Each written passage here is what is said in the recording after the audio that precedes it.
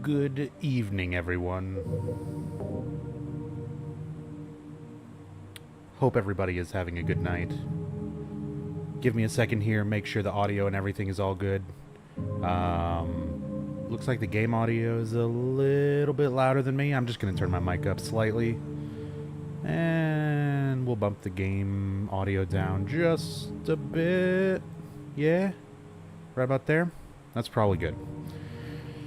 The audio for this game is kind of all over the place, so there's going to be times where it's loud, it's quiet, etc. Just got to try to find a general balance. Let me catch up on chat here. Hey, Blue Satyr. Oh, thank God a competent horror game player is here. That's what I'm here for. Tato Forever says first, and is not anywhere close to first. Well, close to first, but definitely not first. BS, Tato. Uber Andy, I'm looking forward to this too. I love Silent Hill 3, and this is my first time playing it with the widescreen mod on the PC, and it's also running and rendering at a higher resolution than normal, so should look really nice. Although you can see some of the menus and like the intro video are still normal 4:3, but once we get in-game, all the in-game gameplay and cutscenes and stuff should be widescreen and better resolution and stuff. What's up, Drillionaire? Go to bed. Hey, Fat Cat. Robson Sanguine. Hey, Syed. Yep, story runs every night. It's been a long time since I've done that. What's up, Crimson? You did catch the beginning. Lebuste. How's it going? Bane Reeker, thank you for the host. And Fat Cat, thank you for the host, by the way. Lil Poopy didn't finish the Silent Hill 1 VOD. That's okay. I will still give, like, general information from Silent Hill 1 to hopefully try to make sense to people who don't know it. Because this game does not make a whole lot of sense without really knowing Silent Hill 1. So, I mean, I'll do my best to keep everything in context without rambling for too long and just completely explaining the plot of Silent Hill 1 over and over. Can I just say you've given me and my girlfriend so much enjoyable content? I'm glad to hear it, Ray. Thank you for being here. Perv? Is making people more happy equals attaboy. Attaboy. What's a POC? Informative Silent Hill 3. You know it. You know it. Now we see why this tops Silent Hill 1 on your list? Yeah. As said, there's a lot of really great stuff about this game. I will say one thing, I like the endings. Even the non-canonical endings, I like the endings of Silent Hill 1 more than the endings of this game. I feel like this game is really, really, really fucking good. Like Silent Hill 2 level good. Right up until the very end. At the very end, I kind of don't like the cop-out ending, but I still put this above Silent Hill 1 just because of some other reasons. Again, we'll get into it as we start playing. What's up, Extreme? Hey, Old Snake. What's up, Goombata? Discovering you from Enigma, become one of your favorite streamers. Glad to hear it, and glad you have found this little hidden away corner of Twitch to spend your time on. Like, we've got a great community of fans and friends and horror nerds and Twitch streamers and a lot of cool people just hanging out here that it's always a pleasure to jump online and do this.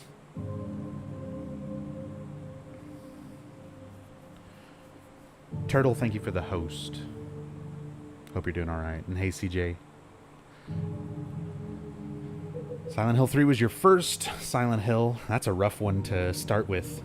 I mean, it's a good game, but again, if you play this one without playing Silent Hill 1, a lot of it is lost on you.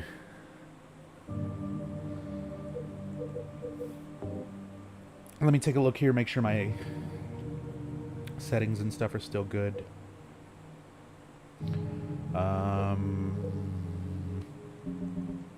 Yeah. Give me all the bullets. I don't think I want to mess with this, because this is going to mess with the mod. Same thing for that. So that should all still be good. What's up, Awakened?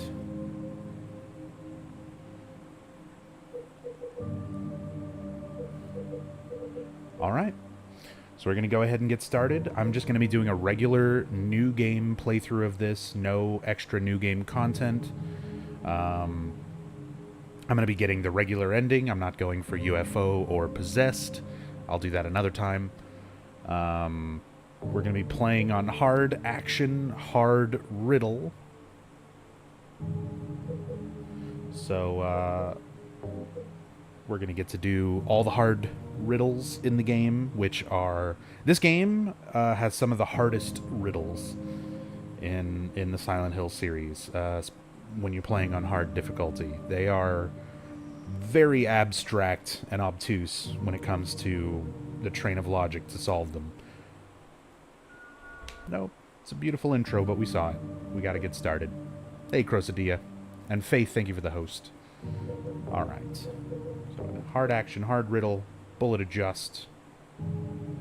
Yeah, let's get started.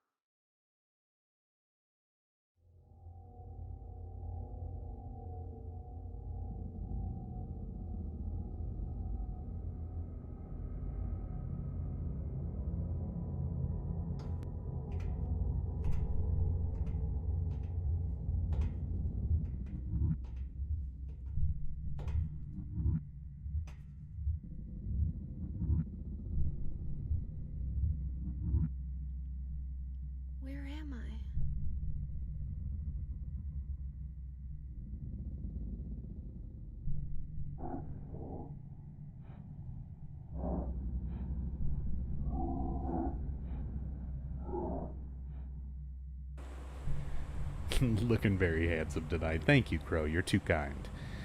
Speaking of looking handsome, look at this crisp, clean image with the widescreen resolution and the higher rendered graphics. I mean, even on its basic settings, or like, you know, PS2 and all version and everything, this is already such a beautiful game.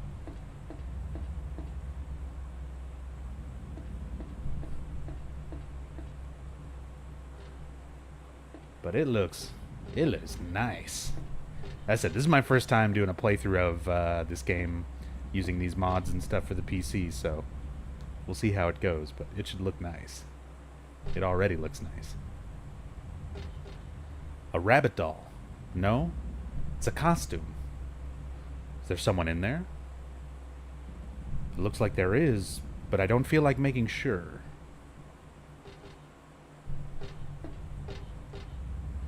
It's a giant rabbit costume. Why would this be here?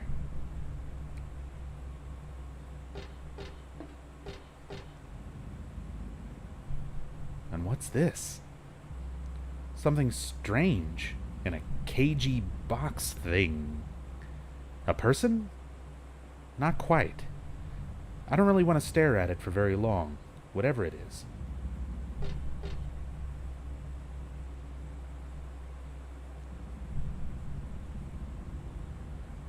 You can see like that creeping texture on it. It's just like a large chunk of meat, flesh.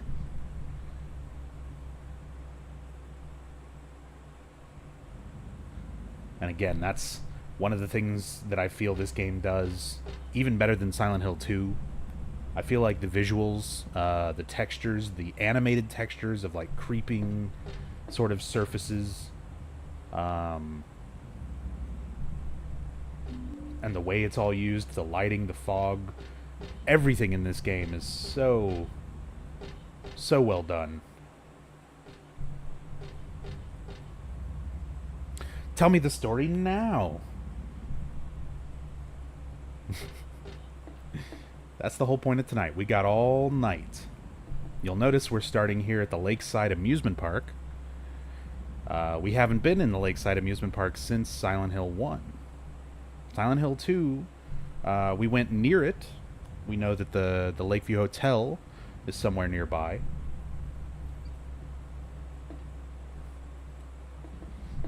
But we haven't been to the amusement park since Silent Hill 1. And the layout and everything of the amusement park itself is different from Silent Hill 1.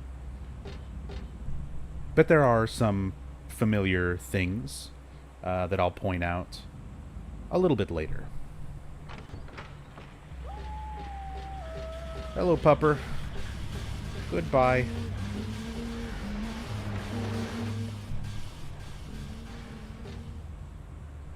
There's a rabbit stuffed animal here. Some normal souvenir type toys here. Huh. Never thought I'd say normal in a place like this.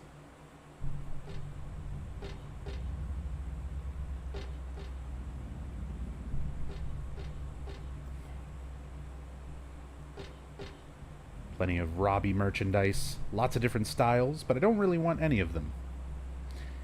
I'm getting out of this nasty place. If they had any tools, now that'd be a different story. So you'll notice something right away that is very unique about this game, I feel, compared to pretty much all the Silent Hill games. There is a lot of dialogue that Heather will give when examining things. A lot more than your typical Silent Hill protagonist, you know. Most of the time it's just like, this is not useful to me, or they might do like a quick kind of throwaway line of, you know, this is what I'm looking at.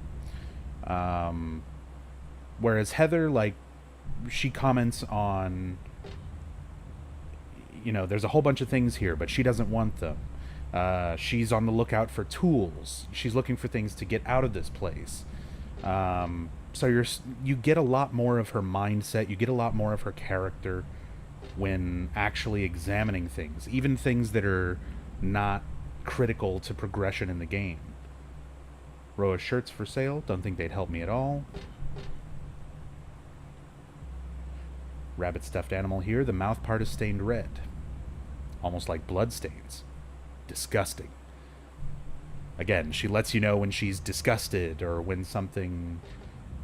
how something makes her feel or how she interprets things. And I mean, it's almost everything that you can look at in the game. There are boxes of cookies and chocolates on display. I love this kind of stuff, but I don't feel like eating it here and now.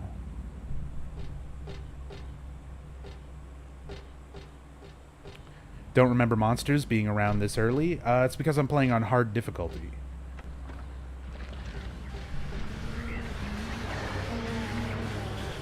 There are significantly more monsters even during this segment.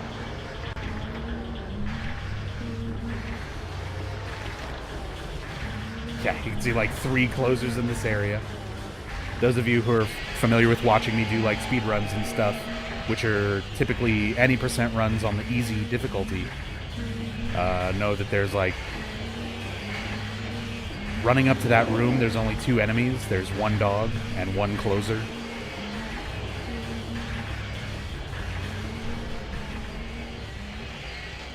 Locked. You can see some more of those creeping textures in there. Final boss is going to be a pain? Nah. Unless the mod messes with the cheese strategy for the final boss, we should be fine.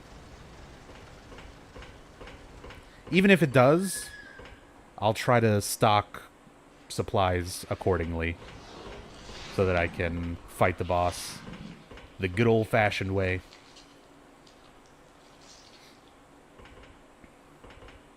All those unique sounds, just like Silent Hill 2, when you're running in that path directly down to the actual town, like where the graveyard is. You hear a bunch of unique noises that are only in that part of the game. It's the same thing here, where you get a lot of really creepy ambient tones and sounds that you don't hear anywhere else in the game, just during this.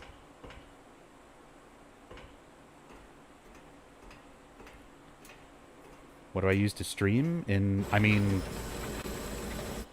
PC version with a widescreen and resolution mod.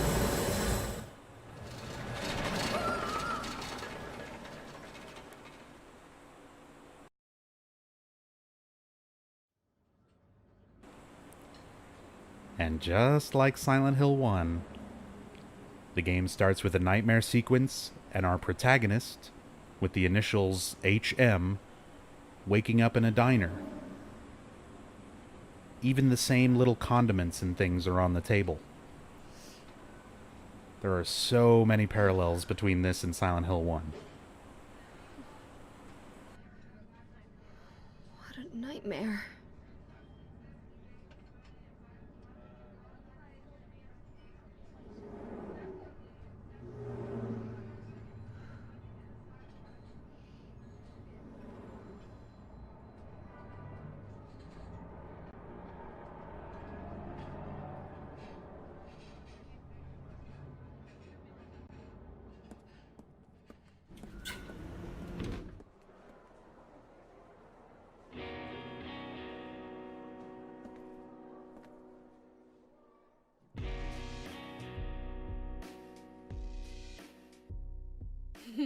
Dad, it's me. Yeah. Sorry I didn't call sooner. Yeah, I guess I was. Anyway, I'm coming home now. Oh, I didn't get that thing you asked me to. Okay. Okay, I will. I love you too, Dad.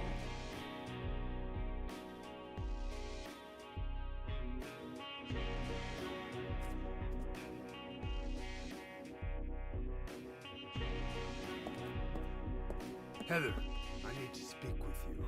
My name is Douglas Cartwright. I'm a detective. detective. Really? Well, nice talking to you.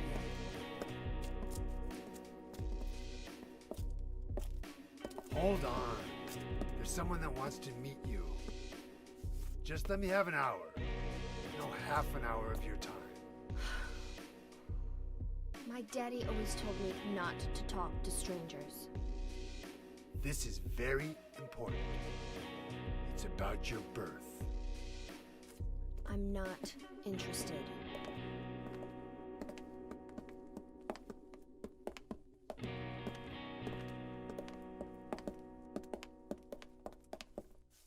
Are you still following me? Do I have to scream? Sorry. I'll wait here.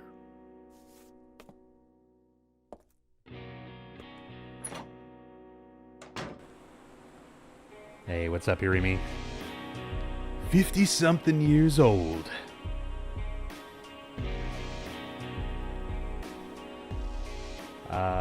One second. Three Dog, what is up? The traffic that passes by the window in shadows don't make sense, do they? Sounds like cars passing by the window. See a big shadow pass at the same time. I mean, I feel like they make sense for the context of people right now are in the process of leaving the mall, and the mall itself is kind of emptying out, giving it its kind of abandoned feel. If you think about the layout of the mall, you can go back into that diner. It's a Happy Burger that's right before you get to the lobby area when you're exiting the mall, and you have that conversation with Douglas before the subway. So it is somewhere located on like the front part of the mall, where presumably there would be a street and passing traffic, although you never get to see outside right there.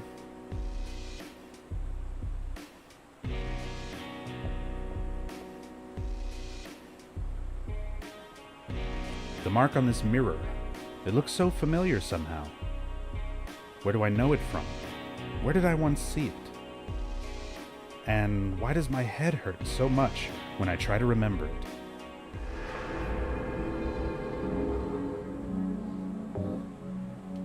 The halo of the sun.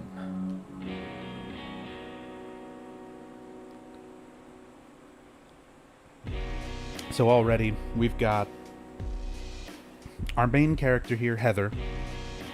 She was just named by Douglas Cartland, the detective, who's trying to find her, and he's got something very important to tell her about her birth. And we already know that there is some strange circumstances surrounding her birth.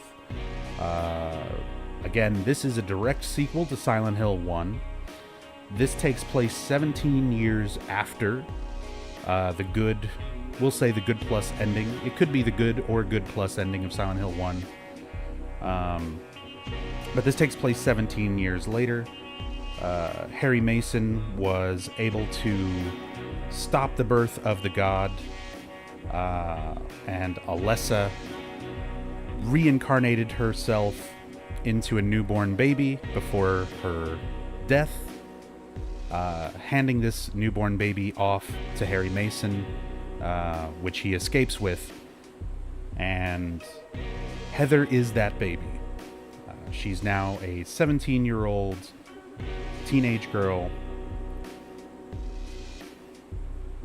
and there was a problem when Alessa reincarnated. The god that was growing inside of her, part of that god reincarnates with her, so that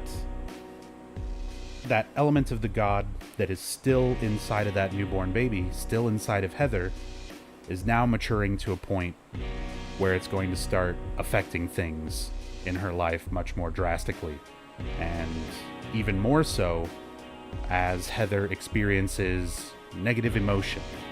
So anger, sadness, all of these kind of negative emotions, negative stimulus that Heather's going to be experiencing throughout the game is causing this god that's inside of her already to start growing, and it's going to start affecting things. And it's this god that's inside of her, as well as her own latent abilities, that are affecting reality around her this time. Because this time, we're not actually in Silent Hill right now. There is no spiritual power surrounding the town. They're not in Silent Hill. They're in Portland, Maine. So, how does the nightmare happen? How does reality keep changing? What is affecting these things? That is the explanation. But eventually we do go to Silent Hill. Let's take a look at the inventory we start with.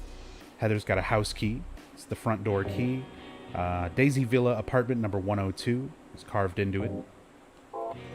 She's also got a pendant. Dad gave me this pendant on my birthday. It's one of my treasured belongings. Yoshio, thank you for the host. There's a jewel inside, like a little red tablet. When I asked Dad what it was, he said, "Just a lucky charm." But then he told me to take good care of it and never take it off. So that little red tablet is a glophatus, the same substance that was used to drive the demon out of Alessa in the finale of Silent Hill 1.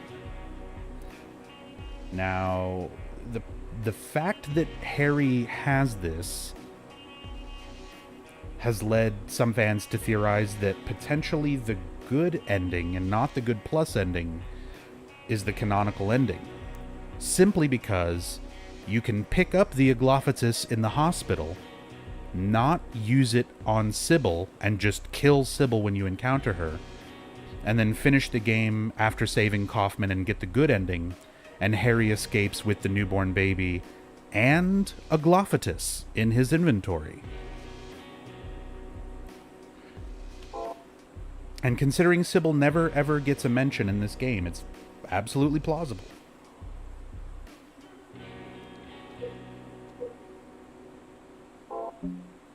She's also got a weapon, a knife. It's a switchblade for self-defense. Never used it, but just in case.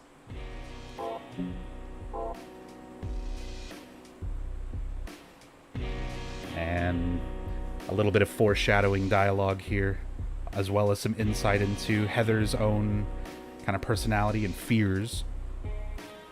I don't like mirrors. It's almost like there's an unknown world right on the other side. And the person staring at me isn't really me, just an imitator. I know how stupid that sounds, but that's how I feel. But if I keep thinking about it, it just makes me feel sick. In a way, Heather has to face up to this when facing off against the memory of Alessa later on. The road is blocked with empty boxes and stuff. I can't get through. Pretty sure Masahiro Ito said Sybil was dead as well. I don't know if it was Ito, but I feel like I've read somebody had mentioned that to... Maybe it was Ito. It's usually Ito if it was like something he said on Twitter. Because Ito is always dropping knowledge bombs on Twitter.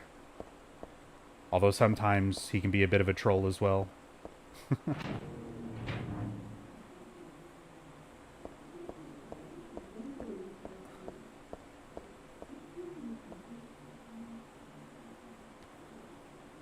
Some creepy audio there. I don't know how well that's picking up. Hopefully you can hear it. But there's like murmuring in the background, as though there's kind of like people distantly talking, but it sounds really distorted. I've actually tried analyzing that audio before to see if I could make out what the actual words, like conversation or anything, is supposed to be, but it was always way too muffled and distorted to really make anything out.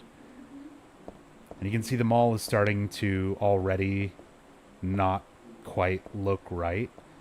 It's just supposed to be abandoned, and I mean, yeah, the floors are dirty, whatever, busy day in the mall, and people track mud and dirt and stuff. But there's like cracks and stuff in the wall, kind of like reddish textures, almost already looking like blood or rust, kind of like just underneath the surface.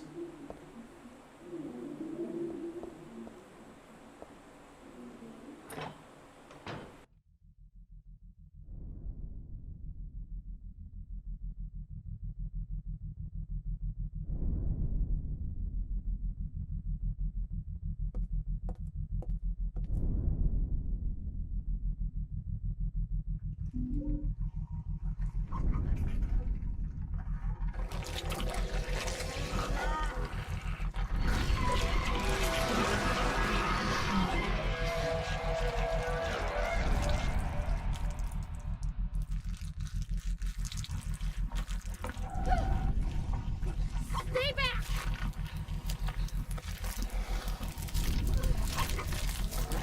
Get the hell away from me!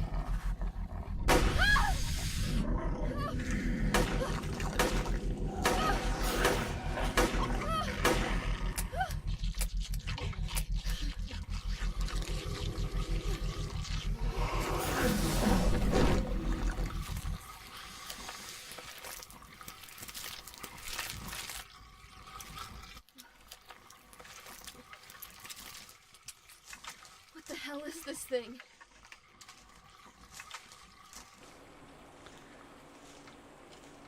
Even in the so-called normal world, there's nobody else around. Yep. Even if there was nothing supernatural going on, we're still supposed to be in like essentially a mall after it's already closed and emptied out. I don't know if anyone's ever been inside of like a large building like a mall or something like that, kind of after closing hours and stuff like that, but it is kind of eerie and quiet when you're in such a large place with no one else around. Feel very isolated. And by the way, that sense of isolation, you bring up a good point, Three Dog. Silent Hill 3 is like a polar opposite to 2 in terms of pacing. 2 is very drawn out. It gives you a long time. It's a very slow burn, setting up the atmosphere and setting up everything. Silent Hill 3, you're thrown into it. You're in the nightmare. You're in the mall. You're in a nightmare, and it does not let up.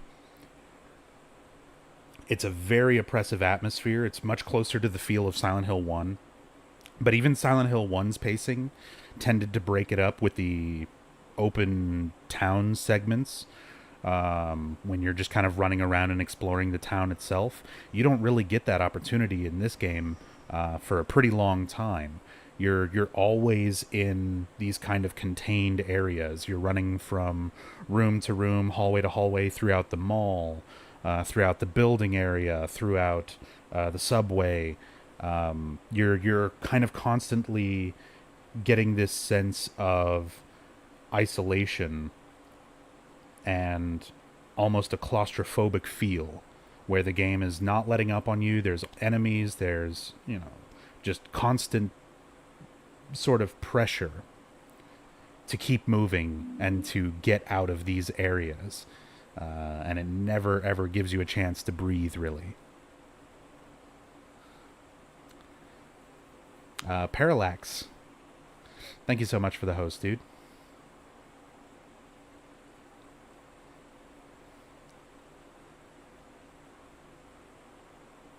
It's definitely not human.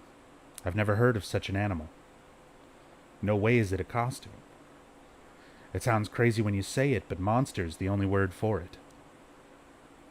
But I don't think I'm crazy. So this monster, in this game, is known as a closer. And it's actually a very, very similar enemy design to a creature called the Mandarin that we saw in Silent Hill 2.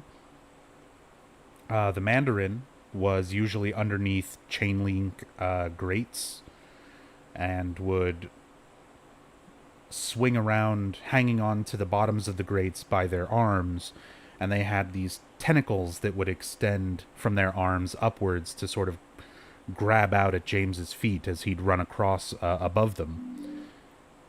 Whereas in this, the closers are a bit taller, a bit more elongated, slight redesign, and with their arms, the appendages, which, by the way, is part of the design that is most disturbing, something about that swollen, kind of cracked bag of flesh that it calls arms. And this time they have like a bone, like a large bone spike that extends out from their arm to attack you. Makes them a little bit more lumbering and definitely a really disturbing design. Speaking of Silent Hill 2,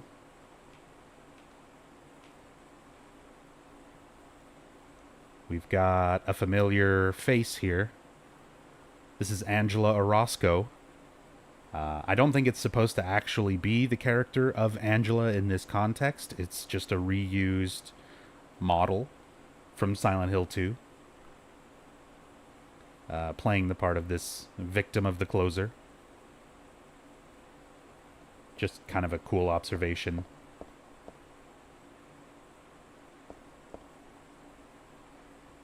I can tell from here that it's dead. Should I call the police?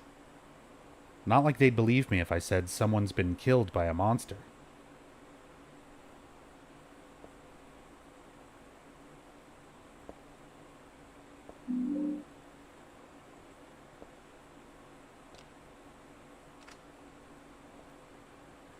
Time up. I'm so late. You're not. It's uptime, by the way. This is the very beginning of the game. It's not that I hate clothes, but this isn't the time or place. Alright.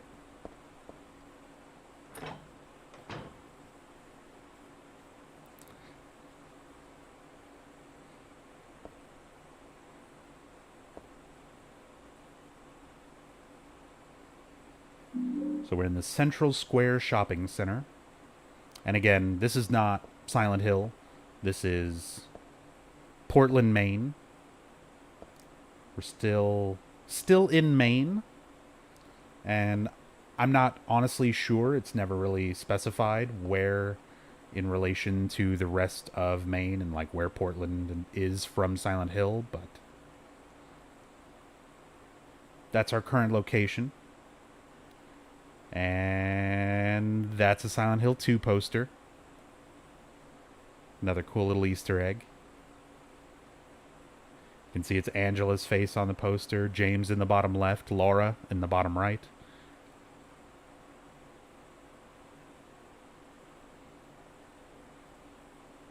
Even a faint silhouette of Eddie behind James, and a faint silhouette of Mary behind Laura.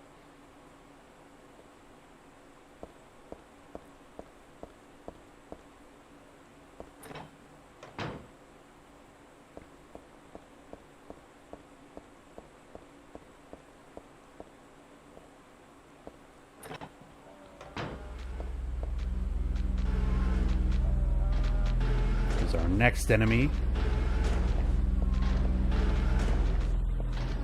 The numb body.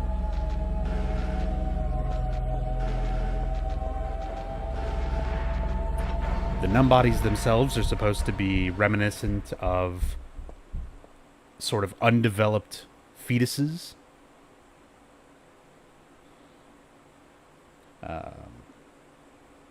The kind of tadpole-like appearance of the main body is supposed to be somewhat reminiscent of sperm itself. A lot of the symbolism and a lot of the design and creature aspects and overall themes for this game revolve around impregnation,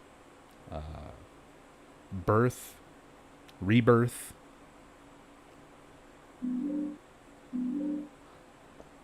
Even this symbol here that is our save point, the halo of the sun. The meaning of this essentially is reincarnation. It's supposed to represent reincarnation, with the 3 circles inside representing past, present, and future. Although we get a lot more information from some notes and stuff on the Halo of the Sun that I'll be reading later, although that's pretty close to the end of the game. It's like a magic circle I remember reading about in a book on black magic. Does it seem so familiar because I read about it in that book? No, that's not it. It's not from the book. It's from the altar. Altar? What am I thinking? So, little by little, it's not every single save point, but as you examine a lot of these save points, Heather is getting bits and pieces of her memory back. She's a reincarnation of Alessa, but she doesn't have a conscious recollection of Alessa's life. She has sort of subconscious instinct and some subconscious memories of her life as Alessa, and we see that seep through into her character. She has a fear of dogs, a fear of flame, all of these things that are elements of Alessa that have carried over into Heather herself. But we get to see this gradual progression of Heather kind of coming to terms with and realizing that she was Alessa and gaining back all of those memories from her time as Alessa, as well as her time as Cheryl. Even though Cheryl wasn't like a reincarnation, she did have her own 7 years of life, of existence, even though she was essentially just a half of Alessa's soul. She was still a pretty significant aspect of that. So she has her own feelings, thoughts, memories as well. Something's fallen between the table and the floor. I think it might be a key. If my arms were a little longer, I might be able to reach it. There's a huge pile of cardboard boxes on the table, full of books. It's way too much of a pain to move something that heavy.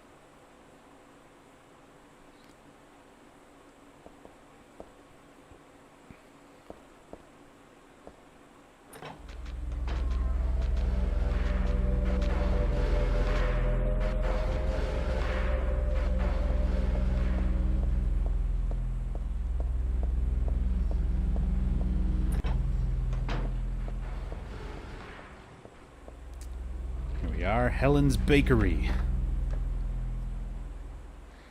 So, a little bit of trivia here about Helen's Bakery. They have crispy toasted bread right to your very door. Everything is on sale. And Helen was Heather's original name. When they were very first writing out the script and conceptualizing the characters and everything for the game, they didn't have anybody cast for the characters yet, and they knew immediately that they wanted to have a similar name to Harry Mason. Again, the name of the protagonist itself, Heather Mason or Helen Mason, being another parallel between this game and Silent Hill 1. And initially they were going to go with Helen, and then they cast Heather Morris, who is the voice of Heather and the motion cap actor or actress for Heather. And when they cast Heather Morris, they decided, to ask her about her name and kind of how common is it and how often it's used in the United States and everything, especially for someone like a 17-year-old girl. And they decided that it was a bit more fitting to the character to go with Heather instead of Helen. But just as a little nod to the character's original first name, they decided to have Helen's Bakery.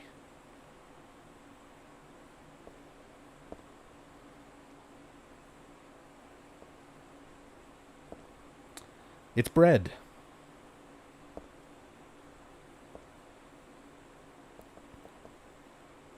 Turns out bakeries have bread. I told you these hard riddles were hard. But I'm not really hungry, so I guess I don't need to worry about it. Got a pair of tongs. So we can use that to grab the key.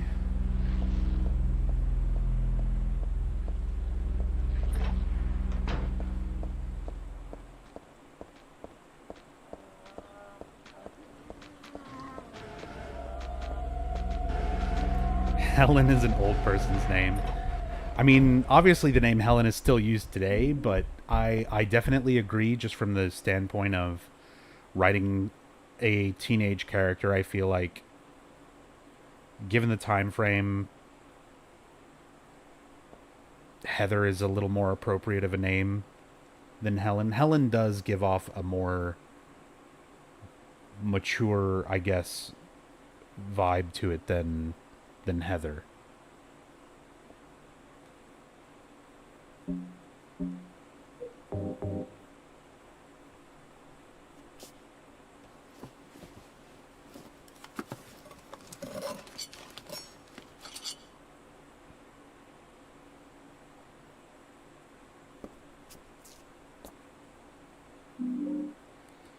Got the key taken with tongs.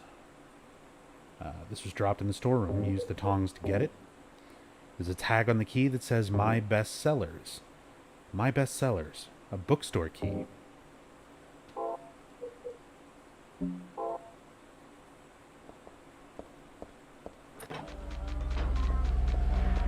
Oh, there's so many!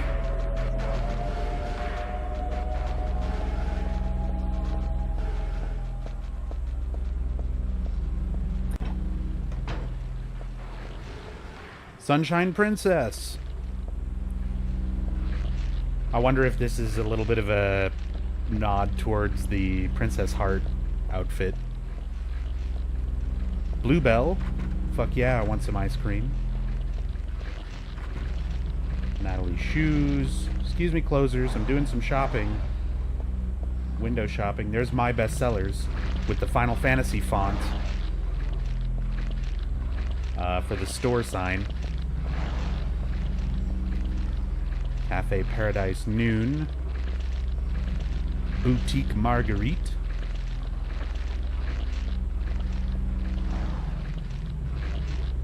Key of Beauty. And Helen's Bakery again.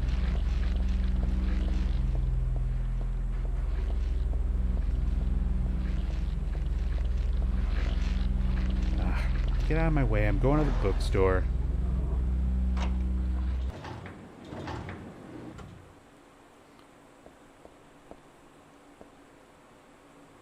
There are magazines on the shelf. Some of them look interesting, but it's really not the time for that.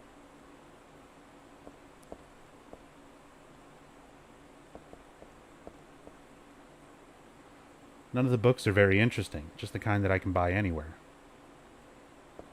What do they sell at Sunshine Princess? I have no idea. There are magazines on the shelf. Yep, same thing. Bullets. None of the books are very interesting. Stuff I can buy anywhere. Locked. So, before I read that, there's a bunch of books here on the ground. Shakespeare anthologies. 5 of them in total. So this is our first real riddle of the game. And on hard difficulty, this is also arguably the most difficult riddle in the game. So we'll just try to go through it, and I'll try to break it down and explain it step by step. I could just run up to the code and plug it in and call Shakespeare dumb, but we'll go through it. That's usually what I like doing, just to explain kind of how abstract this particular puzzle is to solve. So we have 5 Shakespeare anthologies. It was on the floor of the bookstore, a Shakespeare book, just like it says. Shakespeare Anthology 1 is Romeo and Juliet. I'm not much for sentimental slop like Romeo and Juliet. So, everyone knows Romeo and Juliet, including Heather. It's good. Anthology 2. King Lear is in this one. I've never read that.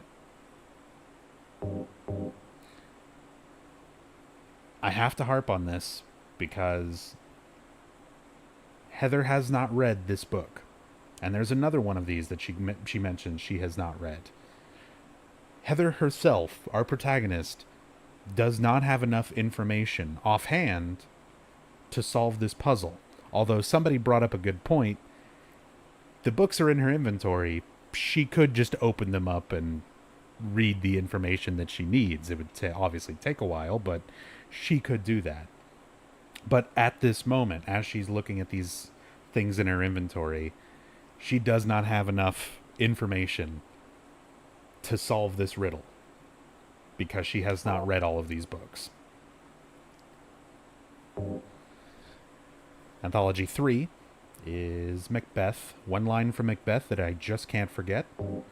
Life's but a walking shadow, a poor player, that struts and frets his hour upon the stage and then is heard no more. What about the riddle with the poems in the morgue? That one's difficult too, but we'll get there. One at a time.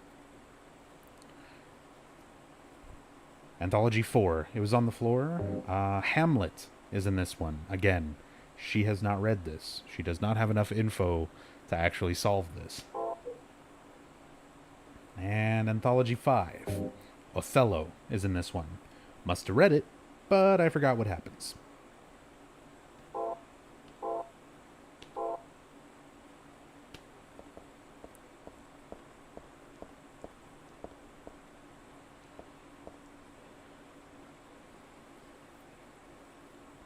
And then we have this. In here is a tragedy. Art thou player or audience? Be as it may, the end doth remain. All go on only toward death.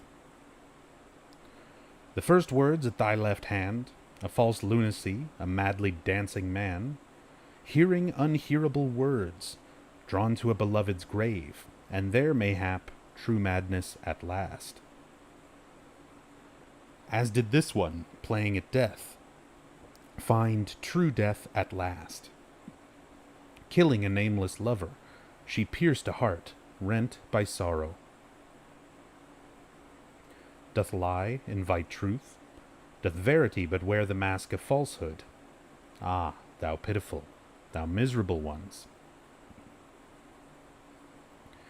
Still amidst lies, though the end cometh not, wherefore yearn for death? Wilt thou attend to thy beloved? Truths and lies, life and death, a game of turning white to black and black to white. Is not a silence brimming with love more precious than flattery? A peaceful slumber preferred to a throne besmirched with blood? One vengeful man spilled blood for two. 2 youths shed tears for 3. 3 witches disappeared thusly, and only the 4 keys remain. Ah, but verily, in here is a tragedy. Art thou player or audience? There is nothing which cannot become a puppet of fate or an onlooker, peering into the cage. Obvious, right? I'm sure some of you have the answer already. Such an easy riddle. It's so easy, in fact. Don't mind me. I'm just going to open up some notes really quickly.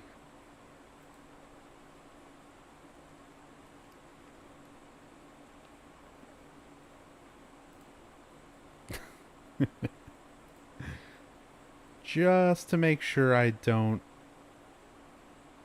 misexplain something or forget something because as many times as I've gone through and solved this and explained it, it's easy to kind of lose track because there's a lot to this.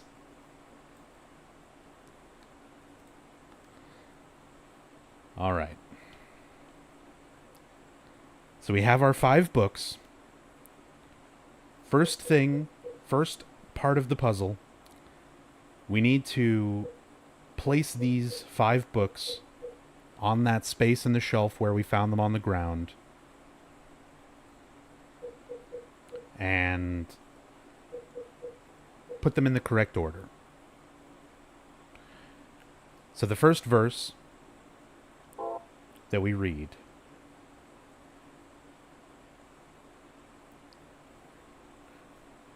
in here is a tragedy. This is just setting up the riddle. This is the first book. The first words at thy left hand. So we're putting these in order from left to right.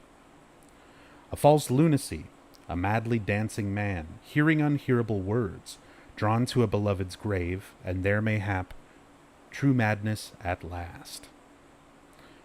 So this first one is a reference to Hamlet. In the story of Hamlet, the titular character fakes insanity, and the idea of a false lunacy, a madly dancing man, fits Hamlet.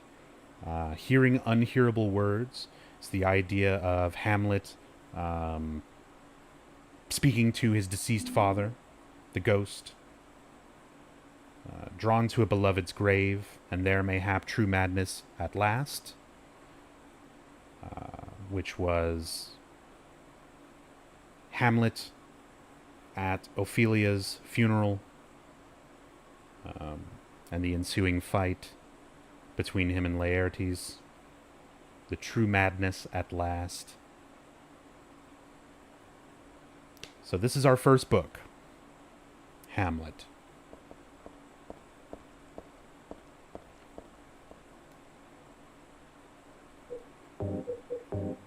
That's King Lear, Macbeth, Hamlet. Boom.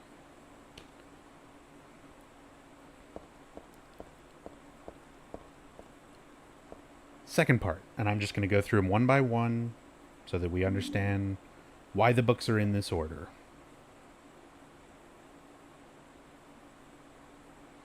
And thanks, K-Man. This is not my first time playing. I'm just taking the time to explain everything. This is an in-depth story playthrough, so I love when people are, like, giving me tips. Alright. Next part. As did this one, playing at death. Find true death at the last. Killing a nameless lover. She pierced a heart, rent by sorrow. I feel like this is the one that most people will get, just because most people, I would say, out of all of Shakespeare, are familiar with Romeo and Juliet. Playing at death is obviously Juliet faking her own death using the sleeping potion, and then eventually at the end of the story died, piercing her own heart with a dagger, piercing a heart rent by sorrow. The reference of killing a nameless lover is a reference to Romeo's what's in a name, a rose by any other name line from Romeo and Juliet. So next book on the shelf is Romeo and Juliet, which should be book 1.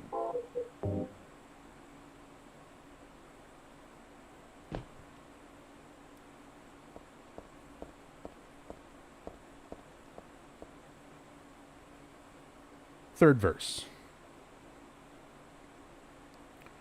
Doth lie invite truth? Doth verity but wear the mask of falsehood? Ah, thou pitiful, thou miserable ones. So this is the one that is the most ambiguous out of all of these. Let's say, for the sake of assumption, this could apply to many of the Shakespeare stories that we have, several of the anthologies that we have. It could apply to multiple books. So let's say for the time being, we don't know what the solution is already, and we don't know exactly which one this goes to, and we'll get back to it through process of elimination. So we'll skip that spot and move on to the fourth book on the shelf, which still amidst lies, though the end cometh not, wherefore yearn for death. Wilt thou attend to thy beloved? Truths and lies, life and death, a game of turning white to black and black to white. So the first part of this, again, talking amidst lies, the end cometh not, wherefore yearn for death. Truths and lies, life and death. Again, truths and lies and life and death could essentially summarize most of Shakespeare's work. But the dead giveaway is the last line of this part of the poem. A game of turning white to black and black to white. Which is a reference to the board game Othello, which shares its name with the Shakespeare anthology. Lost Shinta with 1,000 bits. Thank you for all your in-depth playthroughs, and goes back to lurking. Thank you so much for the 1,000 bits. And thank you just for being here and hanging out and enjoying the playthroughs. Enjoy your lurk. Enjoy the stream.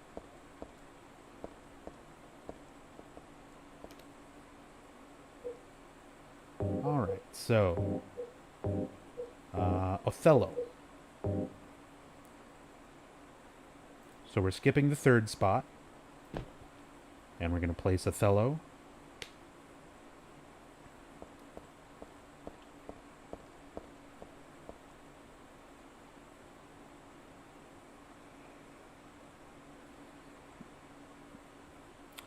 Lastly, is not a silence brimming with love more precious than flattery? A peaceful slumber preferred to a throne besmirched with blood. So this one is a reference to King Lear. It's in reference to Cordelia, who loves her father, King Lear, but doesn't outwardly talk about it. Instead, shows she shows her love through actions rather than precious flattery, the way it's described here. The idea of a throne besmirched with blood, referring to King Duncan's murder.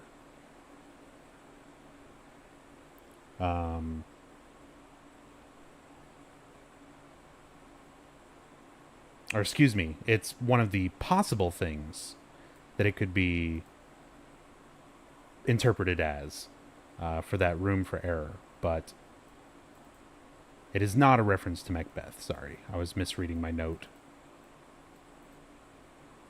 This is why I pulled my note up, and I still got confused. But this is in reference to King Lear.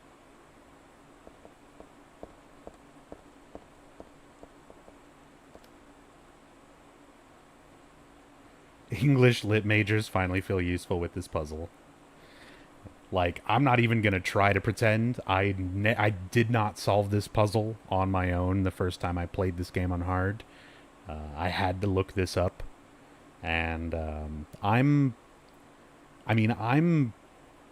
somewhat familiar with Shakespeare, enough to know the basic idea behind each of the anthologies mentioned here, but not with enough detail to where I could figure out all the aspects of this. And not to mention, even if you do figure this out, this is only the first half of the riddle.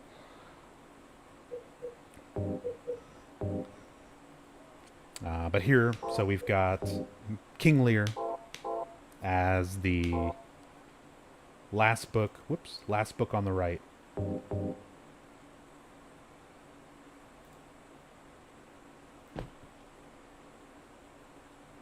Wait. Did I look at the wrong one? No, that was it. Okay.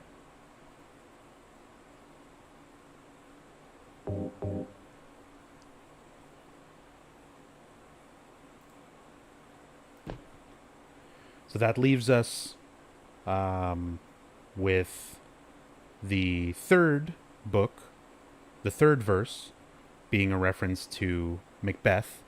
Again, this one was the most vague, just dealing with the theme of lies and truth, which could essentially apply to, almost any of the Shakespeare anthologies.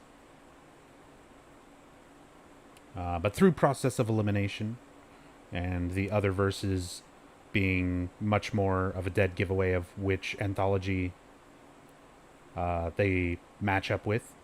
This is the book order that we get. 41352.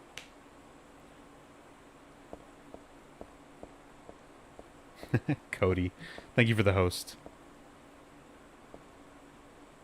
We're not hitting any levers. So, now we've got the book order. Now we still need to narrow this down to a 4-digit code to open the door.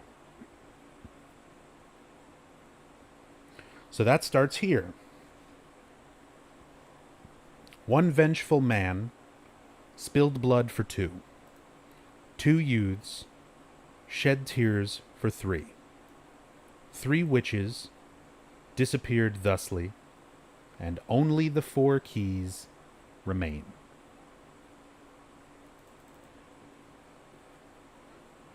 So, we need to break down which book is in reference, and then we have to do a little bit of math. So first, one vengeful man spilled blood for two. The vengeful man is a reference to Hamlet, and the idea behind spill blood for two means that the book will need to be multiplied by 2. So on the shelf, Hamlet is book number 4. So we're going to multiply that by 2 for 8. So 8 is our first digit. Second, 2 youths shed tears for 3. The 2 youths being a reference to Romeo and Juliet, which was book number 1. Shed tears for 3. We follow the same rule from the first part, and multiply by 3. So 1 times 3 for 3. So now we have the first 2 digits, 8 and 3. The puzzle made sense until you said multiply. I mean, there's only so many mathematical ways you can approach this. Addition and multiplication would usually be the first things you would try, I think, logically, if you were trying to apply math to the volume numbers. But as said, it is still quite a stretch following this train of logic, not only knowing enough about the Shakespeare stories to make sure that the books are in the correct order on the shelf, but then to also follow the math to get the final code. But yeah, anyway, multiplication, eventually through trial and error, you would get to the point of one vengeful man spill blood for 2 is Hamlet times 2, book number 4 times 2 for 8. 2 youths shed tears for 3. Romeo and Juliet, book number 1 times 3 for 3. So our first 2 digits are 8 and 3. 3 witches disappeared thusly. The 3 witches are characters from the story Macbeth, which basically means the Macbeth book, that number is just completely removed from the final combination, and only the 4 keys remain. So this leaves us with 4 digits. And just to go look at the shelf,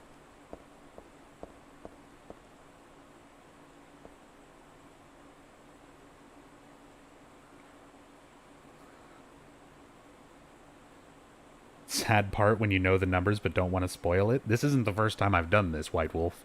I know the numbers. I could have run right up and plugged the code in and moved on if that's what we were doing, but this is an in-depth story playthrough. Welcome, everybody. I am taking the time to explain every little aspect of this game. Story, trivia, development, puzzles, everything that I can. So we've got 8. Again, 4 times 2 for 8. 1 times 3 for 3.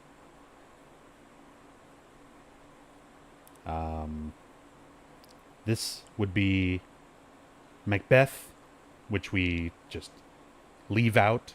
3 witches disappear thusly. And only the 4 keys remain. So if we ignore this 3, in the middle, we have 8, 3, 5, and 2.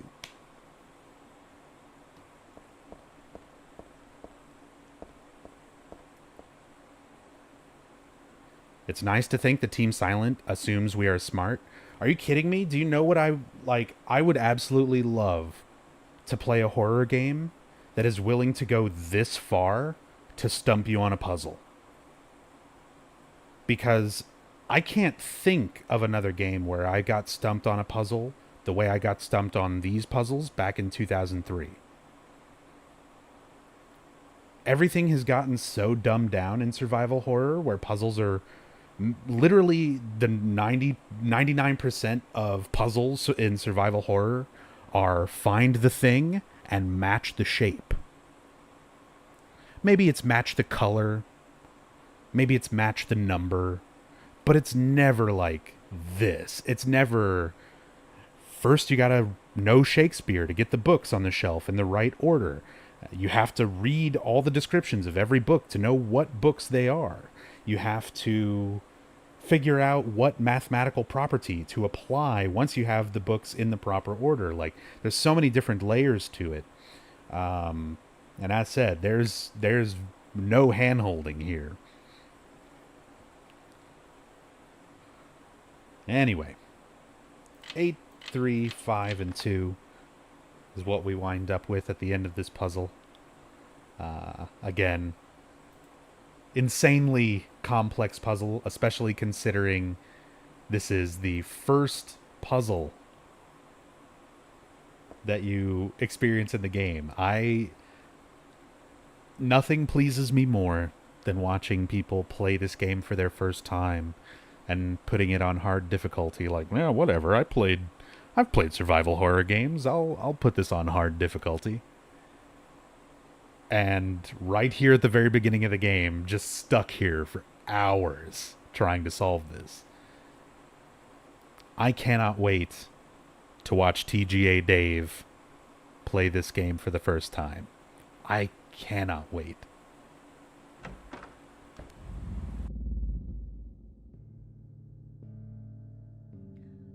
Hey, wait, what's going on? Where is everybody? Those weird monsters? They have come to witness the beginning. The rebirth of paradise, despoiled by mankind. What are you talking about?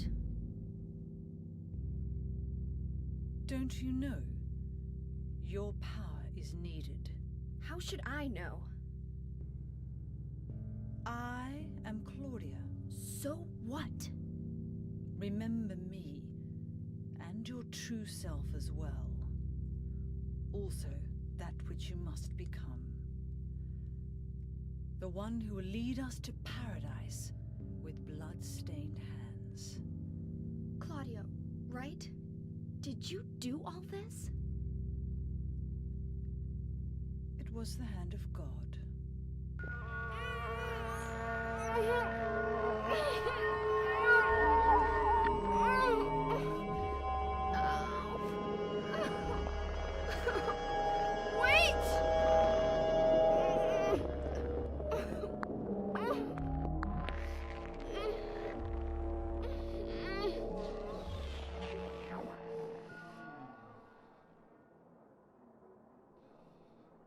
I don't get it. What does she want me to remember?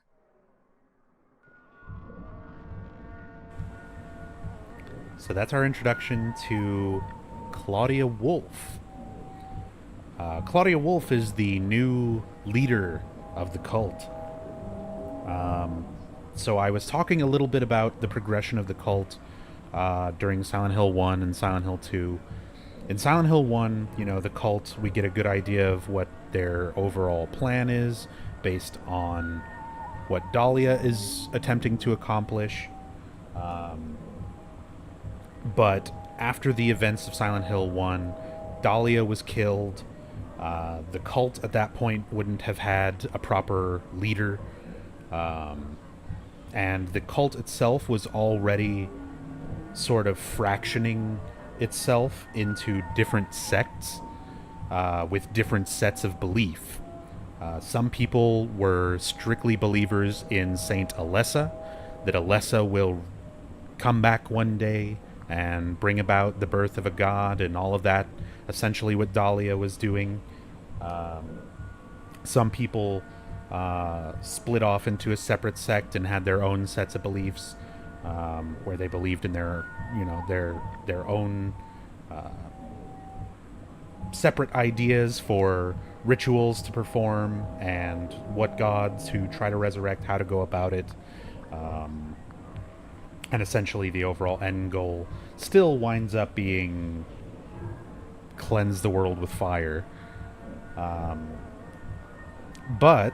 for the sake of covering our Silent Hill 1 parallels as well at this point, now the cult has reformed. Claudia is leading this sect that believes in Saint Alessa and her grand return, and she essentially is our parallel to Dahlia for the sake of this game. And there's a lot of similarities between the two. The way of speaking. They don't wear shoes. I don't know if that's just a cult priestess thing. But neither Dahlia nor Claudia wear shoes. And she's leading Heather on with little bits of information, little bits of misinformation, but just enough to kind of lead her along. And ultimately, she's being lied to by Claudia so that Claudia can fulfill her own needs. For Claudia, she's trying to drive Heather to the point of giving birth to the god. For the god to grow, Heather needs to experience negative emotion, and Claudia is doing everything that she can to cause Heather to experience this negative emotion. Whether it's fear, confusion, sadness, anger.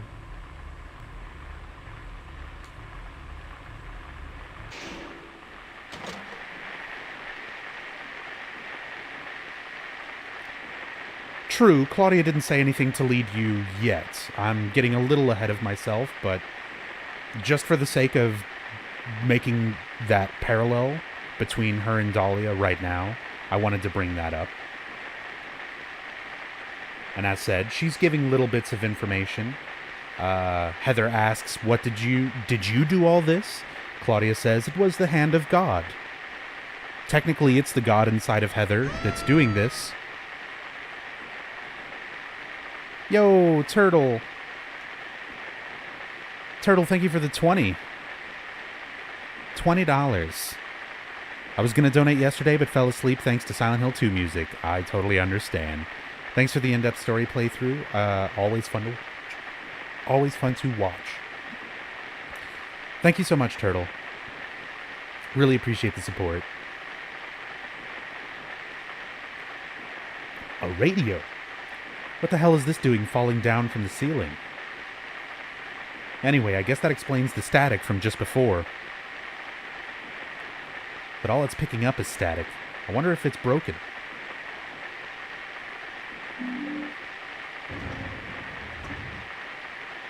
So notice we're in an elevator now. And when we walk out here, we essentially are walking into this same elevator, but it's a reflection. It's a nightmare elevator. Il Palazzo, thank you for the host.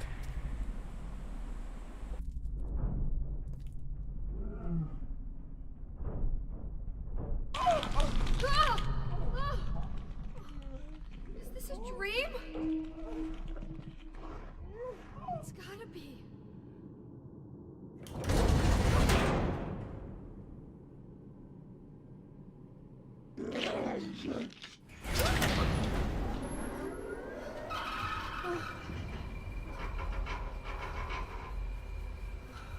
Not even a kid could believe in this. But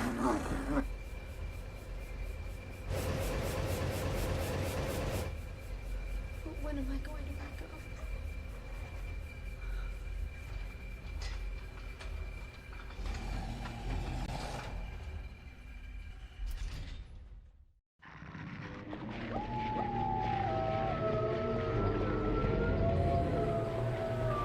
Stay away from me, doggers.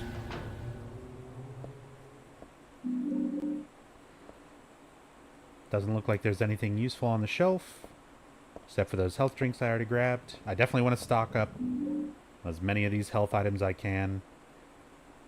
I like that this gives you an ampule very early as well. The bed is stained dark red. Whose blood is this? Is there someone here apart from that woman? This again.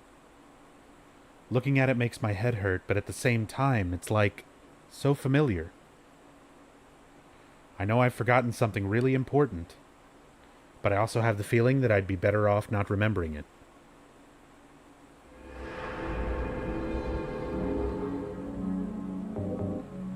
What is the point of the radio? In the context of game mechanics, the radio is your alert that there are enemies in the area. In the context of story, the radio and why it functions that way is never actually really explained. In Silent Hill 1, you pick it up off of a dining room table. In this game, it's kind of funny. They just throw it at you.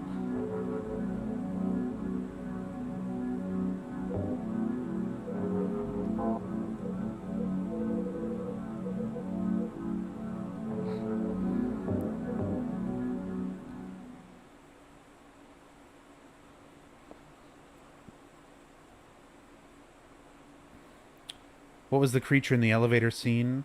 Not Valtiel, the one that appears right as Heather enters the elevator. It's actually really hard to tell. Rodrigo, thank you for the 500 bits. Glad to be able to watch another awesome Silent Hill stream. Glad you can join me for another one. Thank you so much for the 500 bits, Rodrigo.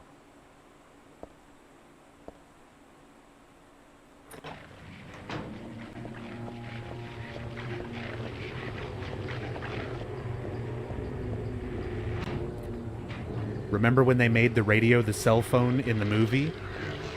Remember when they made the radio a cell phone in Shattered Memories?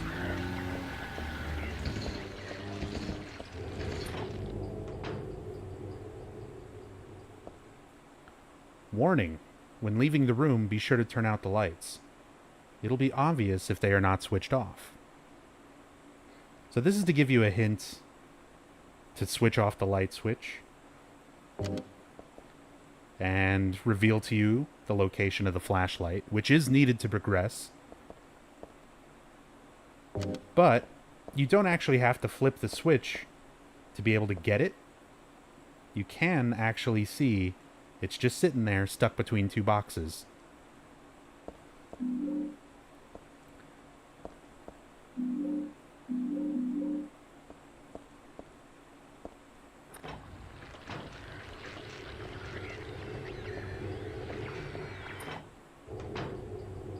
Pyramid Head in the movie. Yeah. I mean, that's a pretty easy explanation. Fan pandering.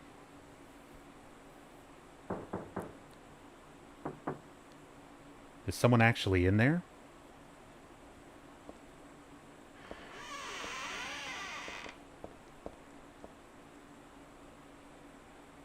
It's soaking with blood, but there's no one here.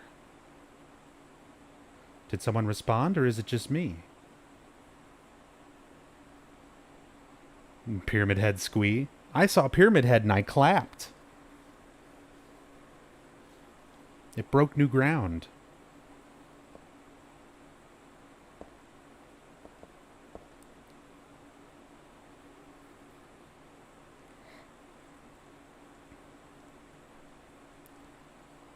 It's full of filthy, muddy water. Looks like something's stopping it up. Will you remove the blockage? This seems familiar. Yeah. Let's stick our hand in that toilet.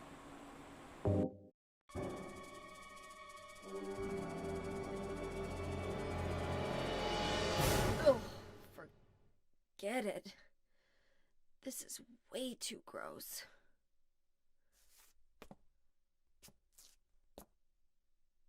Who would even think of doing something so disgusting?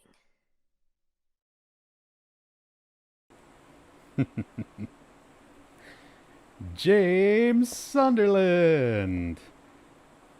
He doesn't even roll up his sleeves.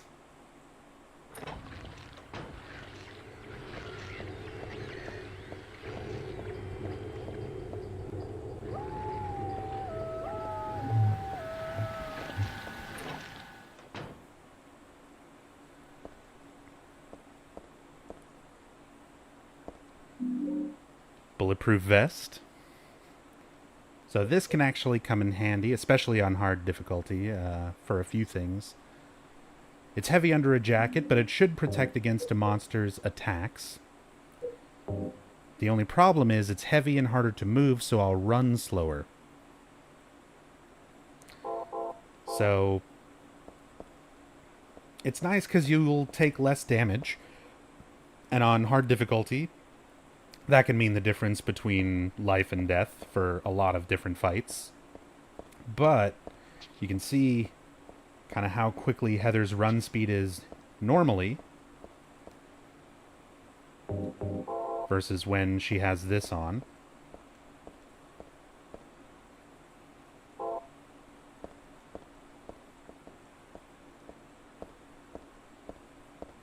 So, I mean, it's not too significant, but there's definitely a slowdown.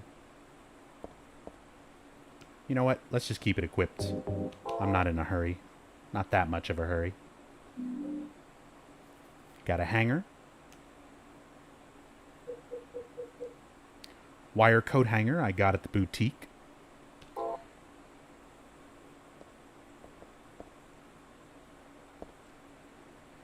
These clothes are awfully dirty. They're stained with blood spatters. They weren't like this before. What could have happened?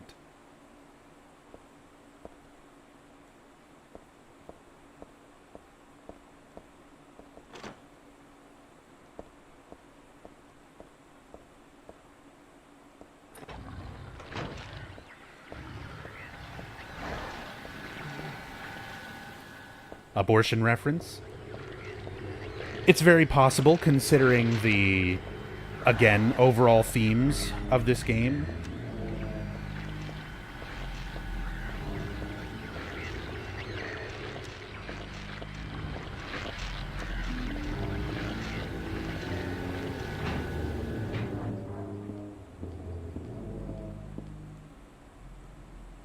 A ladder hanging halfway down from the ceiling.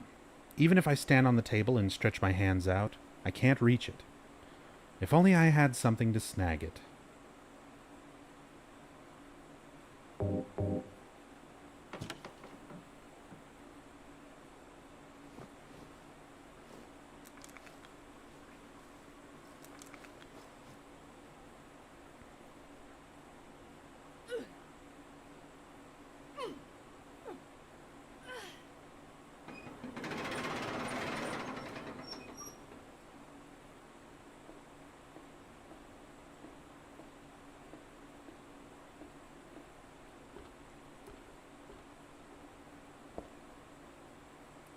Why would something like this be here? This isn't a hospital. Harry Mason comments very, very similarly when examining a similar gurney during the intro of Silent Hill 1.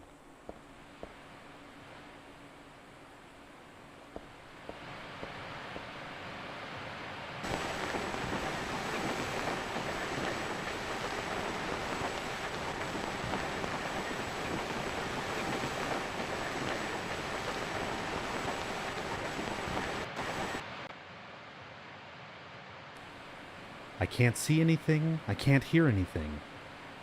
What was that, I wonder? I thought I heard someone say daddy. I thought I heard someone say lawsuit. So, I am playing the PC version, and there are a few audio clips that are missing from the PC version of this game due to a lawsuit against Konami by one of the voice actresses from Silent Hill 1, named Thessaly Lerner. Thessaly Lerner was the actress who played Lisa Garland in Silent Hill 1. Now, the contract that they had with Konami was basically to allow the use of their voices and everything they recorded. All they did for Silent Hill 1 is exclusively for Silent Hill 1 and Silent Hill 1's subsequent re-releases. So it was only for the PS1 or any other releases of Silent Hill 1. Konami broke that contract by including voice clips that were recorded for Silent Hill 1 in Silent Hill 3 without properly paying or contacting the voice actors and actresses to either get their permission or to re-sign a contract and be able to use those clips again. So Thessaly Lerner was well within her rights to go against Konami when she found out, basically when the PlayStation 2 version of this game came out, and Thessaly Lerner discovered that her voice was being used in this game outside of contract. So she went to sue Konami. Konami decided to settle out of court with her. According to an interview that Thessaly Lerner gave, she made, a couple $1,000 off of that lawsuit to basically not pursue the case. And none of the other voice actors or actresses ever brought up any legal issues. And just to avoid any further possible legal action, Konami removed all of the Silent Hill 1 voice clips that were used for this game for the PC version. So when you, on the PS2 version, when you examine that little TV monitor, you hear Cheryl's voice say daddy. Later on, you hear Lisa's voice in a flashback. You hear Harry's voice in a flashback. Those voice clips are all removed from the PC version. So, way to go, Konami.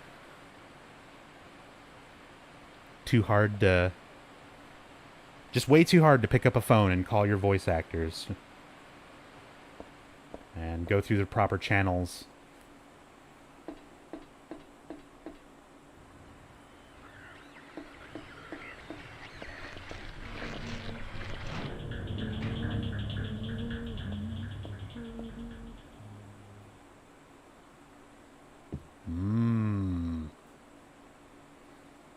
Dog, roast dog, or barbecue dog. What is this, barbecue dog? Who the hell would make something like this? Furthermore, who the hell would eat it? There's something in the dog's stomach. Got a cooked key. There's something else, there's nothing else to worry about here. Other than who the hell is sick enough to do something like this, that is. And even that, I'd really just rather not know. It's just a roasted dog anyway. I shouldn't let that creep me out. When you say removed the old audio clips with new ones, there's absolutely no audio. There's no audio. Like, you do not hear any voices. There are subtitles, and like the background music and ambient noise is still there during those scenes, but the voices are removed.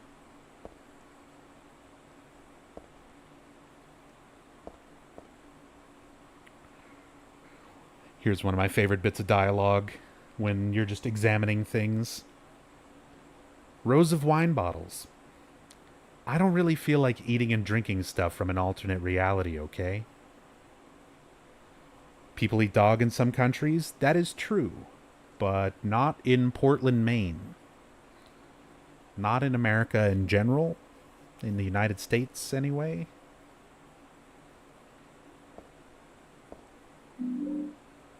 Some parts of South America. But not here. Definitely not in the context of this game. Roast dog is not something commonplace.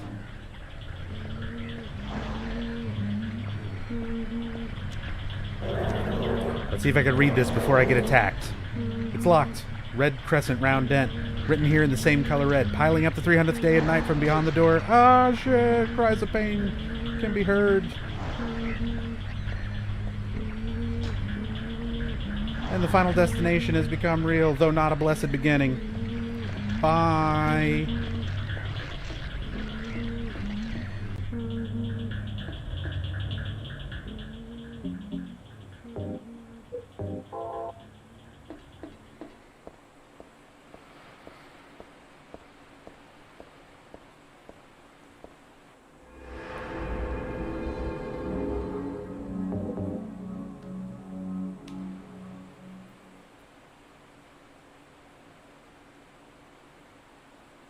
Can't cook and sell such food in some Korean restaurant. I mean, in the USA, not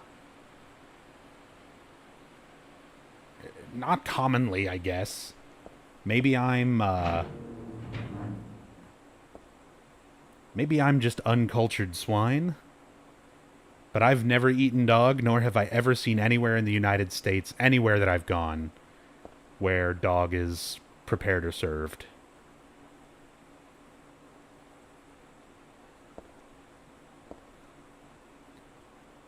The glass is broken in the showcase and it's totally empty. That's too bad.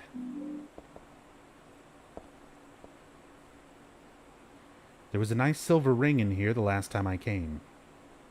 Bummer that it's gone, huh?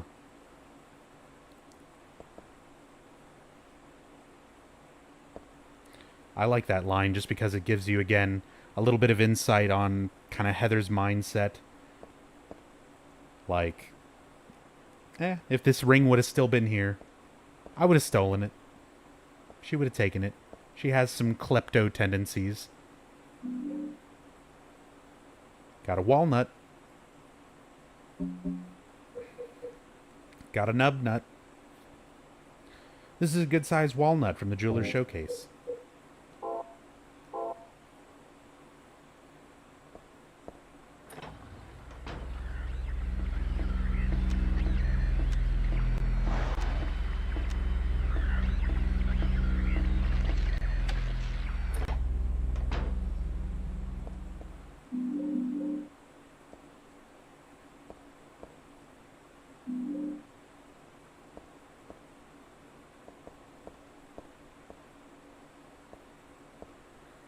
There's warm steam coming out of the pipe. There's nothing else interesting going on. Yeah, kleptomania is kind of a common thing. Although it's funny because it's just, that's normally just a given for most survival horror games. You're expected to go around collecting items, various items that could be used for, you know, solving puzzles or whatever. And I like that they actually work it into the character's personality. That it's part of her personality that, you know, she's a little bit of a thief. Doesn't explain anything for Harry's personality, why he would put a pink rubber ball in his pocket, running around a creepy school. There are glasses and plates on the counter, but there's really nothing important here.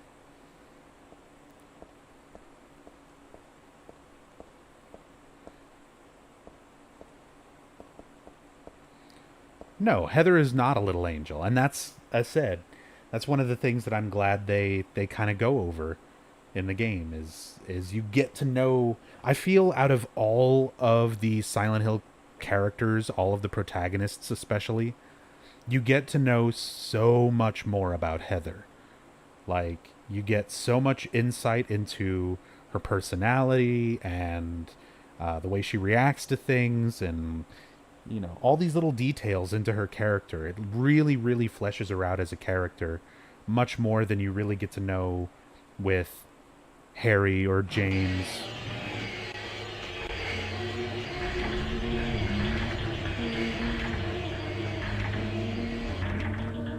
What's up, Black Flower? How's it going?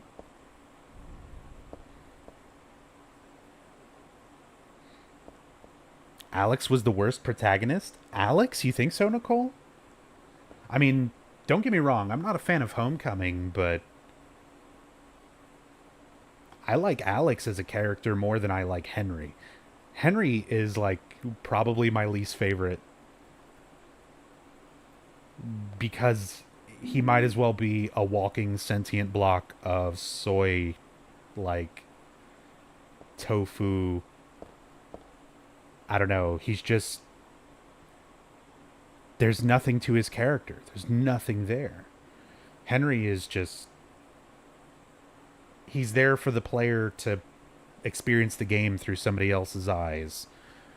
But the game is also not about him at all. It is totally about Walter.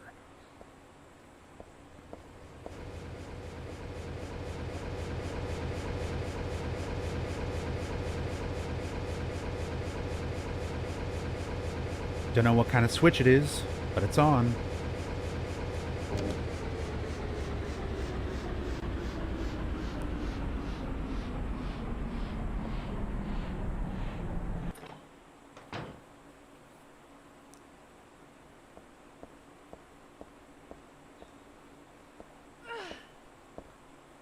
I'm not going any further. It's creepy and dangerous to boot. There's gotta be a way. I can't very well stab them one by one. Some insecticide would do the trick.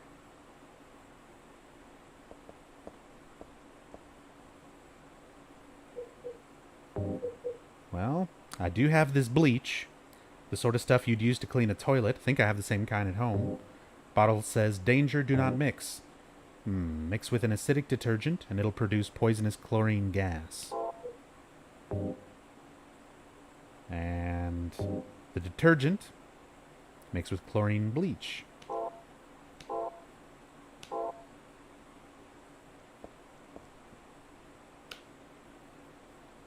So we've got a bucket, and we turned off the fan so that it won't disrupt the gas forming and filling the hallway.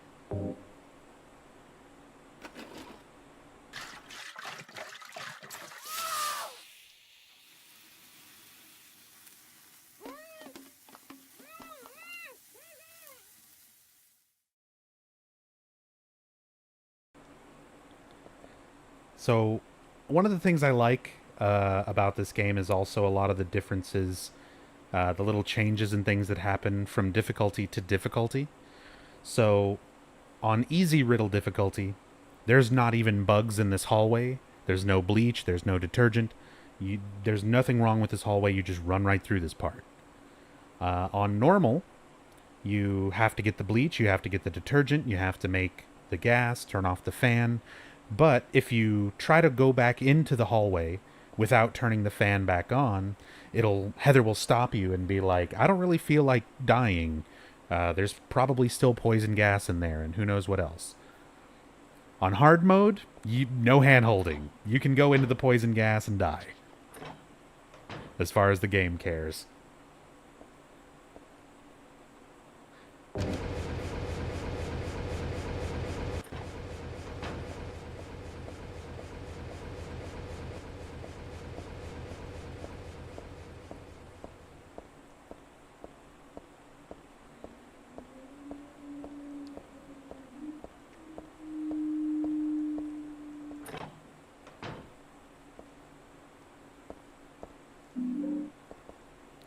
Beef jerky. And some more bullets. Alright, one of those, two of those, five of those. We got some beef jerky, processed dried meat. Sometimes it's just enough to distract monsters. It's meant for dogs, so I think I'll pass. It's also pretty limited in its use. The jerky doesn't work on everything. It does work as a distraction. Monsters will go for it rather than go for you in a lot of situations, but it tends to only work on the dogs, the slurpers. I think the numb bodies? And I'm not even sure on that one. Definitely dogs, definitely slurpers. Does not work on closers, for example. Or pendulums. They don't care.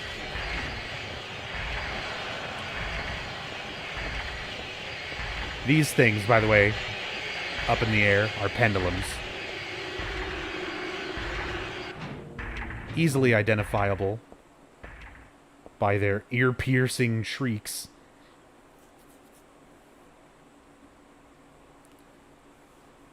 Lana Bub, thank you for the host.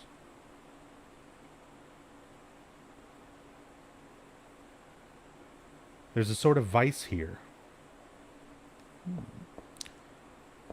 Perfect for busting nuts. In a moment, though. What is this? Trash? No, it smells different somehow. Like blood or rotting meat. So this might be... I'm just going to back away slowly.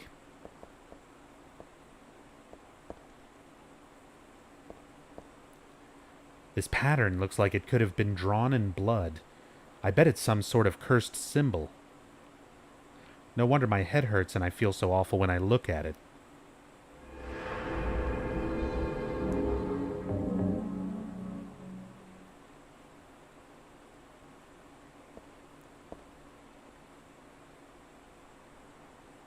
That stain on the restraint is shaped like a human. I don't want to even think about what this platform was used for. Do you have a lot of issues with 4, but Henry isn't one of them? I mean, to be fair, Henry is the least of my complaints with Silent Hill 4. I just don't necessarily like him as a protagonist compared to the others throughout the series.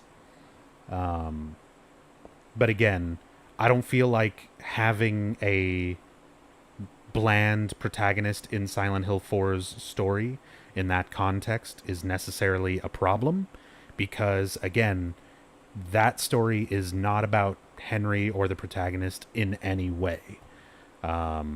He's the guy who's unfortunate enough to have moved into the apartment after Joseph Schreiber. Outside of that, he's not involved. The game is about Walter. It's just... Henry is just there as a vessel for the player to experience the story. So there doesn't need to be a whole lot to him. Whereas the other characters...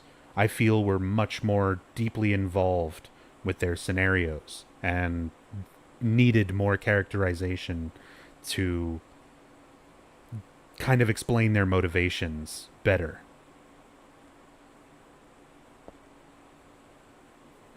But as said, in 4, he's boring, but again, that's the least of my complaints with 4. There are shackles here. They look pretty broken in. Gross. Now that's gross. Alright, let's bust that nut. Murphy's amazing acting. Charlie! No nut in the walnut shell, just a jewel. I got a moonstone. Now I can get a clefable. Oh. Dog bite.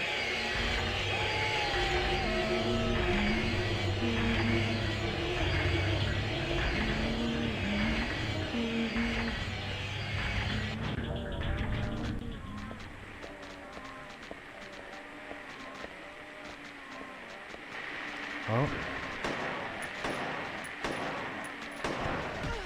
Oh.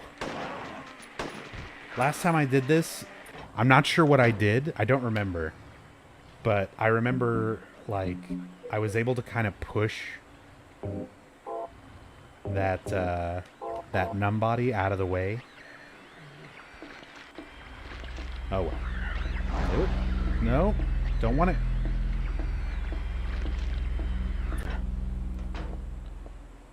So that door, where there was a crescent moon, is definitely where I'm going to take the moonstone.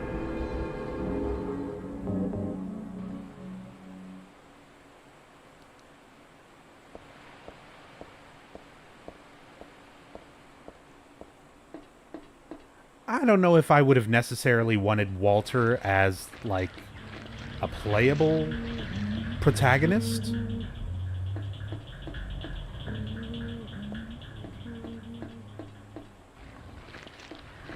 Although it would have been interesting to see some of the events, even if you're not necessarily playing as Walter. It would have been interesting to see some things sort of from Walter's perspective.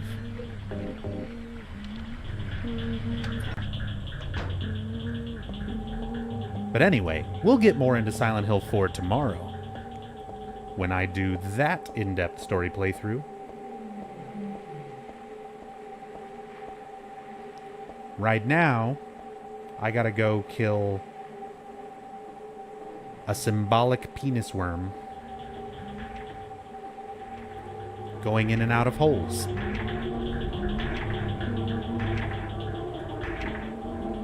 Yeah, I'm finishing this in one sitting, Hawk.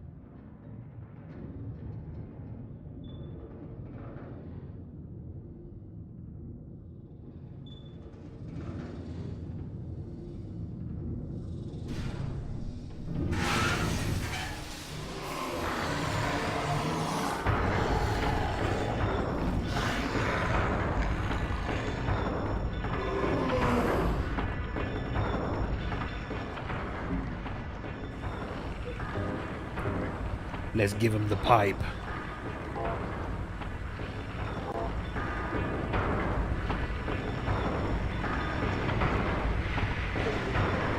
Or not.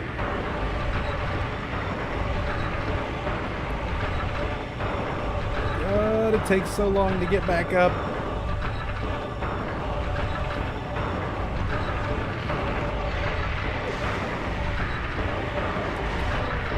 Mistime my block. I blocked a little too early.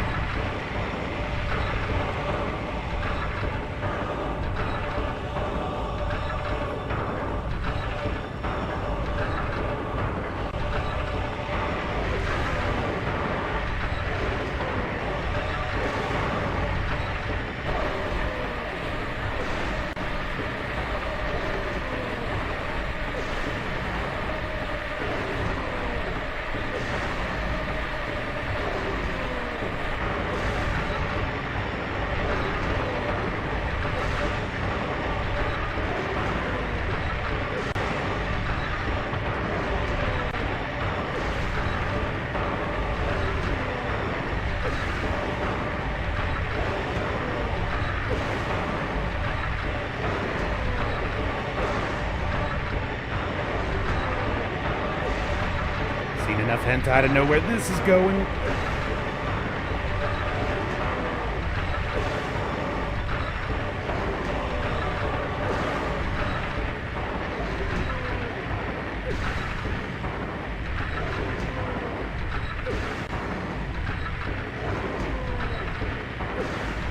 Of course blocking blocks that huge bite attack.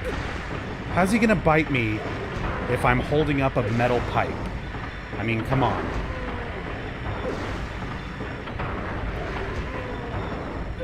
That just does not make sense.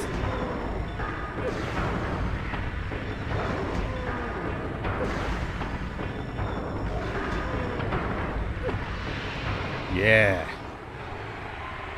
Who's the penis now?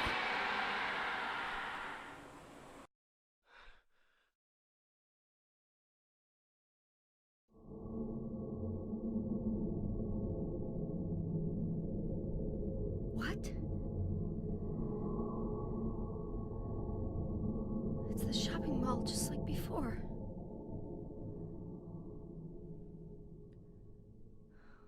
Am I back?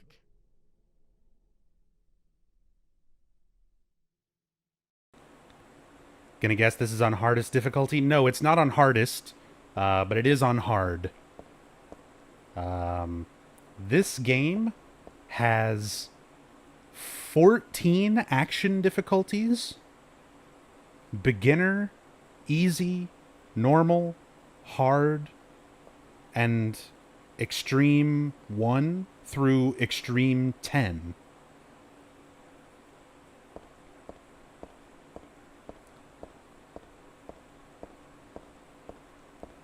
How am I doing on health? Not too bad. You do still take some damage when blocking, but it's significantly reduced, especially if you're using the bulletproof vest.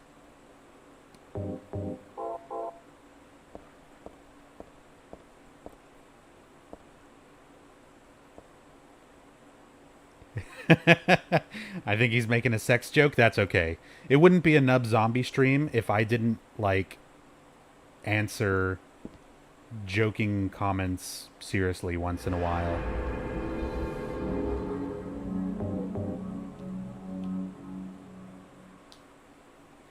Extreme 10's like one hit KO. I mean, the damage is a lot more significant, but I don't think anything necessarily one-shots you. I think even on Extreme 10, you need at least 2 attacks to die. Because it's a similar HP system to Silent Hill 2, where no matter how much an attack does, it'll put you at 0 HP and you will still be alive. And then when you get hit at 0 HP is when you die.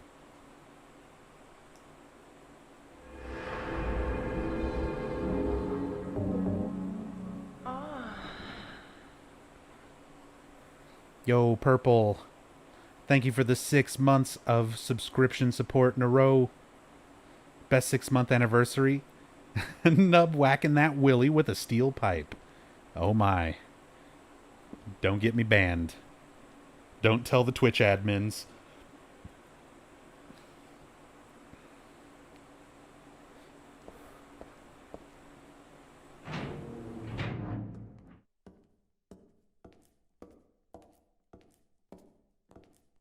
Heather, It's you.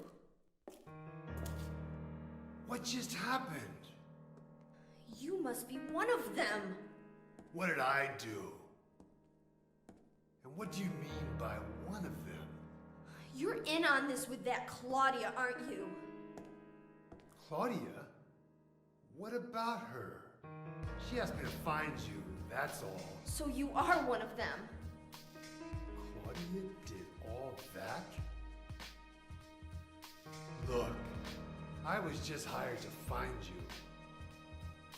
I'm not on anybody's side. I don't know anything about this. Why don't you start by telling me what happened here? And that monster.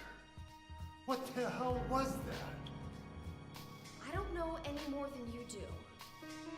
All I know is that things are getting really screwy around here, and I got a weird feeling it's got something to do with me. Maybe you're just an innocent bystander, but I can't feel sorry for you because you dragged me into this. You know, if you hadn't found me... What are you talking about? What's so special about you anyway? If I knew that, I wouldn't be so confused, would I?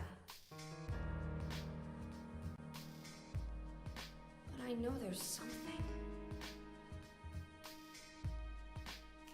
Something I've been running from and forgot for a long time.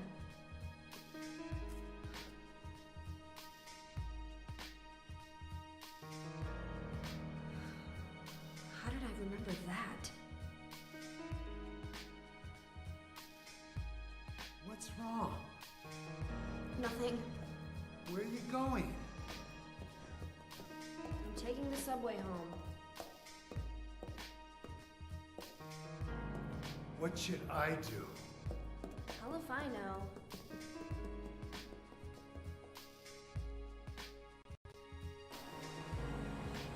I love that.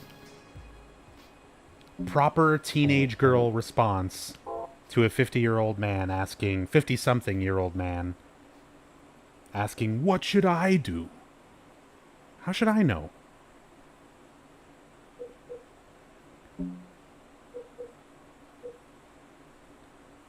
All right. So before I get into, whoops, the subways, I am going to take a short break. 1 second. Let me catch up on chat here. Saw a question. Yeah, MTX. Forgot Silent Hill 3 had the extreme difficulties. How big is the difference in terms of gameplay? It mostly, like, once you get through each of the extreme difficulties, it essentially comes down to how much damage enemies do and how much health they have for you to, you know, that you have to deplete. So there are more enemies added up to a certain point, but after a certain extreme level, it's not like significant where there's a bunch new enemies or a lot more or anything like that. It's mostly just how difficult the enemies are, how aggressive and how fast they are. With a couple of bosses, it changes the way they attack and the types of attacks they use slightly. So there's some changes and things, but it's not quite as significant as you might think. Mostly health values. Anyway, I am going to take a short break, grab myself a drink, use the restroom, stretch my legs a bit, and then we will continue on through the through the subway. So I'll be back in a moment. All right. Subway time.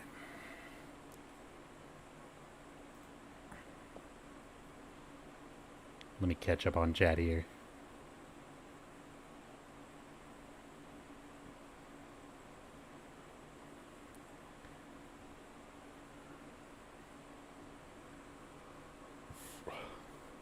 Yeah, night's going good so far, K-Man.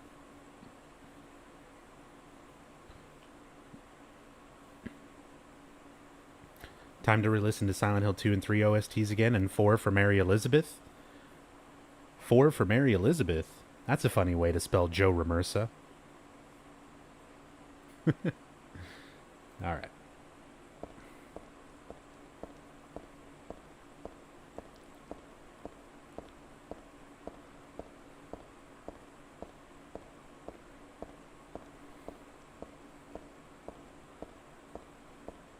Oh, can't forget. Best thing about the subways?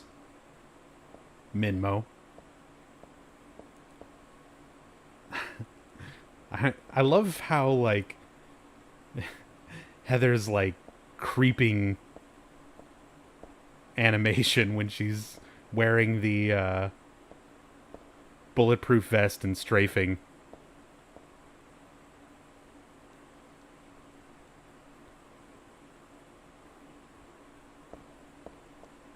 Growing strong and healthy.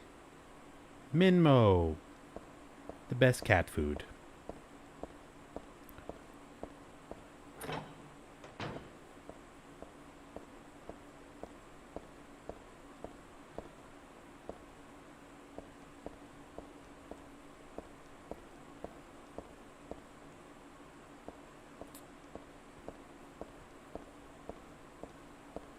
I still remember my first time playing this game. I was so hopelessly lost in the subway for such a long time.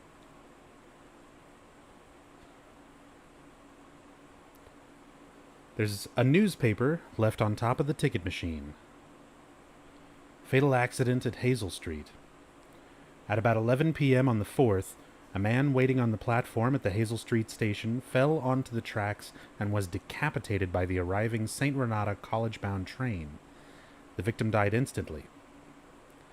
While police have not yet determined whether the death was an accident or suicide, witnesses report that the victim did not look inebriated and seemed to jump off the platform deliberately. The victim's identity is still unknown. He was approximately 40 years old, 5 feet 10 inches tall, and was wearing a black jacket. This newspaper is 4 months old. What's it doing here now?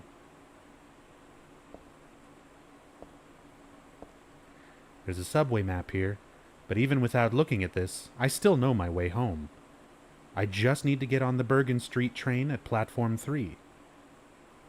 Bergen Street. A reference to Jacob's Ladder, where Jacob's subway stop to get home is on Bergen Street.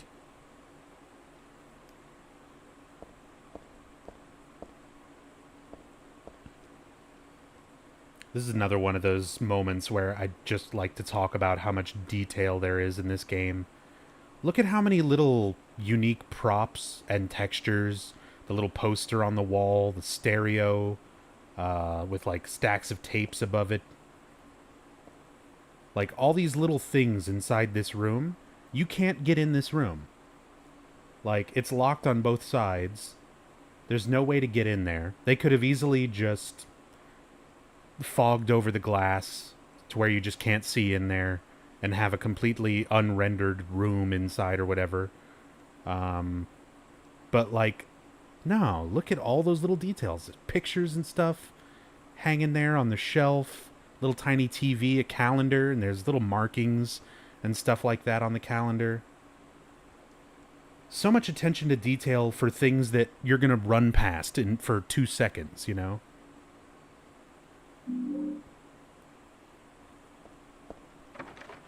But yeah, no way in there. Just a room with a bunch of unique little props and things.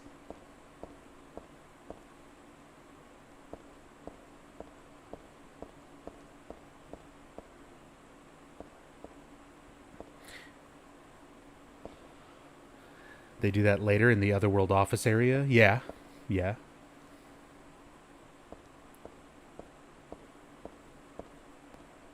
But even then, there is hidden shit. Yeah, exactly. It's not fogged over in the sense that it's completely obscured so that they don't have to put anything there. It's intentionally obscured so that you're left wondering what is in there.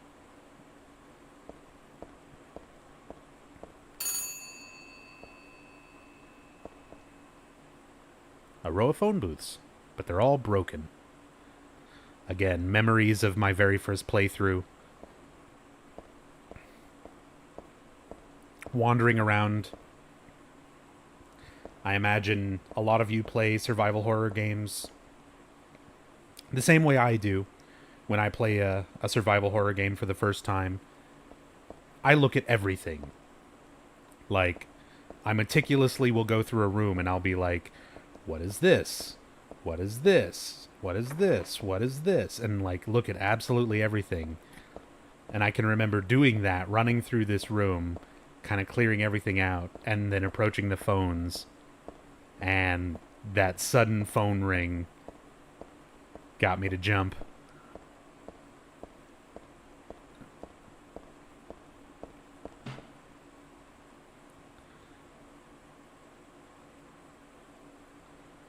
The chains holding the doors together are secured with a bolt and nut.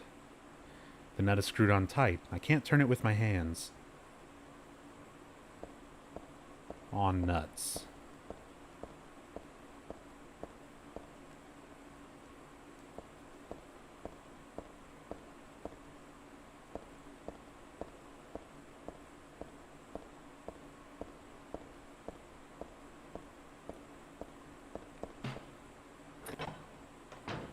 I love the wall bump animation.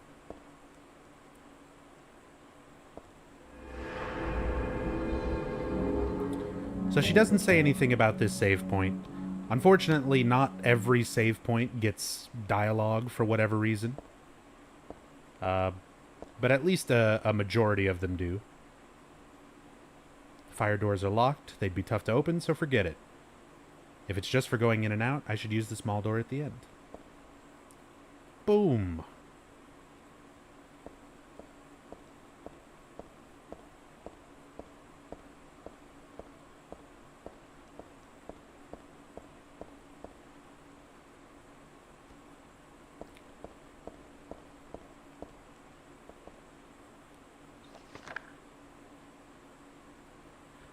I read this a long time ago.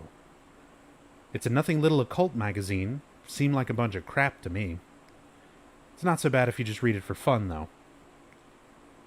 The souls of those who died suddenly by suicide or accident don't realize they're dead. Sometimes they stay put and haunt that particular place. These spirits have lost their human senses and memories and can only keep replaying the pain and sadness of the moment they died. The pain can get so bad that they turn to humans for salvation, or they begrudge humans their lives. At such times, they can possess humans. Places known as famous suicide spots or high accident areas are often to blame. You should be careful when approaching such locations, especially on the day or at the time the death occurred. That is, if you don't want it to happen to you too. So, there's an extra little sequence that can happen here. And in order to trigger this, you have to read that newspaper that was back up where I first came into the subway, and then this little occult magazine, and then come down here.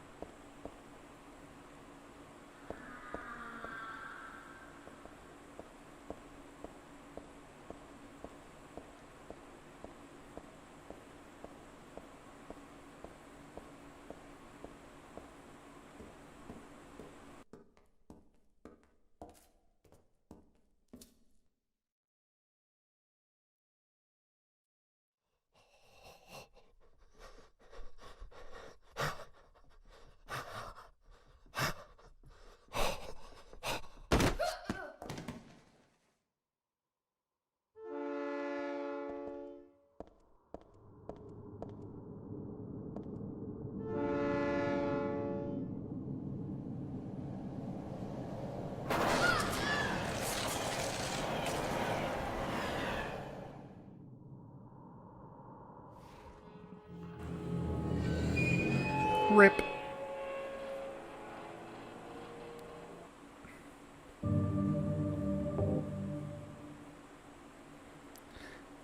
So you do have time to climb up there, but I like showing the death scene of getting hit by the train as well.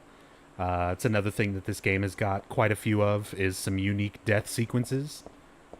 If you die in specific areas or by specific means.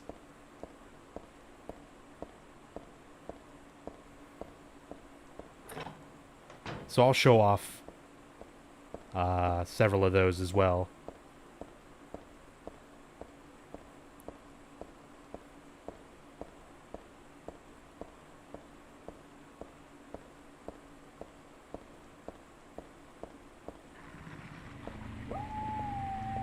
Yes, yes, you're a dog. Oh, oh.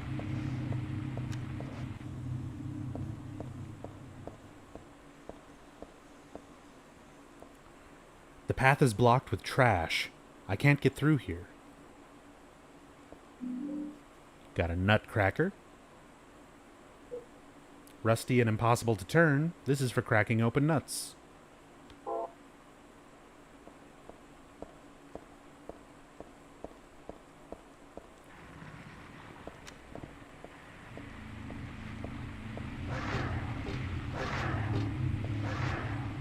Oh crap, that's not where I need to be. Here we go. Some more stuff down here to look at. The path is blocked with trash, can't go through here. And there is...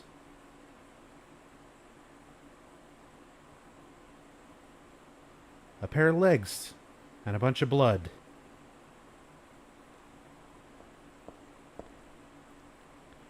Is someone sleeping here? All this red stuff around here is blood. This guy's not sleeping.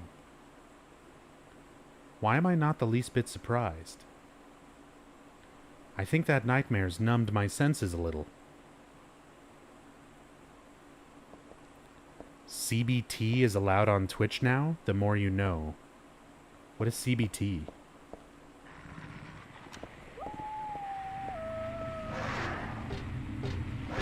Ah, dog.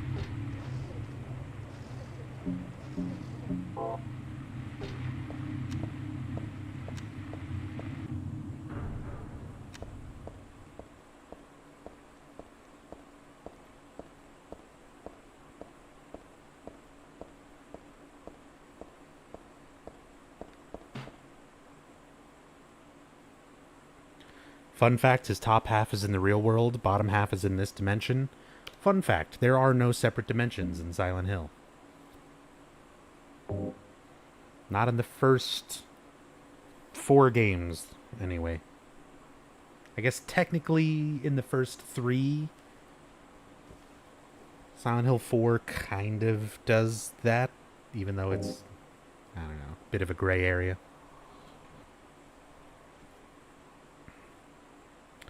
Used a nutcracker. Cracked the nut.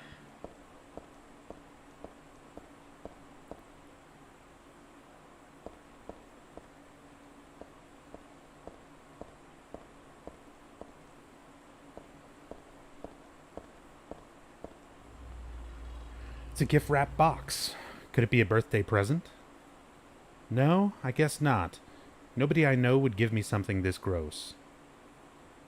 Who calls a shotgun gross? But I'll take it anyway. It should come in handy against the monsters.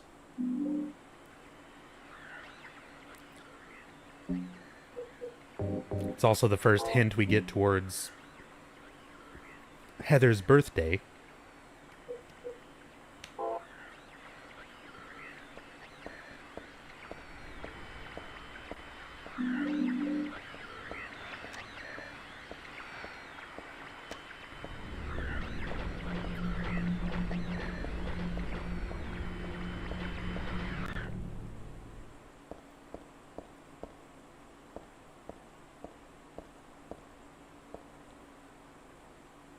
There's stepladder and wheelbarrows blocking the way. I can't get through. Here's the most frustrating door in the whole game, at least for me. This is just a fire door. It doesn't lead anywhere.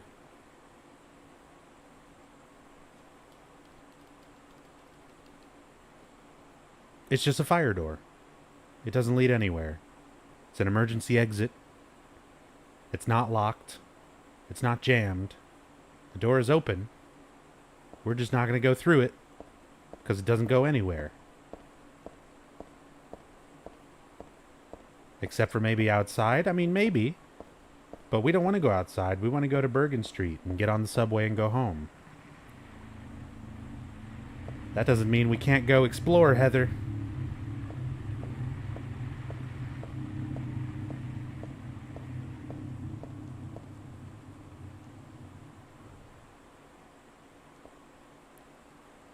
I love how they do the lighting and the camera angle here to just be like, hey, why don't you come check out this door?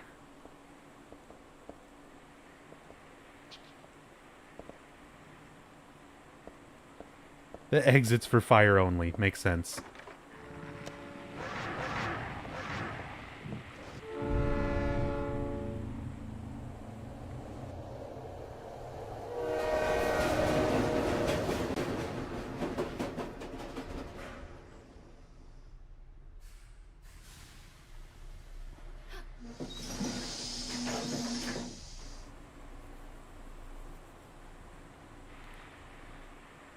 So this scene right here is why I like showing the death scene of getting hit by the train first. because they set it up in such a way that normally when you're exploring through the subway your first time, if you've never played the game before, at some point you're going to inevitably try dropping onto the tracks and running to another part of the station that way, and it will promptly send a train at you to kill you. So usually by this point of running around the subways, most new players have been hit by the train at least once and seen that sequence. So it's a little bit of a freak out to examine the door, avoid the dogs, know that the train is coming, and climb up onto the platform. And there's that moment where the scene starts and looks exactly the same as if you're about to get hit by the train. And then at the last second it cuts and shows Heather up on the platform. So it kind of fakes you out for a little bit. Like, did you get hit or did you make it up in time?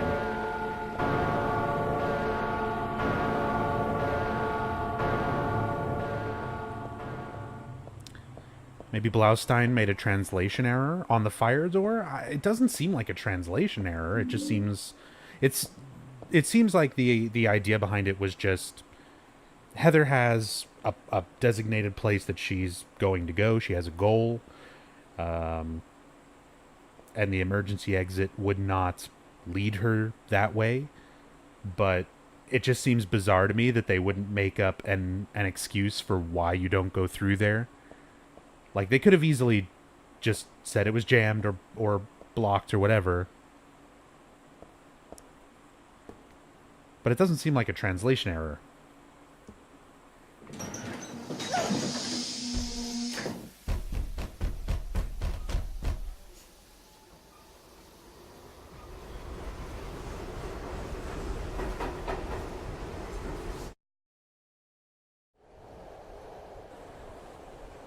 What a story, K-Man.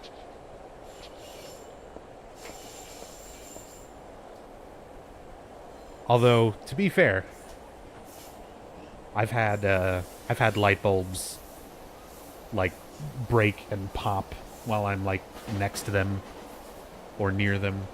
It can be kind of freaky when you're not expecting it.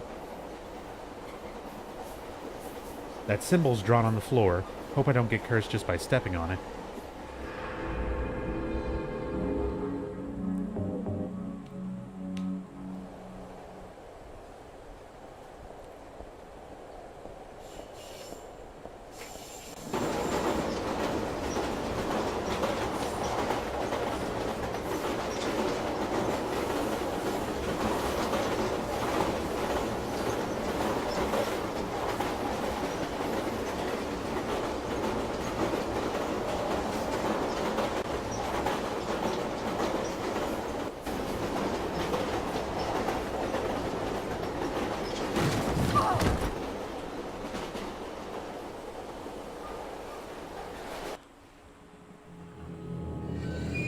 Again, there are some cool, unique death sequences at certain parts of this game that I just want to show off. That's another one. Not a lot of people know you can even go to the back of the train and you can jump off and die.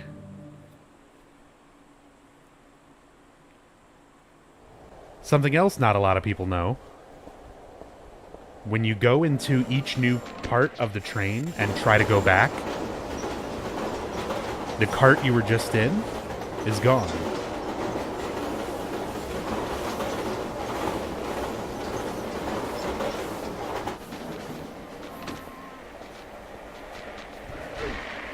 Oh, that's not good.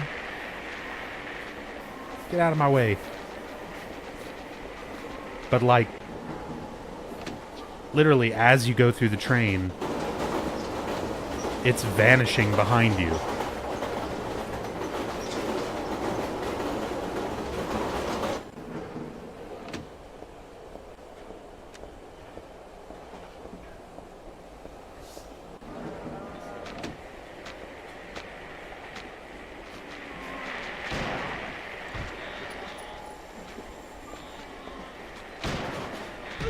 Oh.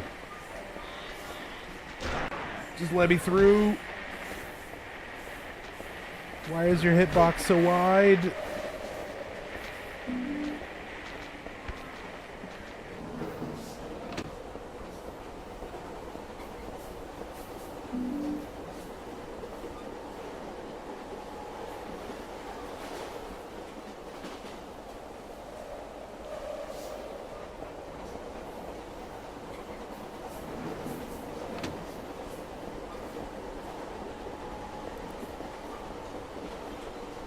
Oh boy, S. Brown is back.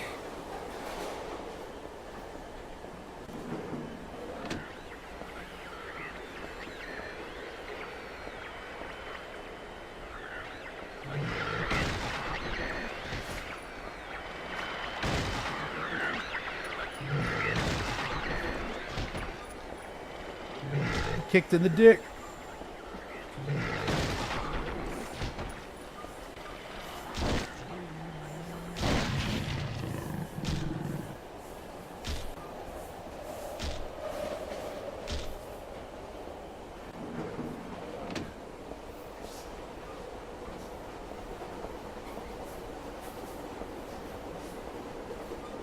I think he might be schizophrenic. I think it's just a bored individual on the internet.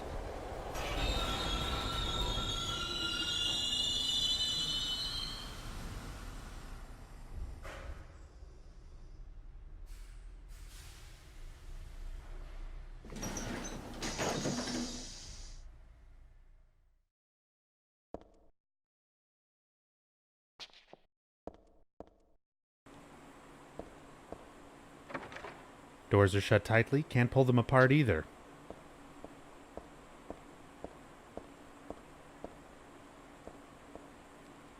This must be the first car.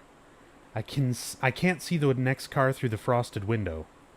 All I see is the track. Wait a minute. There's no place for the conductor. So how does it run? Or did the car before it already go on ahead? I didn't hear or feel it if it did.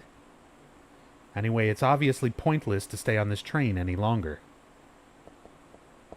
So there was no front of the train, no conductor, and each car of the train was vanishing as you stepped away from it.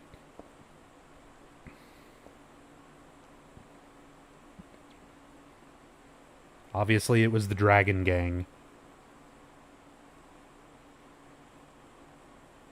I don't know if there's any actual significance or anything to it, but there's also graffiti in Silent Hill 2 that says Dragon in the apartments. That old pattern's painted in here among the graffiti. Looks like it was just put here, too. But by whom? And why does my head...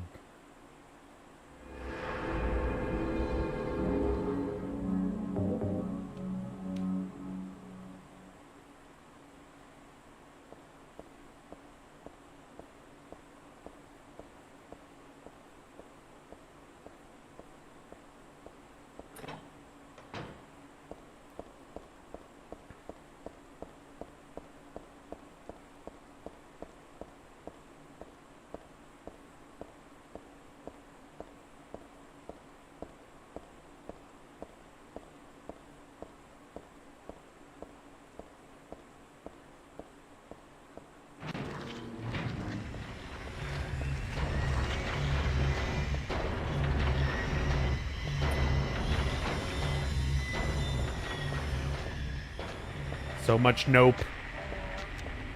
Nope. Nope. Open the door. Oh. Got hit because I bumped the wall.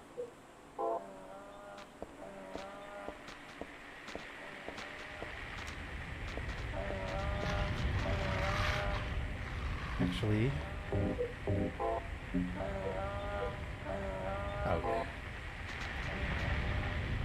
Probably just start burning some of these handgun bullets. Oh, the dodge.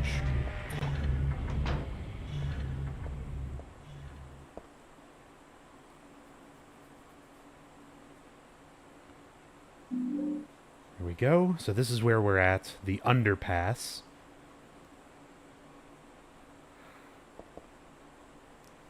We're kind of making our way to, like, the sewers underneath the subway.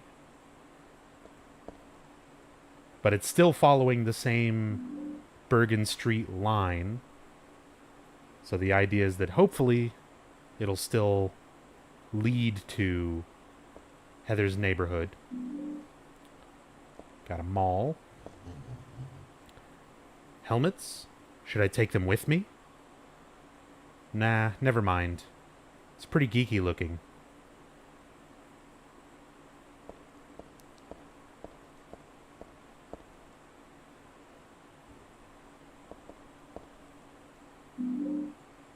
Does the underpass mentally represent anything? No.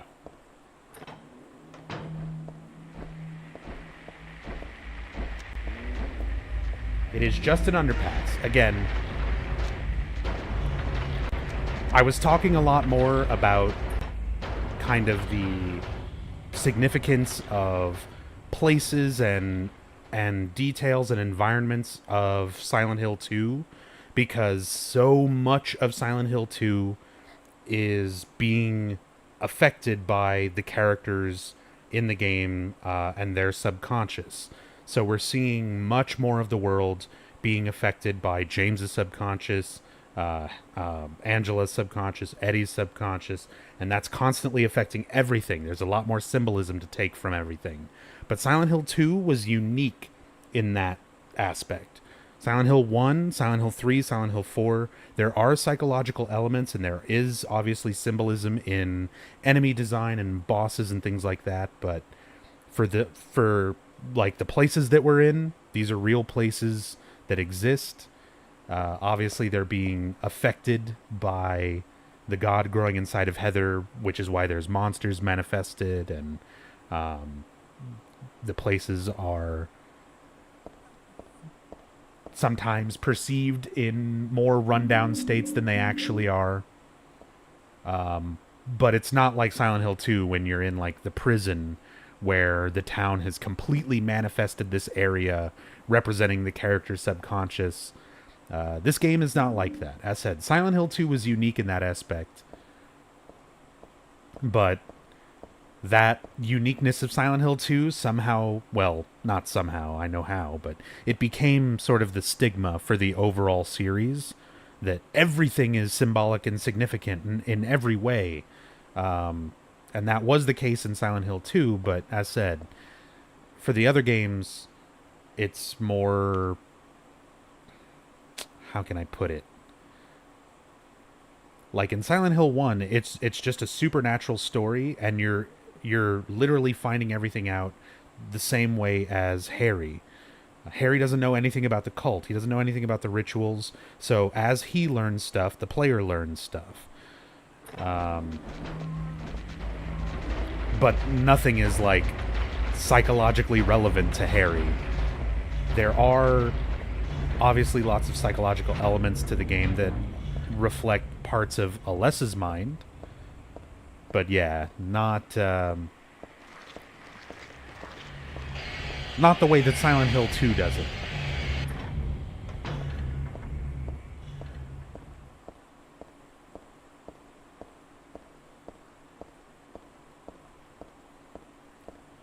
Yeah, exactly. Silent Hill 2, everyone is seeing things in different ways, perceiving things in different ways.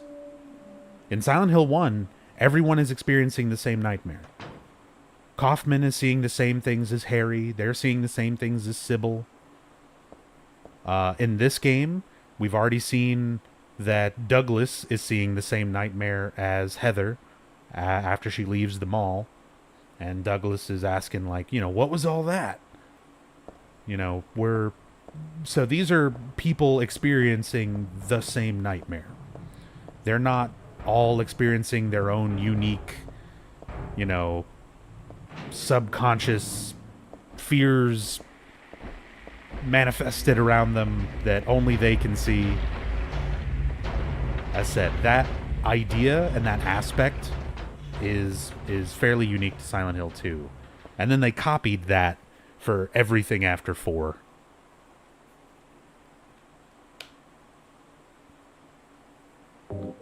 And that's why it became the stigma of the series, is because they just tried to copy the formula of Silent Hill 2 over and over and over again. Once the series was in the hands of Western developers.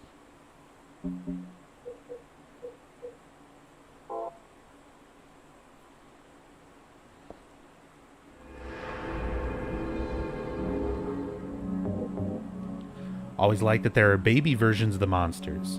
That's a good point, and I'm glad you brought that up. So, we started off seeing the small numbodies, and I explained that they're supposed to kind of represent these undeveloped or underdeveloped fetuses, much like the god fetus that is growing inside of Heather. And keep in mind that as the game is progressing and Heather's going through these environments, the god is steadily growing inside of her. So, in that aspect, as we progress, we also start to see different variations on the monsters. The numbodies, representing those underdeveloped fetuses, are now growing in size the same way that the god is growing inside of Heather. Travis is like Silent Hill 2. This is the Silent Hill 2 formula that gets copied. Protagonist who, either through psychosis or amnesia, or traumatic stress or whatever, has forgotten some, or is blocking out some traumatic event in their life, and they are working out their own personal inner demons by the means of Silent Hill to discover what it is that they blocked out from their life. Travis Grady blocked out his crazy mother, his father's suicide, and he's working through all of that and all of his personal demons that stemmed from that as you go through Origins. Alex Shepard doesn't remember that he was in a mental hospital. His psychosis makes him believe that he was in a military hospital after being in the service, and he's working out his own inner demons, his guilt for killing his brother Josh. That is the formula that just gets copied over and over and over. Harry's not working out his personal demons in Silent Hill 1. He's discovering everything as you discover it. It's not about him. Heather, she's working out some personal issues as she goes through this, but there's also an overall encompassing supernatural storyline that's going on with the cult involvement and how the god is affecting things. And yeah, it's a part of the story, but it's not the main thing. Silent Hill 4 is Henry is the least involved in the story of Silent Hill 4. It's got nothing to do with him or his inner turmoil or anything like that. But then everything after 4, as said, it's just copying that formula. They wanted something to be as successful as Silent Hill 2, and they couldn't help but just try to copy that formula to try to recapture that success, and it never paid off because Silent Hill 2 did it well enough that it's difficult to kind of top that, and once Silent Hill 2 did it, fans kind of expect it, so things became predictable. But they were too scared to branch away from that and try anything genuinely unique. Anyway. This is some more dialogue that I like. Some more insight into Heather's character. Just something small that I like that none of the other protagonists really ever talk about or mention. This locker is filled with junk. So there's plenty of times in the other games where you find something and the character's just like, this is junk or this is useless to me. But Heather, she gives a little bit more to it. No, it's not junk. It looks like somebody's stuff. Like, she actually has the time to be like, no, this is useless to me, but it's not just junk. This is somebody's stuff, even if I never see them, even in the midst of all this crazy stuff going on. She kind of still has the mindset of, like, I don't know, respect for other people.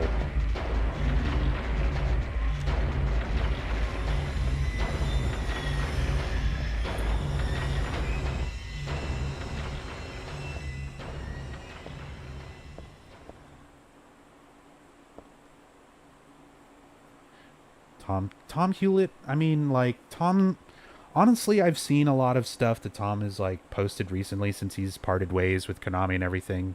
And he seems like a really genuine, nice guy.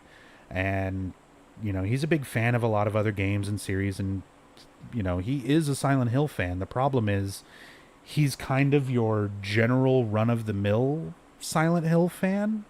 Like, enough to recognize certain aspects of the games, but not enough to really understand them at a level that's necessary if you're trying to expand on that story. Like, he definitely has shown that he's a fan and that he understands the games to a certain aspect, but not at the level you need to understand them to be able to make another game, let alone several games in the series.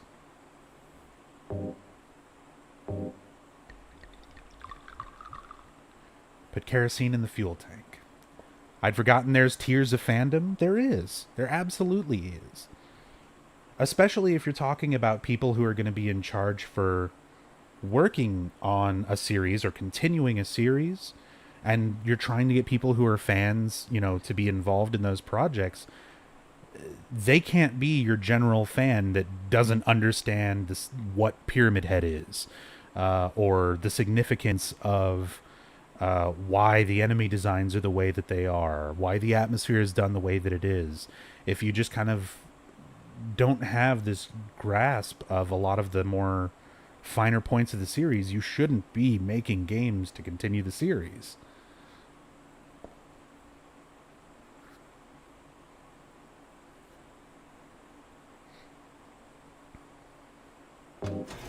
Oh yeah, best cutscene in the game.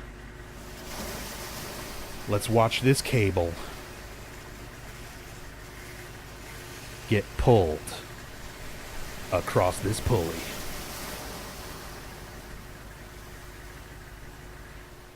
Blame Konami? I mean, Tom is definitely not the only one to blame, and in a lot of cases, he was limited by things that Konami would have imposed onto him. Konami has a lot of the blame as well. It was up to Konami to decide the staff and the teams who were going to be working on the games. Konami was ultimately the final say in everything.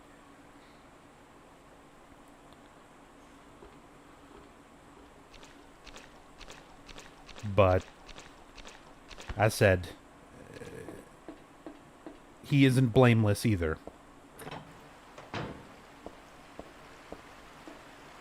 But as said, at this point, it's all said and done. He's not a part of the series anymore. The series is not a part of the series anymore.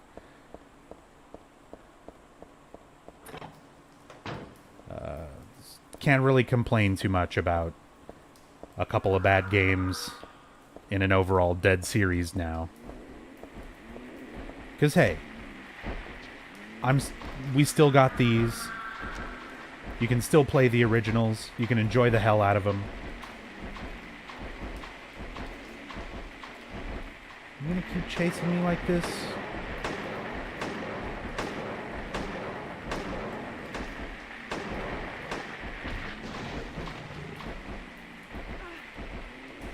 Alright, Hawk, enjoy your lurk.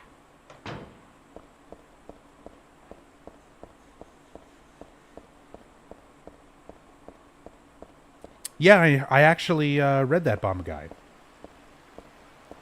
Tom was against putting Pyramid Head in Homecoming, but Tom also said he was the one who went in and made Homecoming confusing again.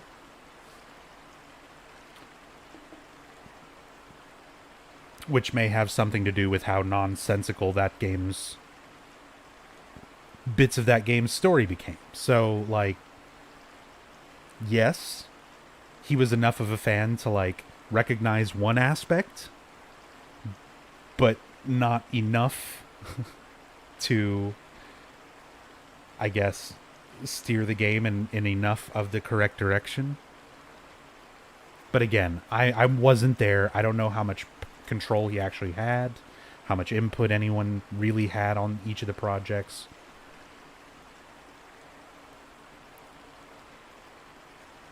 I'm just going to look at this slurper hanging out down there in the poop water.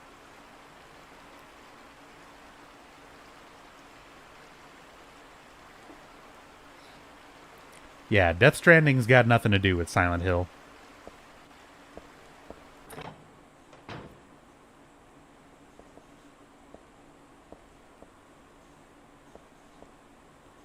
Now that's a lot of garbage. Where the hell did it come from? I guess this is all the stuff that gets tossed out into the sewers.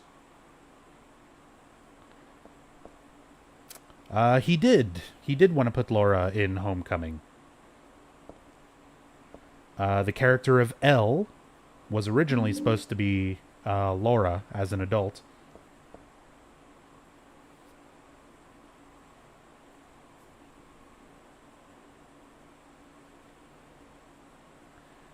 I'm just wasting my time looking around here. Better get going. Even so, it really stinks. It's going straight from my nose to my head.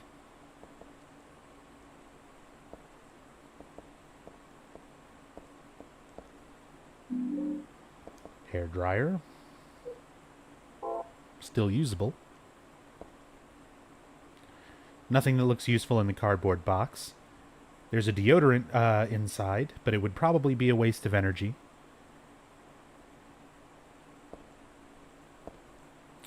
Heather does not wear deodorant, confirmed. A wheelchair? Why would a wheelchair be thrown out here? There's a wheelchair. It's officially Silent Hill.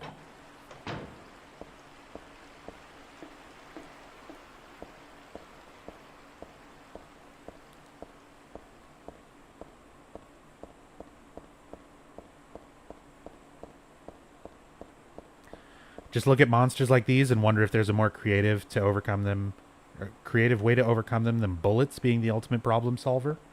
You could run away, or you could shoot them with lasers out of your eyes. You can hit them with a lightsaber. You can stab them with a katana.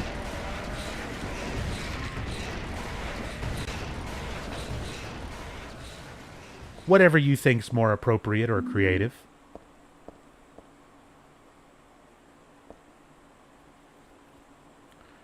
There's something written on the notebook. Here's the Silent Hill spin-off game that I want. I want a video game about the guys who left this note. The guys who were working in the sewers. There's a monster in the water. The bastards killed 2 of my buddies. I should never have doubted that old urban legend about alligators in the sewers. That was no myth. But no one believes me. They were drunk and slipped. We're not that damn stupid. Even calling it a monster isn't quite right. This is something else. All I know is, something's in there. I'm going in now to beat that thing's head in. If you find this note, consider it my will. Revenge is futile, or so you may think, reading this, but Jose and Jaime were my best buddies. Wish I knew how to do the deed. Guns won't work underwater. Even my famous knife work won't do much. If only I had a hand grenade.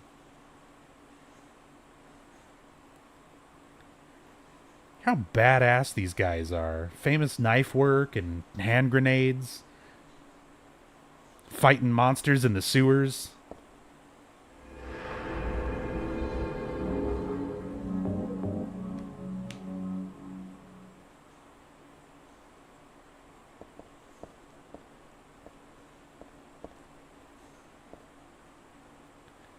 Danger. Keep out. This was probably pasted on that door there. I can see where it fell off. Again, I like the detail where you can actually see the change in the color of the door where the sign was. I think that's supposed to be Jamie. No, it's not. Jose and Jaime are very common Spanish origin names. Speaking from experience as a lifelong Texas citizen and knowing many Jose's and Jaime's throughout my life, it is absolutely Jose and Jaime.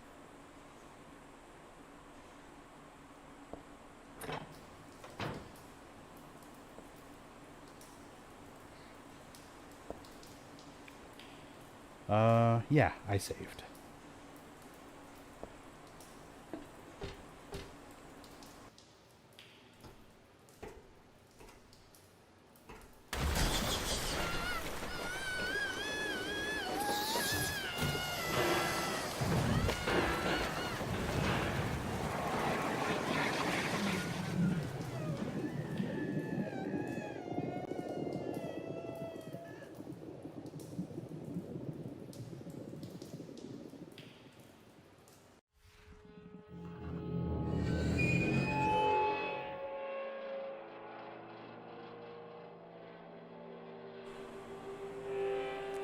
Tentacle monster.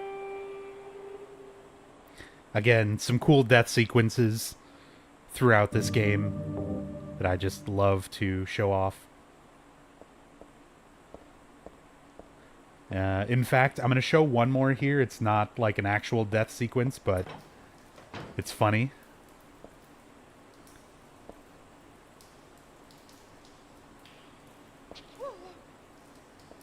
Oh, come on. Look at her just plank.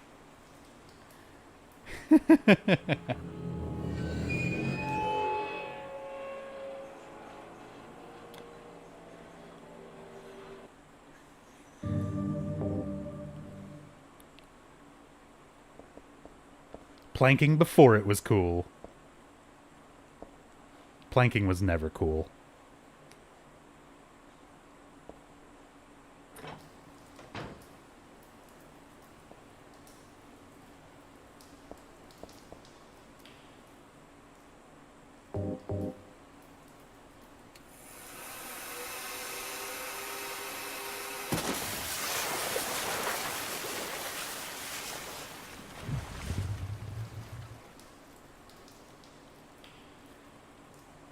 This is a regular New Game. Pipe Fairy is only on New Game Plus, so we're not showing that today.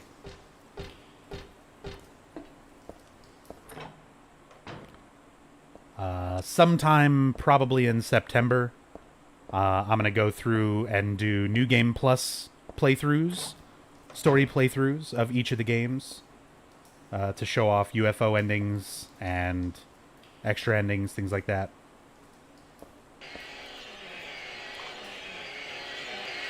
But not this week. This week is just regular New Game playthroughs to talk about the main overall plot of each game.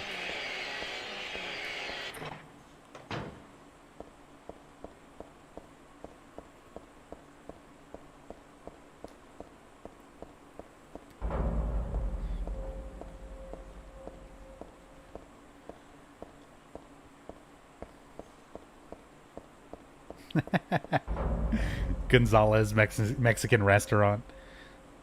You know, I think that restaurant is actually based on a real restaurant in the San Bruno, California area, if I'm not mistaken.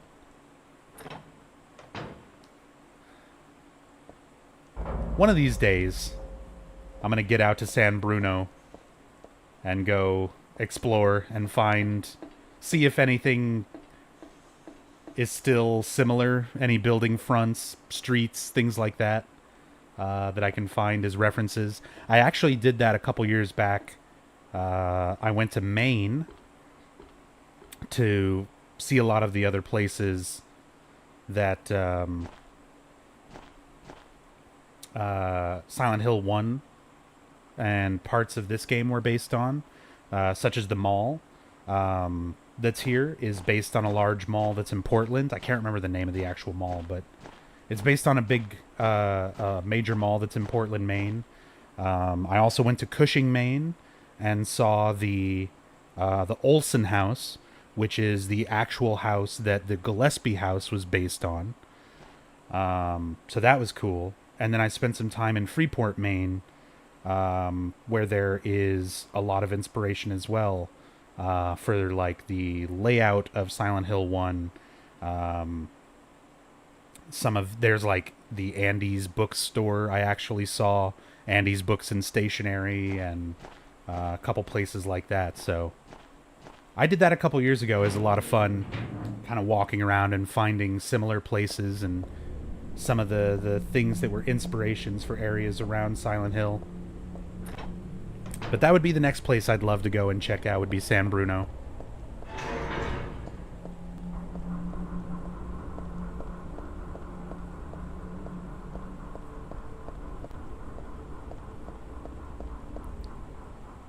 The main mall.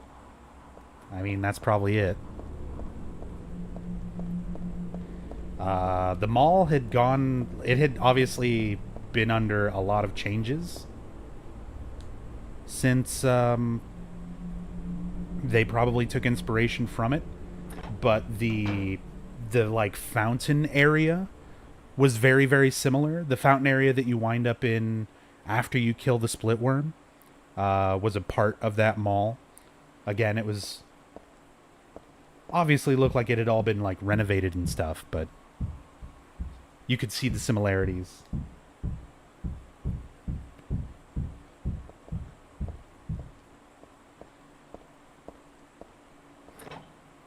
Yeah, the school from Kindergarten Cop is that school in Astoria, Oregon. That would be really cool to like get to see and take a tour of as well. I'd love to get a picture out in front, like on the archway with the stairs and everything. Oh, that'd be amazing. One day.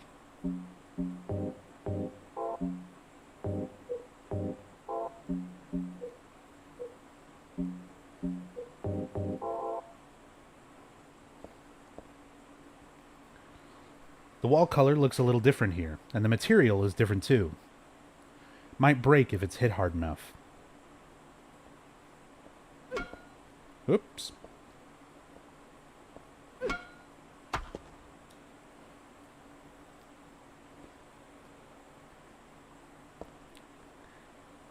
I can see legs. I think I'll just leave it alone. There's nothing I can do right now. Normally I'd report it to the police or something, but I guess that's not possible. Even if it was, I've got bigger things to worry about right now. I skipped a little dialogue there on accident. It's because of the way this game works.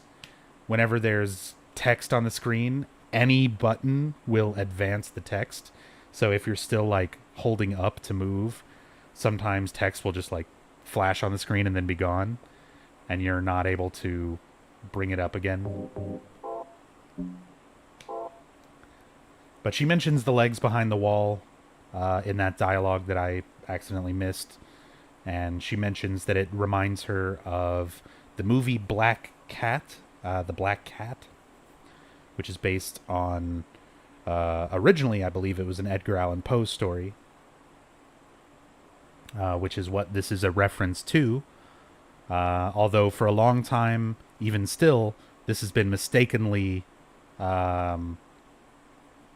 referred to as a mention of Solid Snake, because this is where you pick up the silencer. And obviously it's a reference to Solid Snake and his trademark yellow pants. The whole reason we have, I think that was Sam Barlow?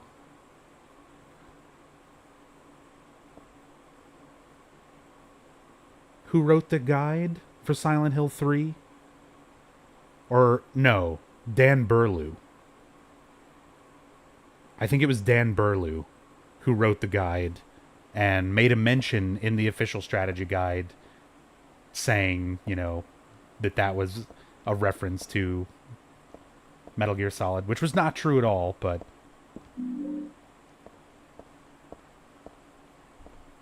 it gets put in a guide and then, you know, everyone believes it. Cask of Amontillado. I think it's just called The Black Cat. But honestly, I'm not as well versed. Ugh, a filthy mattress. Drop it into that hole.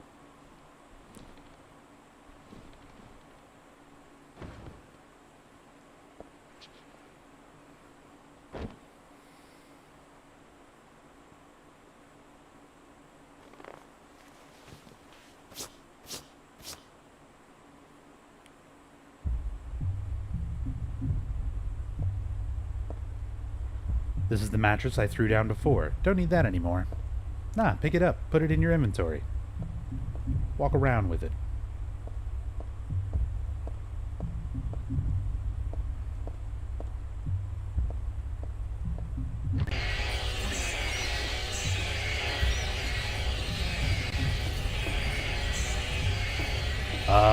What? That was a weird bump animation. I, like, managed to bump something there, but keep moving forward.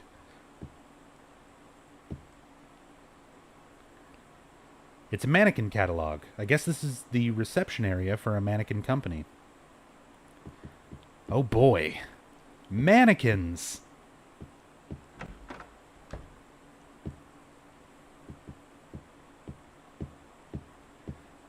Because mannequins in Silent Hill games are always a good time.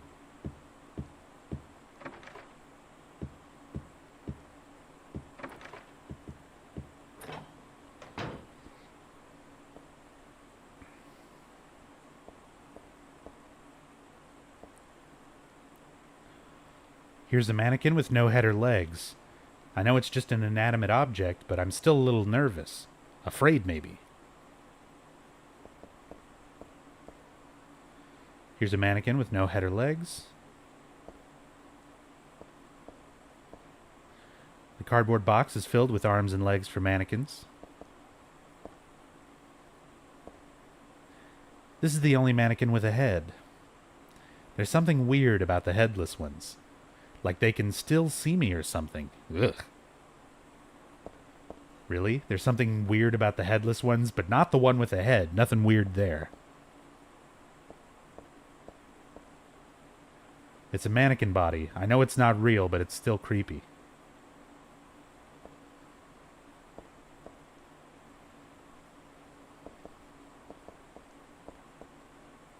This box is filled with mannequin heads. I think I'll pass on this one.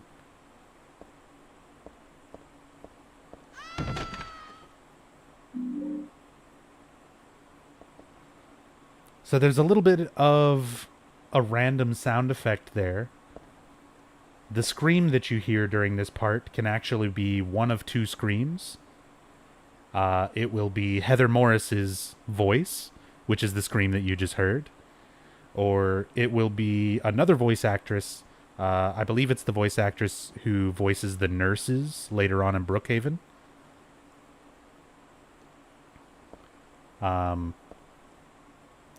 But it's randomized, which scream you'll hear. This is blood.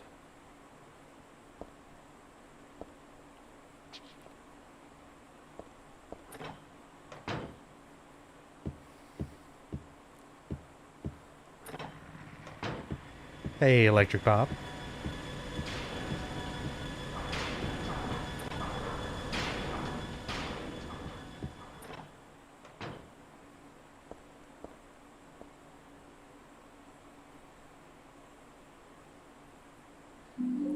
There we go. So we're in the office building, formerly known as Hilltop Center.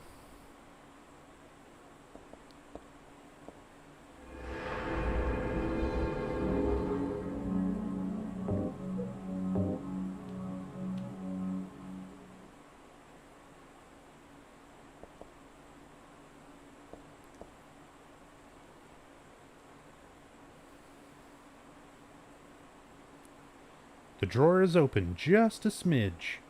Must be rusted or something. I can't pull it out any further.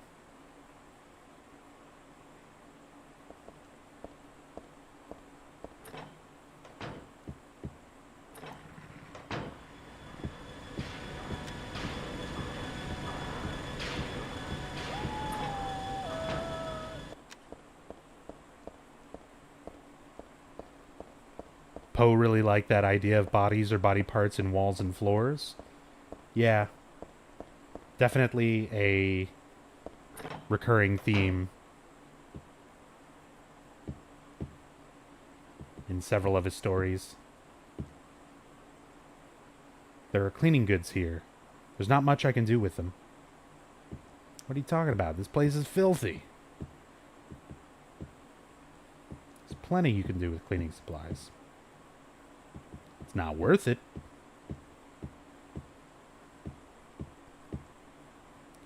Gallery of Fine Arts. Let's go get cultured and shit. Its title is Repressor of Memories. What the hell kind of title is that? I don't get this picture at all. A little bit of a tongue-in-cheek joke there, considering Heather herself is suffering from repressed memories from her life, or lives, as Alessa and Cheryl. Hey, Orpheus.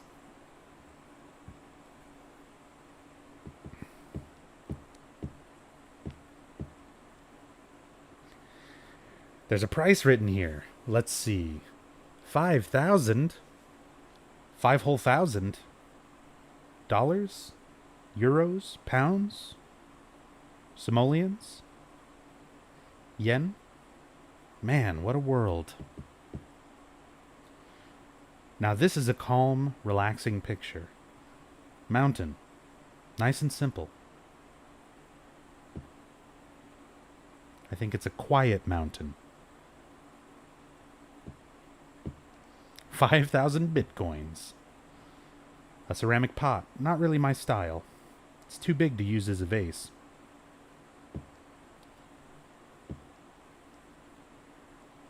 Painted plate here. Nothing special. Looks like there was a picture here before, only the caption's still around. Flame purifies all. Flame, eh? Well, I don't know what kind of picture used to be here, but I'm not too fond of fire. It's scary somehow.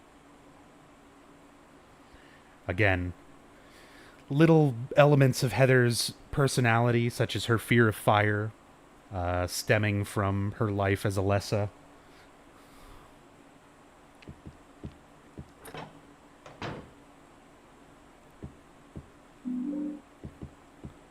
Got the screwdriver, so we can go back and open up that drawer.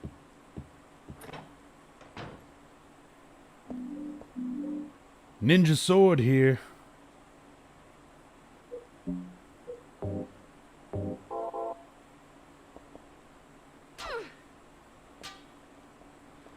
Awesome. Katana's actually a decent weapon. It definitely works really well. I'm curious to see if I can cheese out the final boss with it. It's a very, very specific trick you can use, but I'm going to give it a shot when we get there. Whoosh %? I wish. Sadly, swinging the sword in Silent Hill 3 does not move you forward. Otherwise, I would have already been doing whoosh % runs of this.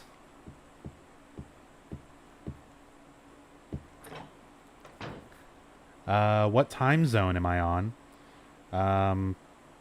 I am on Central Daylight Time. I usually try to start my streams... I'm a night owl, though, so I usually start my streams around 11 p.m. Central Daylight Time. I can understand it's impossible for some people to keep up, but I mean... regardless of what time I stream, it will always be a bad time for somebody. So, I mean, I just stream when it's convenient for me. Yep, Silent Hill 4 will be tomorrow night.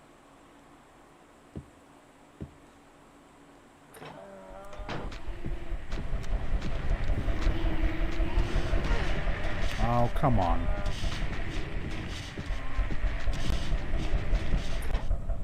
Leave me be.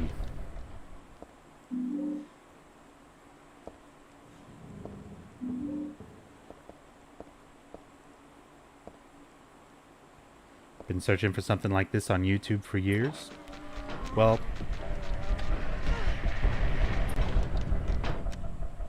there definitely are some story playthroughs and things like that on YouTube, and there's some other people on Twitch that do in-depth story playthroughs as well. 3Dog does that on his solo channel. Every once in a while, he does the Silent Hill games, and 3Dog is every bit as knowledgeable, if not more so, on a lot of these games than I am, and does really, really great analysis and commentary. And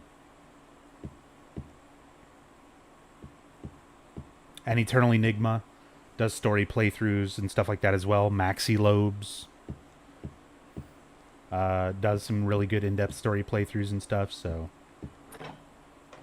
I feel like there's more of it on Twitch than there is on YouTube, but then again, I don't necessarily go out of my way looking for story playthroughs on YouTube, really. So maybe there are some out there that I'm just not really aware of.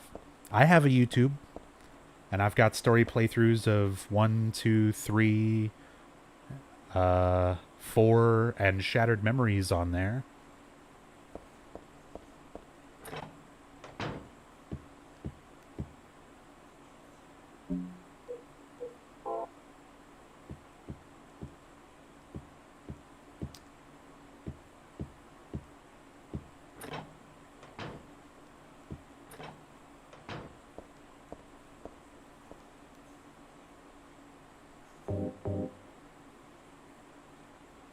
Orpheus, thank you for the host.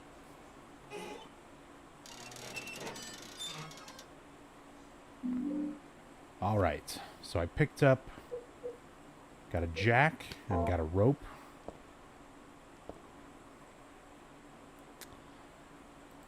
Alright.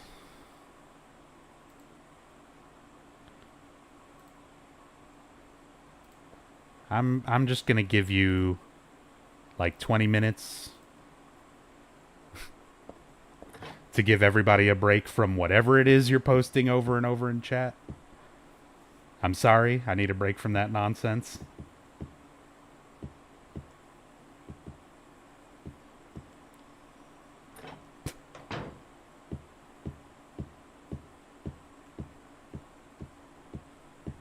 I mean, I was trying to be really patient. I had considered doing the same thing last night during the Silent Hill 2 playthrough, but I had faith that maybe this person was just trolling and would eventually start, you know, contributing something more to chat other than nonsense. But they literally sound like a bot that's speaking nonsense.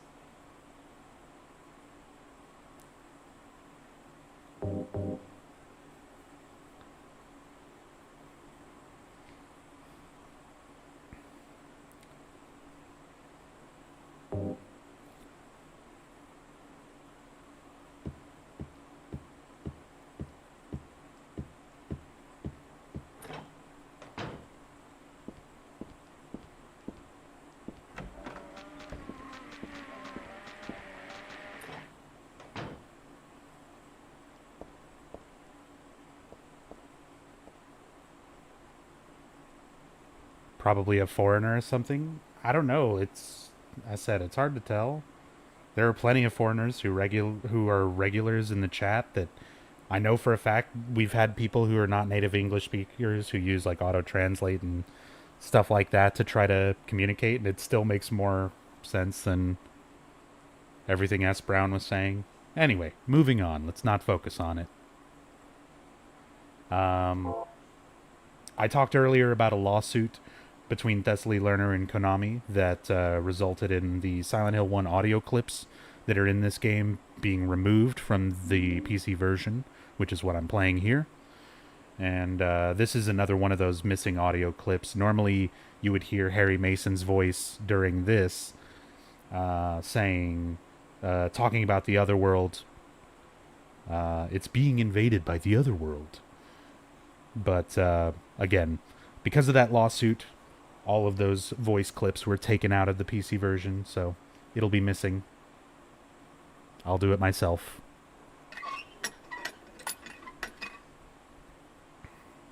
I knew it.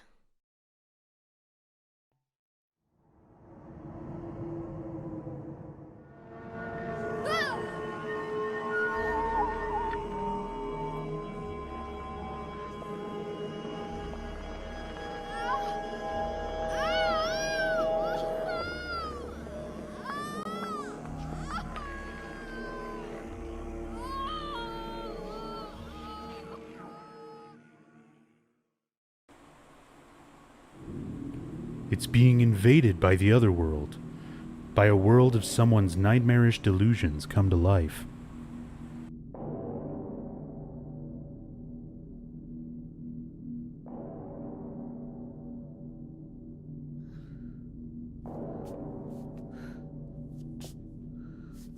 Oh no, not again. Did she do this too?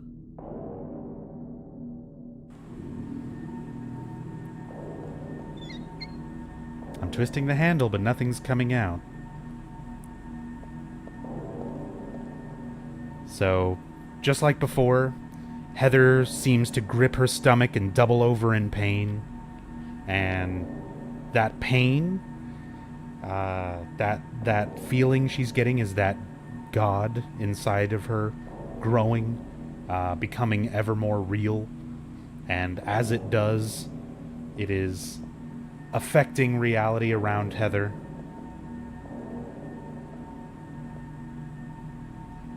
Which is how we keep winding up in these nightmare segments. The demon fetus. Handgun bullets. The mummy-like thing in the wheelchair is just a doll. Or is it? Something about it makes me uneasy. Why, I wonder? And why is there a wheelchair in this building? Or a doll, for that matter? There's a doll in the wheelchair. I have a bad feeling about it.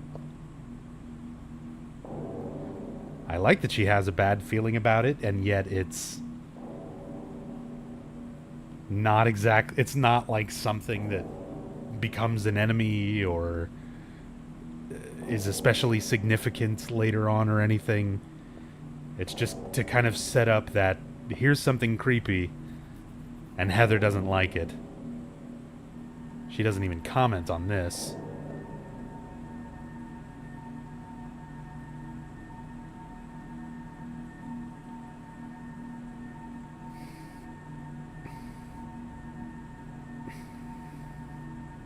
And this itself, we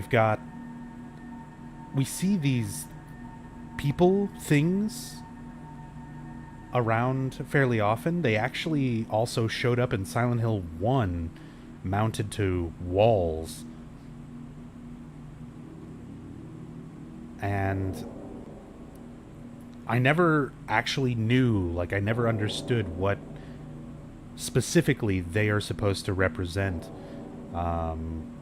They look similar in their body appearance to Valtiel, but they are not Valtiel. I don't think they're supposed to be similar deities either. It seems like if they were, there would be something a bit more significant about them. But again, it's hard to say. And it's one of those things that I feel is left to be something disturbing that you can sort of think about and speculate on.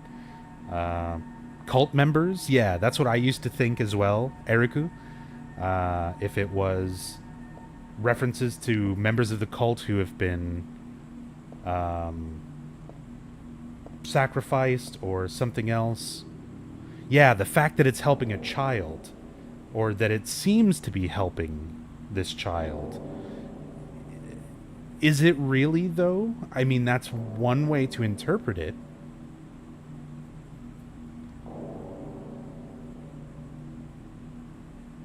It definitely seems staged and set up that way to seem like it's helping and it's holding up that baby. Maybe the same way that Valtiel is essentially trying to help tend to Heather and the birth of the god.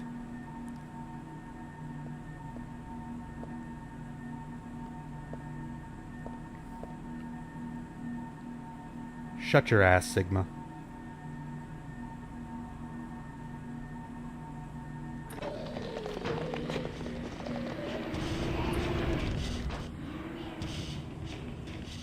Yellow herb. I mean withering plant. I don't know what kind of plant this is, but it's withering away. Poor thing.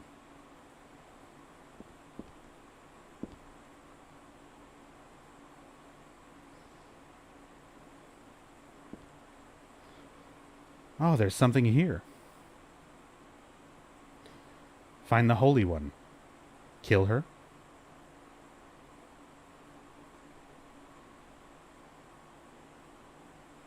That's me. Who could have taken this photo? Considering the background looks like that's still the mall, one would assume that this photo was taken by Douglas, who was hired to find Heather. He's a detective. Find the Holy One, kill her, question mark.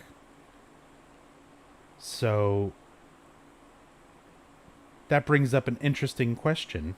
Who wrote that on the back of the photograph? Did Douglas? Douglas even does make an attempt later on. He points a gun at Heather and implies maybe killing her is the only way to end all of this, but he's only driven to that point after everything that they've already learned and experienced. Douglas is still fairly unaware of a lot of the greater picture that's going on at this point. So, could stand to reason that it was written by Claudia, who hired Douglas, or maybe even Vincent, who we're about to meet.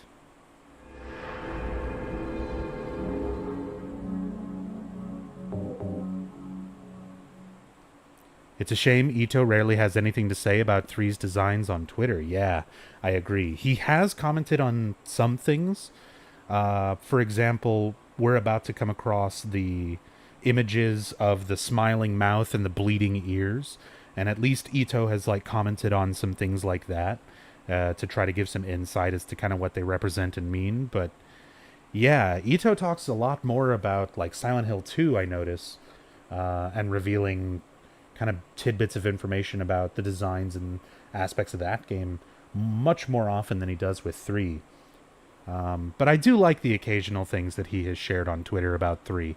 I think my personal favorite is the origin of the Raijin, the God of Lightning, extra costume that you can get in this game for New Game Plus.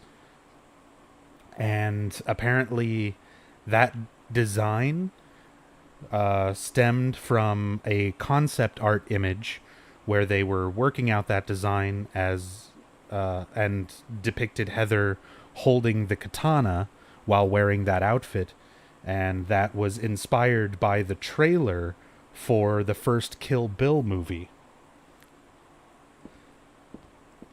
So as I said, little bits of information every once in a while that Ito shares, and it's not necessarily something significant to the meaning of the game, but it's still interesting to know. All right.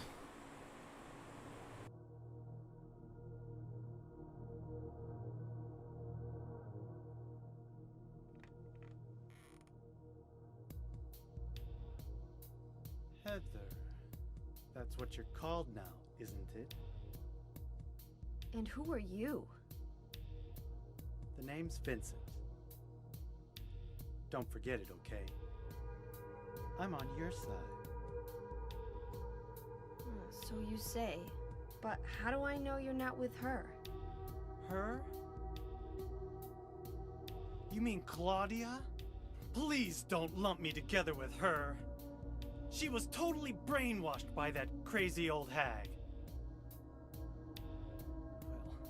Well, I guess crazy old hag is a bit harsh. She is your mother, after all. My mother? What do you mean? You don't remember?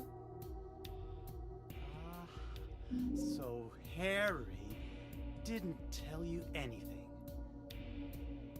I guess he hid the truth to keep you on his side. Eh?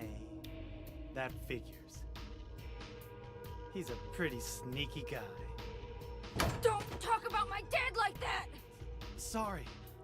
I apologize. Please, calm down. How do you know my father anyway? I know everything. I know about your past, too. Then tell me what's going on. You don't know even that? That's why I'm asking. If you know everything, then tell me how I can put an end to this. Not yet. Why not enjoy yourself a bit longer? Enjoy? I feel like I'm going crazy.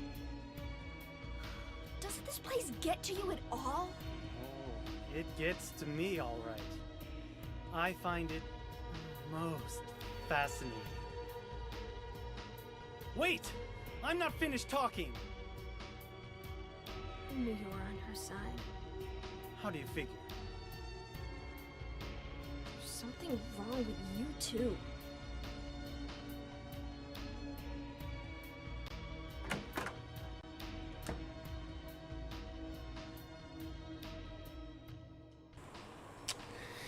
Yep. But yeah, Minity. It's pretty inconvenient. Konami could make so much money if they would just release the Steam, or the PC ports of 2, 3, and 4 via Steam, or Good Old Games or something, but yeah, they only ever got physical releases.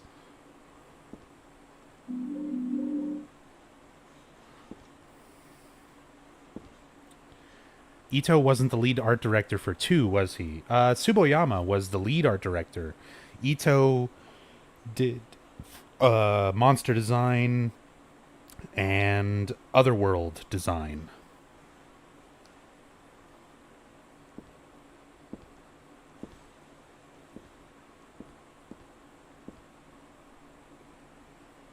There's nothing worthwhile on the desk. So this is another change due to hard riddle difficulty. I just picked up Oxidol, which I'm going to need to mix later with meat and fire in order to make a bigger fire.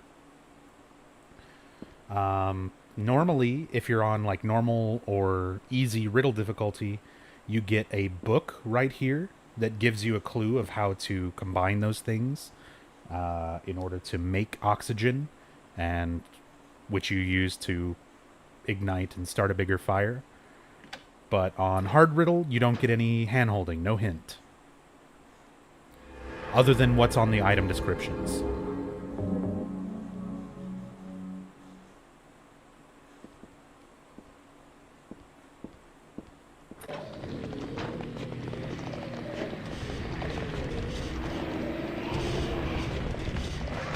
Oh, Jesus.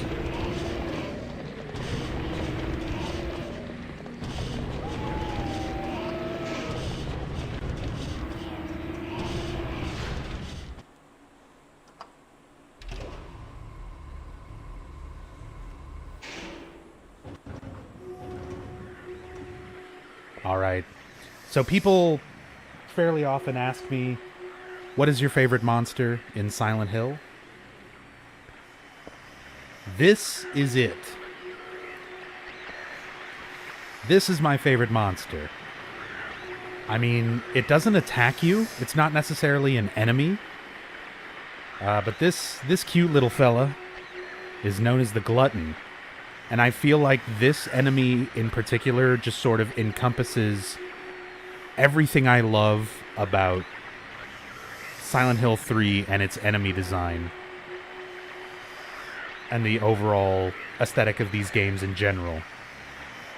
The fact that you can have something semi-recognizable, it has human-like feet hanging out of the bottom, and like a human-like mouth on the circular part.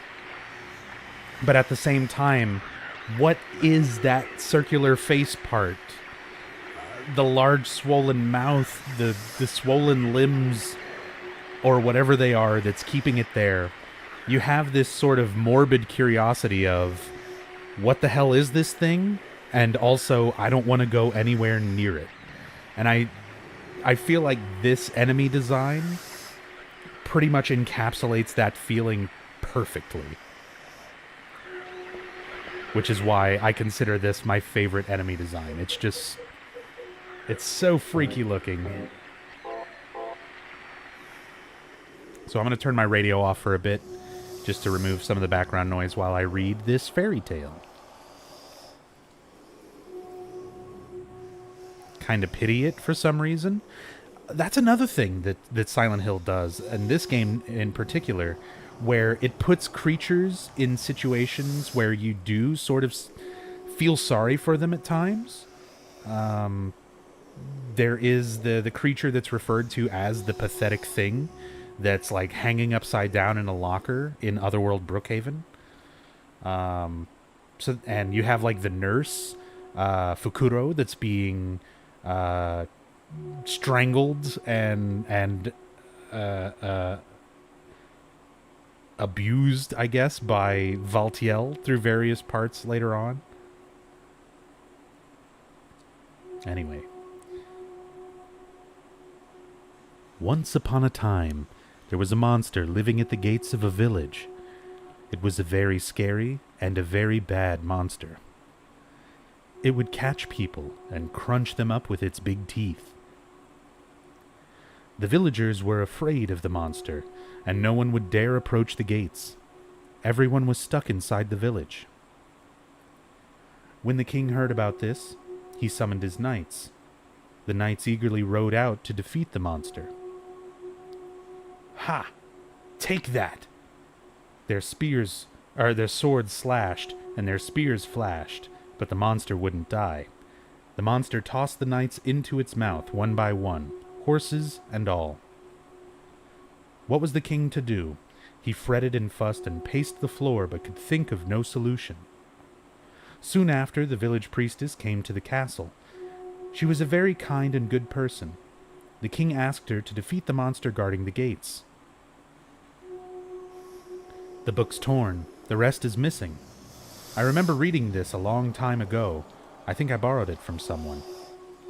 I don't remember how it ended, though. Didn't I read the story through to the end?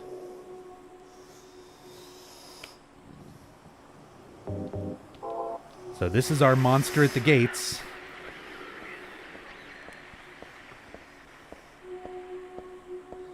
And the very idea of this fairy tale, this storybook, sort of influencing the nightmare around Heather, I feel like is a very intentional parallel to Silent Hill 1, where Alessa's favorite fairy tales and books would affect the way that things in the nightmare would appear. The appearances of creatures, the types of puzzles that you come across. So again, I feel like that's another good parallel worth pointing out between this and Silent Hill 1.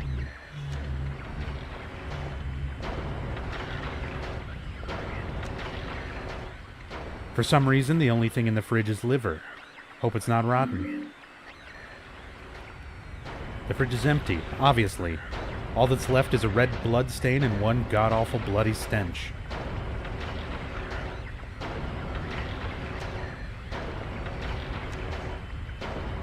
I just want these shotgun shells, buddy. Don't worry about me.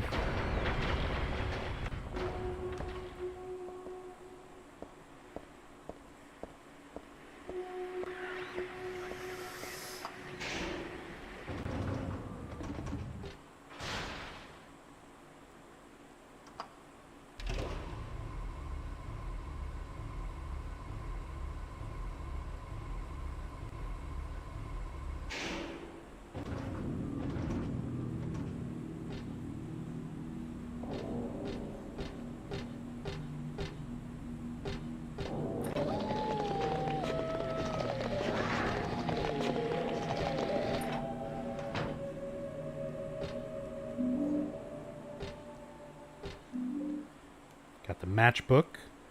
Again, here's another little short bit of dialogue that kind of gives a little more information into Heather's past and personality. No more cigarettes for me. I quit for good. So, first off, it's odd that there's even a cigarette that's like in the ashtray still smoking. Like, who was here? Who was smoking? But more importantly, Heather's reaction to this. No more cigarettes for me, I quit for good. Heather's only 17, and yet she's already had, at some point in her life, been a smoker and quit. Just to give an idea of kind of her troubled youth. And again, talking about it earlier, that she's no angel.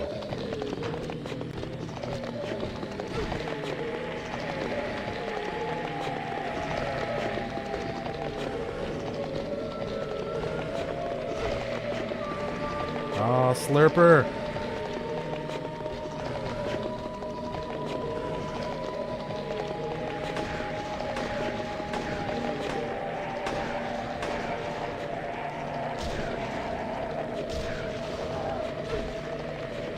Slurpers!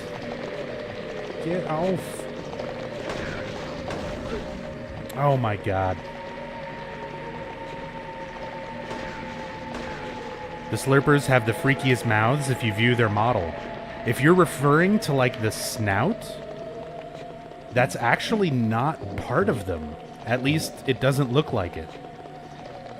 If you look at the Slurper models really close, they have, like, a human... They look like men where their limbs have been amputated and then, like, sewn off at, like, the elbow and the knee. And the elongated part of the face, it looks like a mask that's been like stitched onto a human head. They are definitely really creepy when you look at them up close, and you never really get too much opportunity to do that in the game.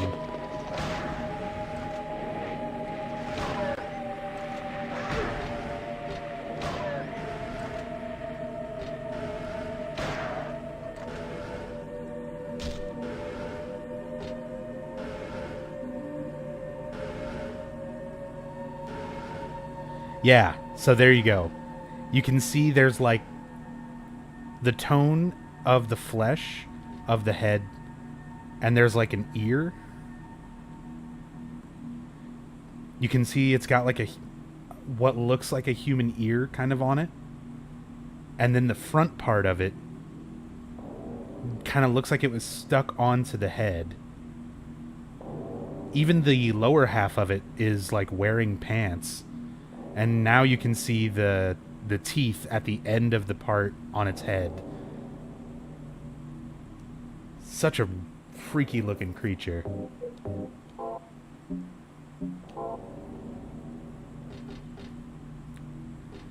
Well, the main reason I wanted to clear this out was mostly to look at this. There's a big sheet of glass in the way. There was some other dialogue there, but I missed it trying to kill the enemies and accidentally examine this. But mostly I wanted to point out this because it's a reference to a film called Session 9. Again, just trying to point out as many of the more blatant references and things that are throughout the game that I can. Just like the Bergen Street Jacob's Ladder reference in the subway. And there are a lot more subtle, like, references and influences throughout the game. And throughout the series in general, Team Silent had a lot of respect for the different media that they pulled inspiration from, and they usually like to kind of give a nod towards all of it throughout their games. But some of these are a little more blatant. Like the Session 9 reference, the Bergen Street reference, and so on. The picture that was here is gone. Now there's just a caption.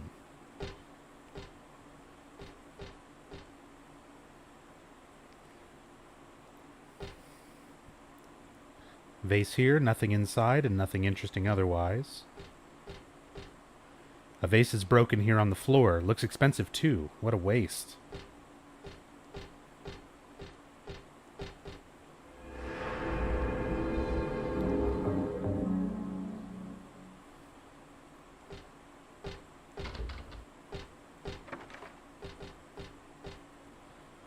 So this was the Flame Purifies All painting that was missing. There's a caption under the picture. Flame purifies all. By these remains may a person find the road to paradise. I've seen this picture before. No, wait. I've never seen it. But I do know it, somehow. Of course you know it.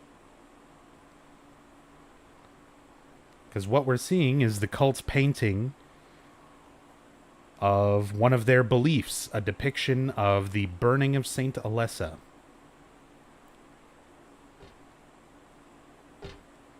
And again, the idea of this painting is triggering that subconscious memory that Heather has of her fear of fire from being burned as Alessa.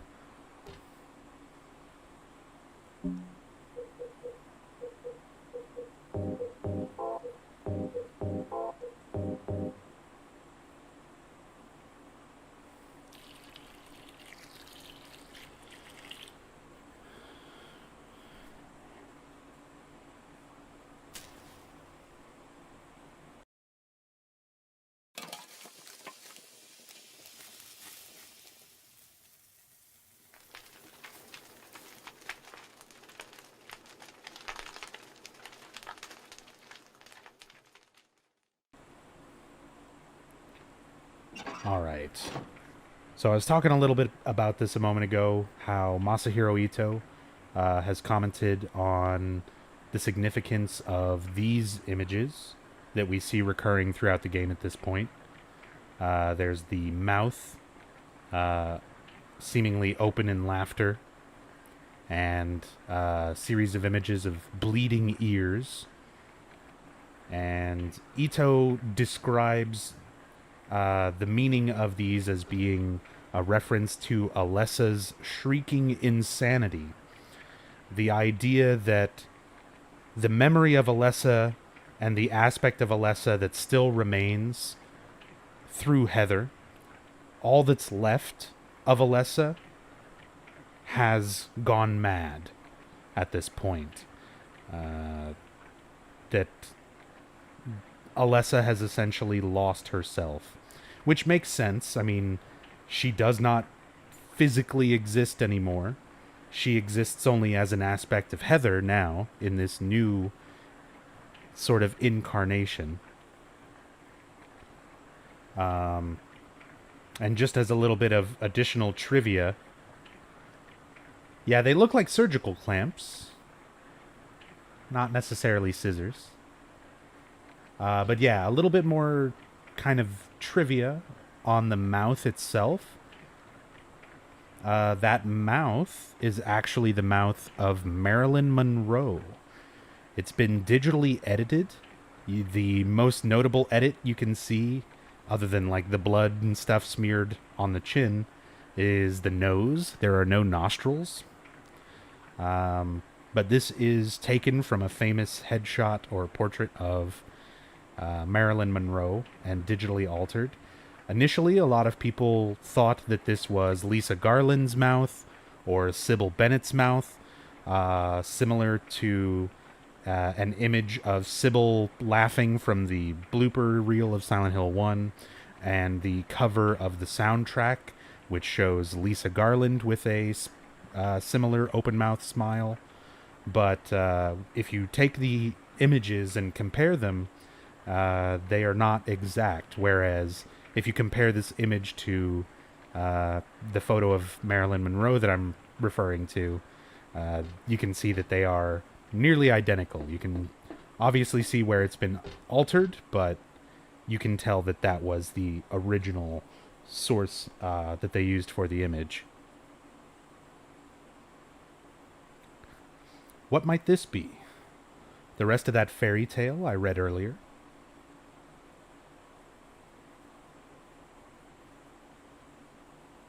The priestess accepted the king's request and went to the village gates.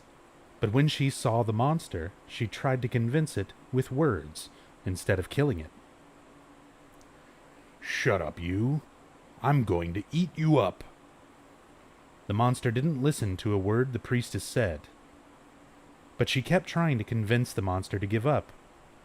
"It's wrong to eat people, you know." The monster grew very angry at this and attacked her, killing her with a single mighty blow. The end.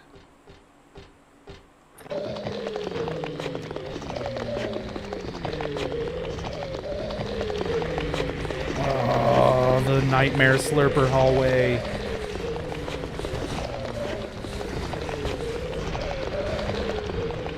Oh, what? I had, ran around the side of it. And I thought I avoided it, and then I got knocked down. Tactical beef jerky? Oh god, it's already rushing me. No! I just want to give you jerky.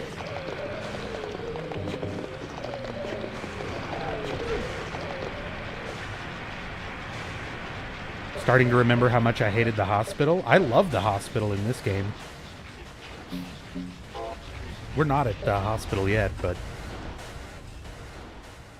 there's a lot of interesting stuff in Brookhaven. Got a silver coin. The lamp's shining on some old silver coins I know I've seen before. Got one earlier, so I shouldn't really take any more. I mean, I'm no thief. I might act like one now and then, though. Again, kind of confirming that earlier bit where Heather commented on, if there was a ring still there in the mall, she might have considered taking it. And here she's flat out admitting, I might act like a thief once in a while. I like that they give her that sort of klepto tendency. And again, not a lot of survival horror games do that, where they bother giving you an in-character reason for why your protagonist is going around collecting all these random items. There are your standard coins and bills over here. Of course, it's not like money might not come in handy, and it goes without saying that it would be nice to have, but I think I'll pass on it anyway.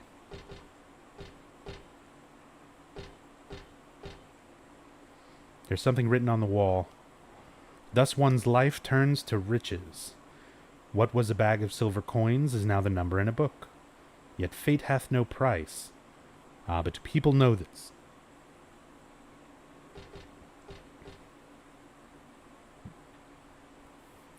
Just a plain old vending machine. This one is selling canned drinks. Come to think of it, I am kind of thirsty. I'd feel weird drinking anything sold in a place like this, though. Despite Heather's suggestion that she might not necessarily want to drink anything here, we're going to buy a drink.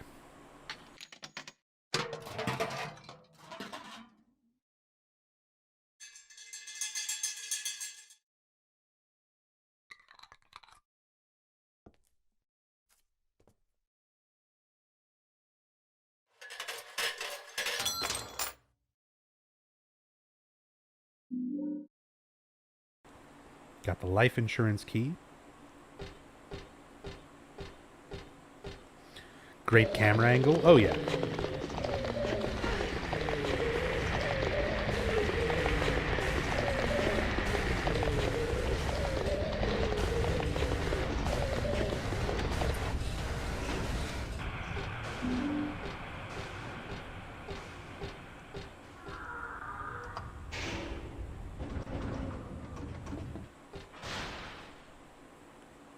Alright, back down to the first floor. We can go through the life insurance hallway now.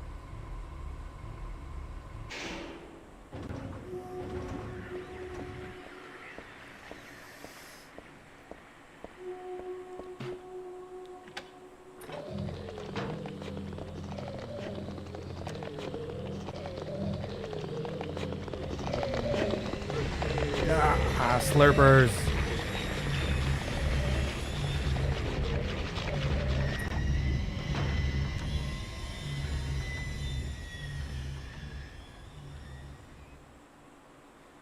This room always inherently creeped me out. I don't know what it is. Maybe it's the fact that it's covered in blood. That the walls are hidden behind sheets. The strange arrangement of the desks. The large, massive hole in the floor.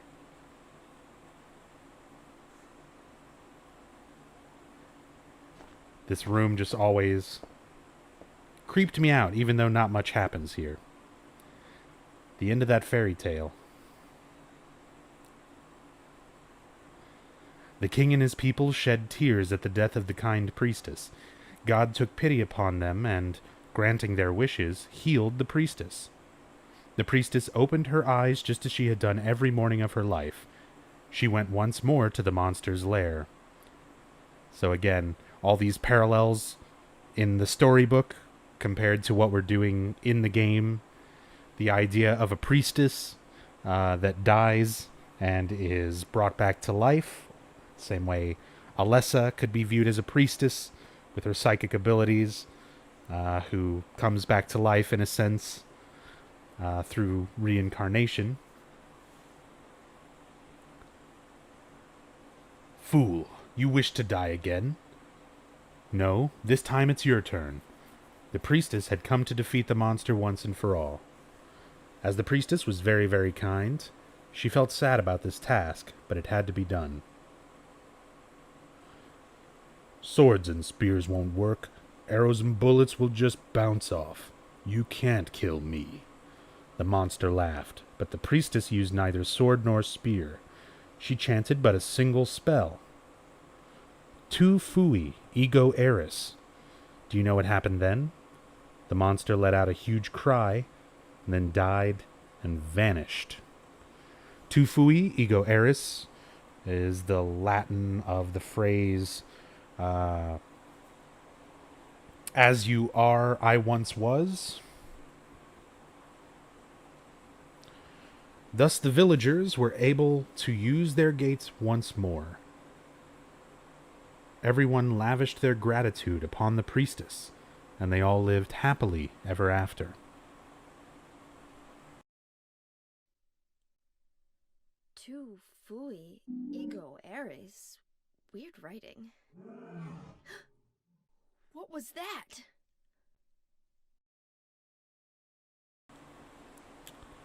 Hey, Beard of Truth. I'm doing good.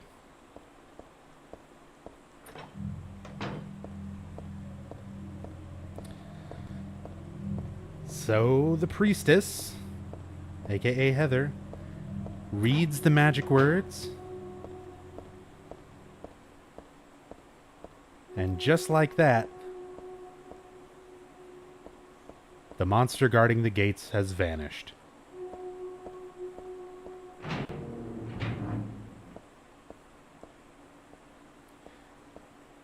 I was so excited the first time I played this game, and I finally got to this part, because I was like, oh man, you're finally like outside.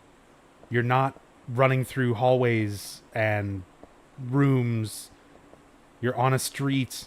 You're gonna get to explore some town finally.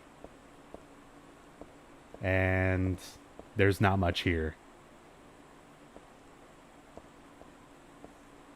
It's a sign for a cafe. Oh, that's the one I was just in.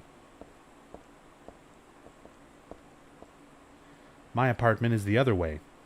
But what is this thing blocking the path? Am I still having that nightmare? So close to my home. My home? My dad. Is he okay? I'm sure he is. He must be.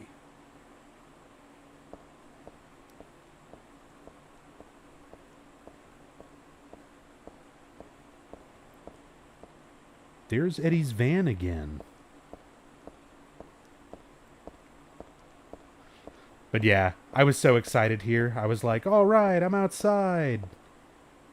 Don't have anything else to do in this building. I have to get home. Favorite part to explore the streets? I mean, I definitely like exploring the streets and the outside. And again, I feel like in this game, because it's so rare, like in Silent Hill 1, you're outside pretty often. In Silent Hill 2, you're outside pretty often going from place to place. And you've got a pretty large chunk of the town to explore in either case. With this one, I mean, you start off, you're in the amusement park in the nightmare. You wake up from the dream sequence, and then you're in the mall, and the nightmare starts taking over. And you manage to go from the mall to the subway, and the subway to the underpass.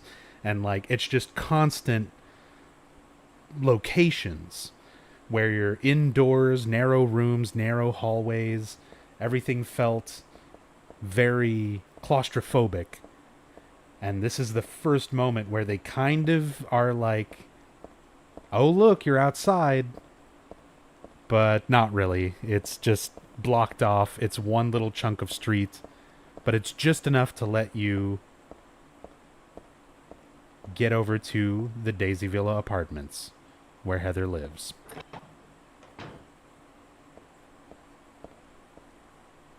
That's not my place. It is now. Don't know whose stuff this is, but I think I'll leave it alone. None of it's real. None of it is real. This is English. None of it is really can help me out right now.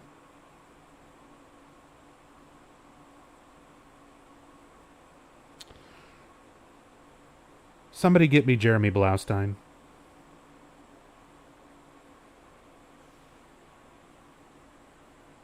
What was he doing?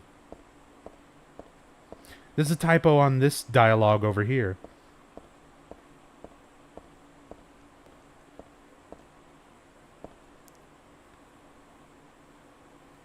This one is kind of more funny, though, because I just imagine Heather suddenly having an accent. What's this doing here? That really pisses me off. It's like having someone spit on your sacred place. Hey, some people are into that. Looking at that makes me head hurt. What does it mean? Looking at that makes me head hurt. What does it mean?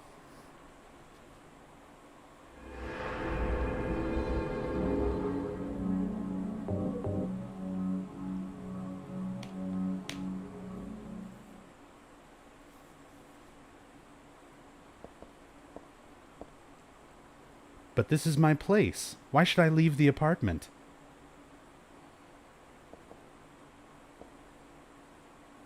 The mailbox is empty. What? This doesn't work? There's supposed to be another Silent Hill 2 Easter egg here.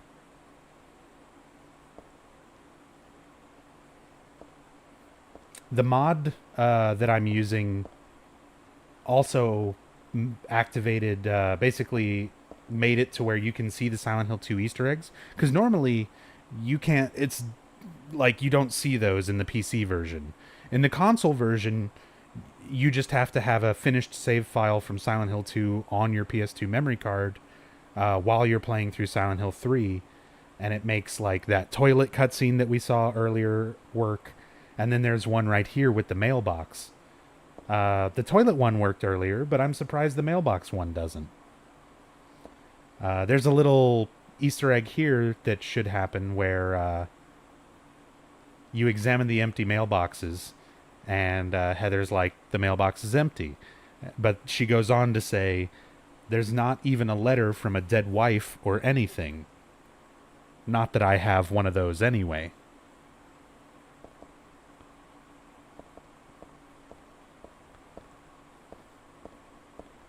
Maybe it's New Game Plus only? I'll have to mess around with that. This is the stairway. I don't need that. My apartment is number 102 on the ground floor.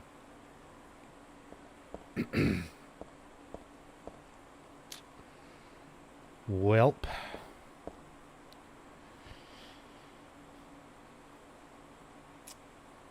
Prepare your feels.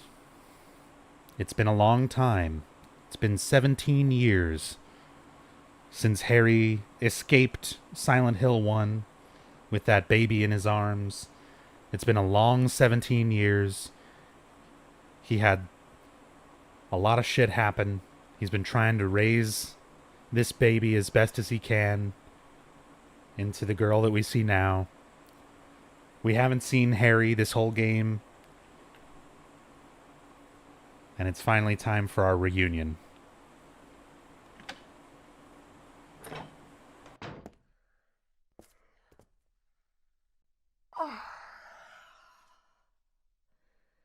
Dad, I'm home. Listen, something really crazy's going on. I think we should... Dad? Dad?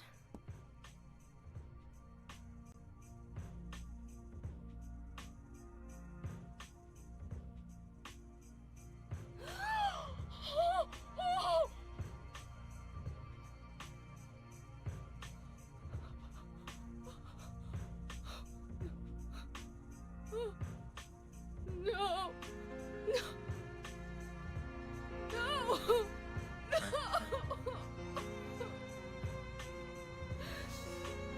No!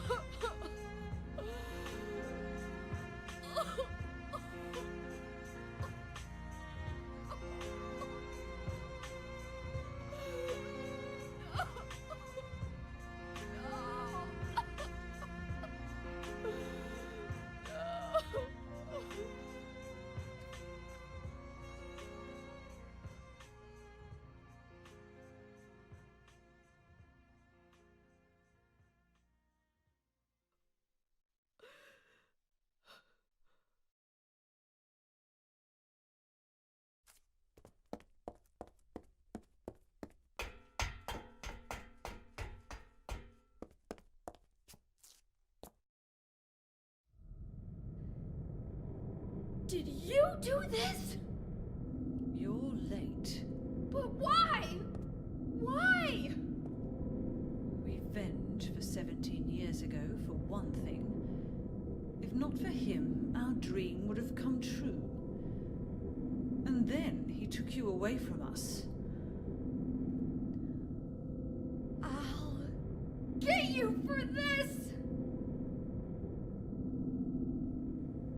There is another reason. To fill your heart with hatred. It must be this way. One day you'll understand why. No, I'll never understand! You must try to remember me, and your true self as well. You will birth a god, and build an eternal paradise.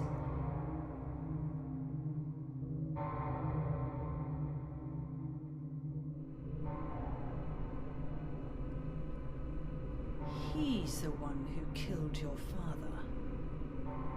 I merely gave the order. So, what will you do? I'll be waiting where all begins. In the town of Silent Hill. She said it. Roll the credits.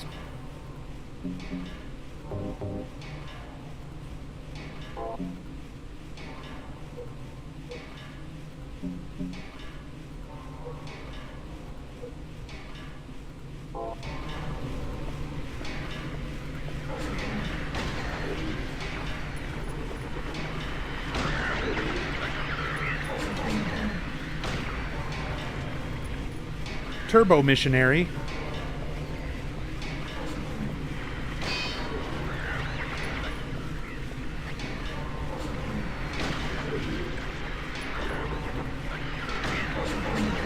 Oh. How did you get up that quick? Come here.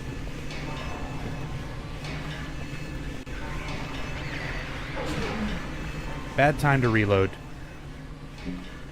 Okay.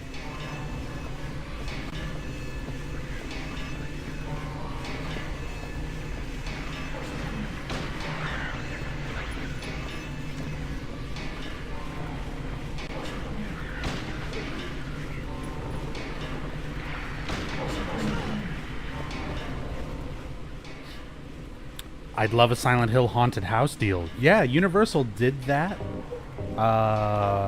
when Silent Hill Revelations was coming out, I think. They did a promotional haunted house at Universal Studio.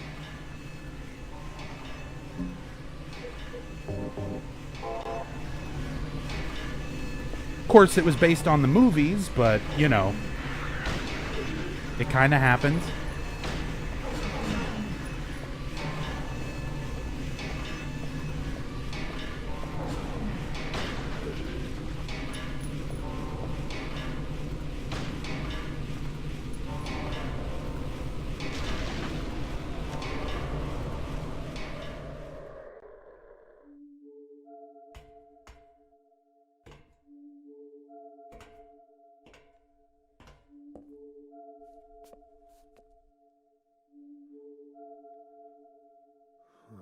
I don't know what to say. Then don't say anything. I'm fine, so just get out of here and leave me alone already! Calm down. Calm down? How am I supposed to do that? My father is dead! He's murdered! Get out! This is all your fault! If it weren't for you, I'm sorry. then go! If it'll make you feel better, I will.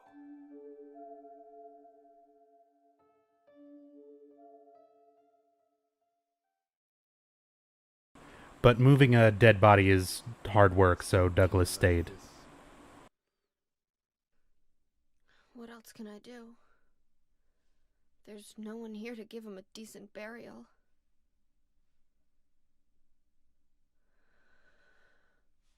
I'm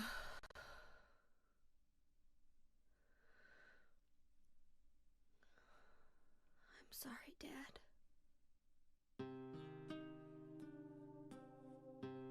What do you do now? I'm going to Silent Hill. What's in Silent Hill?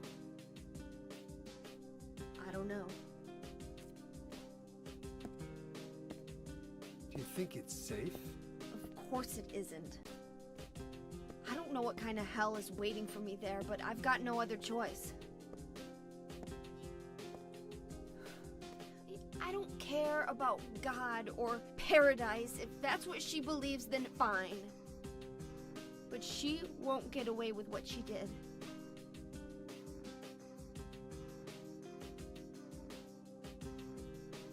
When I find her, I'll kill her myself.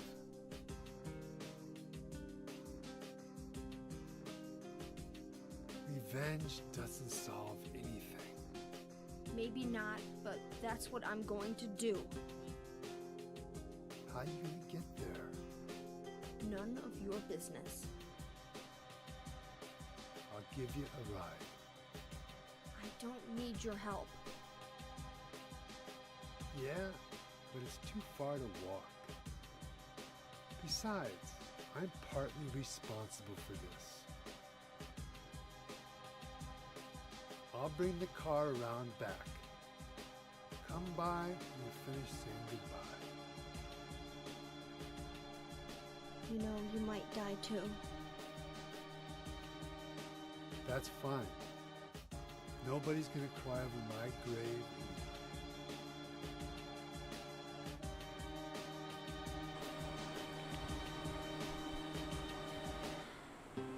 Sad times.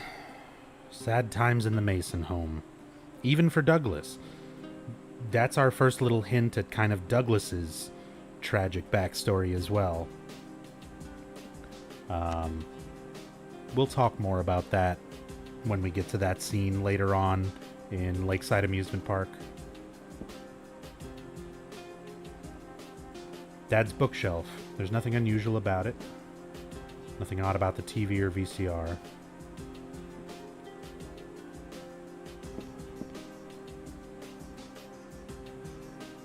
Okay. I just noticed the notepad next to the phone, and I wanted to see if it was a recolor of the Silent Hill 1 notepads, but it's like a totally different type of notepad. You know, the important details. I'll find that woman and make her pay. I promise I will. I wonder if my dad would be mad at me for thinking that way. I'll be back, Dad. I promise I'll come home soon.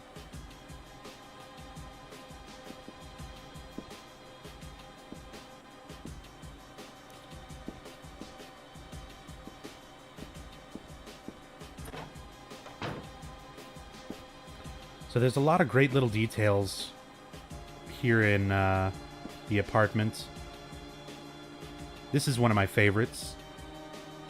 Looks like a child's drawing, most likely done by Heather when she was younger, that Harry was proud of and framed and put up on the wall. And if you look at what the picture is actually of, you can see that's Alessa in the center. The young dark-haired girl to her right, representing Cheryl, and the young blonde girl to her left, representing Heather. Alessa and each of her incarnations. It gives us the impression that even as a child, Heather had these subconscious memories from her life as Alessa and Cheryl.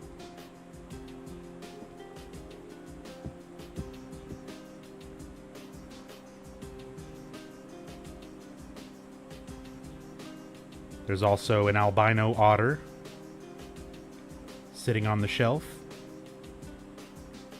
Shoutouts to UFO Techie.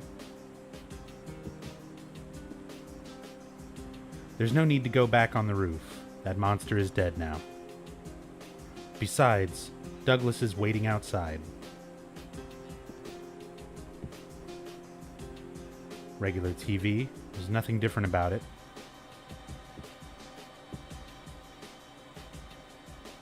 Dad, why did you have to die? You told me you were the strongest man in the world. Liar.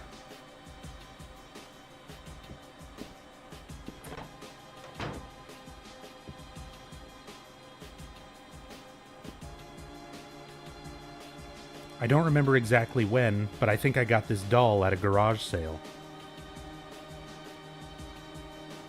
I still like it, but there's nothing I can do with it right now.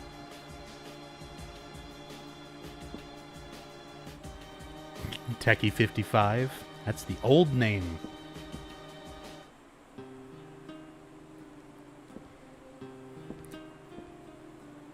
Few things here that are, again, parallels to things that Alessa had. Alessa had a pair of dolls, one of whom was named Scarlet. And she comments on that a little bit later, when we actually get to Alessa's room near the end of the game. What's wrong with your face? Seriously. What is this picture of? And why is it above her bed? And why does this person look like they've been stung by 9,000 bees?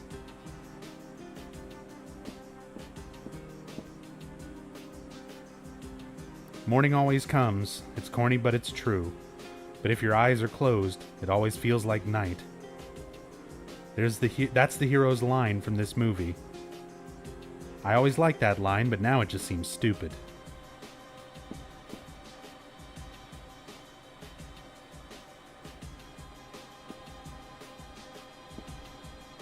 There's an actual teddy bear. Stun gun. This is my dresser. I don't need to change, so I'll leave it alone. The stun gun is a horrible weapon. But I like the description of it. High voltage to zap the bad guys. It has to touch them, though, so it's very short range. My worrywart dad gave this to me, just in case. I don't usually carry it with me because it's bulky and gets in the way.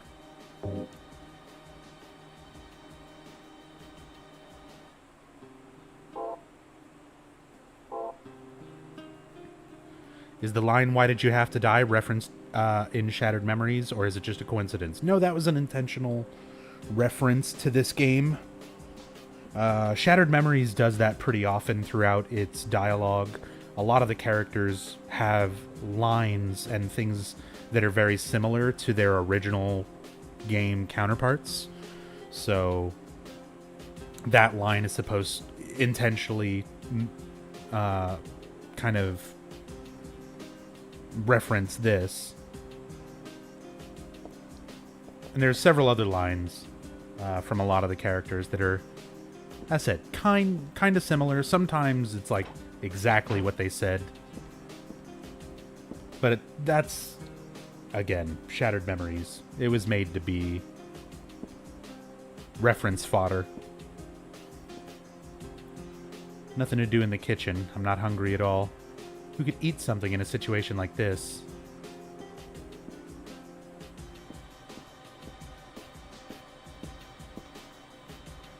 I can't reach anybody. Not the police or the church. I always thought it was interesting that she mentions reaching a church. I guess to arrange, like, for her father's funeral or something like that. But I always took that to imply that Harry himself is supposed to be like a Christian. While not overly religious, it's, you know, part of his character. And maybe it's something where, you know, he would have raised Heather to be the same way. Although she is, again, no angel. She probably rebelled against it, but it's still interesting to me that she mentions the church even when thinking about people to call at this point. Because, like, me, I'm not a religious person. I haven't been to church since I was probably like 5 years old. And if I came home and a family member was dead, church would not be the first thing on my mind of people to call.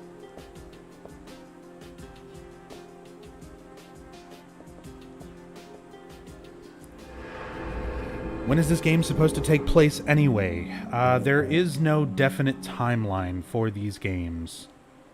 You can kind of try to infer a general timeline. Oh, S. Brown, I gave you a chance. Goodbye, my friend.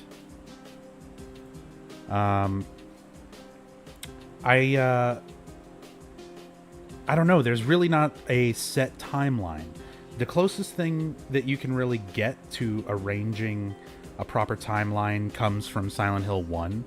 The model of Harry's Jeep is a 1987 YJ Wrangler, meaning that the earliest that Silent Hill 1 could have happened would have been 1987, if we're going by that logic. And again, this is a fictional universe. It doesn't have to actually line up with facts from our reality, which is why all of this is irrelevant.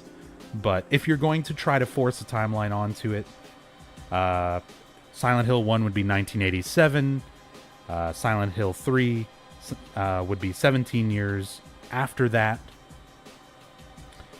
putting us in like 2004 or so.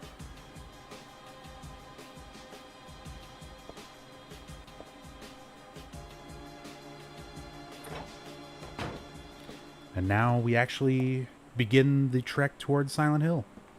I just met some guy named Vincent. Vincent?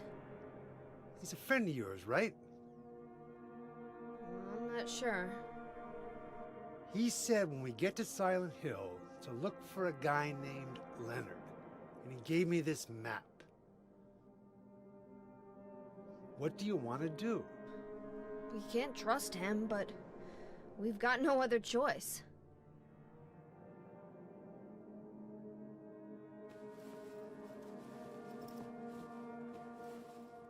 Here, take this too. What's this? Your father was holding it.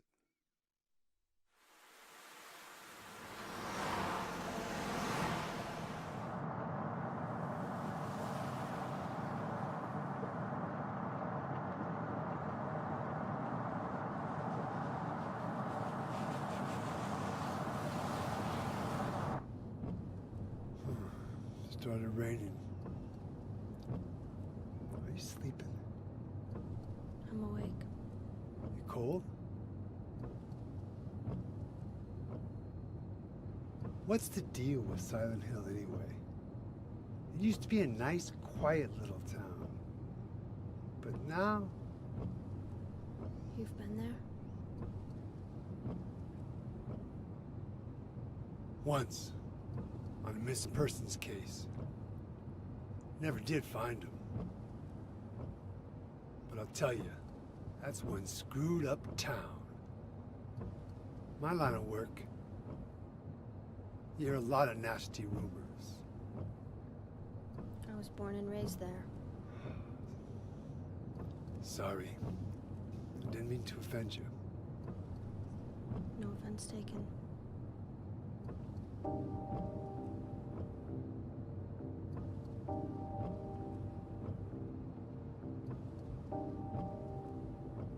Anyway, I thought you grew up in Portland. What's wrong? Feeling sick? My head's pounding like the worst hangover ever. Maybe you're car sick. No. I'm just trying to remember. My childhood. Something terrible happened in Silent Hill 17 years ago. A woman named Dahlia.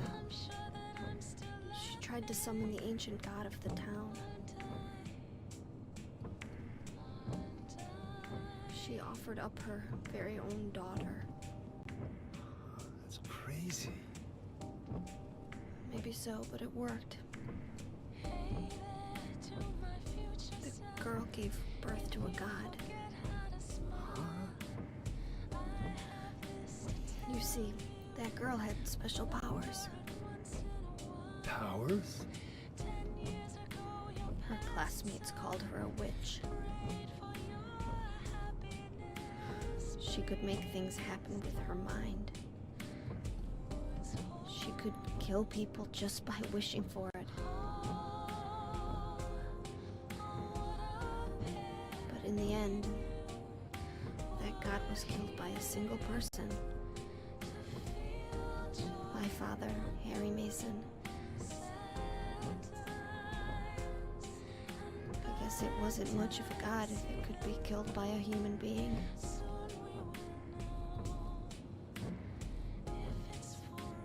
But I think Claudia's trying to do the same thing again. And I've been chosen as the sacrifice. You've got some kind of power in you too? After the god was killed, the girl reappeared. She was holding a baby in her arms.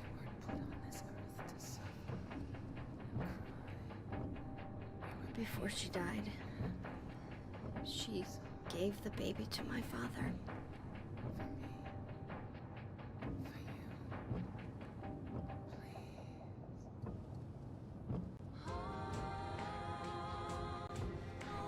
He loved me just like I was his very own daughter. Even though he didn't know who or what I was.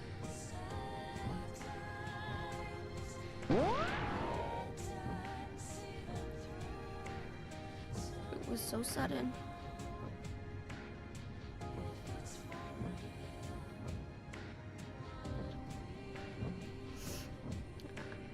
I never had a chance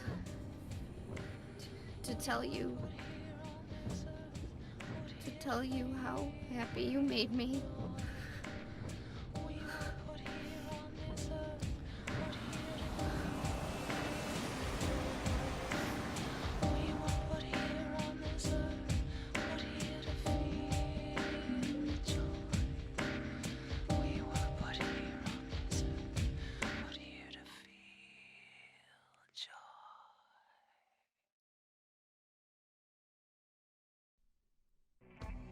I'm gonna head for that Leonard guy's house.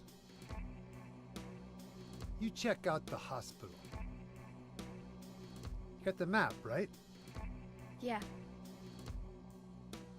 You gonna be okay alone? I'm not a child, you know.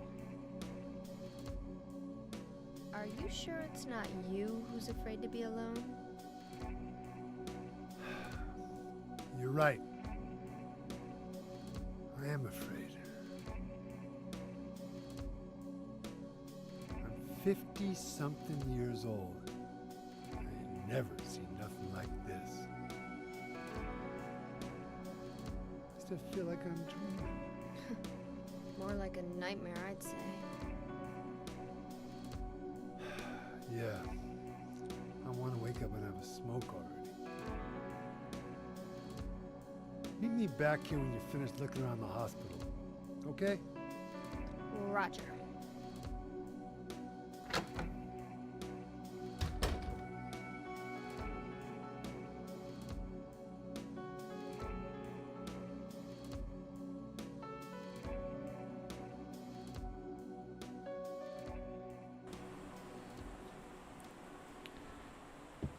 That is by far one of my favorite cutscenes. Just, it's such a good music track. The name of that track, when they're in the car, by the way, is Letters from the Lost Days, or Letter from the Lost Days. And that is such a good, like, setup of a scene. Just everything about it. The rain sound effect, the music sound effect, and it's really, really beautiful. It's also Heather somewhat summing up a little bit of the plot of Silent Hill 1 in kind of a brief manner, at least as much of it as she's aware of at this point. And Enigma, thank you so much for the 399 bits, by the way. Much appreciated.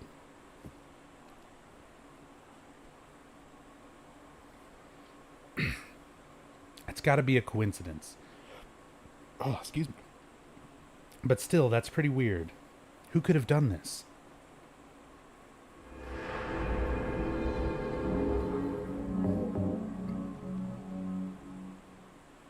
All right.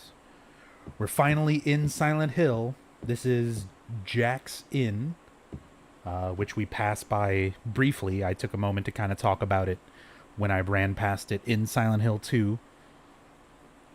Just to kind of mention, this is where Heather and Douglas wind up in this game, and here we are. Before I continue out the door and into Silent Hill proper, I'm going to take another short break, go use the restroom, grab another drink, and I will be back in just a moment.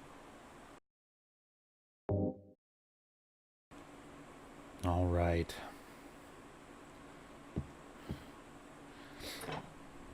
So, as I said, we are here in Silent Hill. The rest of the game, up until this point, has been taking place in Portland. And now we're actually in Silent Hill. This is the same southeastern section of Silent Hill that you're in Silent Hill 2. As said, you do run past this area. It's not like an area you need to really be in Silent Hill 2, but the layout of everything here is pretty much exactly the same. I can understand from a technical standpoint why you're in this part of Silent Hill. I kind of wish, seeing as this is a sequel, direct sequel to Silent Hill 1, I kind of wish it had taken place in old Silent Hill, the same areas that Silent Hill 1 did, but they would have had to completely remake it in the PS2 engine that they use for this, whereas copying over the assets from Silent Hill 2 for this section of the town was obviously, you know, something easier to do. Andy's Pizza. Free delivery. It's a good deal. Easy to remember phone number as well. 0000000. Call it. Get some pizza.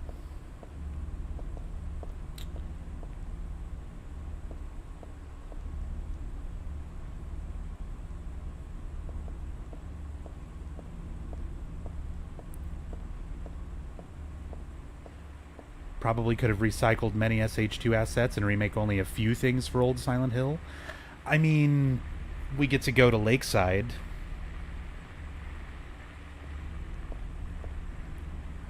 There's no area code, because phone numbers back then didn't use area codes.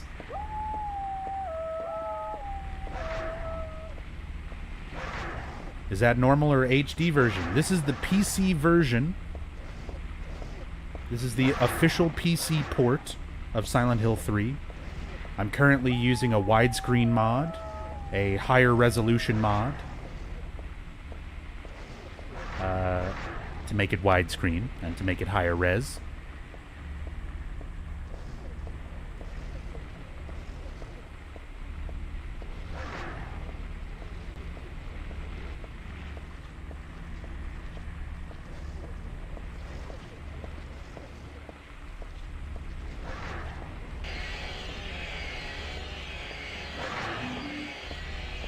Oh my god, dogs. Heard they fuck up fog with HD.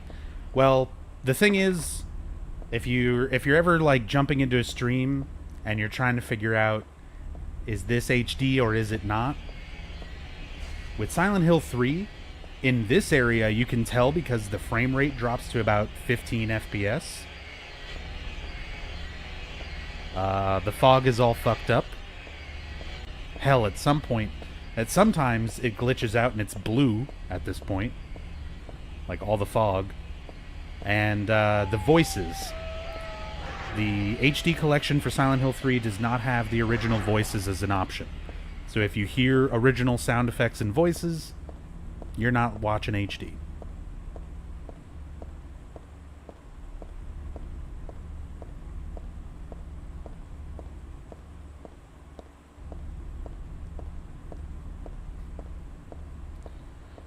So there's not a whole lot of these areas you can get into. Pete's Bolorama is all locked up. Most of the town, actually, you can't even get around to. A lot of it is blocked off. You only get this one little chunk of Silent Hill to go through. But it does let you into Heaven's Night.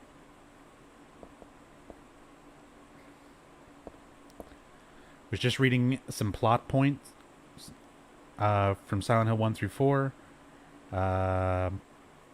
Is it even worth to play after 4? It depends. If you're a huge fan of the series and you don't mind playing some games that are significantly less quality, go ahead and play them for the sake of playing them. If you don't have time for that shit and you just want to focus on playing the ones that are considered worthwhile, you're pretty good sticking with 1 through 4. It's a tourism pamphlet. I had forgotten it, but it's true. Silent Hill was originally a resort town. And this is the exact same Roger Widmark tourism pamphlet that you find in the apartments in Silent Hill 2. Silent Hill, a quiet little lakeside resort town. We're happy to have you. Take some time out of your busy schedules and enjoy a nice, restful vacation here. Row after row of quaint old houses, a gorgeous mountain landscape, and a lake which shows different sides of its beauty with the passing of the day, from sunrise to late afternoons to sunset. Silent Hill will move you and fill you with a feeling of deep peace. I hope your time here will be pleasant and your memories will last forever. Editor, Roger Widmark. Ironically, I would say if you're a huge fan, then no. The problem there is then you don't have any basis of comparison for discussion with other fans. You have to play a game and form your own opinion about it. Like, if you're a big enough fan to play the first 4 Silent Hill games and say, man, I love this series, you have to at least experience the other games, I would say. If you're a casual fan and you don't care about playing every game that's available for the series, then yeah, there's better ones to focus on and ones that are not worth your time, I would say. But you can't tell if it's going to be worth your time or not worth your time until you play it and form your own opinion. Some people really enjoy some of the Western games. I've got a soft spot for Shattered Memories myself. I would say Shattered Memories is worth playing. It's not a masterpiece by any stretch of the imagination. Nowhere near as good as like the first 4 games in my opinion, but is it worth a play? I would say so. It's got some interesting aspects to it. The fact that they removed combat and put a huge focus on detailed environments and exploration and how you explore and look at those environments affects your gameplay. That is a cool aspect. That's admittedly a cool thing. It's a shame that it was put into a game with an awful story, but there are some redeemable things about the game. And as said, if you call yourself a huge fan of something without having experienced the bad and the good that goes along with that series or fandom that you're a part of, I don't know. I don't know if you can really consider yourself a huge fan. Like, I play all the Silent Hill games, not just the ones I like. I analyze and do story playthroughs for all of them. The same way that I play through these and explain exactly why I love these games, why they're meaningful to me, and why I consider these some of my favorite games. It's just as fair that I play through the other games and explain why I don't think they are as good as these. I don't just call them bad and leave it at that. I actually try to give a basis for why I have the opinions that I do. And a lot of people just, they're not going to bother with that, you know? You just avoid the stuff that you don't like and focus on everything else. But to me, that's unfair. To me, that's unfair. For better or worse, those games are part of the series. You missed the Maria poster? I saw it. It's on the stage. I just was a bit distracted there. It's in, like, during these playthroughs, I'm unfortunately don't stop and talk about everything. It depends on the discussion I'm already having and things like that. That's why I do multiple story playthroughs. I don't always cover the exact same things every time I do a story playthrough. Sometimes I skip over certain aspects and cover others, and so on.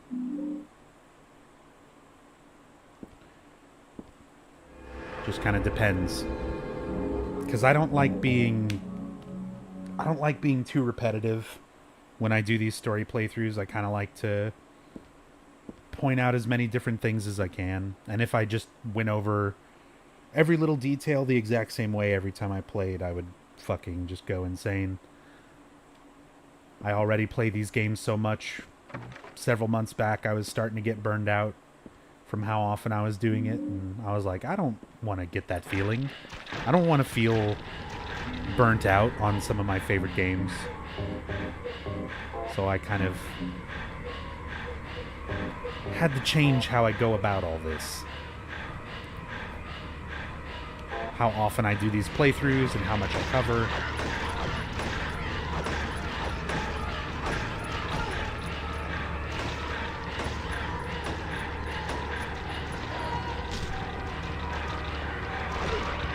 You left one out, Silent Hill Pachinko. Tell you what, you buy me the machine and I will rank it with the others. Until then, shut your ass.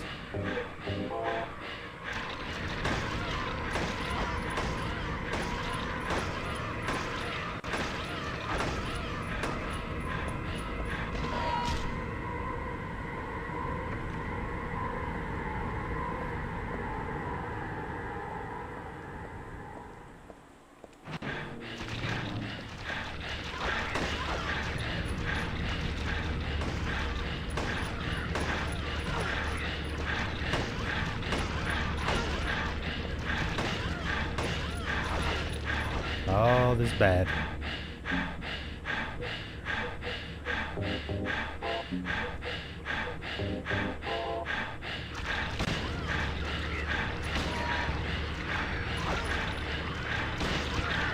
Why are you just, like, immune to stun? What? Oh, did I just get shot from the other nurse? Yeah. You bitch. Get crotch stomped. Yep, this is hard difficulty. Hard action, hard riddle.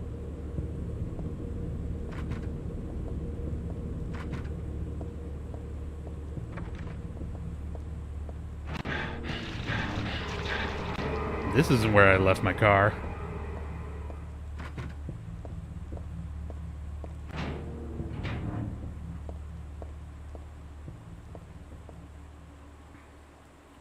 There's a lot of things stuck to the wall. A cookie, a toothbrush, a spoon, a Christmas card, a clock. Whoever it was probably used glue, but why do this in the first place?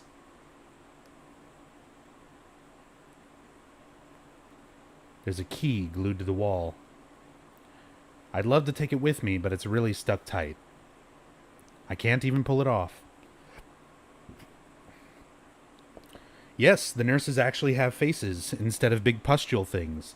The nurses are not just a static, generic Silent Hill monster. The nurses are supposed to be unique in each game, representing different aspects. So, for instance, in Silent Hill 2, the nurses were faceless and overly sexualized to represent James's sexual desire, possibly for some of the attractive nurses when he went to visit Mary in the hospital. But he didn't really pay too much attention to their faces. They were just sexual objects, as far as he was concerned at that point. And so the nurses are manifested as such because that is being pulled from James's subconscious. Whereas the nurses that we see in Silent Hill 1, we're seeing them as these sort of possessed puppet nurses. And that was to reflect the nurses that Alessa disliked while she was being cared for in Alchemilla Hospital. The ones who were being puppeted by Dr. Michael Kaufman. So, I mean, it's not a situation of nurses are just nurses and they're in the Silent Hill games to be a generic monster. Like, they have specific designs that are relative and significant to each individual game. Like, they are specific to certain characters. And that's reflected in their designs.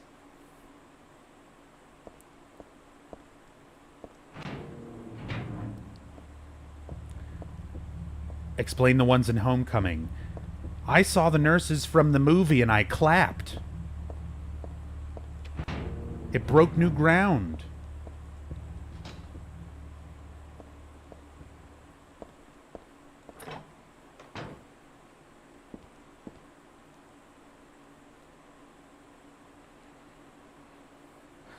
Oh, here we go.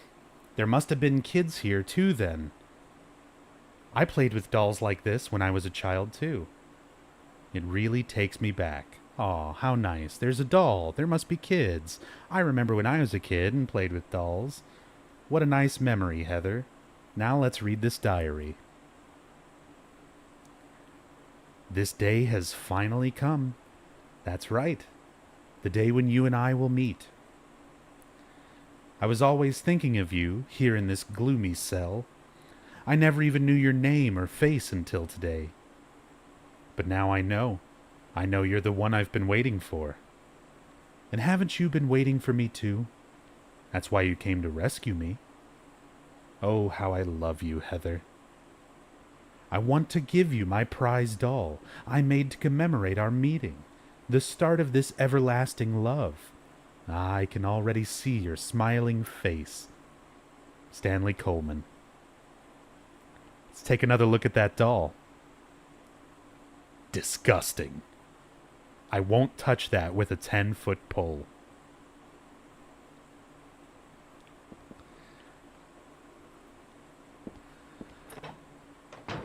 Oh, and once you read that, it's gone.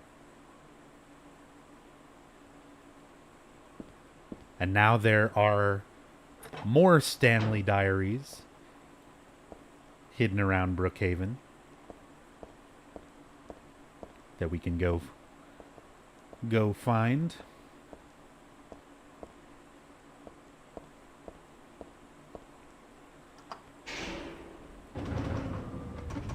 Who is Stanley Coleman? Apparently he's a patient here at Brookhaven who has an obsession with Heather and knows who she is somehow. Now, keep in mind, there are people who are involved with the cult, like Claudia and some others, who would know about Alessa, her reincarnation, that she exists as someone else, but it's never explicitly talked about who Stanley Coleman is supposed to be in the context of this game.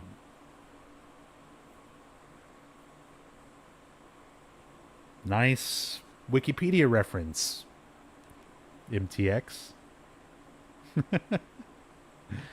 No.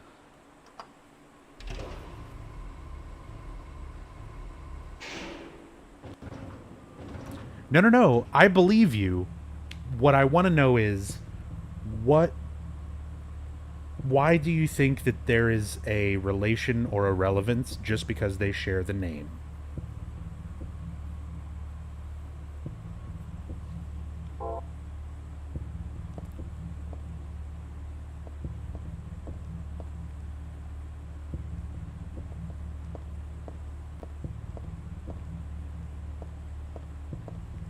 Do I have any Silent Hill stuff in my home? Posters, figures, that kind of stuff. I actually don't have a whole lot, but I do have a couple things. I have a sign, a Welcome to Silent Hill sign, in the style of like a street sign. And I keep that up on my garage door. I stream and use my garage. My garage is converted into a studio, basically. So I keep that Welcome to Silent Hill thing up on the garage door. And I, at one point, many years back, cosplayed as Pyramid Head at a bunch of conventions and things like that. And a friend of mine made me a solid wood, full-scale replica of the Great Knife from Silent Hill 2. And I don't have anything left of that costume except for the Great Knife. So I've got that Great Knife replica and I've got the sign. That's really about it. I don't have figures, I don't have posters. I've got soundtracks and stuff like that, but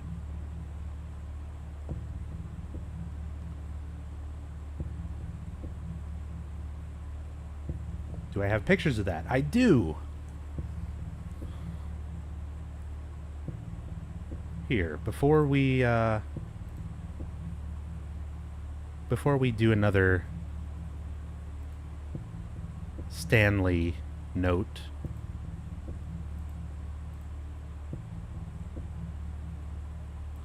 let me see if I can find a picture real quick. I should have one saved on this computer because I know I've showed it on stream before.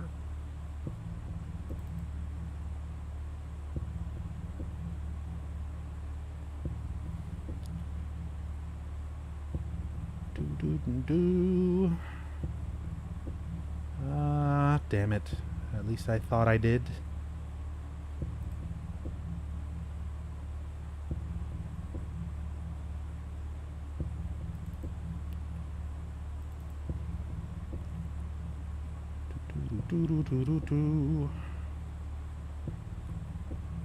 Sorry, I have a shit ton of photos. Yeah, here we go.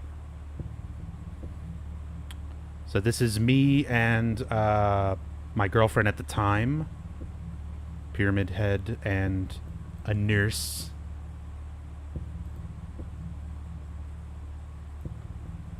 So there you go.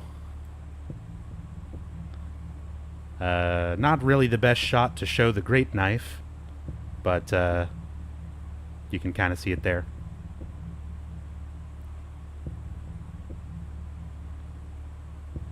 And I want to say this is probably from 2006, 2007, somewhere around there.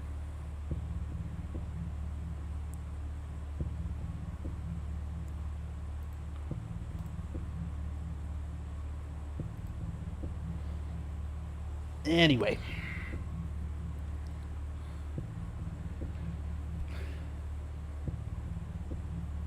So, we got another Stanley Coleman diary here. You may not yet have realized your own true feelings, but you sense them unconsciously. And so you're trying to get closer to me. That's a virtue. The path to paradise.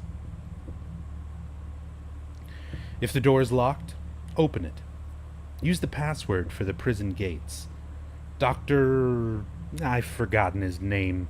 Anyway, that quack has it posted. He should be here too. I mean, 4 numbers would have been good enough, but he kept on going. Isn't it a shame? I'm not there. Aren't you irritated? I long for you, but you're so cruel. Still, I want you, Heather. Stanley Coleman.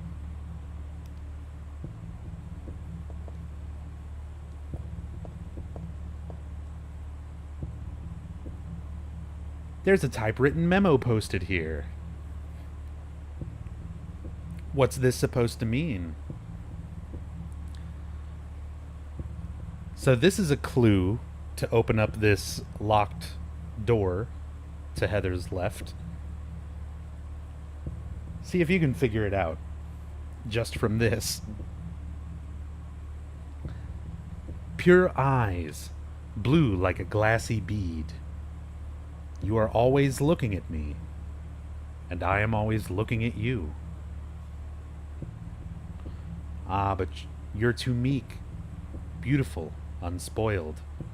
Thus I'm so sad, I suffer, and so happy, it hurts. I want to hurt you and destroy myself. What you would think if you knew how I felt. Would you simply smile, not saying a word? Even curses from your mouth would be as beautiful as pearls. I place my left hand on your face as though we were to kiss. Then I suddenly shove my thumb deep into your eye socket, abruptly, decisively, like drilling a hole. And what would it feel like? Like jelly? Trembling with ecstasy, I obscenely mix it around and around. I must taste the warmth of your blood. How would you scream? Would you shriek? It hurts, as cinnabar red tears stream from your crushed eye. You can't know the maddening hunger I felt in the midst of our kisses. So many of them, I've lost count. As though drinking in your cries, I bring my hopes to fruition, biting your tongue, shredding it, biting at your lips, as if tasting your lipstick. Oh, what euphoric heights I would reach, having my desires fulfilled like a greedy, gluttonous cur. I longed, too, for your cherry-tinted cheeks, tasty enough to bewitch my tongue. I would surely be healed, and would cry like a child. And how is your tender ear? It brushes against my cheek. I want it to creep up to my lips so I can sink my teeth into its flesh. Your left ear, always hearing words whispered sweet as pie. I wanted to hear my true feelings. I never lied, no, but I did have my secrets. Ah, but what must you think of me? Do you hate me? Are you afraid?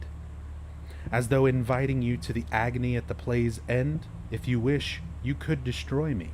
I wouldn't care. As you wish, you may destroy me. I wouldn't care.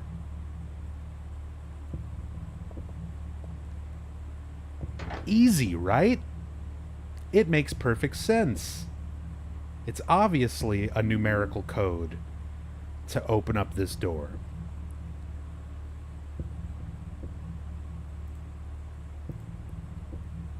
But just for the sake of explanation, let's just go ahead and pull up some notes real quick. Alright, so for this puzzle, this is another somewhat abstract one.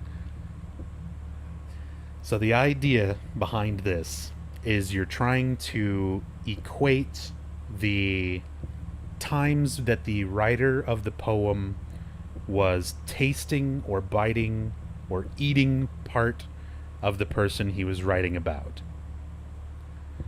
And the keypad itself is supposed to be the face of the victim in the poem. So, if you're to look at this as if it were a face and assign a part of the face to each number, you would essentially have the person, like if this was a face facing you, you would have the right eye, the nose bridge, the left eye, the right ear, the nose, and the left ear, the cheek, the mouth, and the left cheek. By the way, is my... Okay, good. My cursor is on there. Sorry. So we start off, the writer places their left hand, on the person's face, which would mean it's on the right side of the person he's facing, sticks their thumb into her eye, and that would bleed down. And even though this doesn't necessarily equate the way it would, like, you know how your tears run down the inside, your tear ducts are closest to your nose? I don't know. There's so many different ways you can interpret each part of this poem, and that's what makes it so abstract.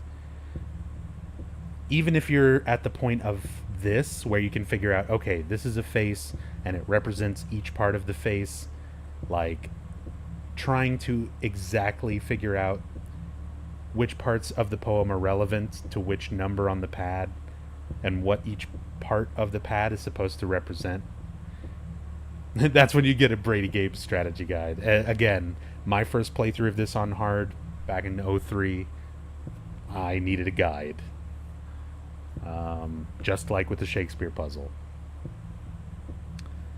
So we start off crushing the right eye. Even though this is the ear, we're supposed to assume that the tears would stream downward from the eye to the next number, which would give us a 4. After this, the next portion of the poem that is relevant is the line of biting your tongue and shredding it. So that would be the victim's mouth, which would be 8. The next line of the poem, cheeks tasty enough to bewitch my tongue. So we don't know left cheek or right cheek. So the third number would be ambiguous. So for the sake of just trying everything, we would try, say, 7 first. Finally, the mention of the victim's tender ear and sinking my teeth into it. And it's further explained that it is their left ear, which would be the number 6. And as you can see, the door does not open, and it's not a correct code. So starting over from the beginning, we have tears running down from the eye. The 4 would be below the eye. 8 for the mouth. This time the left cheek, 9 instead of the right cheek, 7. And finally, the left ear. And the door unlocks. Again, not only is it such an abstract poem where there's a lot of things that you could take as relevant from that poem that aren't necessarily relevant, trying to figure out that the number pad itself equates to a face, and then working out the connection between the two. Pretty abstract.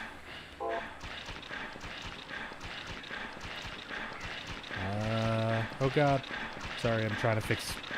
My notes were in front of my chat window.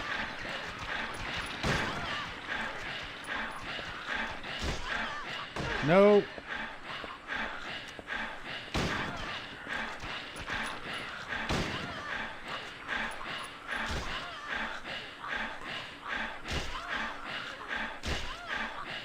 Wow, you're a tough one.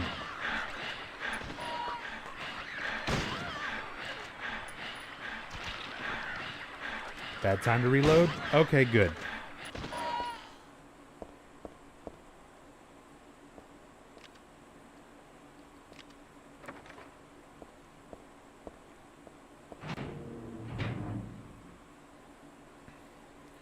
Feels like they might have gone just a little overboard for the hard puzzles. You know, I don't even care. Because honestly, I would take a horror game with puzzles that are so difficult that they take me forever to solve, or I have to look them up. I would absolutely take that over a dumbed down horror game with match the moon-shaped piece into the moon-shaped hole, match the star piece into the star hole, match the red gem under the red light. Like, that's what horror games are now, for the most part. And, I mean, as said, I would much rather have something that forces me to think, even if it's super abstract. I would much rather take that over something dumbed down and just immediately you know the solution. There's a medical record here. Could this be for this dead guy? Background unknown, name and age unknown, not admitted patient. Found in poor mental state on hospital grounds. And temporarily installed in room M4 at Chief's discretion. Died late tonight from blood loss due to severed carotid artery. Was grasping own kitchen knife in right hand. Assumed this was cause of neck wound. Possible suicide, but wound angle suspicious. Sent to second floor treatment room for further investigation. Have received no proof or corroboration of event from patient residing in same room. Have not notified police. However, for future necessity, leave victim's bed and effects intact. Room M4.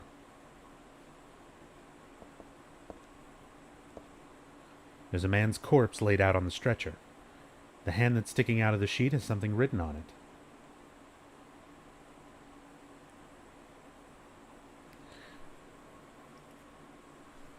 I would say you're not wrong, Three Dog. Like, it's definitely a more of a middle ground. Silent Hill 2 on hard or on extra. I feel like the puzzles are good. They definitely make you think. And there's a lot of twisted logic that you can kind of go on to throw yourself off. Again, going back to like TGA Dave's playthrough, watching him solve the coin puzzle and trying to work out, you know, the proper meanings behind every part of the poem and how it actually applies to the puzzle logistically. So you're not wrong there, but I don't know, even that level of difficulty I feel is missing in a lot of modern horror, and in a lot of other survival horror games in general. Usually things are somewhat more straightforward.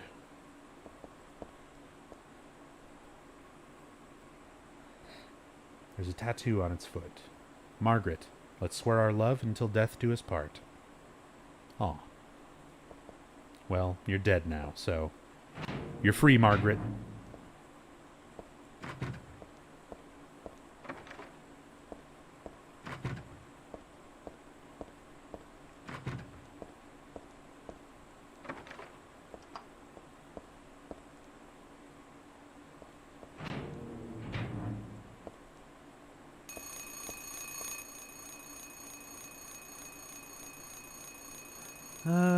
Looks like 8:14.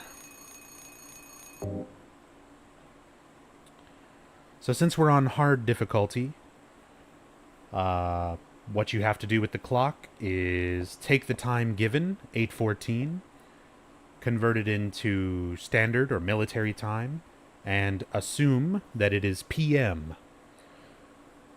So 8:14 would become 20:14.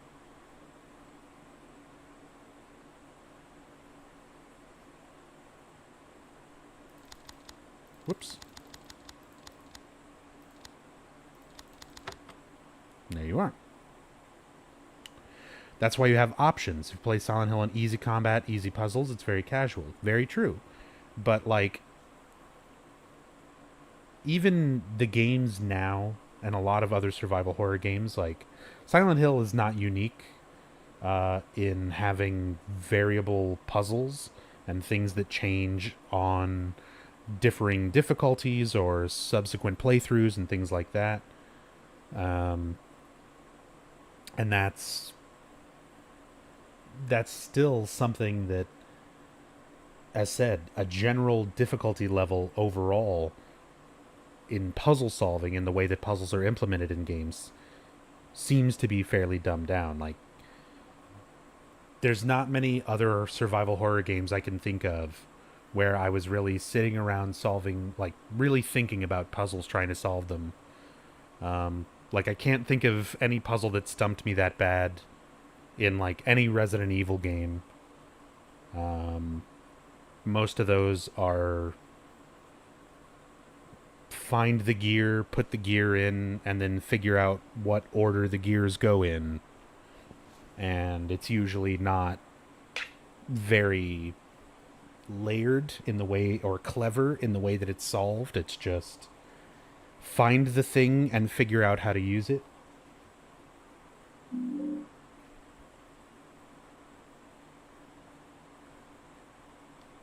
Got an instant camera. Water puzzle in Resident Evil 3, hands down. I guess somewhat, but compared to Shakespeare, compared to later on, we're about to get later in Brookhaven, we're going to solve the riddle of Cock Robin.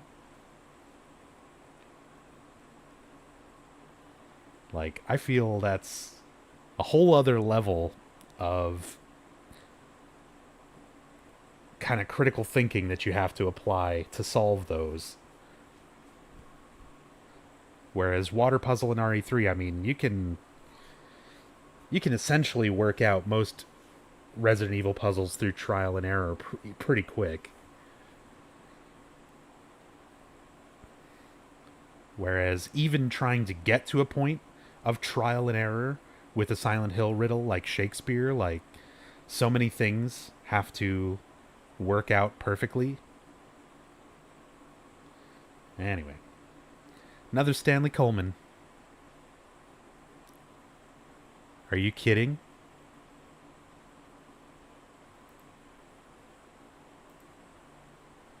Alright.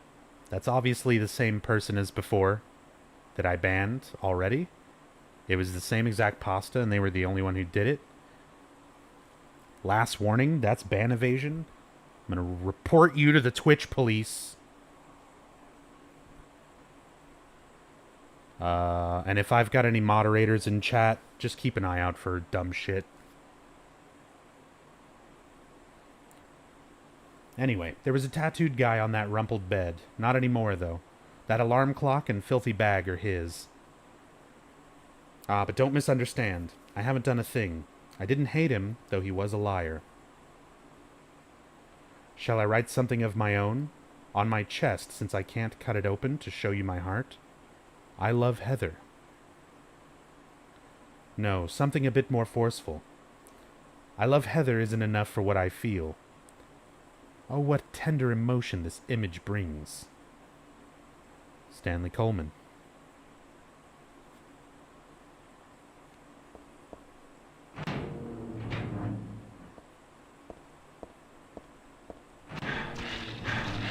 Nope.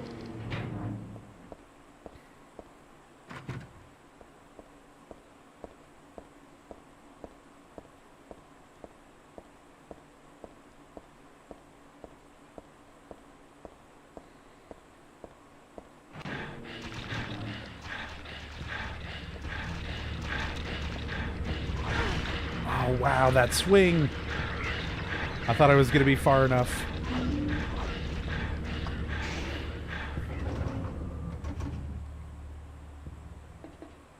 Hey, jury.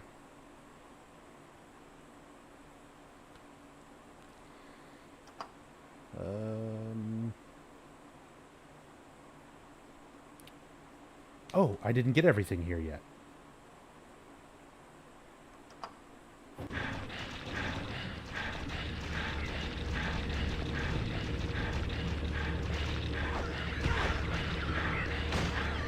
Shut up.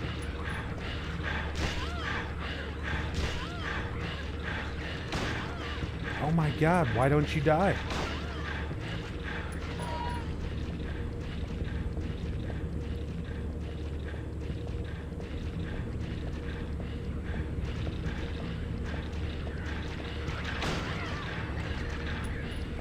Nope.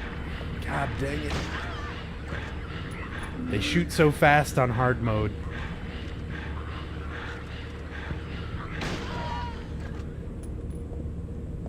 On easier difficulties, the nurses with the guns will, it takes them a little bit, like, they'll aim, and they'll hold the gun up for a little while, and then shoot. But now they just, like, they pull that trigger right away. Alright, so I got nail polish remover, and I got the perfume. Perfume is kind of a strange item. It gives you the option to use it, but there's nowhere in the game where you can ever actually use it. But it's also equipable. The description says the stuff smells a little strange. Equipping the perfume actually makes enemies notice you more. Like, they are more aggressive towards you.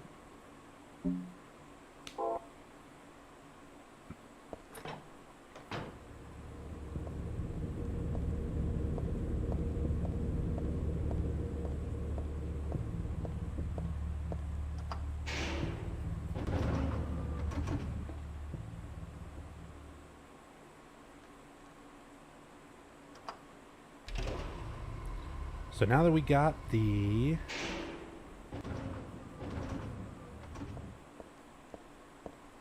nail polish remover, we can follow Stanley's advice. We can use that junk those nasty wenches are always using. Oh, and he left us another book, another diary.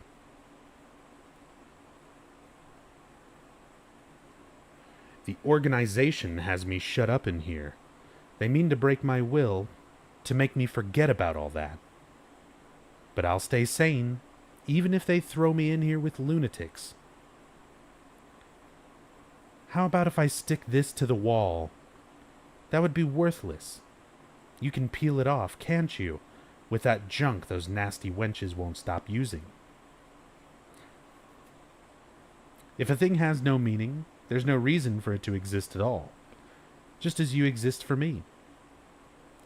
But why haven't you taken my doll with you? Ah, my gift must have embarrassed you. How cute you are, Heather. Stanley Coleman.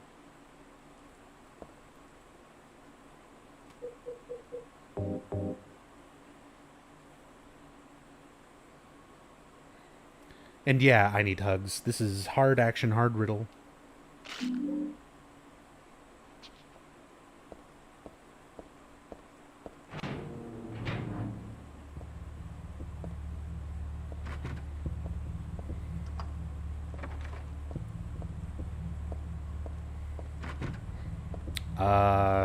No, it won't, Gaestra.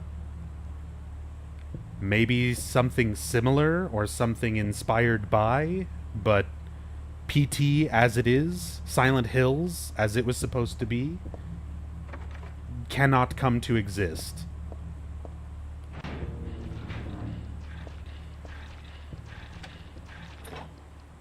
Not unless Kojima gives up his studio that he just established to continue working on it with Konami, which is, yeah, not gonna happen.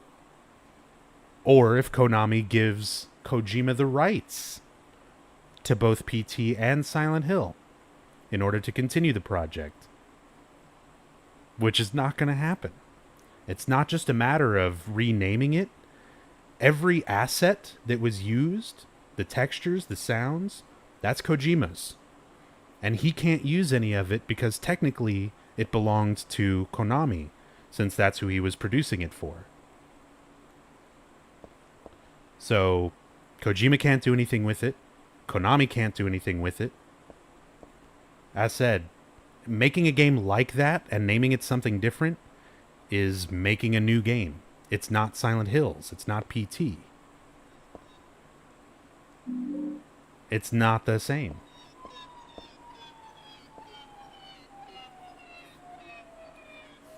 It's a wheelchair. Where's the person that was using it? Do you think Silent Hill has become a dead franchise? Yeah, I do. I think PT was the last real chance that Silent Hill had for a comeback. And with Kojima's falling out from Konami, that was pretty much the nail in the coffin.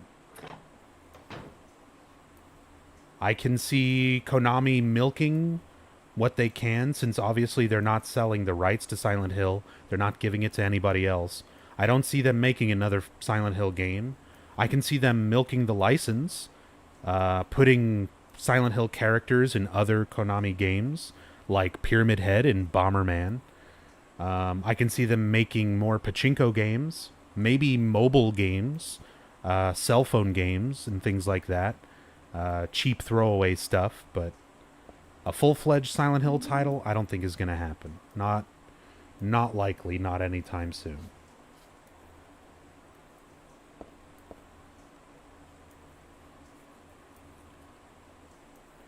There's a suspicious space between the shelf and the wall. But I can't squeeze into there, and there's no way I can move the shelf either.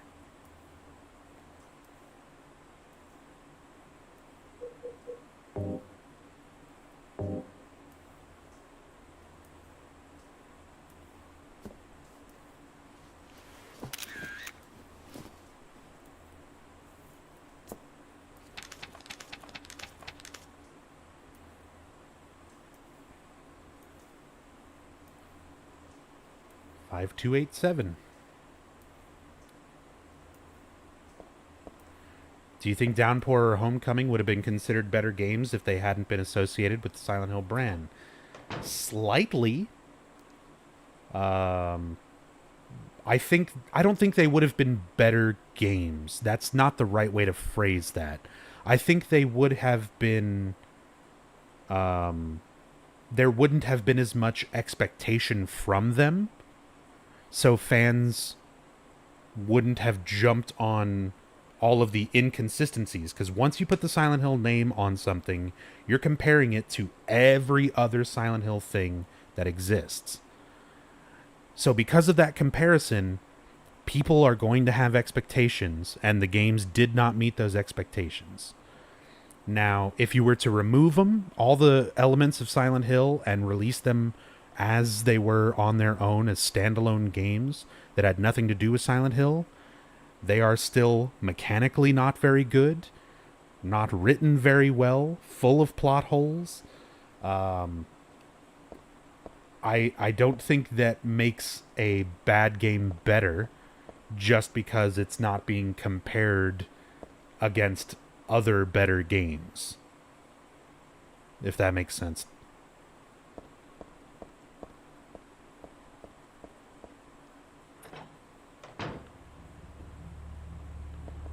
Oh wait, 3rd floor. I've got the thing.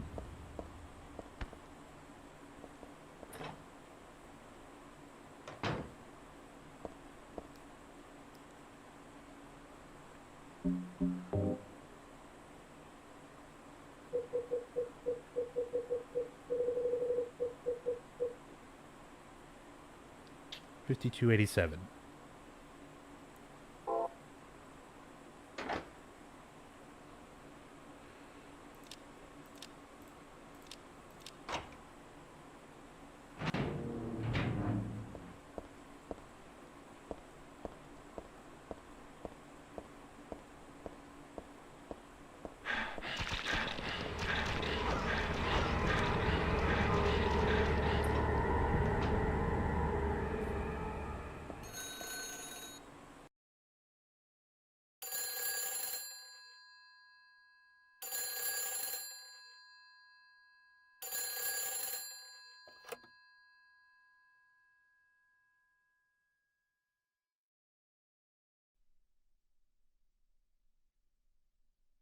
Hello?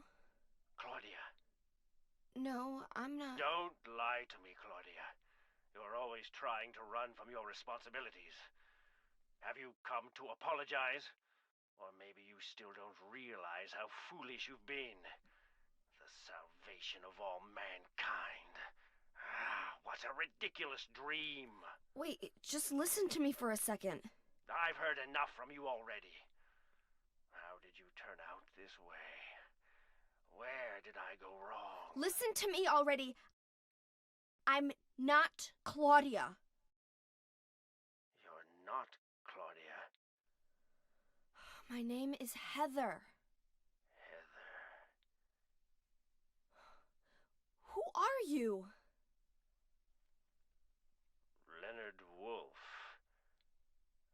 I'm sorry. I thought you were my daughter.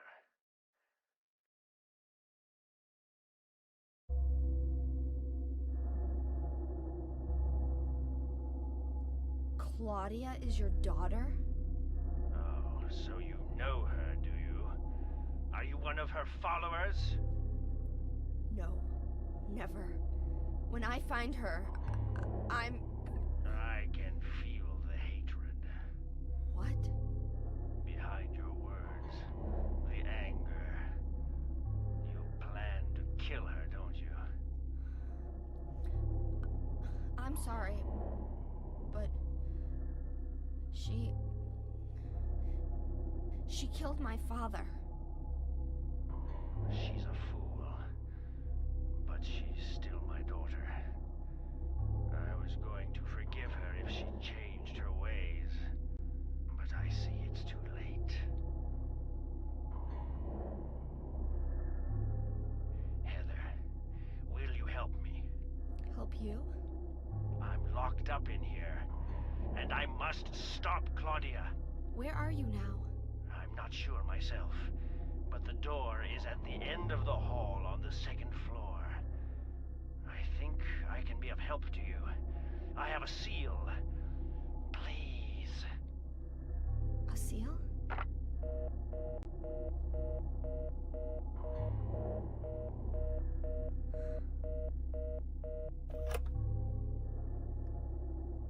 The end of the hall on the 2nd floor.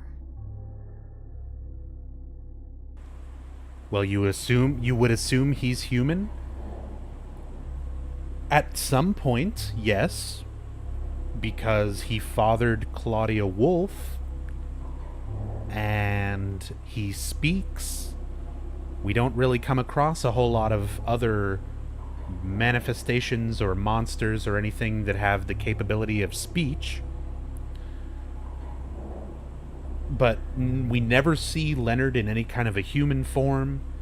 We never have any kind of inclination as to if he died and now he's like this, or if we perceive him like this because of the effects of the god inside of Heather. Like, there are so many unanswered questions about Leonard. No, I don't know what he is exactly. He is quite mysterious. There's a lot of details about him that we just simply don't know.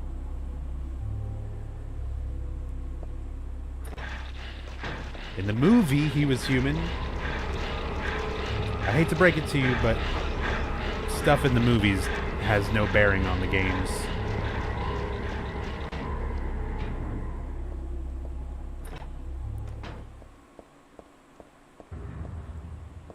Such a shame, too. I love Malcolm McDowell as an actor. I would have loved to see Malcolm McDowell as, like, a proper representation of Leonard. I would have liked to have seen just a good film adaptation of Silent Hill. We didn't really get that in either movie. The first one was at least a little bit closer to the mark than Revelations. Revelations was utter garbage. Where do I purchase it from? The PC version of Silent Hill 3, you mean? You can find it on, like, Amazon or eBay. It only ever got physical releases. It's not anywhere digitally, so you can't get it on Steam or Good Old Games. It's the same for Silent Hill 2, Silent Hill 3, and Silent Hill 4 PC. They only had physical releases, so some of them are actually pretty rare now. If you go to track them down, they can get kind of pricey. Just as a heads up.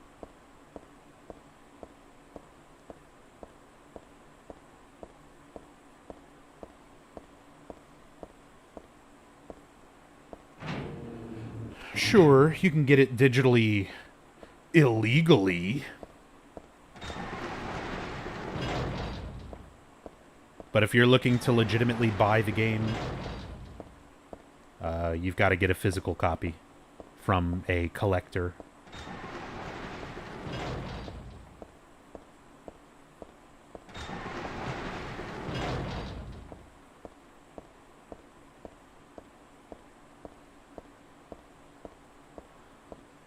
What movies? Yeah. Malcolm McDowell is Leonard in Silent Hill Revelations.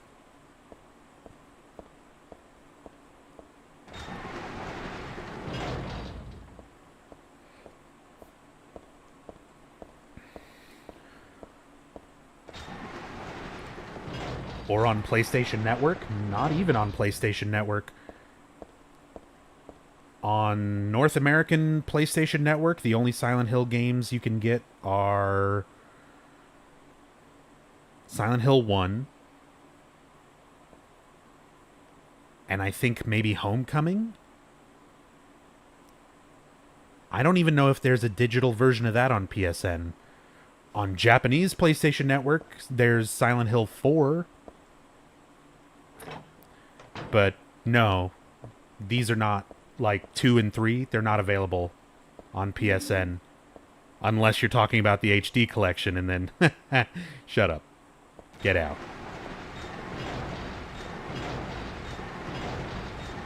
That version doesn't count.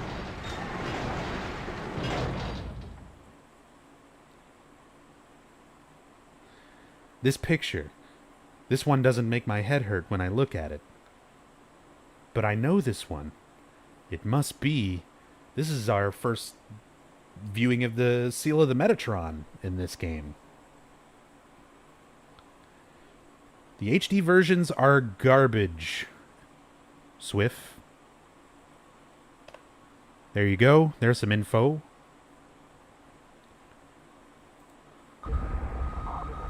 Still has an unusually high fever.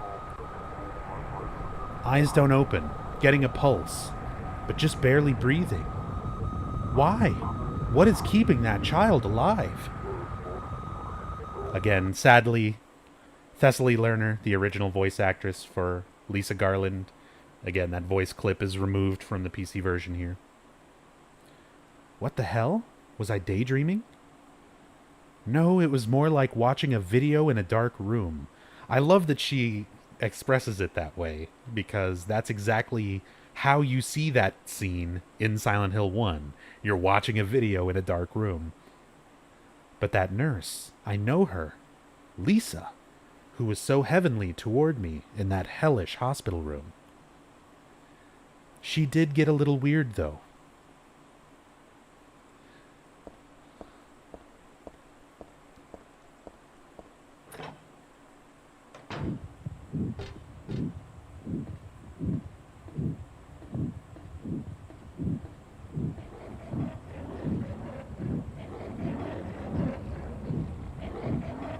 You can see some writing in blood there on the wall. Again, we have the open mouth, Alessa's shrieking insanity reference, and some writing there that says, "What a wonderful world."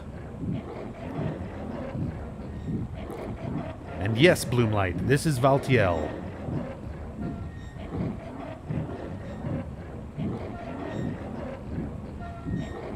The cult's wet nurse.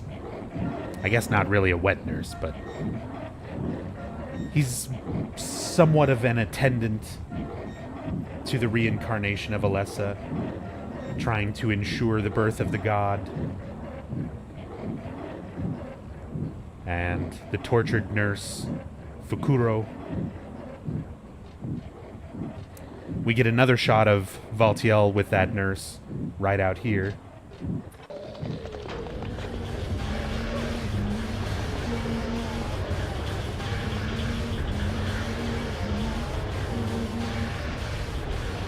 It's kind of hard to get a good view of it there, but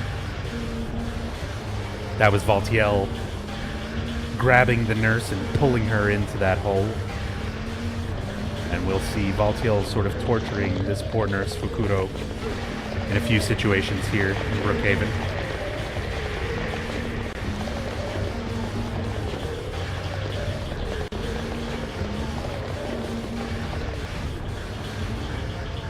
Never saw that before.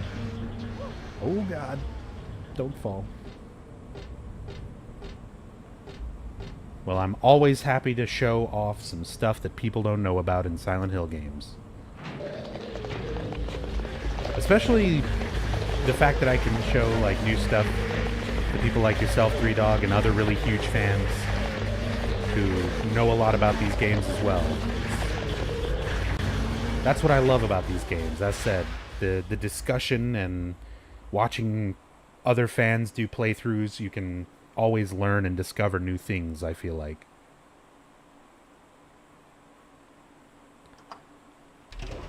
Oh boy. It's time for me to pull out some notes,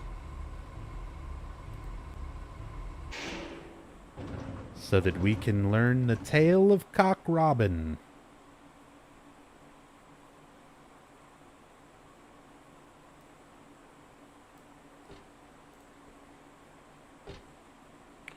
So this is another puzzle that my first time playing this on hard difficulty, I absolutely could not solve. And actually, I'm going to come back to this. There's something I forgot to do. I want to do something else first. Because one of those particular gurneys is significant. Number 7.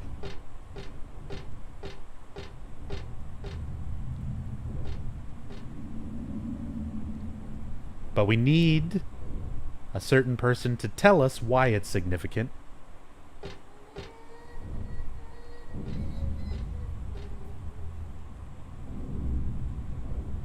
I'm also going to take a moment and look at this weird shit. There's Valtiel seemingly torturing this nurse Fukuro again.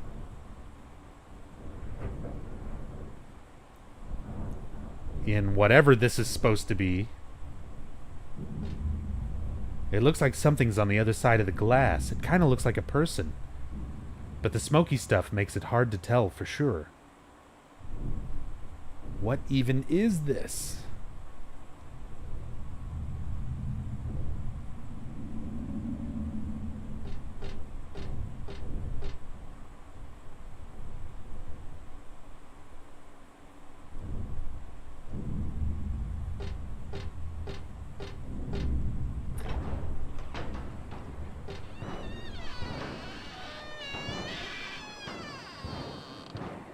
Sorry, but who is torturing who? 6Z Valtiel, I just explained a moment ago, is a deity that the cult is part of the cult's religion. Valtiel is the... Well, we'll see him later in a much more clear, visible place where I can point him out. And Fukuro is the name of that nurse. But yeah. Something strange is cooped up in the locker. I think I'm safe, but I shouldn't get too close. Actually, the more I look at it, the more pitiful it seems. Like a child locked up in there with no chance of escape.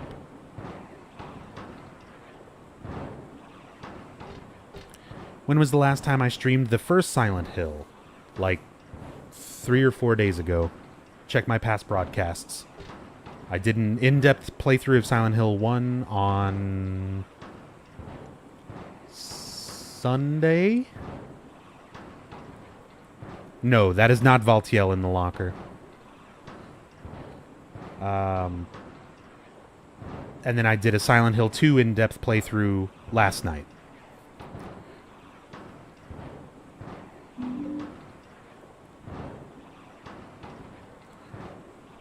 What's up, Christopher Falcon? How's it going? The only one you haven't seen is Homecoming. Will I do that or just the main 4? I've already done 1 and 2. I'm doing 3 tonight. Tomorrow night I'm going to be doing 4. And then Friday I'm not going to be streaming. Saturday night will probably be Origins. Sunday should be Homecoming. Monday should be Shattered Memories. And then Tuesday should be Downpour.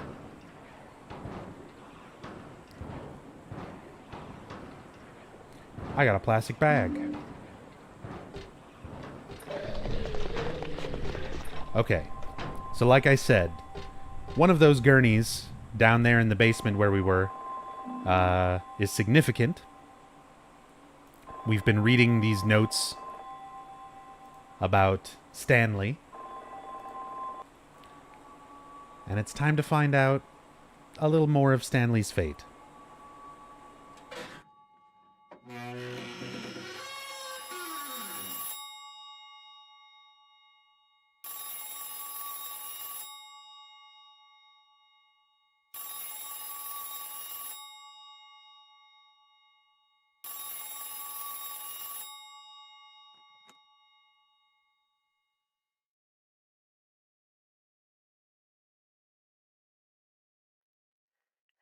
Happy birthday to you.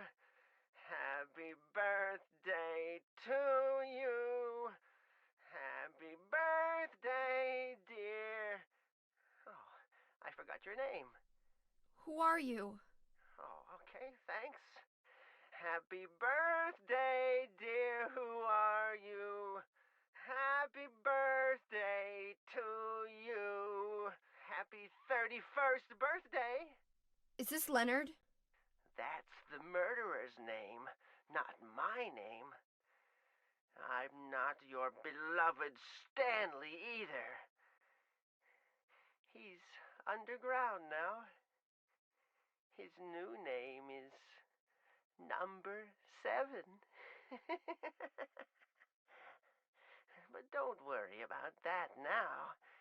It's time to celebrate your birthday. You've got me mistaken for someone else. Today's not my... I'm not mistaken. Today is your 24th birthday. And I have a present for you. Which do you prefer? To give pain or to receive it? You can have the one you hate the most. Happy birthday to you! But you're wrong. It's not my birthday.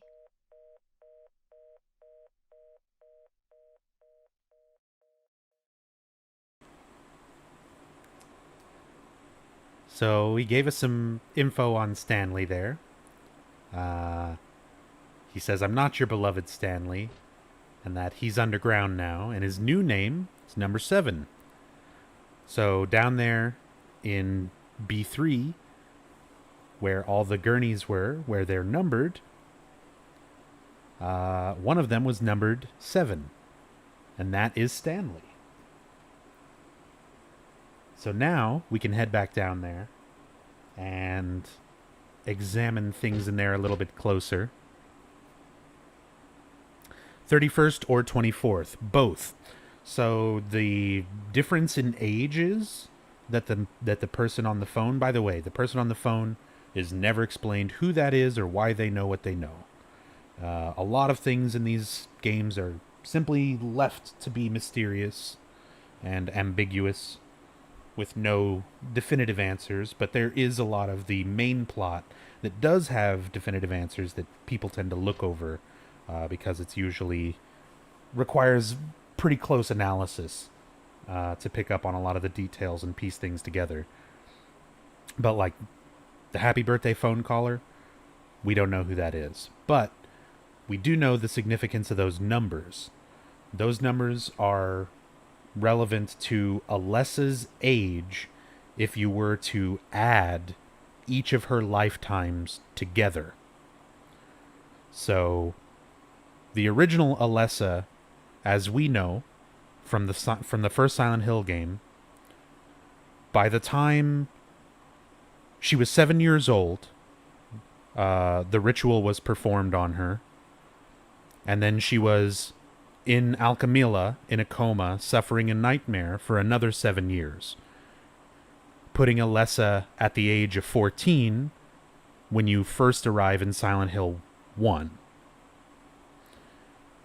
During that time, when she was 7, Alessa split her soul into 2, and the soul split was a separate life, a separate entity known as Cheryl, the first daughter that Harry raised. So you're looking at 7 for Alessa, 7 for Cheryl, and Heather's current age, which is Alessa's most recent incarnation. And Heather is currently 17. So the numbers that you're adding up there are basically just the sum of each of Alessa's lifetimes.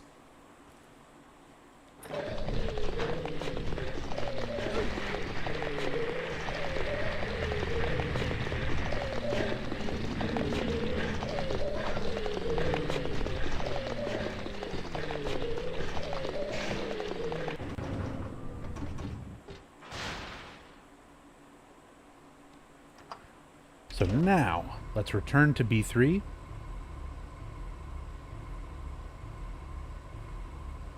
And I'm going to mute my mic. This is very, very quiet. So you might need to listen for it. But I'm going to mute my mic so that there's no like background noise or interference. And I'm going to approach bed number 7 over there.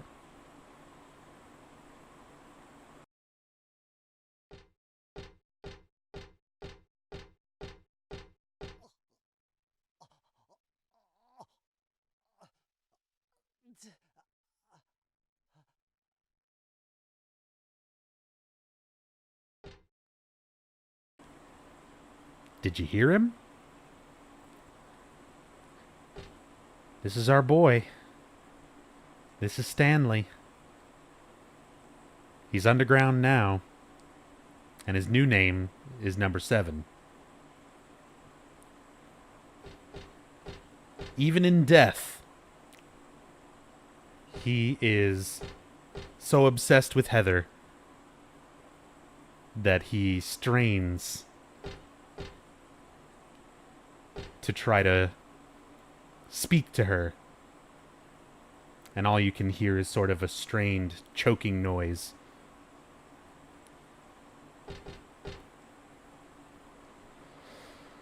But now, we also have to solve this puzzle. Let me pull my notes back up. So, we've got a lock. Have the same mic sound really good today? Nope, I got new microphones, new mixer, totally new audio setup.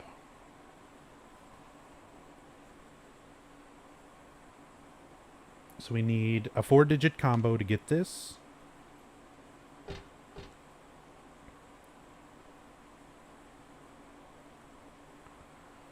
We've got an overall poem, and then we have lots of little individual poems on each one of these beds that we have to read. Burn the one who knows no death, pure, adored by those above. No prayers within, just simple love. And now the pining hunter, the flames longing for his rebirth. Oh, excuse me. A distant breath within the earth. Burn up that heavy body of his, make it wind dancing in the sky. That bottomless gut, now a cloud, now a sigh. Fancy, I noticed right away, I know my nubs. You also have those very nice headphones that I bet you're listening on. Probably makes a difference. The sweet blood on his laughing lips now calls him to the gates of hell. There burns evermore that soulless shell. 4 bodies return to ashes. Thus the door is opened. Thus the door is opened. So there are 4 bodies that need to be burned that are referenced in this main poem. And to learn which ones the poem is referencing, we have to read every poem on every corpse, or every bed.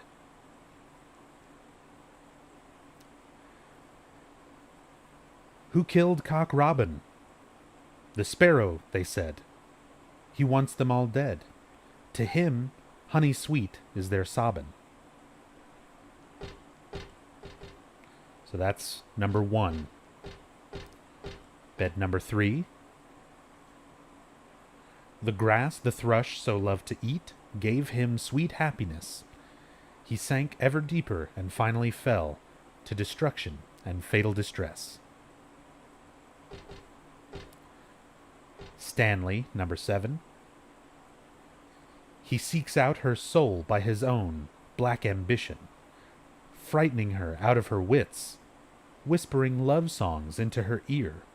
What cruel Lynette wants, he gets.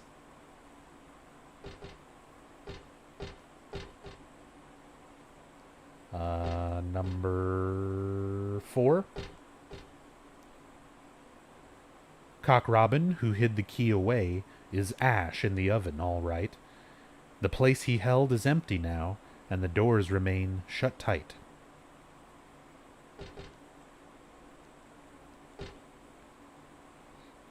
The black rook is the praying sort who hears the gods in the skies.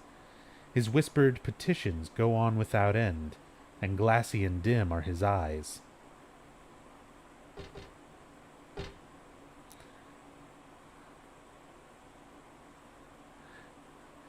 Don't get your Sennheiser 6 till December. But yeah, the 598s are still fucking amazingly good headphones. Good enough that you would be able to listen to me on each of my different, like, my old audio setup and my new audio setup. You would definitely be able to tell a difference on that. But yeah, I've got a little bit better stuff now. More importantly, I've got a decent mixer and matching mics and stuff because now I can set up for multiplayer stuff easier. As multiplayer as in having my friends here with me, like Hirimi and Jubes, and being able to have a more consistent setup for that. But just to, better the audio quality in general. Alright, so that was that. This is 5. The lark's child lost all his words and walled himself up all away. Heart and mouth both locked up tight in a cage where none want to stay.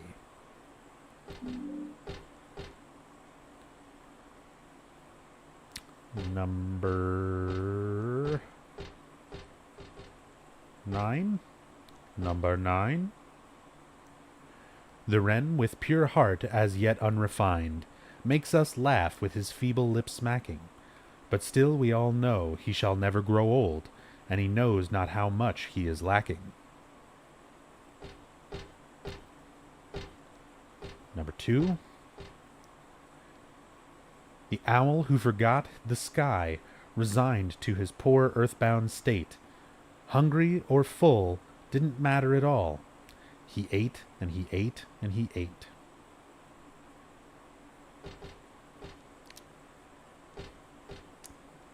Six. The dove's hope died. He chose his path. His flapping wings fell still.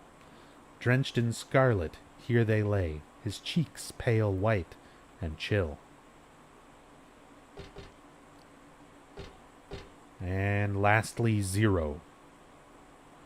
The kite, hot, crazy, and panting mad, sweet shackles that tease and excite. Death itself would drive him wild, red blood that turns milky white.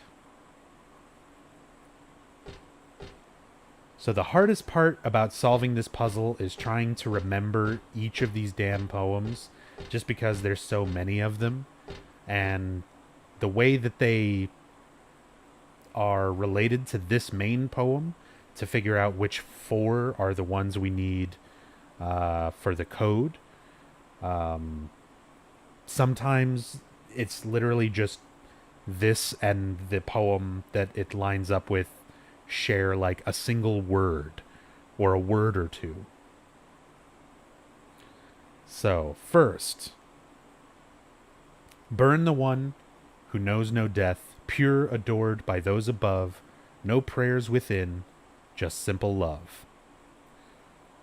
So, this is a reference to the Song of the Wren. And I'm, again, just like with the Shakespeare puzzle, I'm just going to do these one at a time. This should be the Song of the Wren here. The wren with pure heart, as yet unrefined. But still we all know he shall never grow old. So the line from the main poem, knows no death, is a parallel to this line about never growing old. And it mentions the word pure.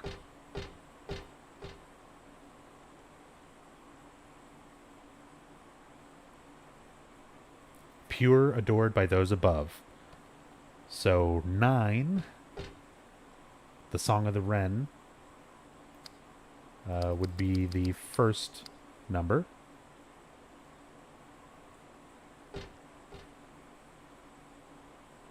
The second verse, and now the pining hunter, the flames longing for his rebirth, a distant breath within the earth. So, out of all of the birds, which ones would be considered hunters, and which poem has a reference to Earth? And that should be number 2 over here, the owl. The owl is a predatory bird and resigned to his poor earth-bound state. There's our reference to Earth and our hunter bird. So that gives 2 as our second part, our second digit. Whoops.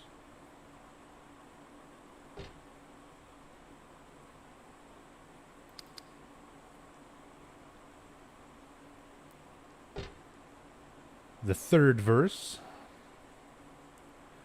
Burn up that heavy body of his, make it wind, dancing in the sky, that bottomless gut, now a cloud, now a sigh. So this one could easily be construed as the most abstract. However, if you pull enough information from other places, there's a few things in particular.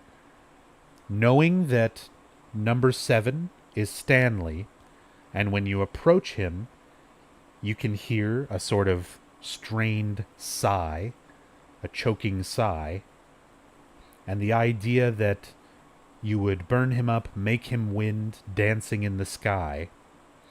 There is one of the diaries that I have not gotten to yet. It's up on near the roof, where Stanley talks about he likes going up to the roof because he feels like he could fly. So this is a reference to Stanley, who is number 7.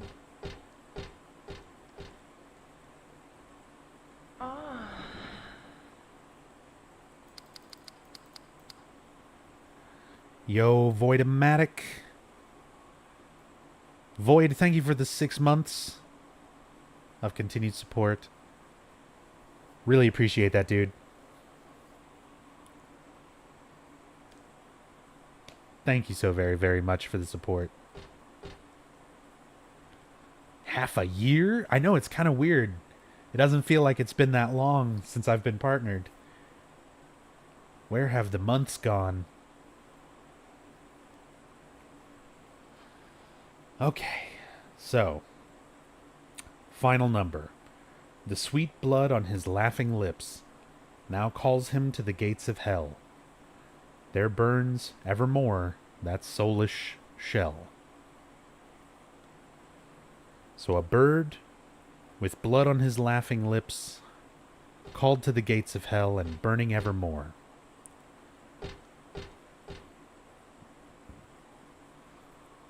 So which of the birds sounds like a crazy murderer? The sparrow. The one who killed Cock Robin. He wants them all dead. To him, honey sweet is their sobbin'. So that would be our last bird and our last number, number 1.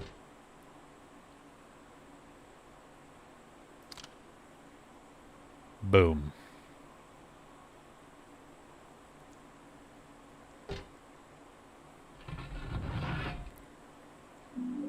That gives us the cremated key.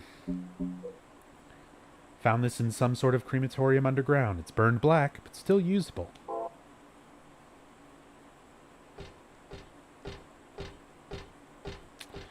Thanks for whooping me in Ultra Street Fighter 4 and giving me the stream link. Yeah, that was seriously like 2 years ago.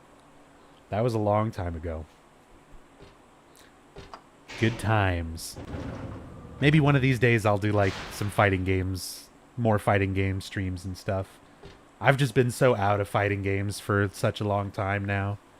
Mostly I just got real disinterested with the fighting games that are available right now. Like I was pretty disappointed with Street Fighter 5. Couldn't really get into KOF 14. I've never been much of like a 3D fighter, so like Tekken and stuff like that. Yeah. There's just not enough that grabs my interest. And you have to sink so much time into fighting games to really get good, but it's a bit of a commitment, and nothing has appealed to me enough to want to sink that much commitment into it.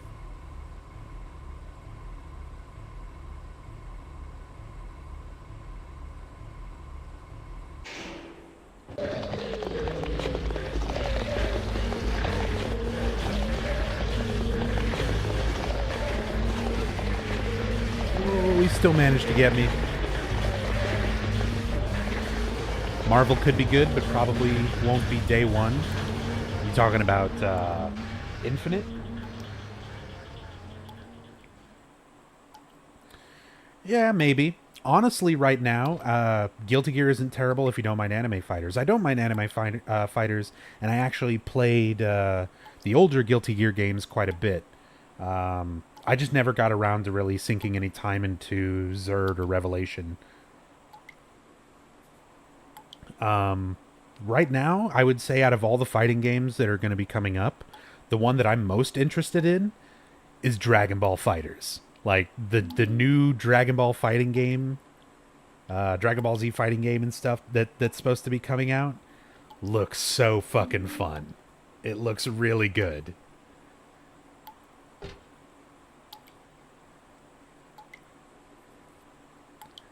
There's a dead body hanging from the ceiling.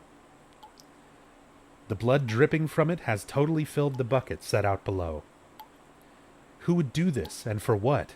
It looks like a full-out bloodletting.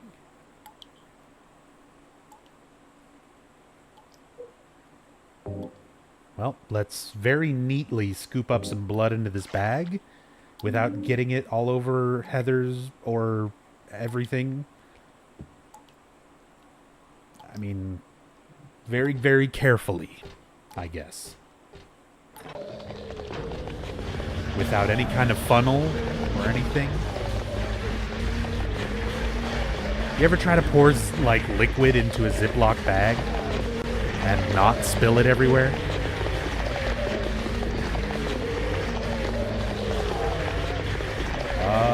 I'm, like, totally blocked right now. This is not good. Yeah, I mean, it's been asked all night, Stellar. No worries, though. This is the official PC version of Silent Hill 3. I'm playing it with a widescreen mod and a higher resolution mod.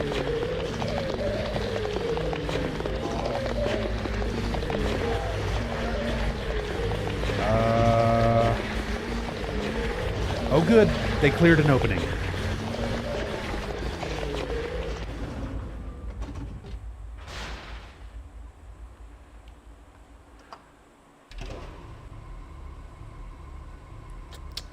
Could sign up for the DBZ free beta. It's next month. As big as your channel is.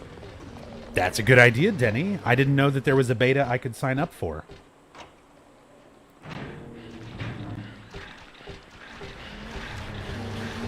I'm totally going to do that.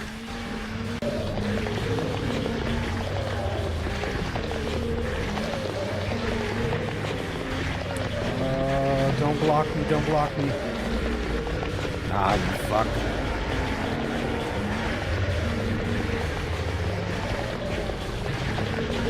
Oh, why is your hitbox so wide?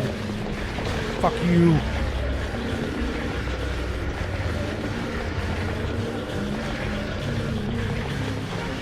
Oh my god, I got stuck on the stupid bucket there. And gave the nurse time to shoot me. Oh boy. Yeah, and I missed the text. I was trying very carefully not to move or do anything else when I examined that, and I still managed to fucking skip it. Whatever. That's one thing that is kind of frustrating about doing story playthroughs in this game, is when you examine something in the environment, every button will advance the text. So if you're still, like, barely holding, like, a movement key or anything like that, it'll just completely skip text. And there's a lot of text in this game that you can only examine it once. And then if you re-examine it, it'll give you different text or no text at all.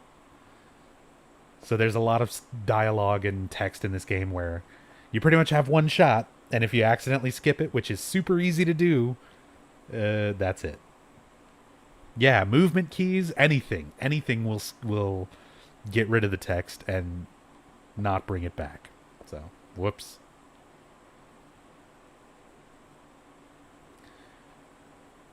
So we got a book here, and what looks like a makeshift altar. Title is Lost Memories. One characteristic, mentioned only in rare documents and dying out in the modern age, is that of the ritual sacrifice. Offering prayers, pierce a man's chest with a copper stake. Excuse me. Drench the altar in the blood, which spouts red from the heart, to praise and to show loyalty unto God. In another sacrificial rite mentioned in the same book, the victim is burned alive. This was a more dignified ceremony in which prisoners and sinners were not allowed to participate. Only the clergy could be sacrificed. Similar to burning at the stake, no comparable rite can be found in religions practiced nearby. It may have some connection with the main deity being a sun god. Even though this religion extols redemption, it brings to mind a dark and cultish history. So a little bit of lore on the cult. Some of the details of the god they worship being a representation of the sun. The types of people who were able to be used for their sacrifices. Not just anybody could be used for any old sacrifice. And then we have another ritual, or an altar here, set up for a ritual. There's a stretcher here. Not just your usual stretcher. This is more like an altar of some sort. Lit candles, a knife, and... is that blood I smell? It's enough to make a man sick. Did they worship that picture? Or something in the picture?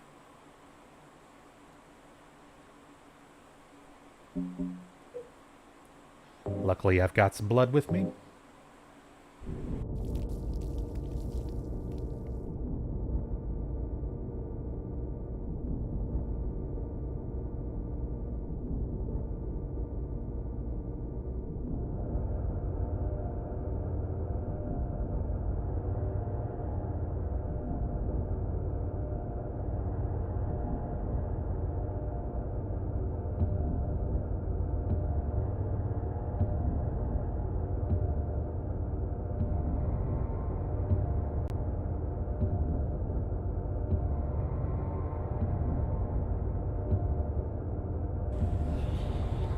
So the blood is added to the altar, and just as though a ritual has been performed, we get a drastic change. And I love the way that this room, like, the hole just opens up, the ladder is there, and you have this streak of blood leading directly to it.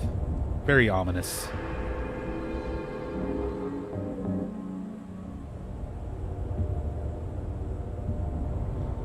Is that Chris's blood?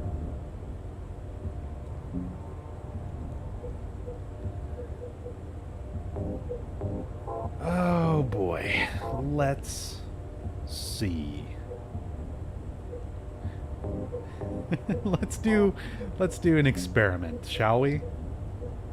I've never tried this. Leonard, follow my logic here. Leonard is in the water. Water conducts electricity.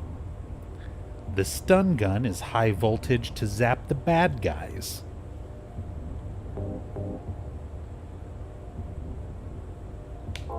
Obviously, this is the best weapon to fight him with.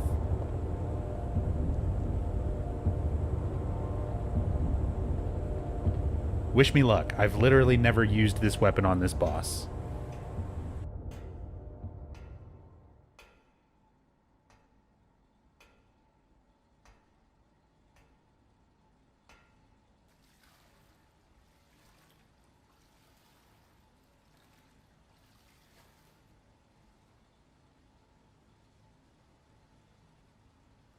Heather? Yeah? Leonard, where are you? Thank you. Now I can finally leave here. Now Claudia's ridiculous dream is over. Well, I guess it's time to dispose of her. The salvation of all mankind. Ha! Why must we reward even the unbelievers? What are you talking about? About our plans, of course. It's true that God is merciful, but first, one must be chosen. Only we, who hearken to the voice of God will be given the keys to paradise. Don't you think so, Mother? Yeah, sure. Go ahead and think whatever you want. What do you mean by that? I mean that I don't think the way you guys do. I don't want any part of that kind of paradise. You're an unbeliever. You deceived me. I didn't deceive you. We were both just wrong about each other. I thought you were a normal person. So you tried to trick me so you can run off with my seal, eh? Heretic! You plan to destroy God! I told you I wasn't trying to trick anyone. What is this seal thing anyway? Don't play innocent. You can't fool me anymore. The seal is mine! I was appointed by God to be its guardian! The only thing you'll get from me is a gruesome death.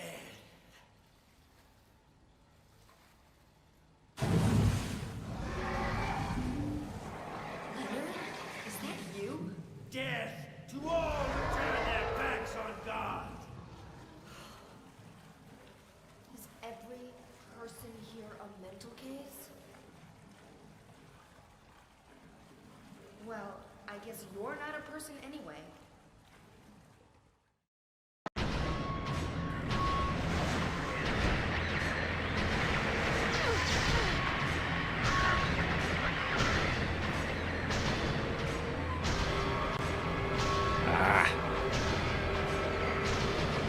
Come on, Leonard. Let me get you them zaps. Let me get that zap.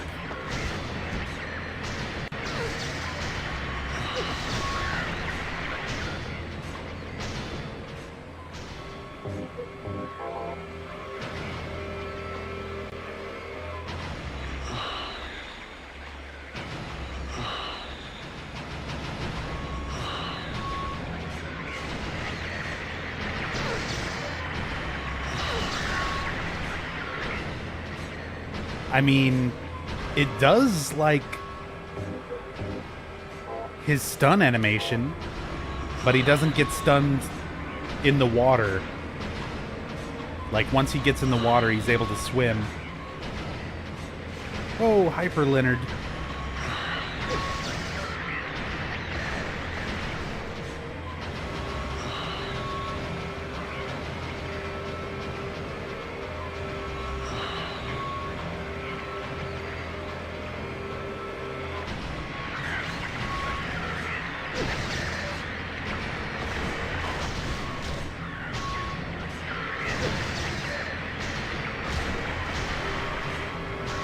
Oh, I can get a kick in.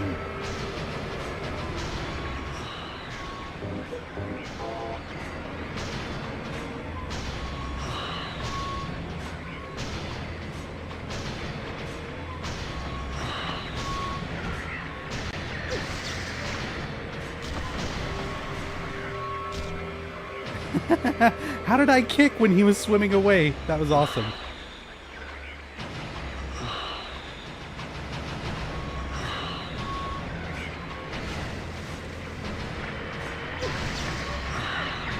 Kick.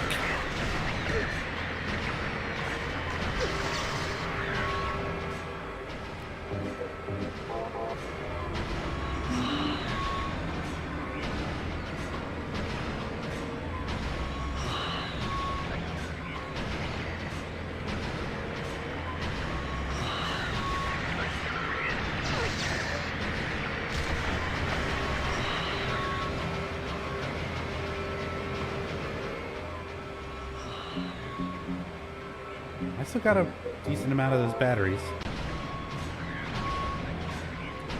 I'm gonna use them all.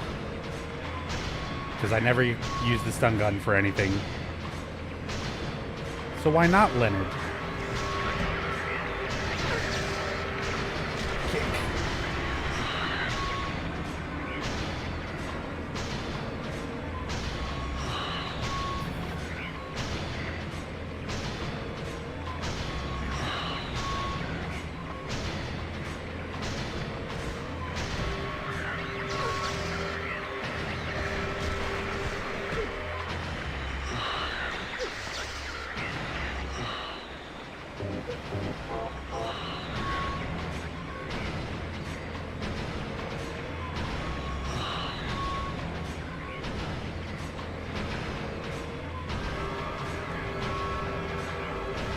nice soundtrack.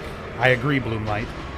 Out of all the tracks in this game, I feel like this one is the one track out of this game that most closely resembles like a Silent Hill 1 track, where it's that really heavy, more industrial kind of sound.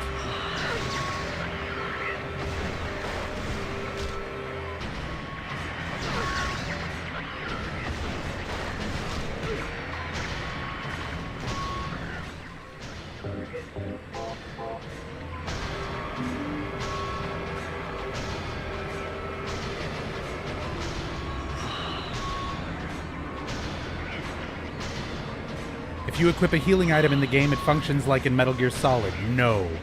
If you mean like it auto-uses, that's not how it works. You can assign... so whenever you equip anything here in your supply slot, you have a button that you can press. On the PS2 version, I believe it's the right stick. You click in the right stick to use what's equipped on your supplies. So if you have ammo equipped and you press the button, you reload. If you have health equipped and you press the button, you use the health item,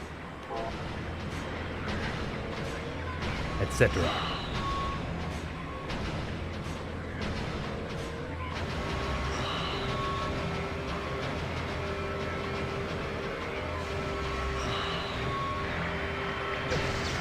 Right in the butt. Get kicked. Get kicked. I don't know why Heather stopped kicking.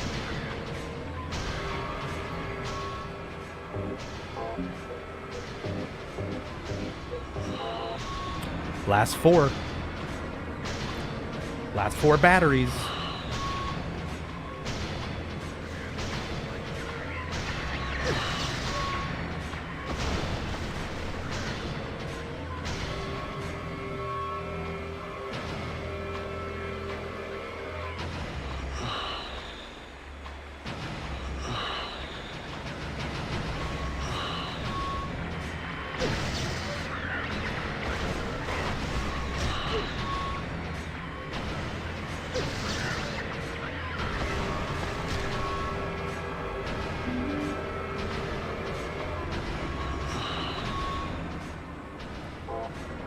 One more good shock.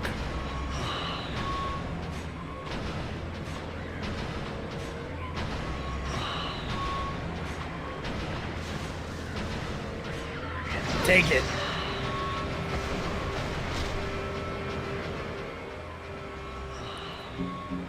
Okay, well, that was that. Katana.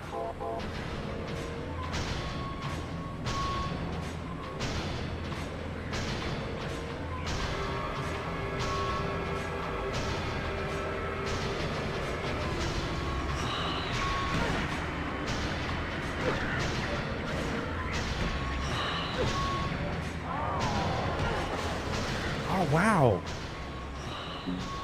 I even blocked it. I am running low on health.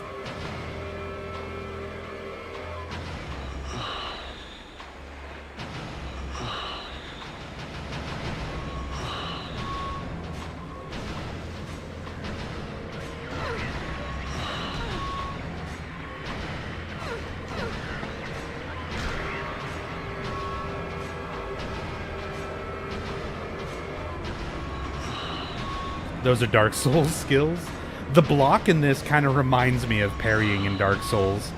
It's not quite as precise timing, but like there is a timing to it. You can't just, oh, you jerk.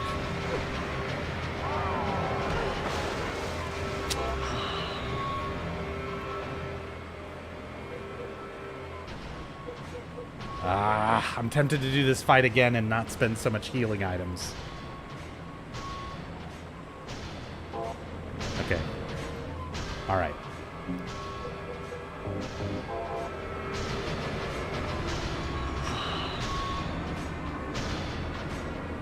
If I die, I die.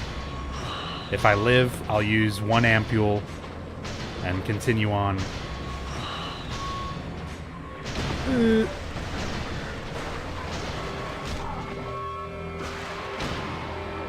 Oh, cool. He was like that close to death.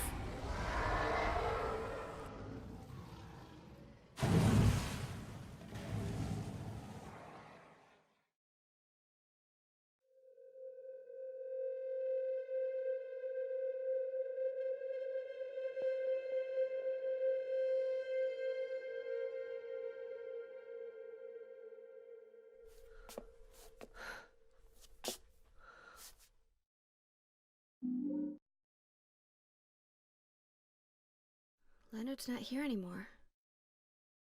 I guess I should head back to the motel now. I hope Douglas is okay. Huh?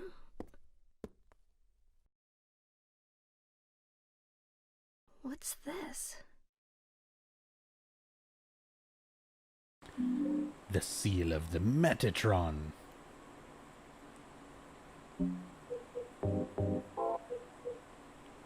Oof.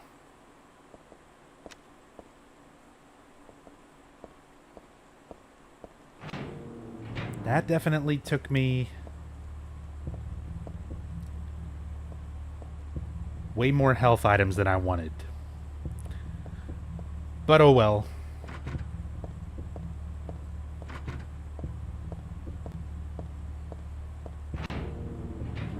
Here's hoping the cheese strategy on the last boss works. I've never tried it with all these mods, and it's like a very specific frame rate specific trick. So we'll see if it works. So she just wakes up there. Essentially, yeah, like if you were paying attention to where we went and where we were when we used the blood, we were essentially just in that room where we just left from, just in the distorted otherworld version of it.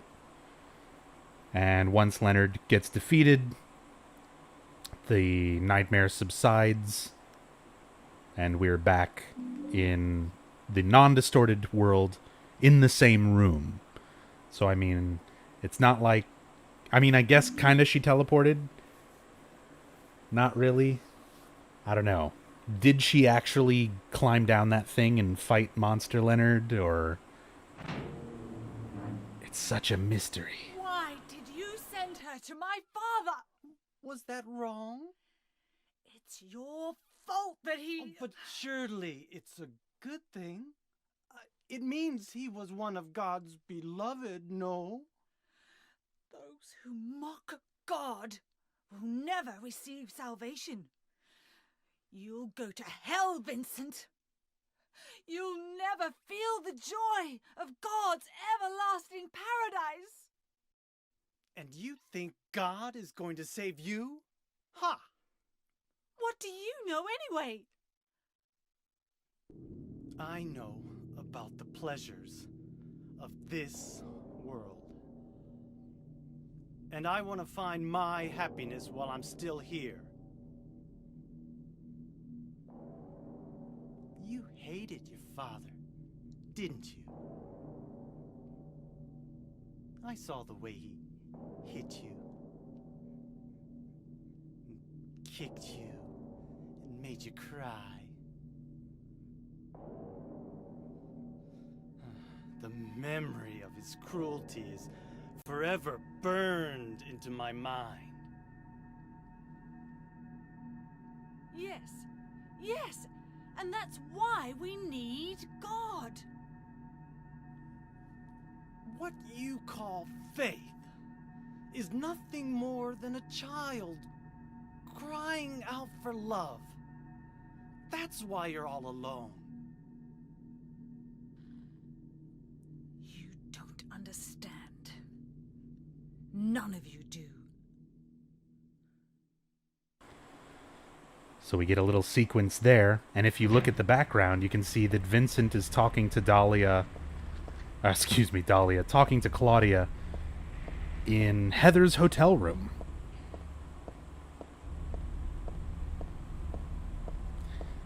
And we get a little bit of insight into Claudia's past there. You can see that she was abused as a child by her father, Leonard. We also see a little bit more about Vincent's relationship. Vincent's not just not like he's not just an opportunist who joined the cult to make money. He's been a part of it long enough to know Claudia's history and her relationship with Leonard.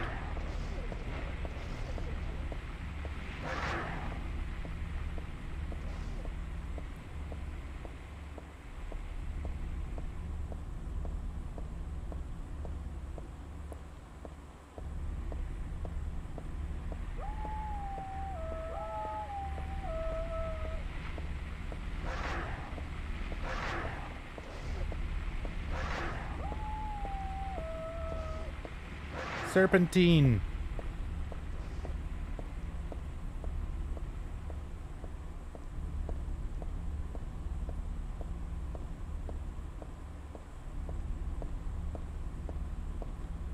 Get out of my room, Vincent.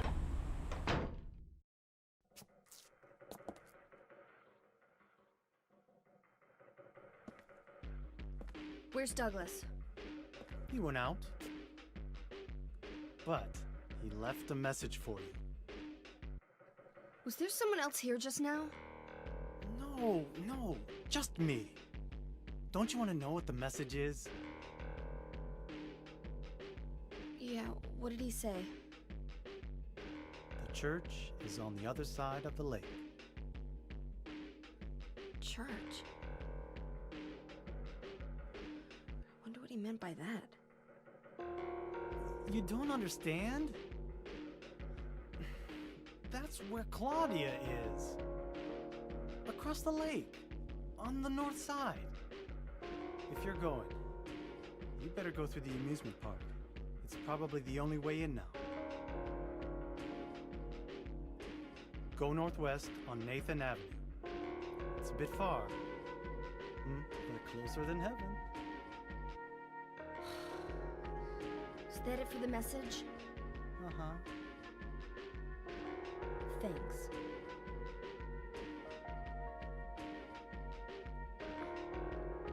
Douglas really said that? What's wrong? You don't trust me?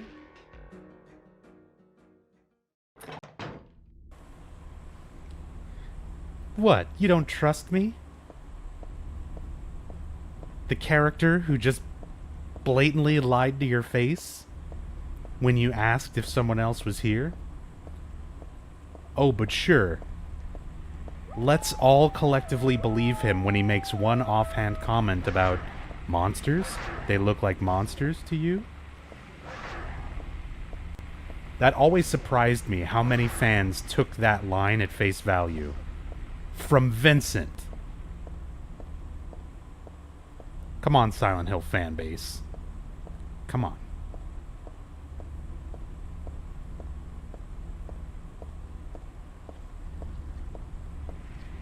Vincent is basically Kappa before Kappa. You can't take anything he says at face value.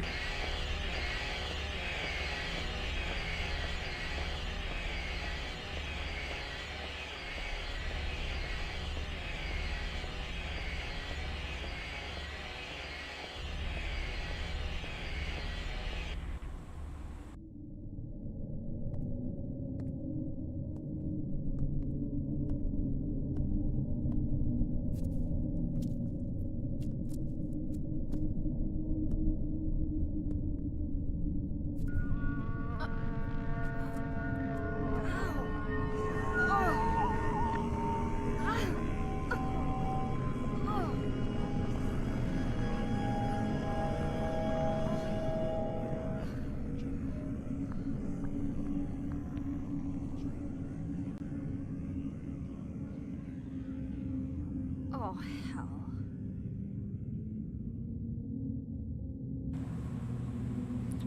I guess it's the way the line is presented, and the fact that Vincent says it's a joke that makes people question it.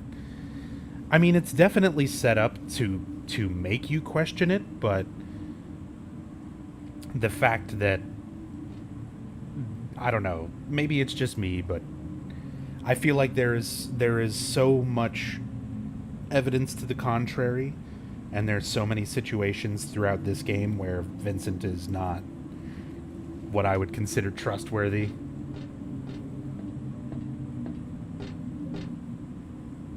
And again, so many people just they don't look into anything deeper beyond the surface level. And on the surface, they're like, yeah, sure, whatever. You've been going around killing people.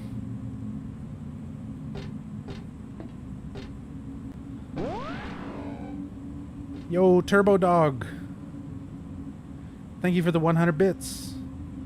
In search of something that isn't ambiguous in Silent Hill, growing strong and healthy, Minmo. You damn right. Thank you so much, Turbo.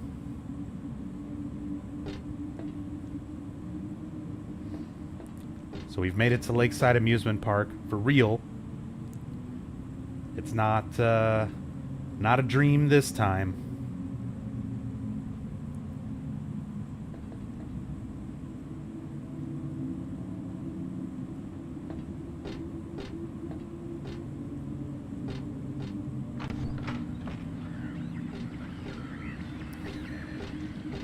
Are the director versions of Silent Hill worth playing?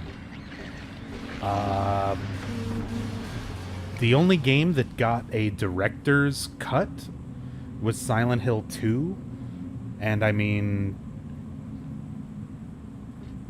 it's kind of a complicated answer. Depending on the region where you live, the game had alternative titles. But the general rule of thumb for Silent Hill 2 is this. The original Black Label PlayStation 2 very first release of Silent Hill 2 does not have the Born from a Wish sub-scenario, and it does not have, I believe it's either the dog ending and the rebirth ending, and I think it still has UFO, or it's UFO and rebirth, but either way, it doesn't have some of the New Game Plus endings, and it doesn't have the Born from a Wish sub-scenario where you play as Maria.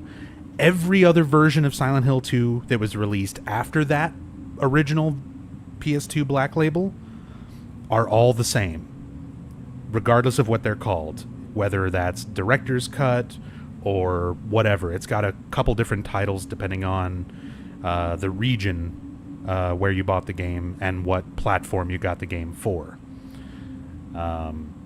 All the other versions, every other game in the series, they don't have director's versions or director's cuts or re-releases, anything like that.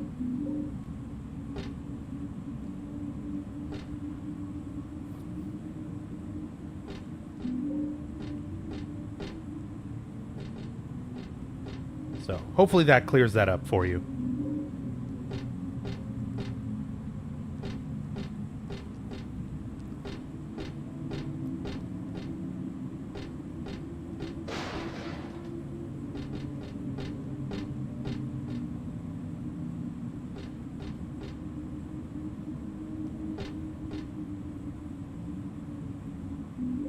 Got a roller coaster key.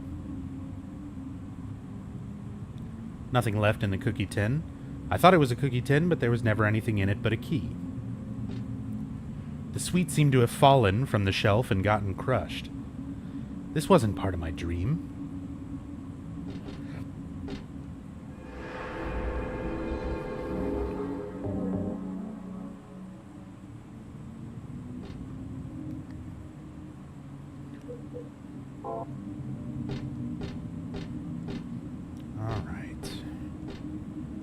Pretty sure that's all the supplies it gives me in here. Which, 2 first aid kits and an ampule. I will gladly take.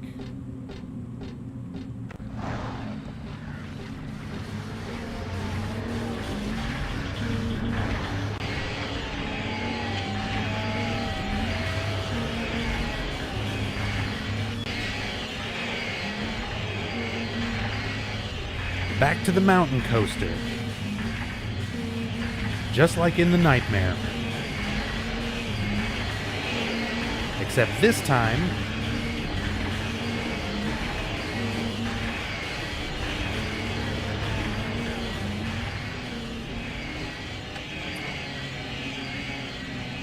we can turn it off. Looks like a roller coaster control panel. It's been left on.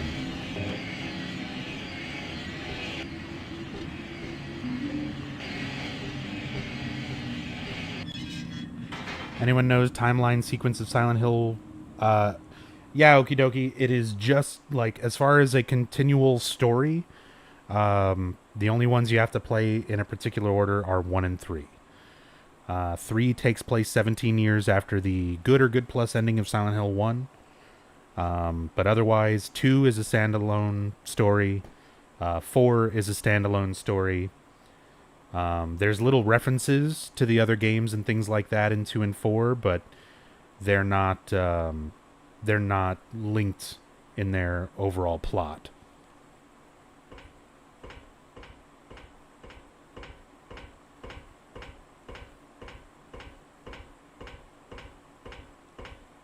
And then everything after 4, it's not canon, so who cares?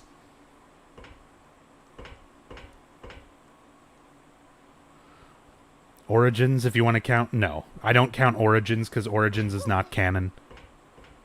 Origins will make things more confusing because Origins got the story of Silent Hill 1 wrong.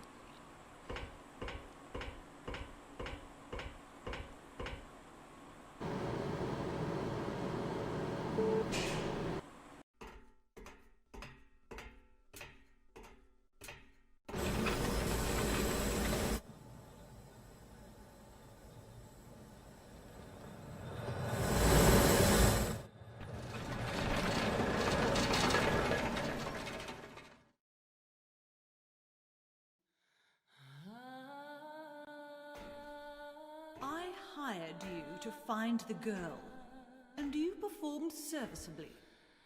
What is it now? You lied to me about Heather, lady. I don't like being used. Lie? What lie? That Heather was kidnapped from you. But it's true. She was originally one of us. That man, Harry Mason, stole her away and kept her hidden from us. Yeah, but she says she was happy. She was brainwashed by him, deceived, because her true self had not yet awoken. She carries God within her. But when a lesser, Mother of God, truly awakens, Yeah? What's gonna happen?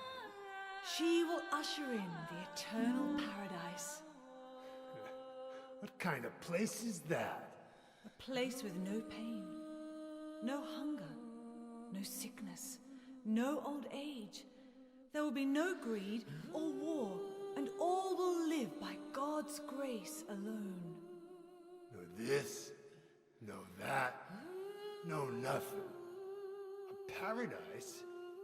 For castrated sheep, maybe.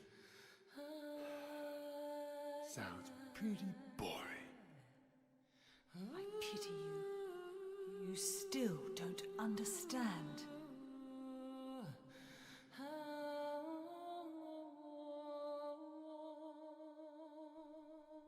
You're going to kill me?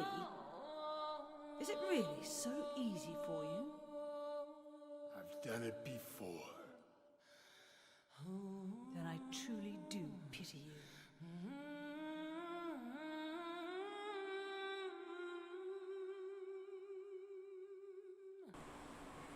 So little by little here, we're getting more info on Douglas's history. Earlier, during the Harry's death sequence, where Heather says, you know, warns him if he comes along to Silent Hill, he might die too. And Douglas comments, that's okay, nobody's around to cry for him anyway. And now we have Douglas confronting Claudia. And we learn that he has shot and killed somebody before.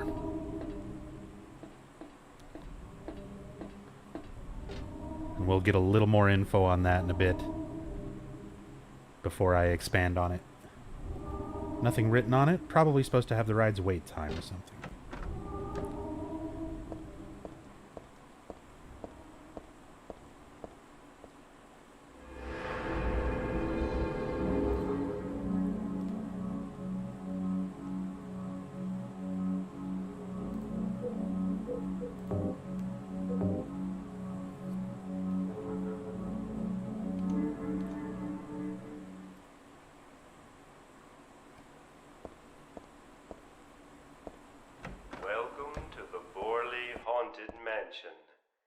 We're so glad you came.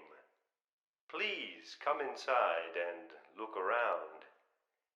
When you feel you're ready, then go through the door. Nope, I'm not ready. I'm scared. I changed my mind. No. No. Okay. Help! Help! Do you hear those voices? A family of 4 was sliced into bloody pieces in this room. The cries of the children.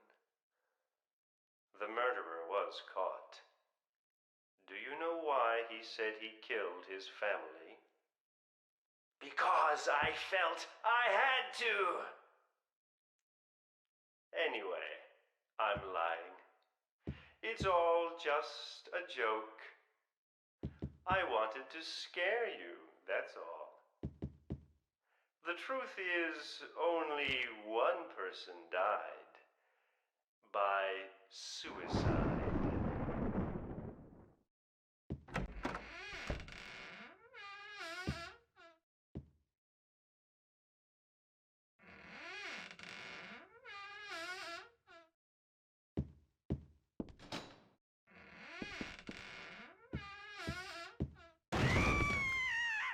That's Danny, a quiet young man, but quite friendly as you can see.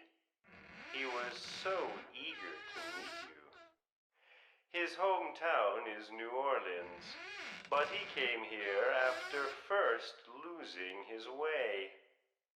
Oh, maybe you might know.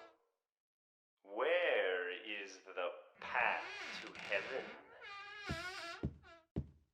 This mansion is quite old, so please watch your step. Sometimes the floor suddenly gives way, and beneath the Twerk floor, Team Mason. there's nothing. Can you die to the falling ceiling? I've never seen the death of that. Sure, it's underwhelming, but yeah. So since I'm playing on hard difficulty, if you don't walk through this part in a specific way, these spikes fall down and kill you, like so.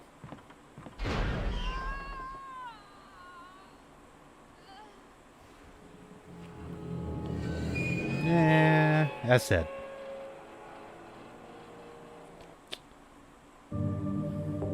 Nothing too special. Just for you, Gaystra. Welcome to the Borley Haunted Mansion. Help! Help!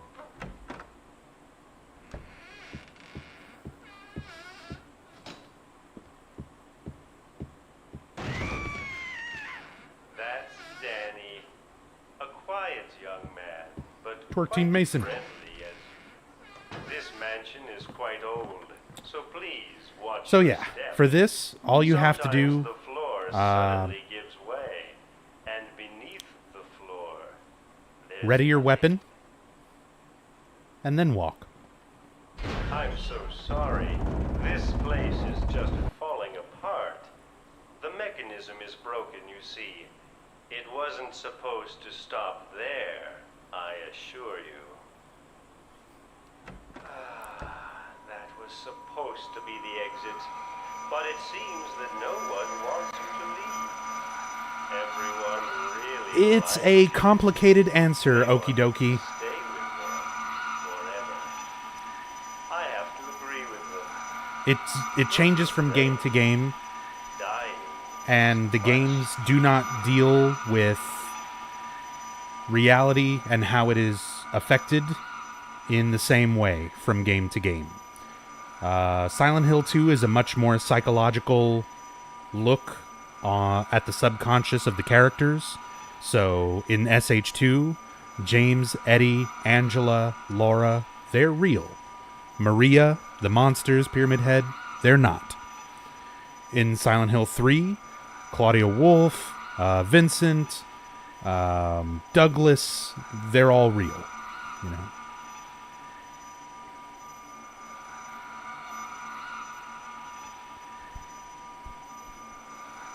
But as said, it's a complex answer that changes from game to game, scenario to scenario, character to character. Oh, I should unequip this for this part. Yeah, Harry was real. He's still real. He's real dead. But he's real.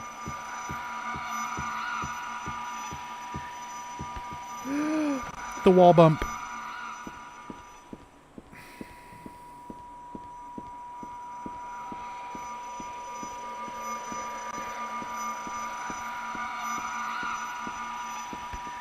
The wall bump. Okay, it's fine.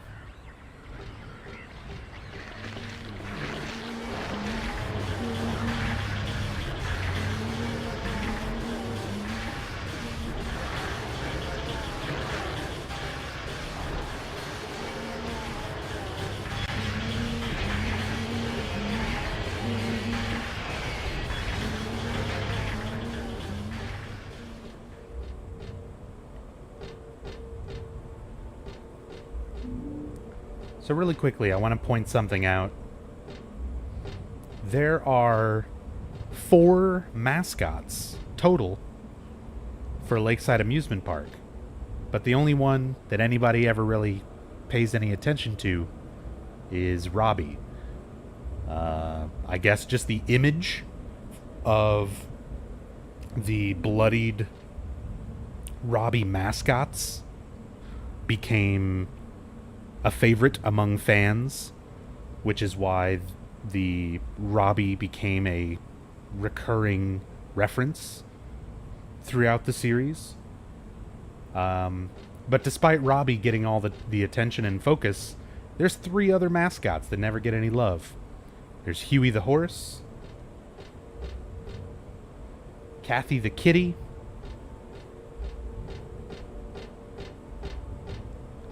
and Dawn the duck.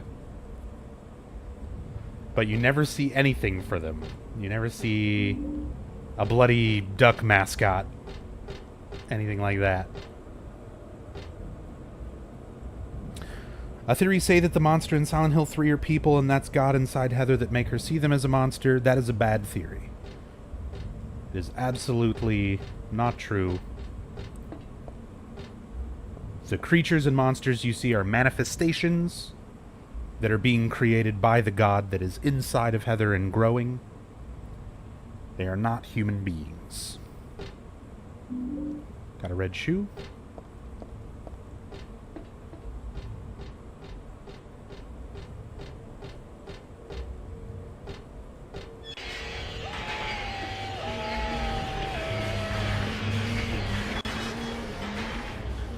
Would you have liked the idea if there was a Silent Hill game telling the story of Douglas going to Silent Hill? Absolutely. Absolutely. I would have loved anything to expand upon some of these side characters you don't get to learn a whole lot about. I would have loved to know more about Douglas. I would have loved to know more about, in Silent Hill 2, more about Angela and Eddie, Laura.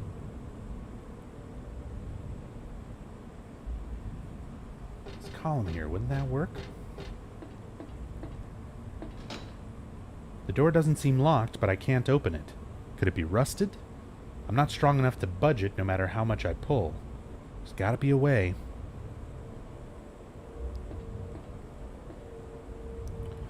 What bugged me about Harry's death is that he survived Silent Hill but died to a single missionary. Well, I mean, in Silent Hill 1, Harry was first of all 17 years younger. He was also going around an abandoned town fairly armed and ready, expecting things, ready to fight. When we see his body, he's just sitting in the chair.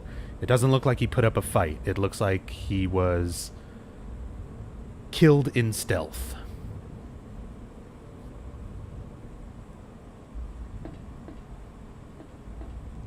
Oh.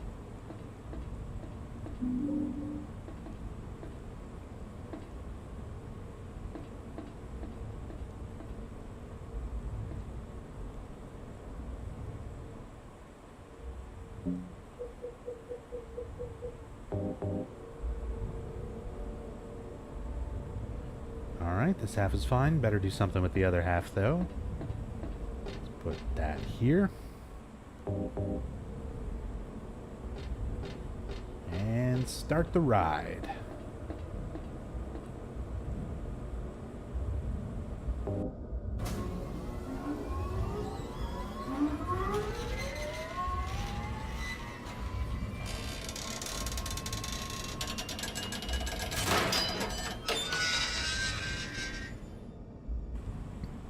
If you're talking about Henry, okie dokie, the only reason that he's involved in the story is because he moved into that apartment after the previous tenant, Joseph Schreiber, died.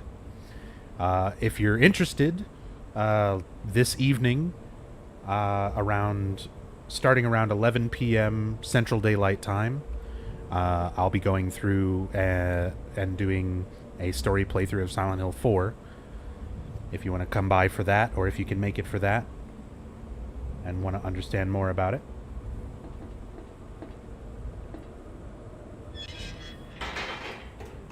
Douglas, You're late. are you hurt? I can't move my right leg. I think it's broken. I'll call an ambulance. What? I don't think one will come. Don't worry. I'm used to it.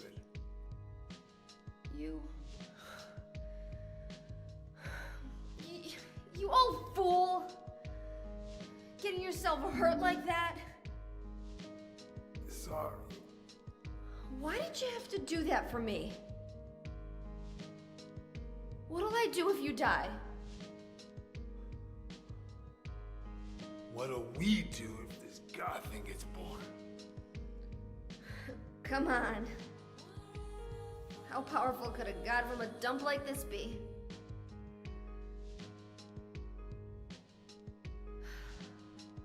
I'm sure it'll be no big deal. But anyway, something's gonna happen. Who knows? Maybe we'd all be better off if it did. But if this is how God of Mercy acts, I don't want to see any more of him. That's a pretty good reason to risk my life, don't you think? Plus, I'm just an old fool, right? You think you're Superman or something? You know, I always wanted to be him. Besides, Yeah. I want to help you out. You don't have to feel responsible. I know it's not your fault. You remind me of my son. You said nobody was going to cry for you. Dead people don't cry. Stupid kid got himself shot robbing a bank. But why? Maybe because his pop was a penniless good-for-nothing. Who knows? Anyway, now I guess I'll never find out. Sorry. I shouldn't have said you reminded me of a guy like you. Well, maybe if you had compared me to your daughter. Listen, I'll take care of the rest. You stay here and I'll be back when it's over. You'll be okay by yourself. Hey, no problem.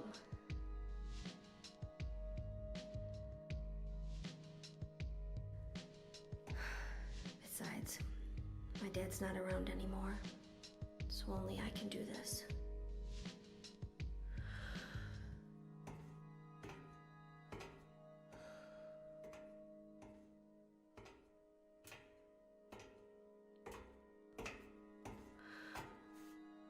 What are you doing? Maybe killing you here is the only way to end this nightmare.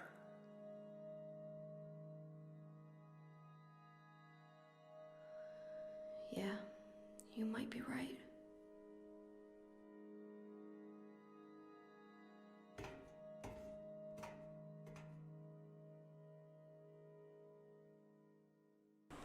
No, okie dokie, the movies are absolutely not canon. Nothing is considered canonical in the overall story of the Silent Hill universe outside of the first 4 games. Silent Hill 1, 2, 3, and 4. Everything else beyond that is glorified fanfic.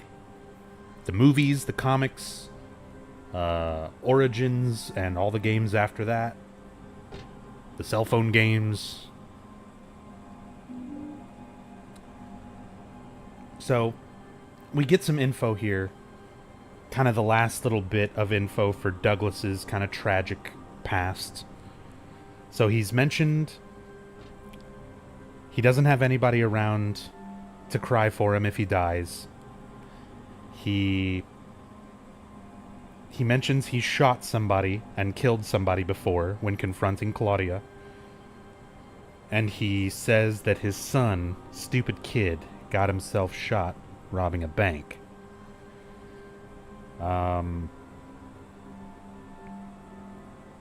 The idea and the way that Douglas seems to be telling the story and how emotional he gets while talking about it seems to insinuate the idea that Douglas was maybe a cop at that point and was called to the bank robbery and was shooting to stop one of the bank robbers, and it turned out to be his son. Now, again, this is not anything that is explained in any more detail than what we've just seen in those progression of scenes. But given, again, the way Douglas reacts, the way he tells that story, the way his emotions kind of change as he's talking about it, it definitely seems to be the strongest implication that the game is setting us up for. And there's also that matter of him pointing the gun at Heather and wondering if killing her is the only way to end this. And I cannot help but agree. It might not be a permanent solution, considering Alessa or Heather could continue reincarnating, but it would at least delay the current birth of the god significantly if Heather were to die here. So I kind of understand his train of thought. You can get a little more scene with Douglas here if you interact with him again. How did Claudia overpower him? With magic. We don't know. We don't see the scene. It's never mentioned. It's not talked about. Speculate all you want. Vincent says later on, "I don't have powers like you two," referring to Heather and Claudia. So Claudia must have some type of psychic ability, the same way Heather does. So it's very possible that Claudia used some form of that psychic ability to overpower him. We've also seen that she can command monsters, such as the missionary. It's possible she could have summoned or used a creature to fight Douglas and put him in this state. But as said, speculate all you like. Why Silent Hill Origins is not canon? Because it was made by an entirely different team of people, and the story of it does not match up with the story that was established in Silent Hill 1. There are a lot of plot holes, more than I'm going to go over right now, but come back Saturday night around 11 p.m. Central Daylight Time, and I'll be doing the in-depth playthrough of Origins. If you want to know exactly why it's not canon, I'll be going over it in great detail, discussing all of the plot holes. As said, these first 4 games, Silent Hill 1 through 4, I love playing through these and talking about them because they connect to each other in a lot of interesting ways. There's a lot of room for open discussion, but they have a cohesive, canonical, continuous storyline that's well written and good to discuss. And these are some of my favorite games. But Origins and onward, when I do those playthroughs, I'll be explaining the story and going into great depth. But because those games are not as well written, because they are full of plot holes, it's usually a bit more of me tearing them down rather than... It's a different kind of analysis, basically. I go through... Basically, I try to be fair as I can to explain why I feel about these games the way I do, what I consider canon and not canon, everything like that. And I try to back up why I think these games are good and why I think the ones like the Western games are bad. And I try to be as thorough as I can for explaining my reasoning. So, hook up the PSP or use emulator. I can't hook up the PSP. My capture card's broken. So I'm going to have to emulate it. And the PSP emulation is awful, so I'm going to have to emulate the PS2 version and hope that that's not as awful. So, here's hoping.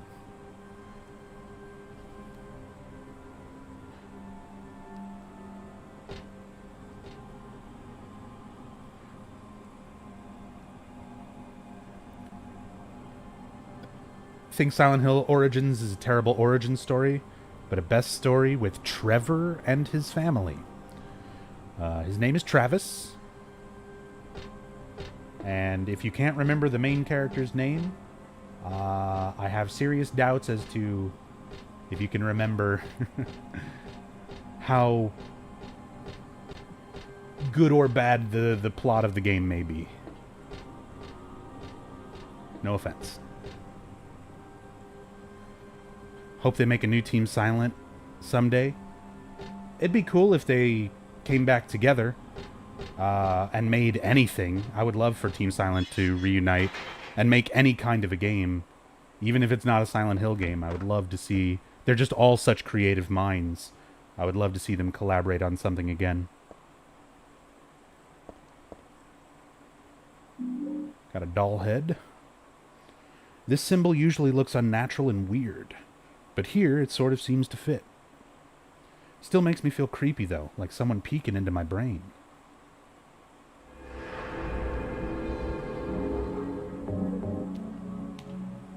You find the story of Travis good? What's your favorite part?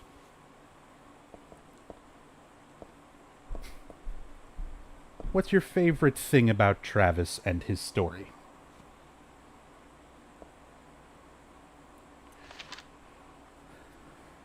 In the meantime, I'm going to pick this up. But I'm not going to read this right here because for some reason it leaves a few pages out that you only read when you read it from your inventory. So I've got Dad's notebook, Harry Mason's notebook, that we got when we left Portland before going to Silent Hill with Douglas. I save reading this until this point because I just like to read Douglas's notebook and Dad's notebook kind of all at once right here to sum up what these are all about. So first, let's check out Douglas's notebook.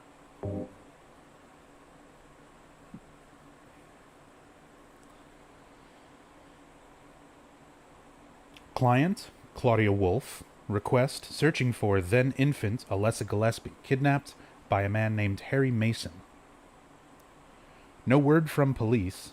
Kidnap location unknown. Old Silent Hill newspaper article. Alessa Gillespie, 7, dead in fire. Links to current case, to be investigated. Priority, low. Using alias Heather. Neighbors do not know real name. What is she hiding? According to records, 24 years old. Client says, look 17. Plausible? Again, we had the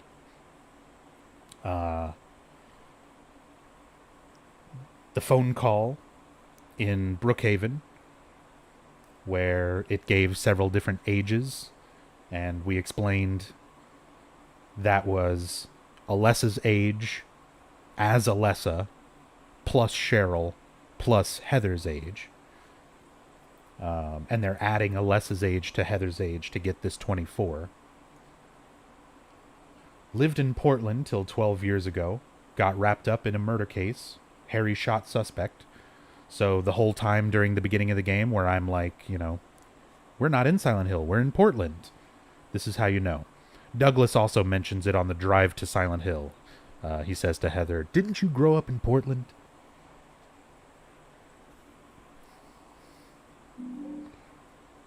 Justifiable self-defense, so no punishment. Moved away immediately after. Started to use alias. So we had somebody from the cult at some point showing up to try and take Heather. And Harry shot the suspect. It was justifiable self-defense. They moved away. Started to use an alias, or at least Heather did. Previously, she was going by Cheryl. Although she was not the same Cheryl, obviously. Well, she was, and she wasn't. She was Cheryl number 2. Same soul, different body. Apparently no connection with the criminal, just some occult freak slightly off from way back. Originally from Silent Hill. Silent Hill 2 does not have a canonical ending, okie dokie.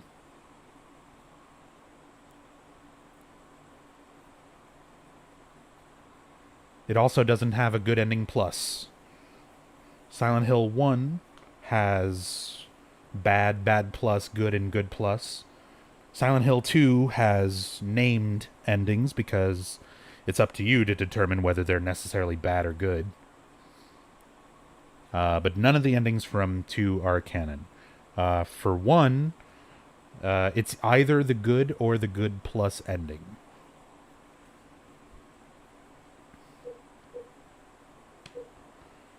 So now we've got Dad's notebook. Dad wrote about my past in here. As always, this should be novelized. So this was what Harry Mason left behind before his death for Heather to read. A little bit of history, how he felt and what he went through. And I'll do this reading as Harry Mason. I hope this will never come to any use. Maybe it's better if you never know. More than anything else, I fear the possibility of your going away far from me. But sometimes we have to tell the truth. That's why I'm writing this, before I'm lost in death and oblivion. What happened back then? That has something to do with who you are. It all started 24 years ago. Coming back from a vacation, my wife and I found a baby on the side of the highway. Since we were childless, we thanked God for letting us meet this child, this girl. We took her home, 3 years later, my wife died. And another 4 years later, 17 years ago, I came to Silent Hill. I heard the girl's pleas and took her with me, not knowing why she wanted us to go there. And it was there that the girl went away. Not that she actually went anywhere, nor did she die. Returned to her original self. That's what Dahlia Gillespie said. Original self. That was the young woman burned by her mother as a sacrifice to God. Alessa Gillespie. Half her soul escaped in those flames and went on to live in a baby. In that girl of mine. Of ours. 7 years passed before that half-a-girl returned to Silent Hill and made Alessa whole again. Newly strengthened, she vowed to kill God. God, a fetus nestled into this sacrificial girl's womb, was summoned with the usual rites. This was Alessa's wish, no matter what the outcome, even if her own existence were at stake. But that wish was not granted. My interruption meant she prayed instead for the girl's return. I alone couldn't bring her back. Dahlia did it. I only helped at the birthing ceremony, to bring God out of Alessa. Actually, that was Michael Kaufman, but, who's keeping track? The newly born God wailed once and was dead. All from that girl's, and probably Alessa's, conscious resistance. That's not the end. After God had vanished in a glow of light, Alessa reappeared and gave me a baby. She looked a lot like that girl so long ago.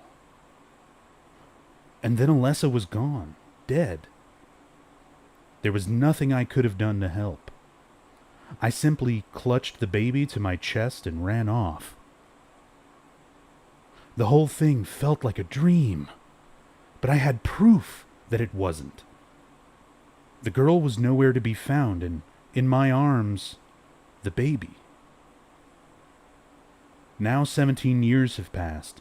It feels like only yesterday, and again, it feels like a million years ago. I confess, I had reservations at first about raising that baby. Could I love her? Her existence was thoroughly unexplainable. I thought she could be that young woman who snatched away my beloved daughter. That led to sadness, anger. There were times when I put my hands around her tiny little throat. Several times I even considered abandoning her. That's what a terrible person I am. But I decided to raise her after all. I just couldn't seem to let her go. When you look at me, you laugh, so even now I can't forget about that girl. But I love you.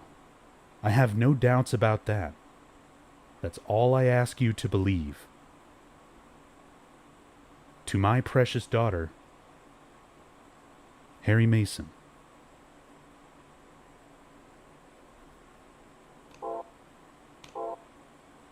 Konami, I'm willing to work for scale if you want to make a remake. I'll do it. I'll do it. I'm cheap. I'll do the work.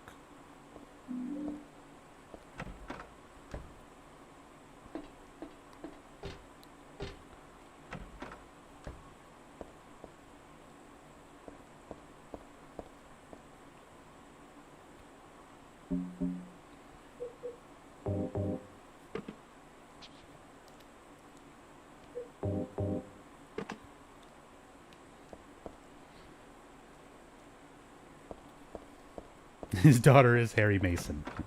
Yep. Harry Mason Jr. But she decided to go by Heather.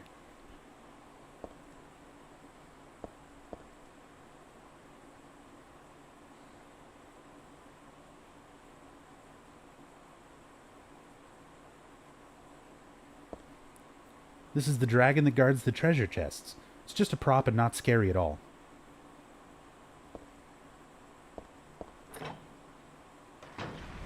Short for Harriet. Harriet Mason. Oh, I need to kill these. I need to kill everything here. So that I can read another note. Oh my god, there's so much shit on hard. Please stop. Oh. Pendulum.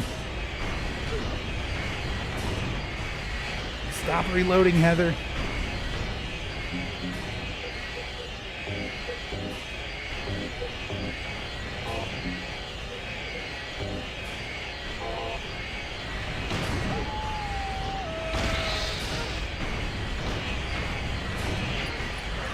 Good God, look at this fuck fest.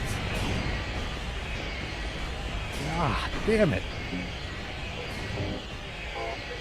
Gonna drain all my fucking health supplies again.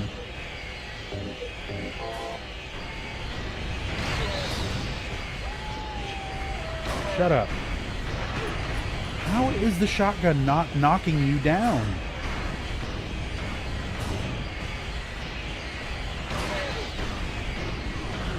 Got you that time.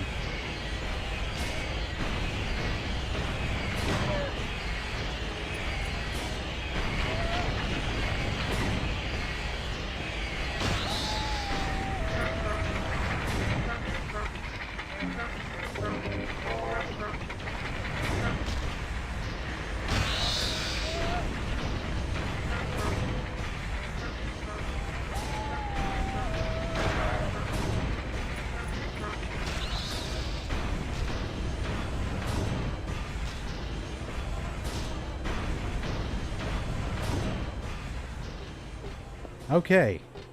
Yes? We're all dead? Everything? Wonderful. Great. God. I forgot how annoying this part is. That's why normally when I do story playthroughs, I don't play on hard. But, whatever. It's fine. We're here. And we've got a note.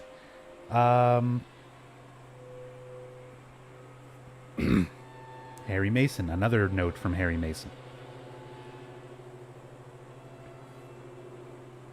Dahlia's the one who said it. Said that girl was a demon. That she took my daughter for a sacrifice. But it's not totally believable. I mean, appearances can be deceiving. When I saw that photo in the hospital basement, I thought, that girl looks like Cheryl. Is that why I feel this way? Something's not normal anyway. Nothing good will come of this, but I just can't think of her as a demon. Is it my imagination? Or do I actually feel sorry for her? Why do I feel like she's looking for someone to help? Cheryl's what's important to me. Everything else can wait until I've gotten her back. There's a date and a signature at the end. It's dated some 17 years earlier and signed by Harry. Dad? Notice, this is the notepad on the red clipboard. These are the save points from Silent Hill 1. This part of Lakeside Amusement Park, despite the rest of it up until this point kind of having its own unique look, now we're actually in a familiar part of Lakeside Amusement Park from Silent Hill 1. This is the Magic Ice Cream House. This is where one of the save points is in Silent Hill 1 in the amusement park, just before the merry-go-round, which is what we're about to go to next.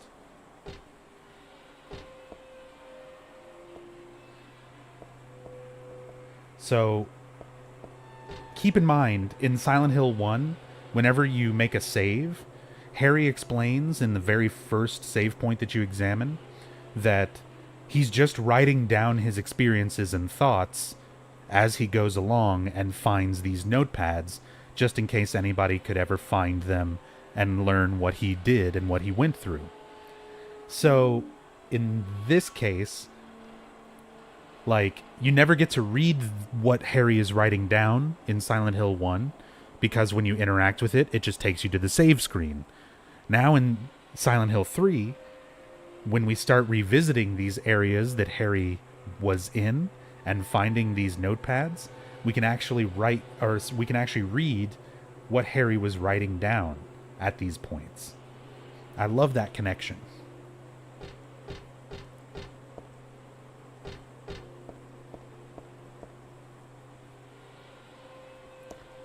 How to control camera view in Silent Hill 3 PC.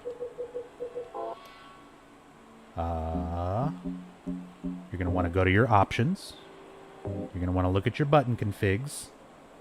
And you see how these configurations right here are move, forward, backwards, right, and left. And then there's up, down, left, and right. These top 4 are what you're going to configure for movement. The bottom 4 are what you're going to configure for the camera. And then you're also going to need to configure a button for search view. So you can see I've got mine set to S. And I've got the actual directions set up on my number pad. So you hold S to go into search view. And then you use what you configured for up, down, left, and right to move it around. You can also configure a zoom, which is in the button configuration as well. Hope that helps.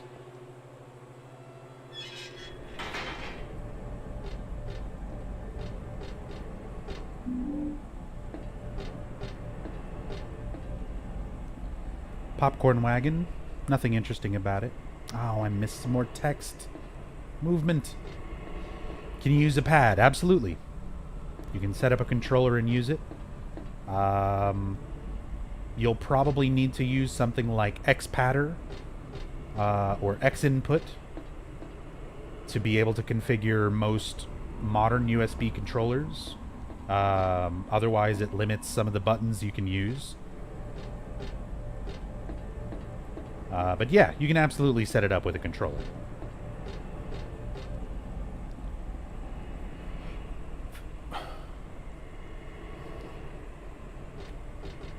Would you read the sign, Heather? Happy carousel enter. Don't they mean unhappy carousel? Good one. Thanks, you play with DualShock 3. Nope, I play on keyboard and mouse.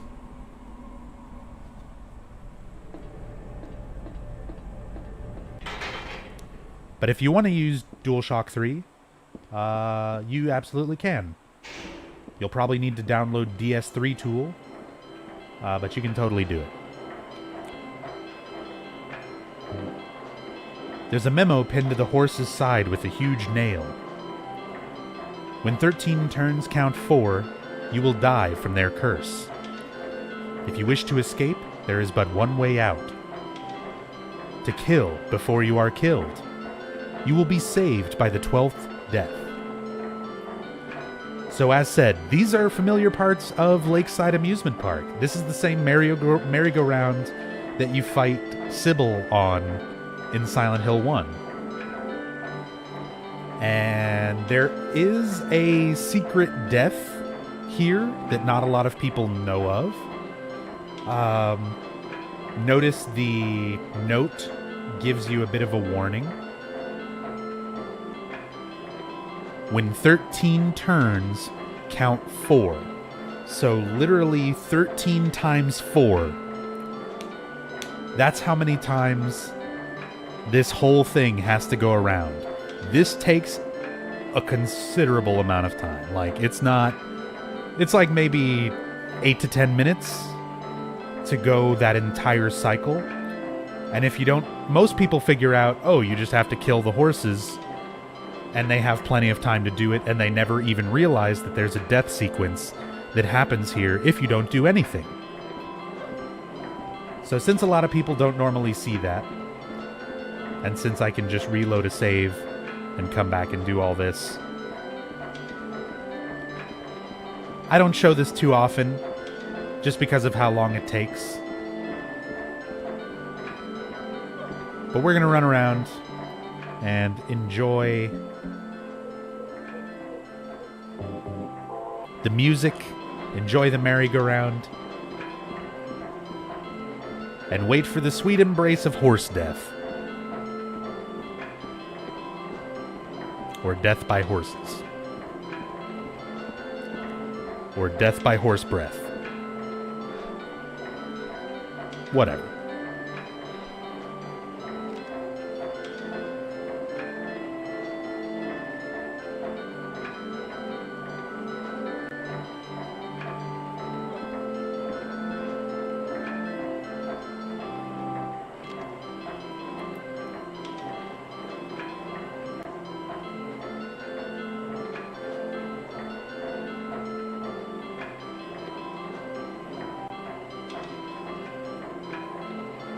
What's up, November? Welcome back. It's not fire. It's like orange acid breath? I don't know.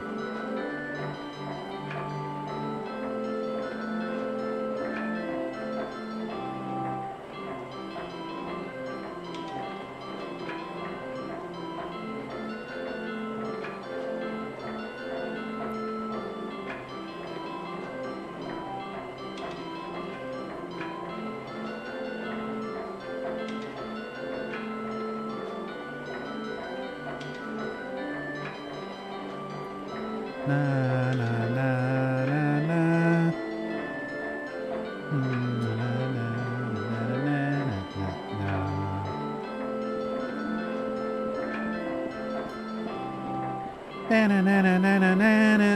Na na na na na.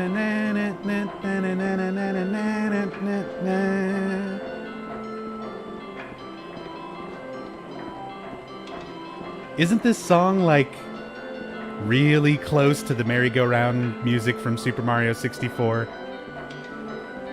I mean, like, it's pretty close, right? It's not just me.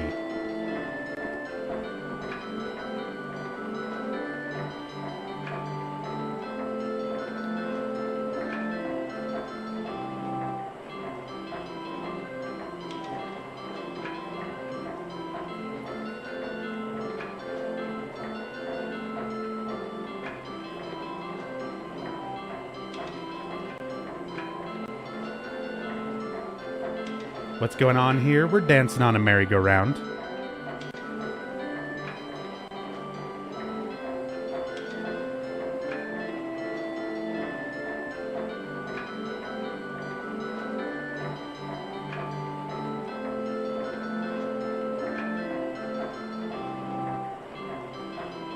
Real, I mean? Oh, that's as real as it gets. I'm a 29-year-old grown-ass man, and this is what I'm doing with my free time. This is real as it gets, my friend.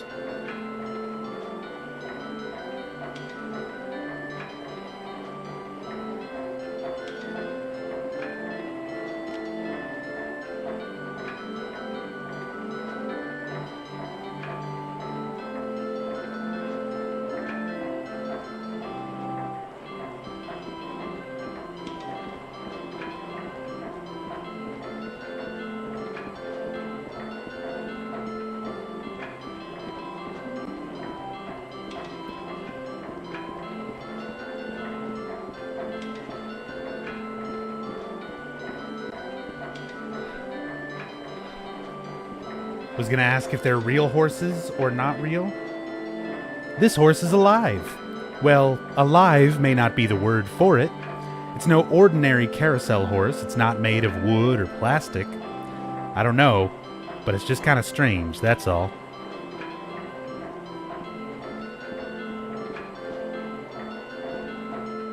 This horse is the only one not moving.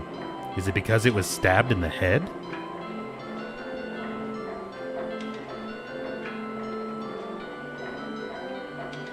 There you go. I hope that clarifies.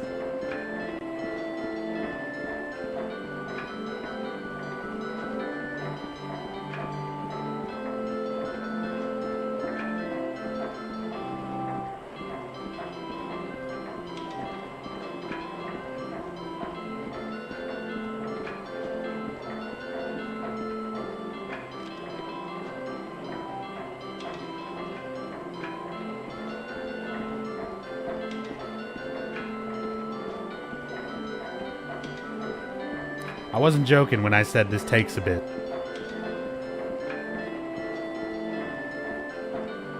I hope somebody... I should have started a timer, because I've never actually timed this. I'm going to have to go back and watch the VOD and time this all out, because I'm never sure of like exactly how long this takes.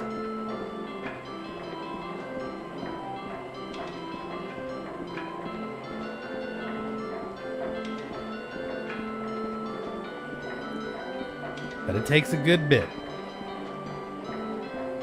Oh, horse breath.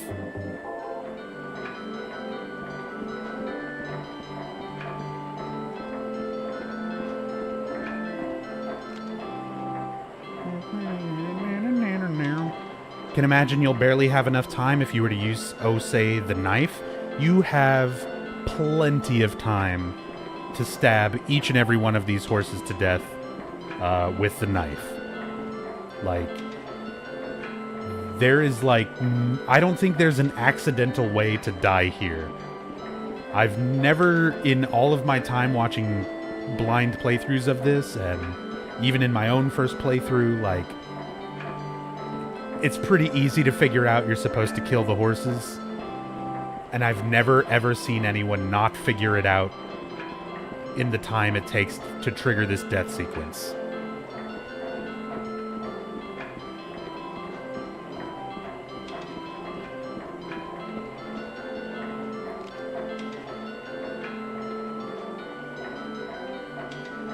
I'm sure DSP died here. Well, nobody told him you kill the horses.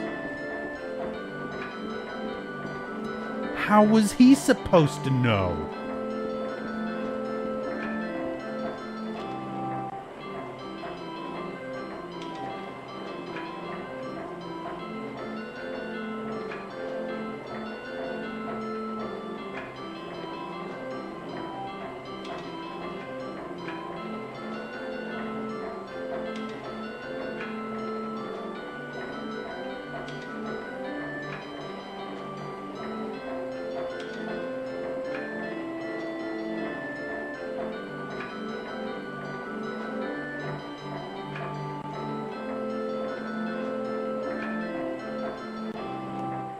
Let's switch it up.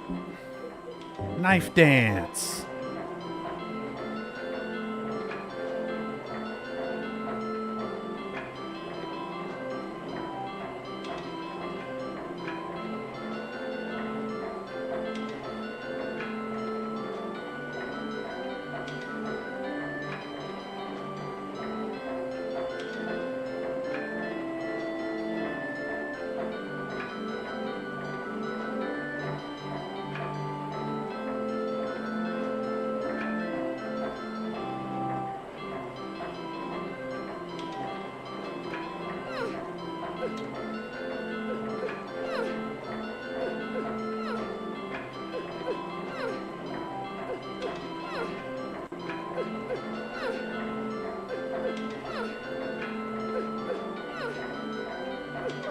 There it is! It finally happened! The merry-go-round filled up with orange horse breath, and Heather died.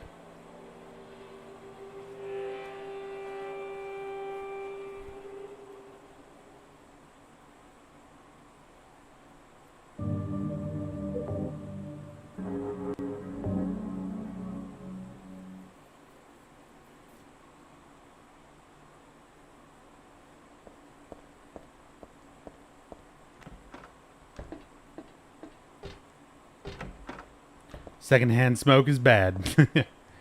Don't do horse breath, kids.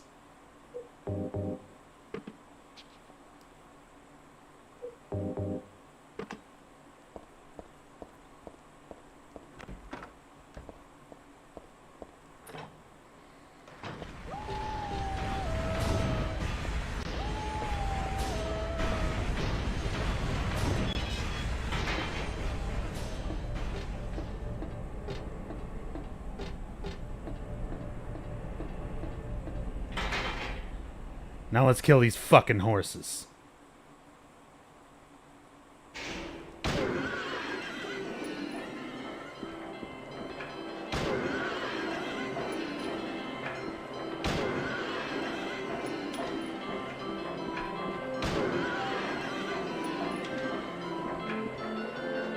Oh, bad place to reload. You're gonna get horse breath. I'm surprised I didn't.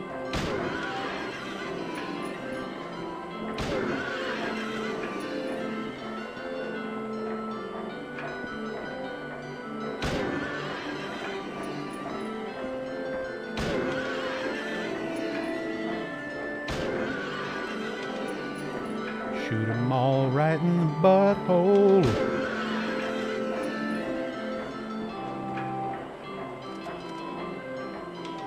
Come on. There's no escape.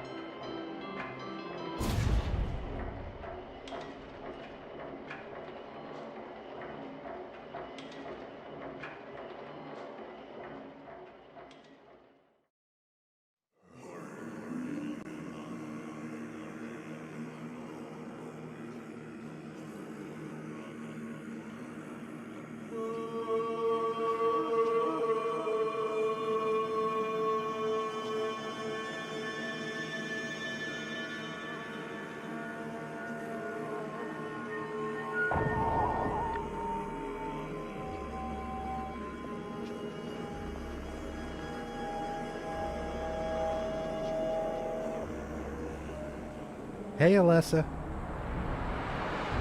That's a nice knife. That's not a knife.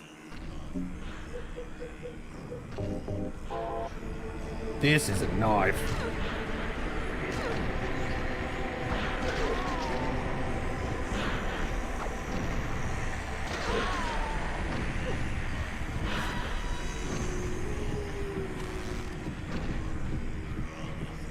So, a little detail here I'm going to try to talk about while I'm doing this fight.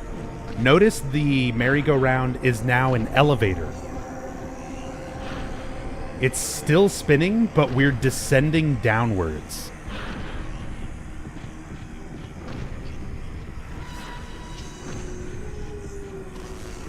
And this confrontation here, by the way, is more symbolic than literal. You're not actually fighting Alessa. This boss is known as the memory of Alessa.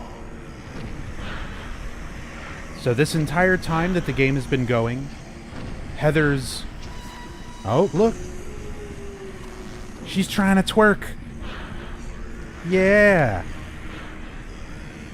Oh, come on. She was doing it. Anyway, the entire time throughout this game, Heather has been essentially slowly remembering, regaining her memories from her life as Alessa, her life as Cheryl. And this moment here is essentially to symbolize the breaking point where Heather's memories of her past lives essentially come back to her by defeating the now insane remnant of Alessa within her. The memory of Alessa. These suppressed memories.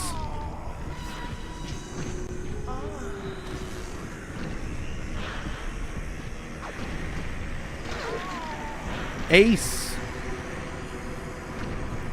Ace, thank you for the 6 months in a row. Appreciate the continued support. I don't know what that hashtag is all about. But thank you.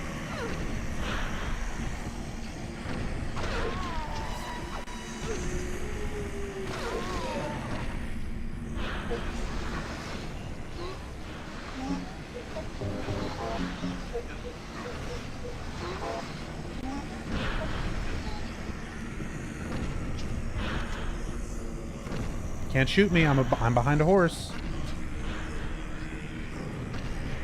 It's the rules.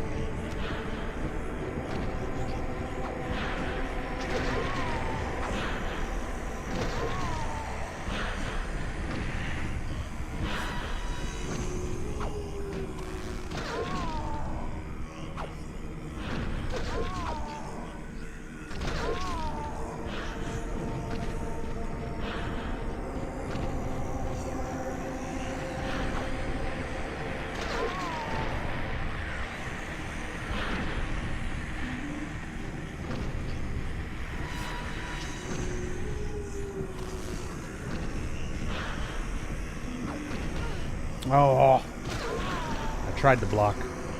Don't! Why would you shoot at that range? Mistime my block.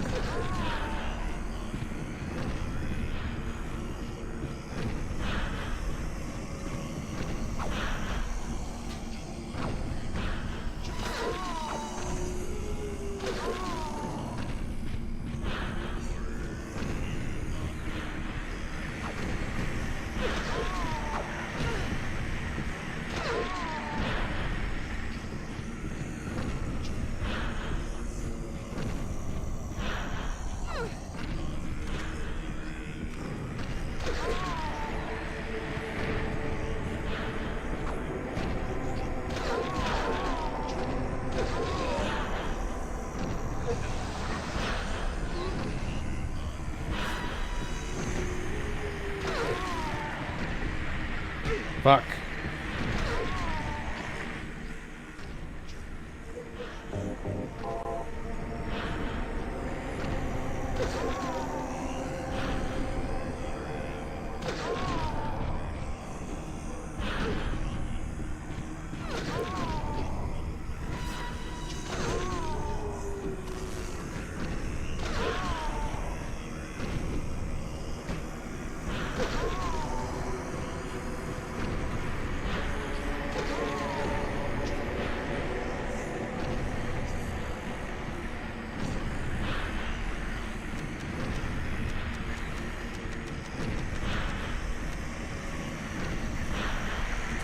Never catch your stream anymore. It's been like 2 weeks since the 6 month.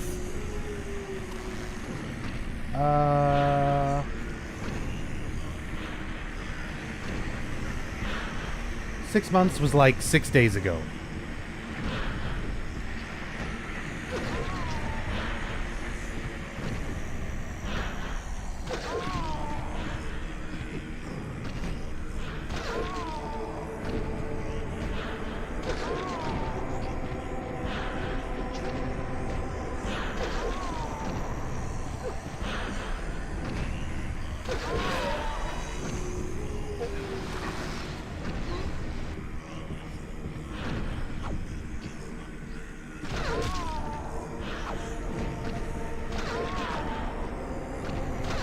But it's all good, Ace. As I said, I appreciate the support. And I know, like, I don't expect people to regularly catch my streams because I don't have a regular stream schedule. That's kind of the downside to that. I mean, on the upside, it makes the rest of scheduling around streaming for me more convenient. But yeah, it makes it difficult to consistently catch streams. I know how that goes. But it's not for lack of trying. I've been streaming. I've been streaming.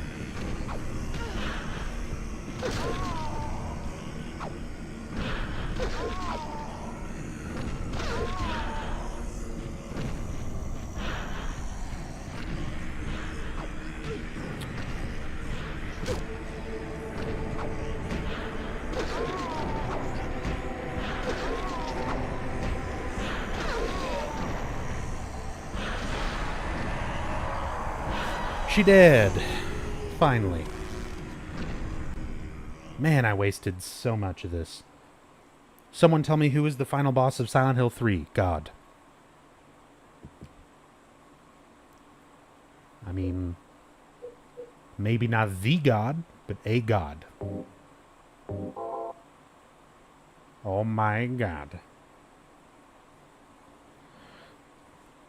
So, the memory of Alessa has been overcome, and with that, Heather has regained all of her repressed memories. She can remember everything now. Her life as Alessa, her life as Cheryl. None of that is repressed or exclusive to her subconscious now. She is aware of her past and her previous lives. And this is a final message from herself as Alessa to her current self as Heather. It would be better for myself to die. After all, it's nothing to be afraid of. Alessa's not afraid of death. Death is nothing. You just reincarnate. DJ Rebirth, thank you for the host, by the way. That child, that demon. When I think of the endless pain it will bring when it is birthed, referring to the god that's in Heather right now. I decided that instead of the suffering and cruelty I endured in that sick room, that I would like to bestow a more gentle and peaceful death on myself. Why do I resist? I never thought of myself as such a fool. So, this was essentially the last remaining part of Alessa, last-ditch attempt in her insanity to try and kill Heather as a way of stopping the birth of the god, which again is why I think when Douglas kind of brings up the same point, I don't think he's wrong.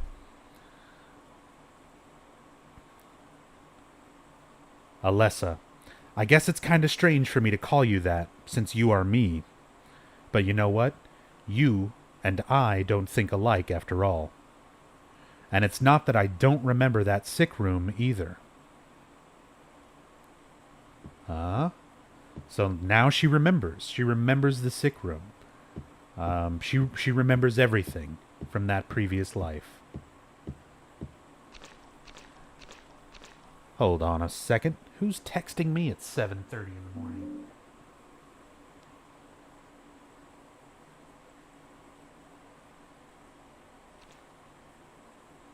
Oh. Oh.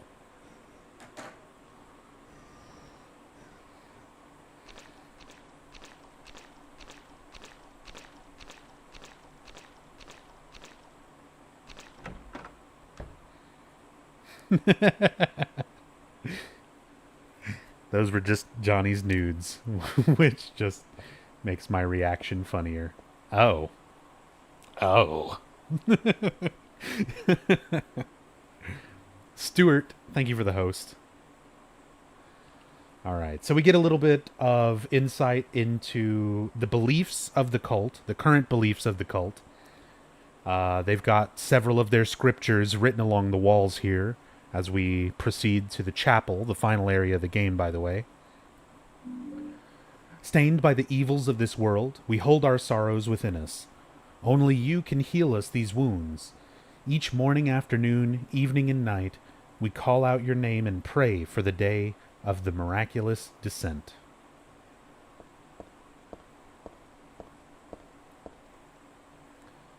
I give to you unreservedly my body and my eternal soul. Whatever darkness may befall me, I will endure with you beside me. As proof of your miraculous power, guide our obedient and willing souls to the road of paradise, O Lord. We will not give in to the power of temptation as long as we have you in our hearts.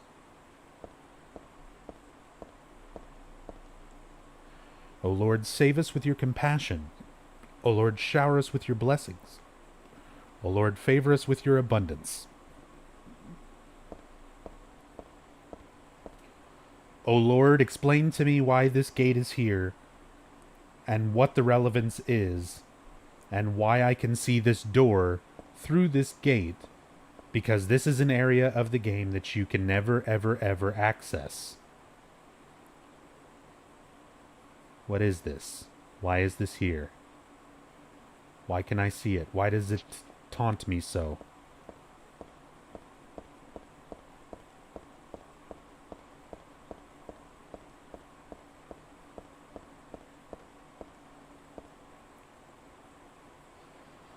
This door is the gate which leads to the road of paradise. Embrace the bosom of the Holy Mother. Admit your sins and be forgiven. Eternal tranquility can be yours.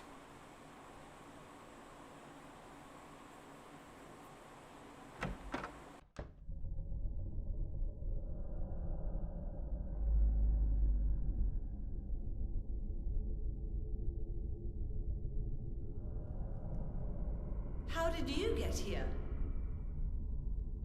It was Vincent, wasn't it? He led you here. When will he cease his meddling? But it's just as well. Luring you here also serves my purposes. Checkmate. Not yet. The time is not yet at hand. The time when all will be forgiven their sins. When the paradise we have long dreamed for will arrive. After the judgment and atonement, an eternity of bliss. Oh, Alessa, the world you wanted is nearly here. That's not what I want. Not you. Alessa, your true self. But I am Alessa. My little Claudia, my dear sweet sister. Alessa, is it you? Oh, how I've missed you. I don't need another world. It's fine the way it is. But you said it yourself. The world must first be cleansed with fire. But that's not what I want now. Alessa, don't you want happiness? Have you become blind to all the hopeless suffering in the world? We all need God's salvation. Listen, suffering is a fact of life. Either you learn how to deal with that or you go under. You can stay in your own little dream world, but you can't keep hurting other people. Besides, I'll never forgive you for hurting my father. I wish only for the salvation of mankind. But for that to happen, the world must first be remade. And for that, we need God. You self-righteous witch! No one asked you to help!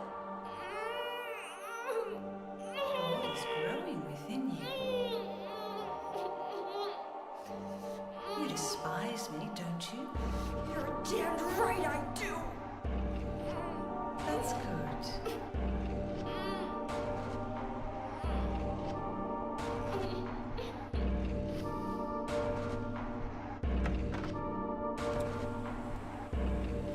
So yeah, Johnny, to kind of expand a little bit on Alessa and Claudia's relationship, and we learn a bit more about that from some of the other dialogue and stuff that we find here.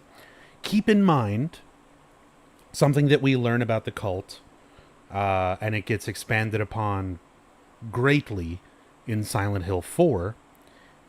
Many members of the cult are orphans who are brainwashed and recruited into the cult, essentially through adoption into cult families. So a lot of the people who are involved in the cult either grew up in orphanages together or were adopted into similar families within the same cult. So a lot of them refer to each other as brother and sister. It's also done in that sort of religious tone, the way that nuns refer to each other as sisters, priests are referred to as fathers. It's that same type of family through belief. And sure enough, we find a note later, a birthday card from Alessa to Claudia, where it says, "Here's to you. I love you as if you were my real sister."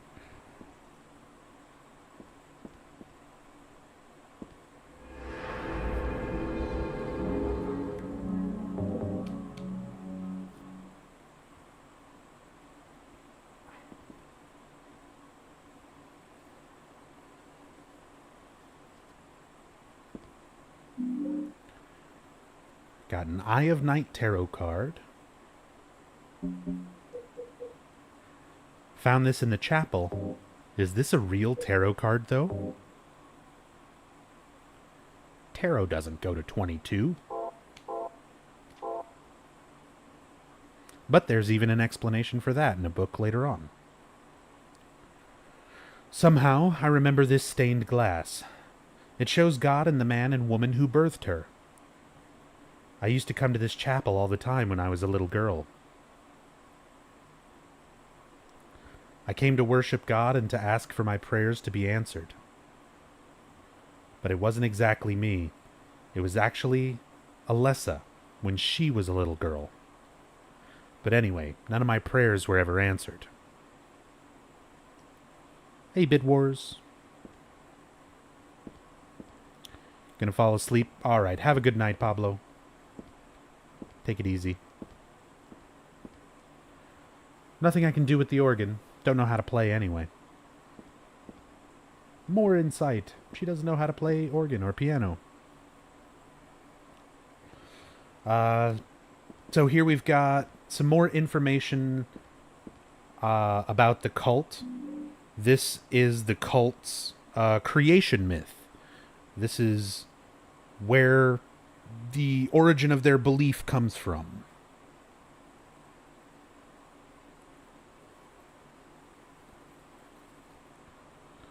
One, origin. In the beginning, people had nothing. Their bodies ached, and their hearts held nothing but hatred. They fought endlessly, but death never came. They despaired, stuck in the eternal quagmire.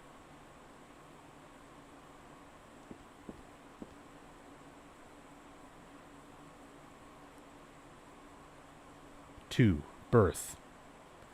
A man offered a serpent to the sun and prayed for salvation. A woman offered a reed to the sun and asked for joy. Feeling pity for the sadness that had overrun the earth, God was born from those two people.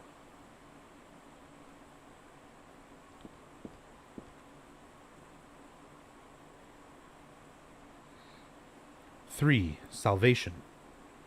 God made time and divided it into day and night. God outlined the road to salvation and gave people joy. And God took endless time away from the people.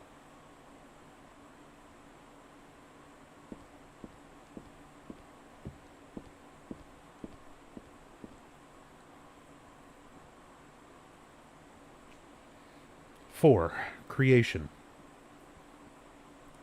God created beings to lead people in obedience to her. Somebody asked earlier, who is the red god, who is the yellow god?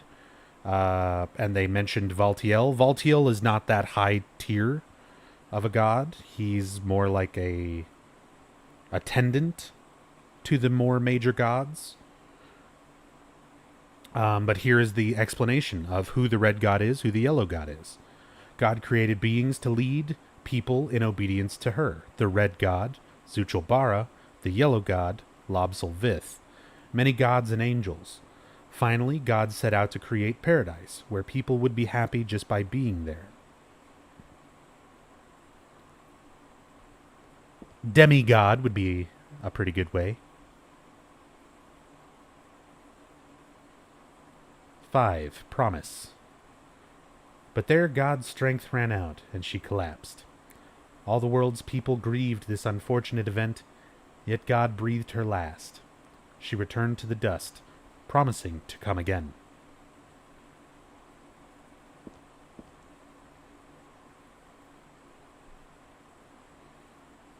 Six, faith. So God hasn't been lost. We must offer our prayers and not forget our faith. We wait in hope for the day when the path to paradise will be opened.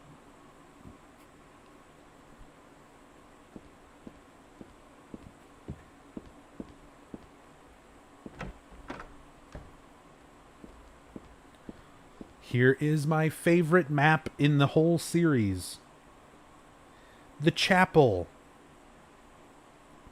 So, aside from the actual map portion of this, the little squares to show the rooms and hallways, those were done by, like, an actual artist. The rest of this art, the house, the bunny, everything else, the writing where it says chapel, all of this was done by a child of one of the friends of Team Silent. So this is a legitimate, real, authentic child's drawing. The fingerprints and smudges, the creases in the paper are authentic. And I love that it's something that they put that amount of detail into, of just having an authentic child's drawing, because, for example, later on in Silent Hill Homecoming, there's a lot of child's drawings that you go around and collect, supposedly drawings that Josh did, and they're very obviously a professional artist drawing badly on purpose. Whereas with this, I mean, it has so much charm just in the way that it's drawn. And again, because it has that level of authenticity to it. I love it. Favorite map in the whole fucking series. Got the church map. I should print that out and stick it on my fridge.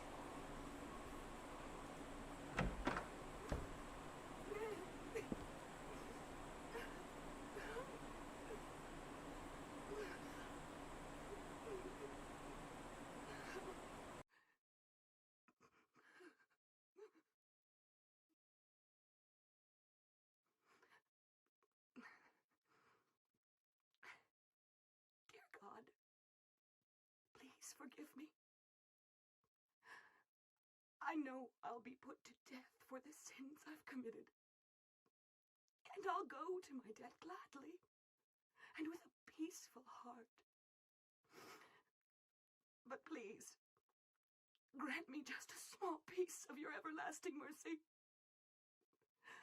Let me see my child once within your golden gates. Deliver me not to hell, but to purgatory.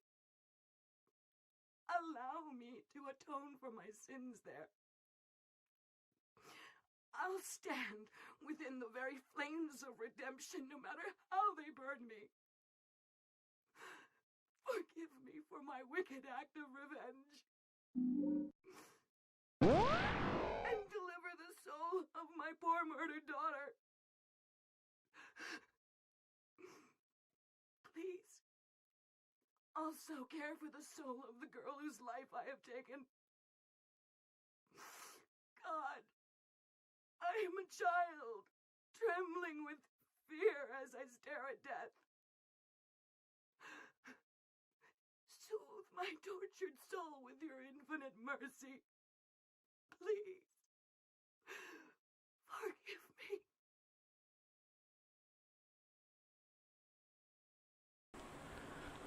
Dark Healer, thank you for the 15 bits. That sound was new? Yeah, Johnny. So I've got custom profiles, alert profiles, for each of the games now. Or at the very least for a lot of the games that I play. So, all the alerts for right now while I'm playing Silent Hill 3 are all sound effects from Silent Hill 3. Whenever I do Silent Hill 2, it's all from Silent Hill 2. Whenever I do 4, it's going to be all stuff from 4. I've done profiles so far for Silent Hill 1, Silent Hill 2, Silent Hill 3, Silent Hill 4, Metal Gear Solid, Jet Set Radio. I think that's all. Don't forgive her? Got it. Let's go.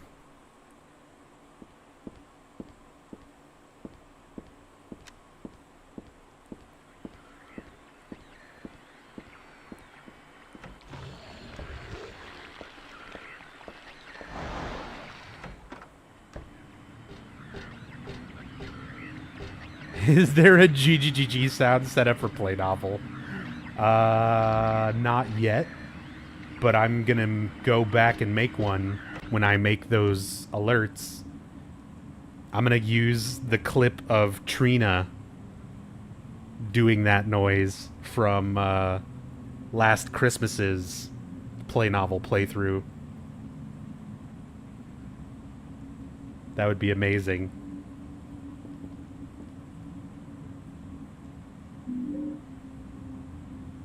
Shelves are covered with file folders and boring books. There's no useful information here as far as I can tell.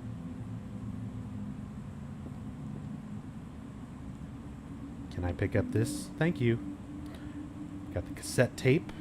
We'll go listen to that a little later. There are a bunch of papers in this file. So this is where we finally learn the meaning behind the halo of the sun, the save point, and the symbol that we've been seeing all throughout the game. I get the feeling it's a handwritten copy of some book. Represents the deity known as the halo of the sun. In heraldry, symbolizes a religious group. The two outer circles are charity and resurrection. The three inner circles are present, past, and future. Usually drawn in red, occasionally drawn in black or other colors, but blue reverses the meaning into a curse on God and is therefore forbidden. Excuse me, I'm going to sell out just a little bit right here. If you take a look at some of my custom bit badges in chat, such as Johnny's, you can see it's a green halo of the sun. For the low, low price of 5,000 bits, you can have your very own blue halo of the sun, a curse on God, custom bit badge. Or for 10,000 bits, you could have that nice red one, like Fenn's got. Anyway.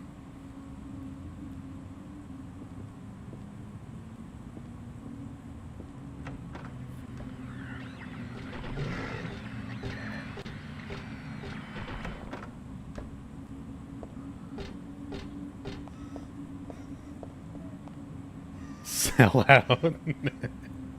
Look, I'm just trying to tell you the things that I made that I'm proud of. You don't have to buy them.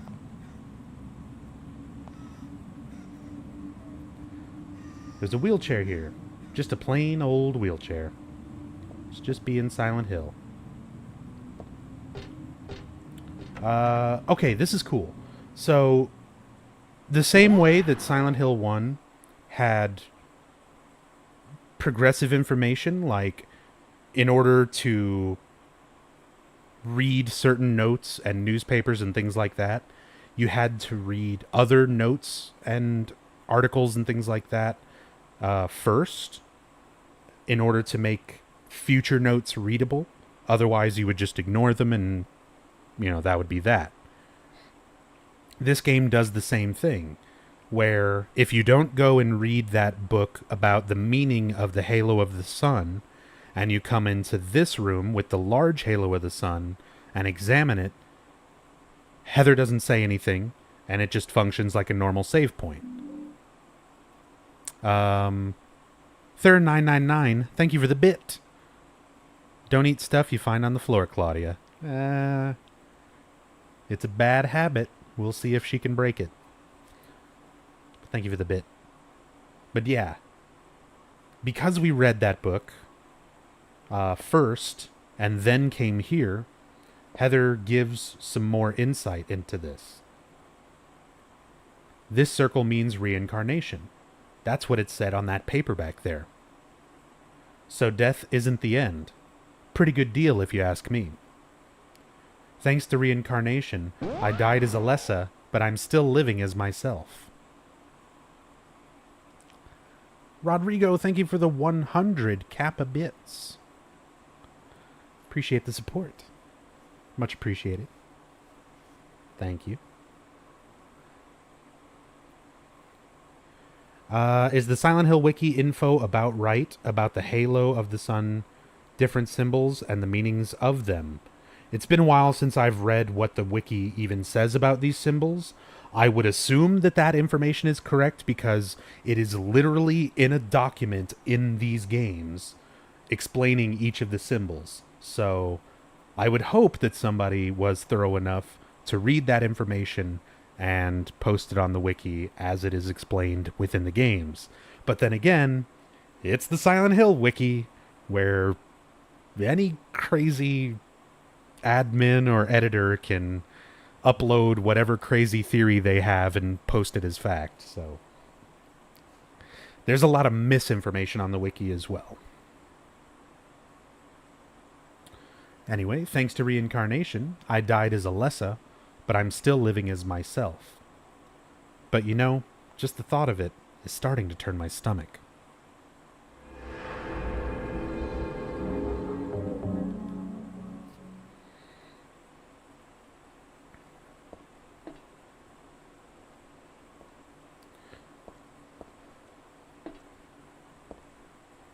So we've got some significant figures to the church.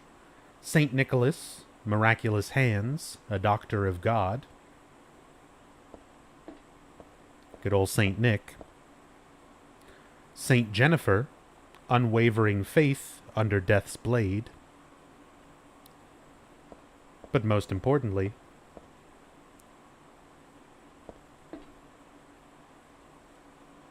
a very familiar person. This is Alessa, essentially as she appeared at the end of Silent Hill 1, holding the baby that she gave to Harry, the baby that grew up into Heather. Saint Alessa, Mother of God, Daughter of God. This picture, that's me. I'm holding the baby, and I'm the baby being held. The me that wanted death and disappeared with God 17 years ago, and the me here and now that sought life. Jennifer is the saint statue you find in 2, right? Yes. Good catch, Panda. That's a reference to Jennifer Carroll. And we see that monument in Rosewater Park in Silent Hill 2. Johnny Thunder with the 55 bits. Pocket change. Shisha!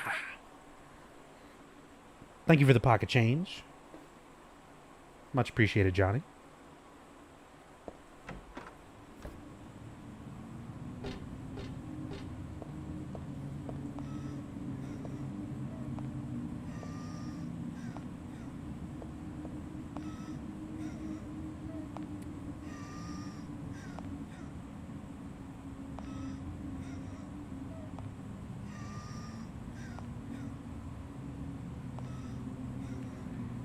Trying to buy love? Johnny's a regular. Johnny don't gotta buy shit.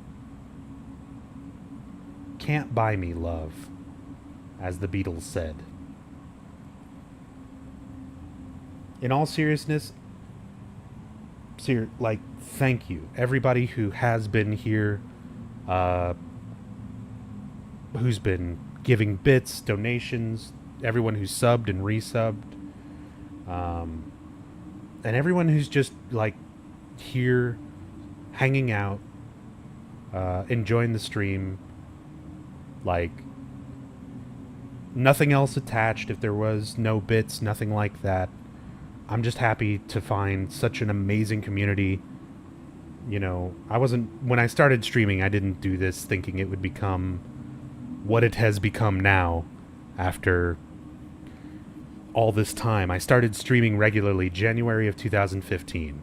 I never thought that I would ever see a single penny from doing this. I just wanted to play Silent Hill and share it with people online. And this community and you guys who've been around and just hanging out and supporting the channel just by being here, seriously, you've made us all absolutely amazing and absolutely worthwhile every single step of the way. So thank you, everybody. who is here.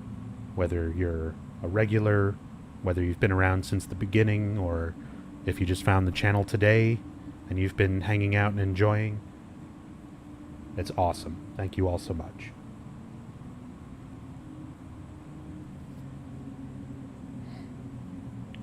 There's a picture here of an angel flying into the heavens. Nothing special. I get the feeling there's something behind this picture, though. That girl's cries and footsteps disappeared beyond it, after all. Will you move the picture? Yeah. It's a door. So we see some bloody footprints move towards the door first, and we can hear a girl's cries.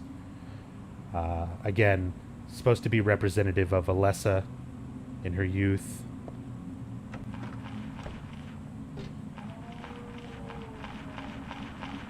I need to learn how to produce less salt. Please teach me. I mean, I've always been a fairly patient person. And I mean, I still get salty over stuff. Like, these are the most enjoyable streams because I'm just sitting, I'm relaxing, I'm not in a hurry to finish the game. I can take it at my own pace, stop, talk, discuss things. This is like by far the most chill thing that I can really do.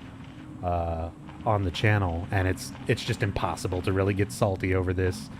Even fake salt is like with people asking dumb questions or saying downpour is #1. It's like, yeah, whatever. You should watch me speedrun stuff and get really mad. But even then, I don't know. Get older. I feel like the older I get, the less I care. And the less salt is produced.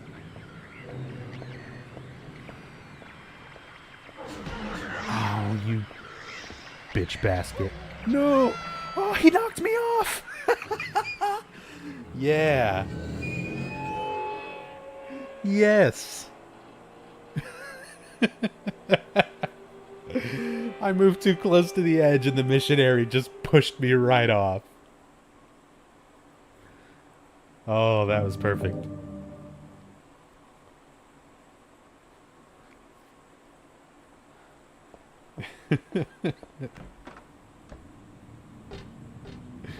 All right. How about this? How about next time I shoot your bitch ass, missionary? Oh, also I'm going to quick save. Here's the speed strat. Quick save in front of the door. Quick load. And then you don't have to wait for the footsteps and the cries. Only works on PC version, obviously. Shut up. Shut up. Asshole.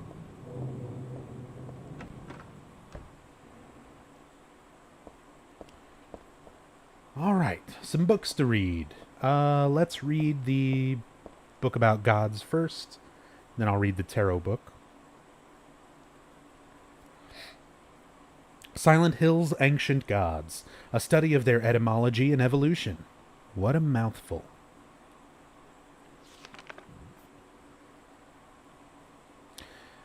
Hey, look at that. Saint Alessa, depicted in the bottom left. And Samael. Or Baphomet. Or Satan. Or whatever name you want to give him. Up there in the top right. The last boss from Silent Hill 1. The Incubus is the actual given name in Silent Hill 1. There's no religion that has remained unchanged from the moment it was founded. This one is no exception. When this religion fell into the hands of immigrants, it was deeply influenced by their own original Christian beliefs. For example, the traditional representatives of these primal gods may be given the names and descriptions of Christian angels. Thus, shared characteristics begin to appear. My cats are fighting right outside my garage. I don't know if that's picking up on the mic, but my cats are play fighting and like meowing at each other loudly. There's also one rare example of the chief deity, creator of paradise, or lords of serpents and reeds, being dubbed with a demon's name. Of course, this was not done by believers, but by their opponents.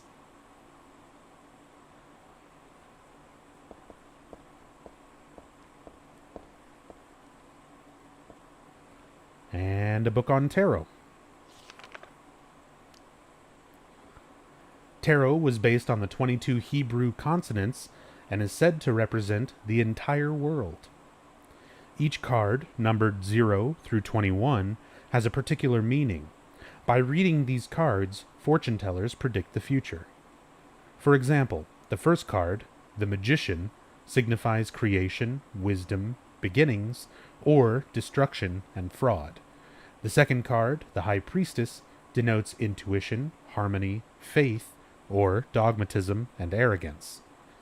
According to some texts, the Gardner deck had more than 22 cards.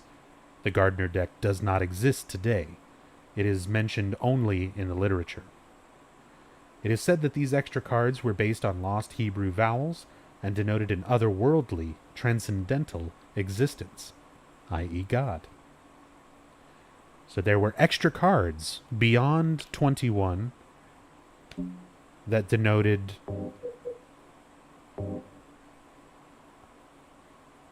essentially a god.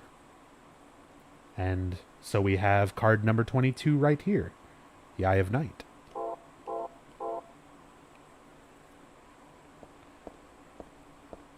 And another card here, as well as a great cutscene between Heather and Vincent. This is where the infamous "they look like monsters" line comes from, that so many fans are confused by. But again, let me reiterate, Vincent is Kappa before Kappa. He is the ultimate troll. He has his own personal needs first, and he loves pushing people's buttons. He doesn't care who they are. Claudia Wolf, you hated the way your father, treated you, kicked you, hit you, made you cry. That smile on his face. He takes pleasure in tormenting others and messing with them. He lies directly to Heather. Was there somebody else here in this hotel room? No, just me. He's very obviously not telling the truth, and you can see that same smile on his face when Heather reacts, and he's like, "Haha, gotcha." But yes, the monsters are monsters. Sorry, all of you wannabe serial murderers. We got the Moon Tarot card.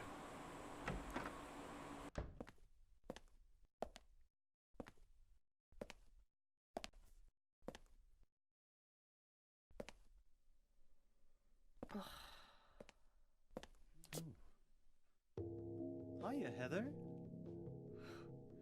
You show up everywhere, don't you? You make me sound like some kind of unwanted pest. Well, who are you anyway? Haven't you realized that yet?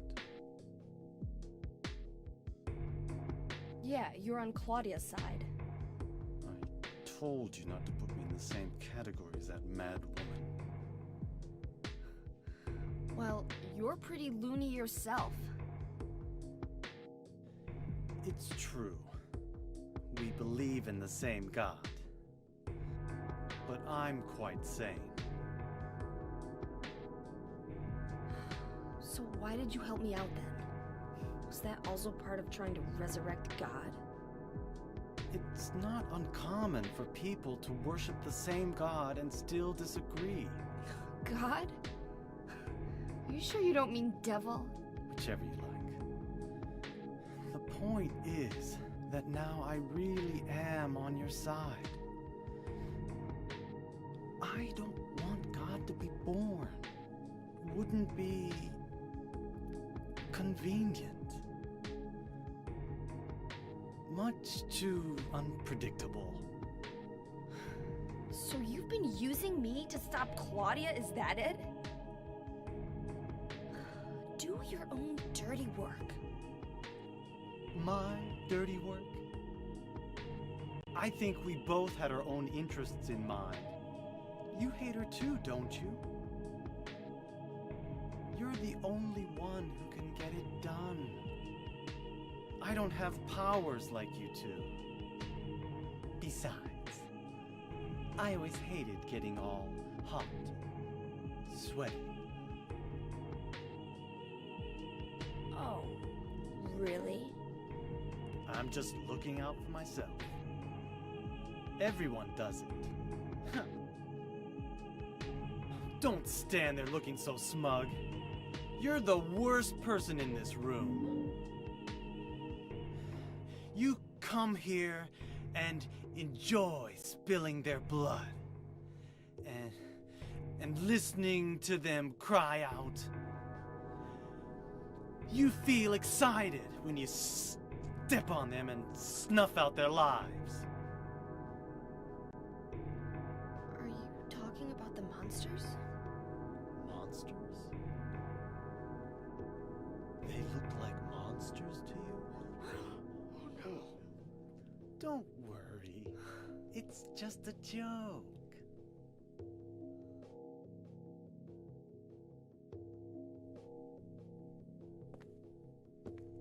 By the way, I forgot to ask you. Did you get the seal of Metatron? What's that? You don't have it? Leonard was carrying it. You mean this thing? Yes, that's it. As long as we have that, we're fine. Here, take this.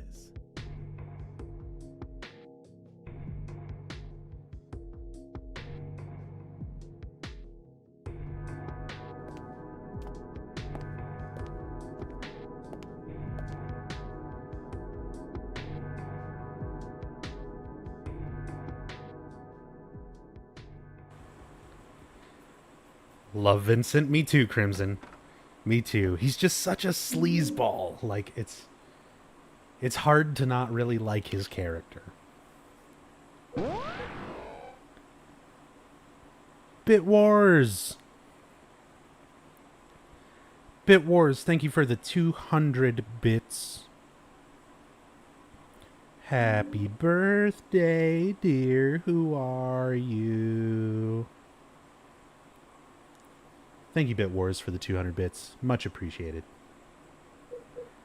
All right. So we got a book, Otherworld Laws. A big old book I got from Vincent. She opens it up. It's just a nude. Just a big full spread Vincent nude. Ah, what a dick.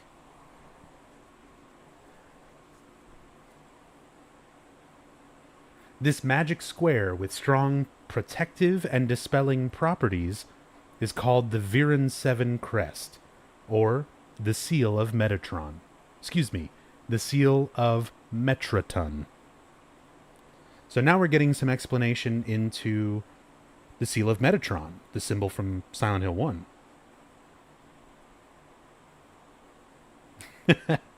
PB Combat gets it. It will bring results regardless of whether the target is good or evil. Its strength, therefore, places a very high burden on the caster. As it is also difficult to control, it is not usually used. This is why it bears the name Metraton, after the angel Metatron, or Metraton, also known as the Agent of God.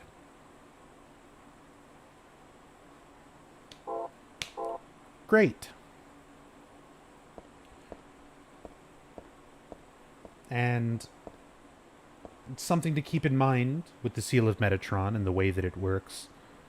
As a symbol on its own, it does nothing. Absolutely nothing. Its power is entirely dependent on the faith of the person using it.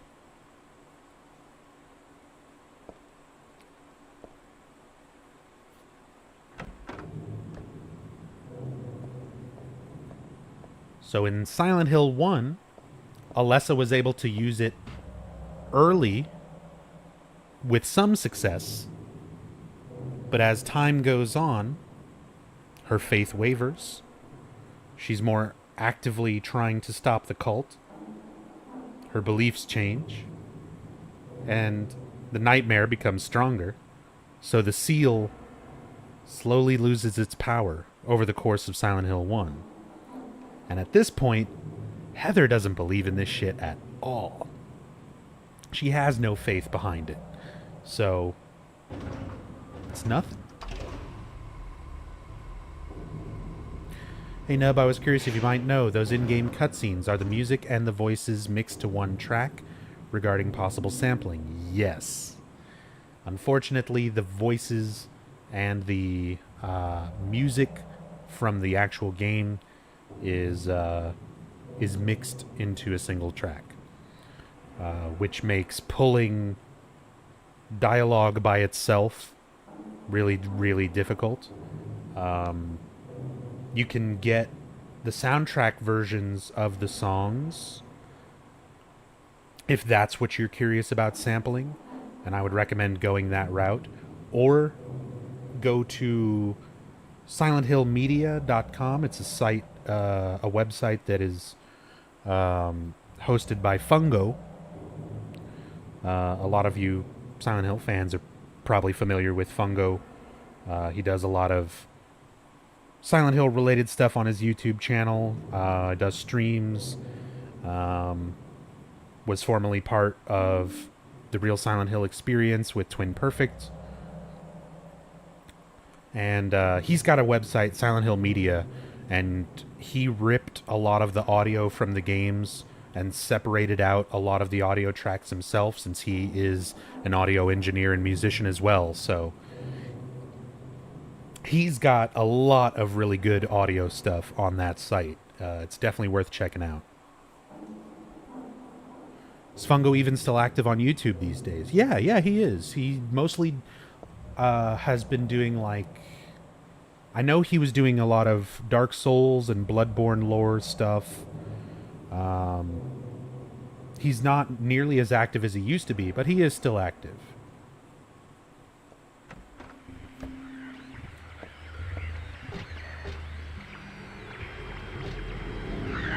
Shut up.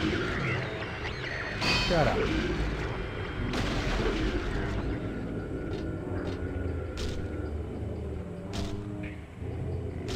Kick dudes in the dick. Kick dudes in the dick.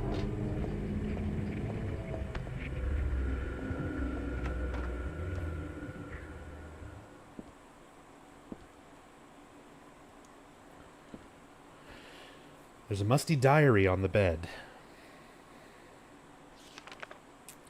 Harry Mason's diary. Time for my last Harry Mason impression. Ugh, let me drink some water. One sec.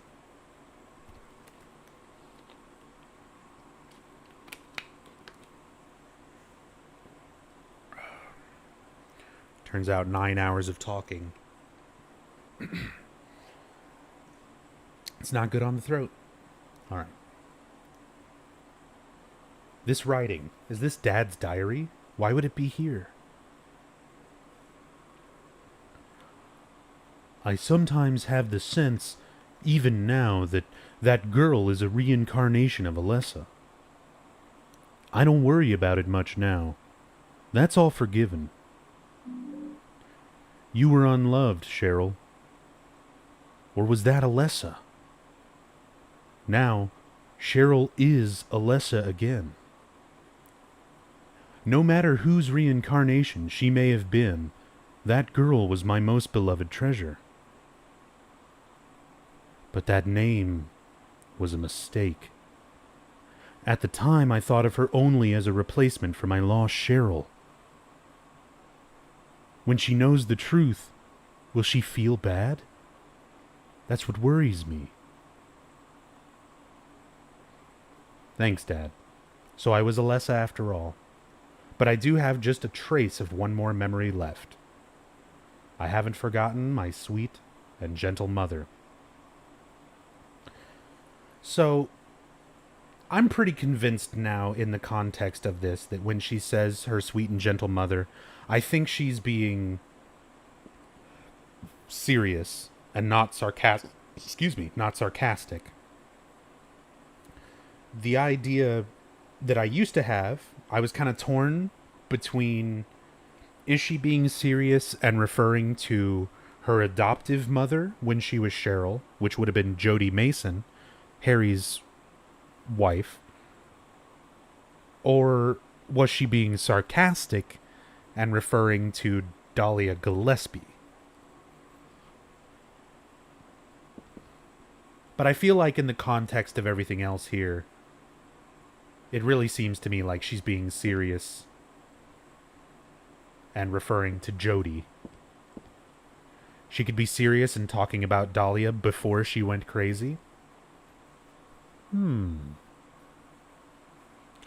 never honestly considered that. We don't get a whole lot of idea of what Alessa and Dahlia's relationship was before the events of Silent Hill 1. The earliest we see them together is when Dahlia decides to perform the ritual. And I mean, Alessa does act like she's close to her mother. She's like, you know, she doesn't want to do the ritual, but she just wants to live a quiet life with her mommy. That's a good point, Three Dog. I never even considered that angle of it.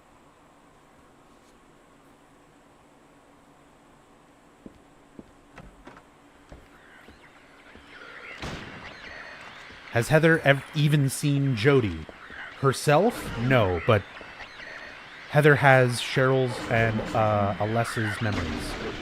Her memories of those lifetimes are no longer repressed. That was what happened after the defeat of the memory of Alessa on the merry-go-round. It was essentially a symbolic fight showing Heather kind of becoming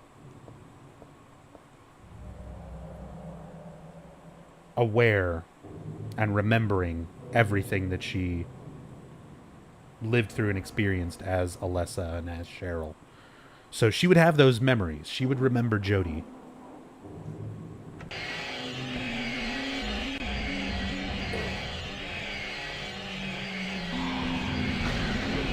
Any explanation on what happened to Harry's corpse in the bedroom? We're not actually in the bedroom. This whole area, you'll notice, is completely nonsensical. We rode down a very long merry-go-round to get here. We entered into a chapel that would have been miles underground.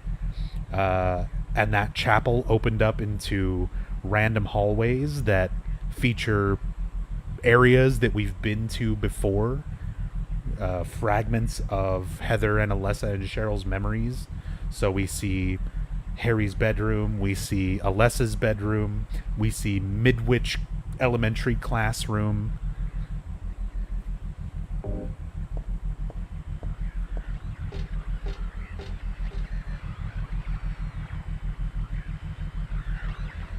This is essentially like the end of Silent Hill 1 when you're in nowhere.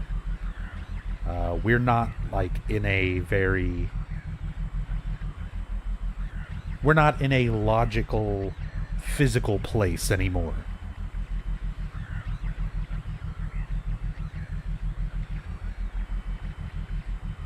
There's Valtiel and Fukuro again. He's just getting those lifts in, getting those reps. It's arm day. No, nobody said anything about hell, MTX. We're in nowhere. A place where reality and unreality intersect. Except right now it's more unreality than reality. We're not in hell. We're not in another dimension. We're just in a far more distorted reality than we have been in thus far.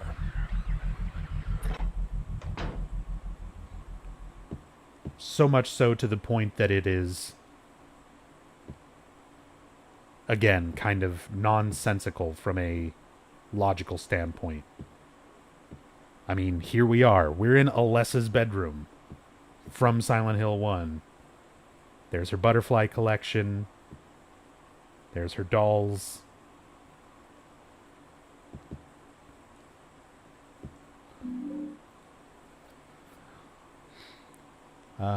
Really feel like that interpretation feels a lot more tragic. But I like the idea of Heather remembering a time where Cheryl was actually loved by Dahlia, or Alessa was actually loved by Dahlia. That is an interesting concept. Because, I mean, she probably didn't always hate her mother. When she was younger, she went right along with the cult. She prayed at the altar. She was part of it, and it was all that she knew. So there wouldn't really be any reason for her to not care for her mother. We don't have any inclination that Dahlia was particularly abusive or anything either, up until using her daughter for the ritual, but before that, I don't know. It's never gone into with any sort of detail.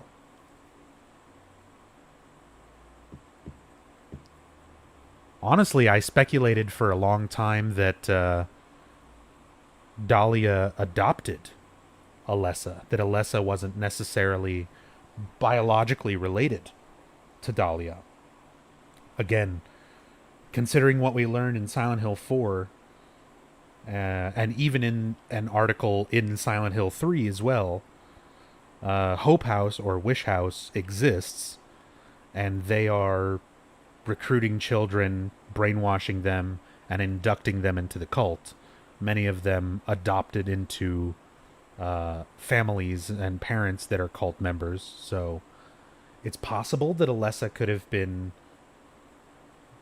one of these children. She could have gone through the same process and been adopted by Dahlia. We really don't know. Would have been nice if they would have included some information about that in, like, a legitimate origin story. Like, those are the kinds of things that I'm sad Origins doesn't really touch on. Because the idea of doing an origin story for Silent Hill, there are so many different things you could do with that and have it fit established storyline, but also have a lot of room for creativity. And I feel like Origins tossed all that out the window for referential material and nonsense, essentially. But it really is a shame that we didn't get kind of more insight into that aspect.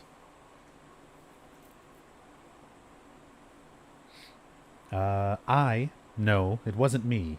Alessa wrote this a long time ago. That chapel altar. It wasn't that one beautiful chapel. It was some other altar somewhere else.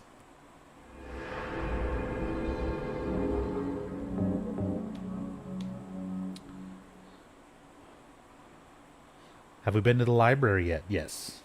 We've already had the cutscene with Vincent. Oh yeah, this was intended to be a little bit of a reference.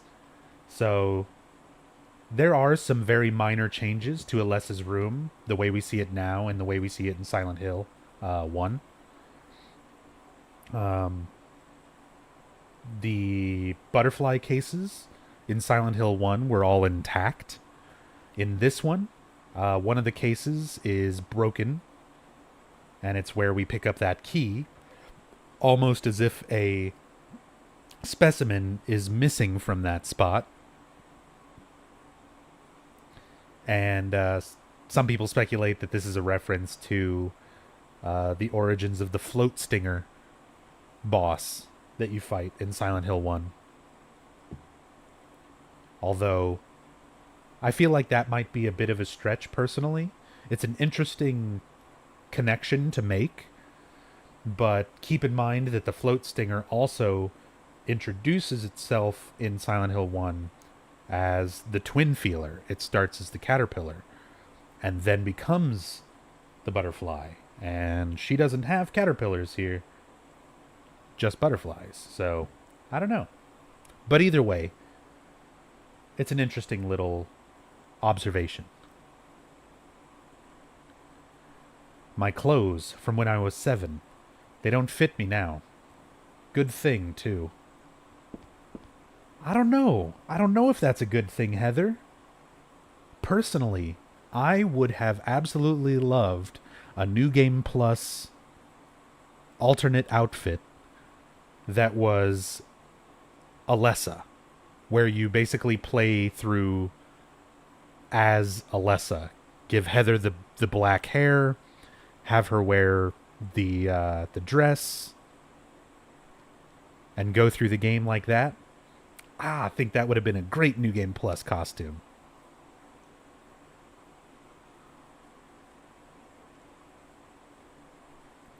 The shelves are jammed with books. The top shelf has books on religious teachings and textbooks. Serious stuff. So this is all stuff that is relevant to Alessa. The religious teachings and textbooks that she was studying. But also, the other 2 shelves are full of fairy tale books like Oz and Alice. So again, these storybooks and fairy tales that Alessa was so fond of are where the fairy tale and storybook elements came from when Alessa's subconscious, the nightmare, started affecting reality in Silent Hill 1. We see puzzles and keys with references to these fairy tales and storybooks. Even some of the creatures taking on the appearance of things that she recalls from certain books. Here's Mother Goose, Cinderella. Used to love these. So again, we get these cool little insights kind of into Heather's mindset. All these things that Harry didn't comment on very much in Silent Hill 1 because he didn't know the significance of them. But now, as Heather, with all of her memories intact, she can talk about all of this in pretty great detail. This is a closet. It's meaningless to me. I don't have time to wax nostalgic over these old clothes. I want to look at the drawing. There we go. The scribbling on the floor here is Alessa's. For some reason, she always drew monsters like this when she was alone. She used to draw with Claudia, too. A nice daddy and mommy, and a fun school. So again, things from Alessa's imagination, the monsters she was drawing. A happy world where everyone smiled and laughed all day long. In short, everything we never had. Are all of Alessa's reincarnations alike? What do you mean by that?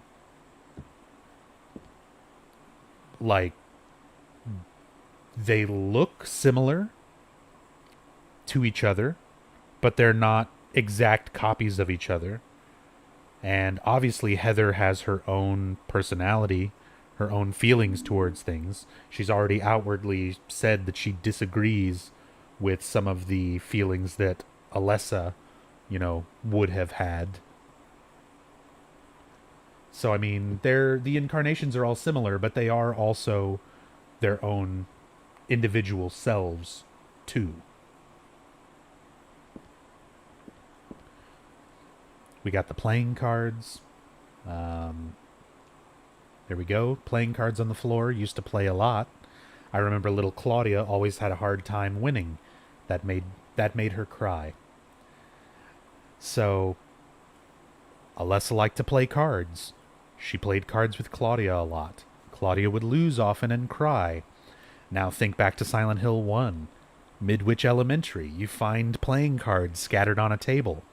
Harry doesn't comment on them because they're not significant to him.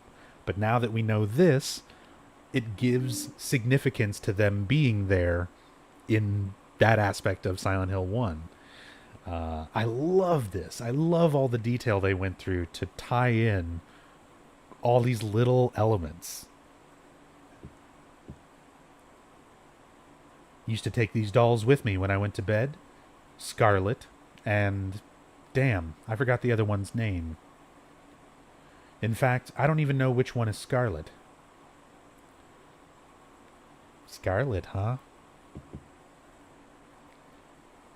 Wonder if they'll make that into the coolest boss in Homecoming.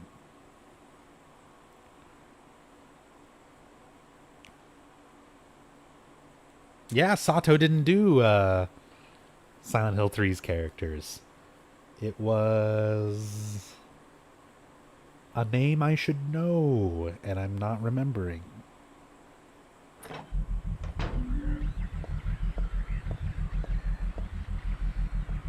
Oh, that's gonna bug me. There were multiple character designers for Silent Hill 3.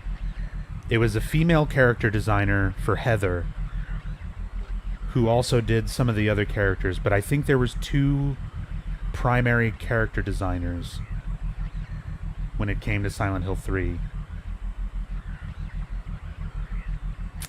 I don't remember. These are names and stuff that I should know.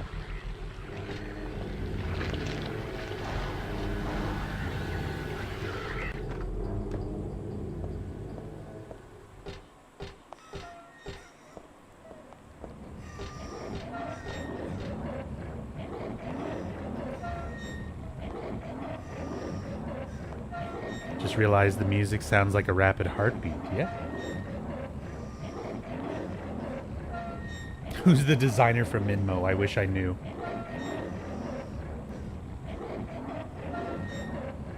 So there's our boy Valtiel. He's working on that valve. Keeping things going. And we've got 2 pairs of legs hanging, sort of swaying there. It's really creepy because they look like they're kicking their feet.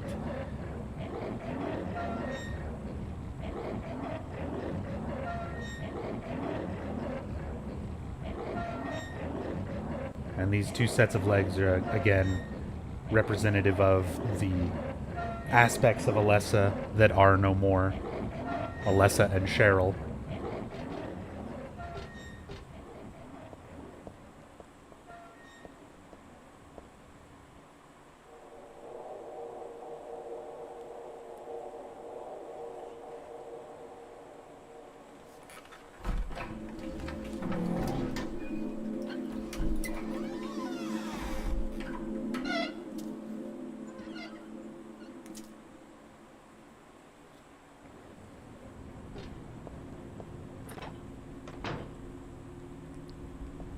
Hey, look at that. One pair is longer than the other. Alessa was older than Cheryl. Alessa was 14 when she died, or reincarnated. Cheryl was 7 when she reunited with Alessa.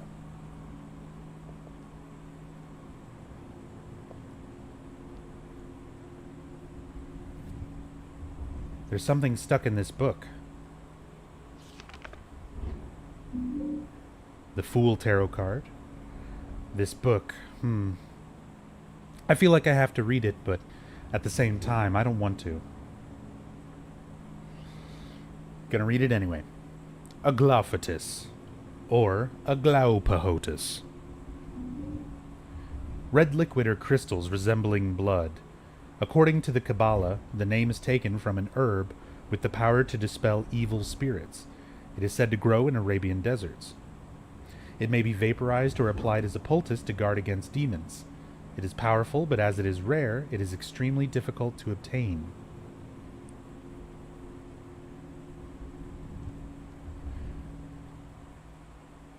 So, as I mentioned earlier, we've been carrying this pendant from the very beginning.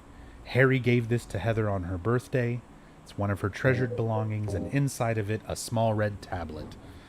We've had some Aglophatus all along.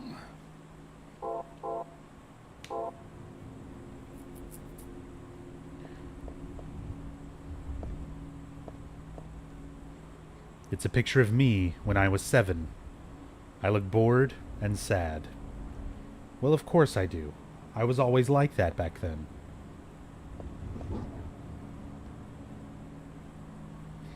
It's that same picture of Alessa from Silent Hill 1.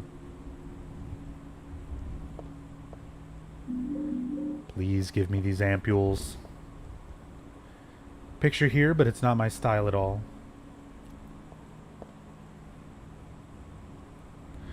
Harry just kept the Aglophithus from Silent Hill 1. Yeah, that's what we were talking about earlier, Three Dog. That's what a lot of people tend to theorize, and honestly, I'm leaning a lot towards it just because so many things line up. Developers have commented on Sybil being dead as far as the continuation of Silent Hill 1. It gives an excuse for Harry being able to escape with both Heather and a sample of Aglophithus. Like, good ending honestly does fit the best for a canon ending. It doesn't 100% discredit Good Plus. Harry could have gotten some more. He could have found some more Aglophithus. He could have gone back and got some later. We don't know. We don't know what happened. But, again, that's making an assumption of something that may or may not have happened, and it gives into speculation, whereas regular good ending, things line up, just based on information within the game. 24 years ago, Dahlia used me to summon God. God was in my womb, but I couldn't deliver her. Then I was shut up here in this hospital room. I stayed here until Dad helped me out when I was 14. God ate away at me from within, driving me mad with suffering. There I was, wishing I could just die and be done with it. But I went on living that nightmare for 7 years. Looking at this bed just reminds me of those awful days. And I don't want to remember them, because I'm not Alessa anymore. But Alessa is still me. I'm really not trying to deny it or anything. Oh, did you find the actual tweet?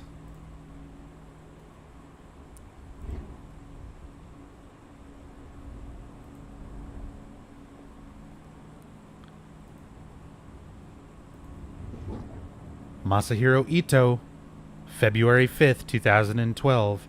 Yes, I remember Sybil is dead.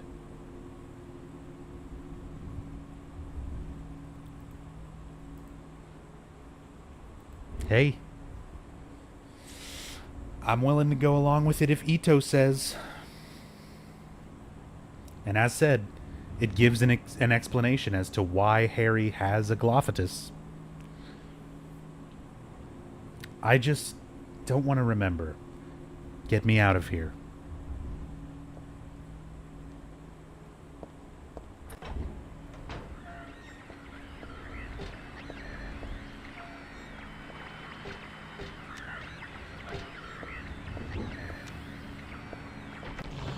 How? What, like how is Sybil dead? Harry killed her.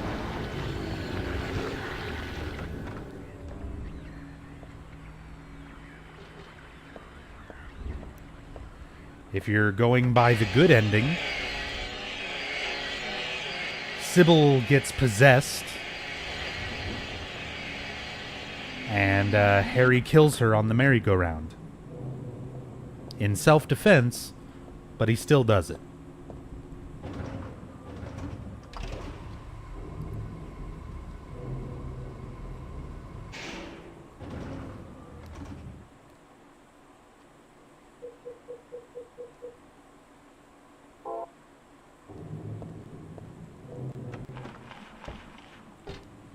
What's up, Cash?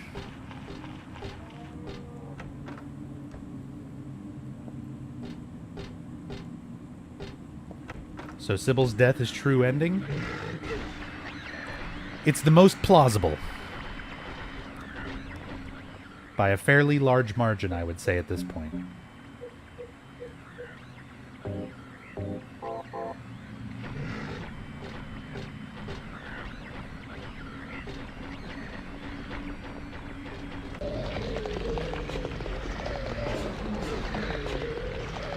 Oh, this could be bad. Alright, see you later.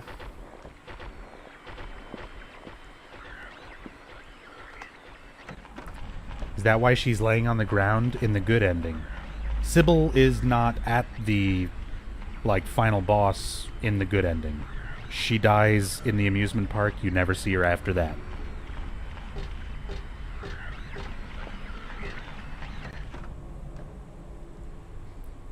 In the good plus ending, Sybil gets knocked to the ground by a psychic barrier. But then she gets up after the fight and escapes with Harry.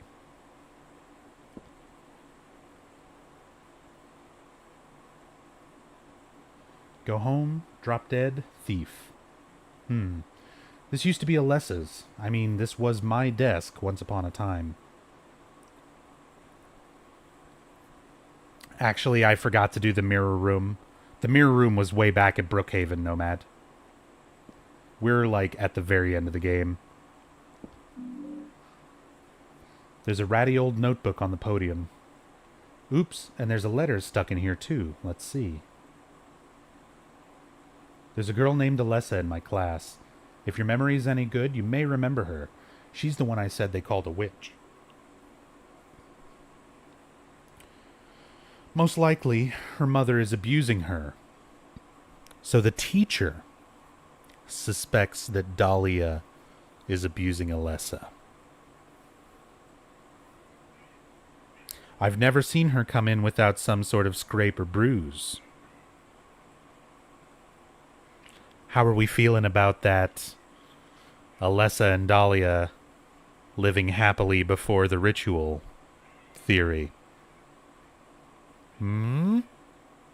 Yeah, my cats are fighting again. Her expression is pitifully dark for a 6-year-old. 6-year-old, so this was 1 year before the events of Silent Hill 1. Or excuse me, 1 year before Alessa's involvement in the ritual. Something like this may not be so uncommon. Rather than coming up with pointless ideas, it's best just to watch and wait.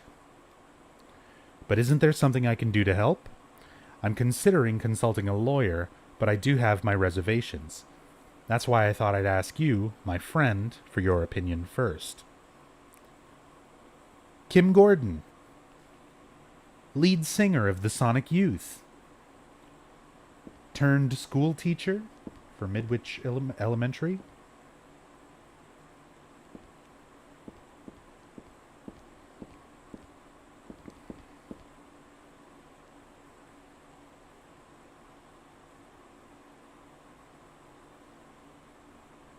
Gotta admit, that's a wolf. It's a good wolf drawing.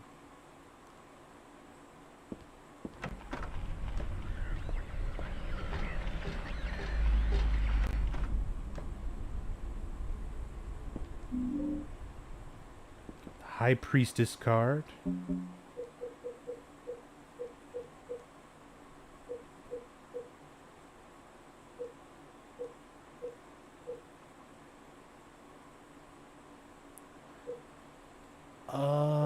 Did I forget a card? Oh, yeah. I know where it is. Come back to that. The name Claudia Wolf is written very small on the cover. Looks like this is her diary.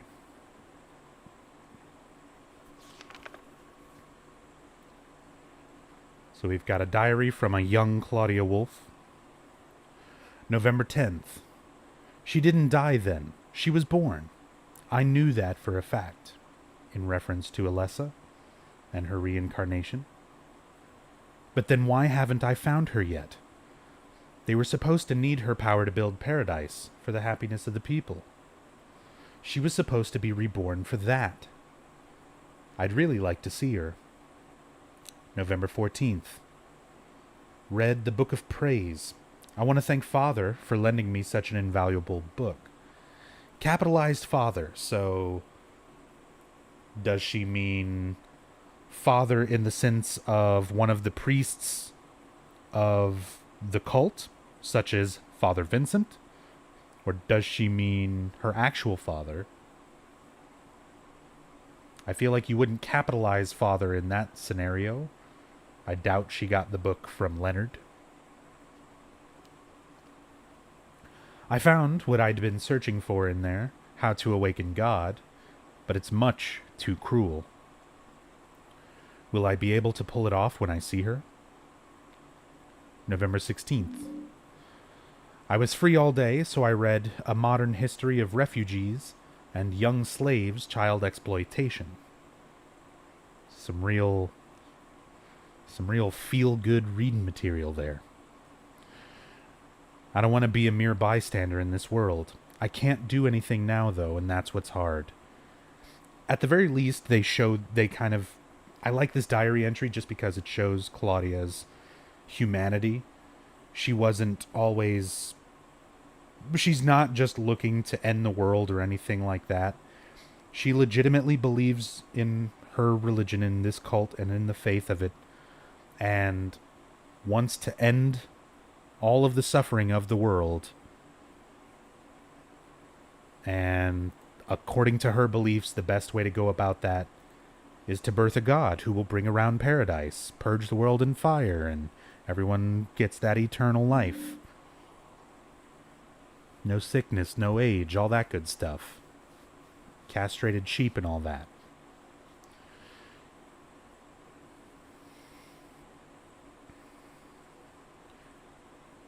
Sybil was with Harry looking at a baby in a cemetery. I should be there. That's the good plus ending. That is basically what we're saying didn't happen.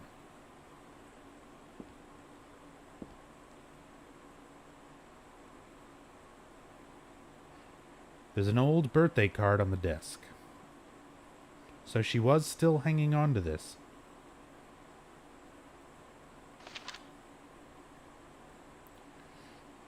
To little Claudia, happy 6th birthday. I love you as if you were my real sister. Here's to you. So again, that real sister thing, kind of information as to how they were either raised together through the cult and through cult activity as part of this community, or if it's in the sense of like almost an adoption type of thing. But then again, like as said, I feel like this is meant to be the kind of religious definition when they talk about sister and brother and father and all that. They're just referring to people who were in the cult with them.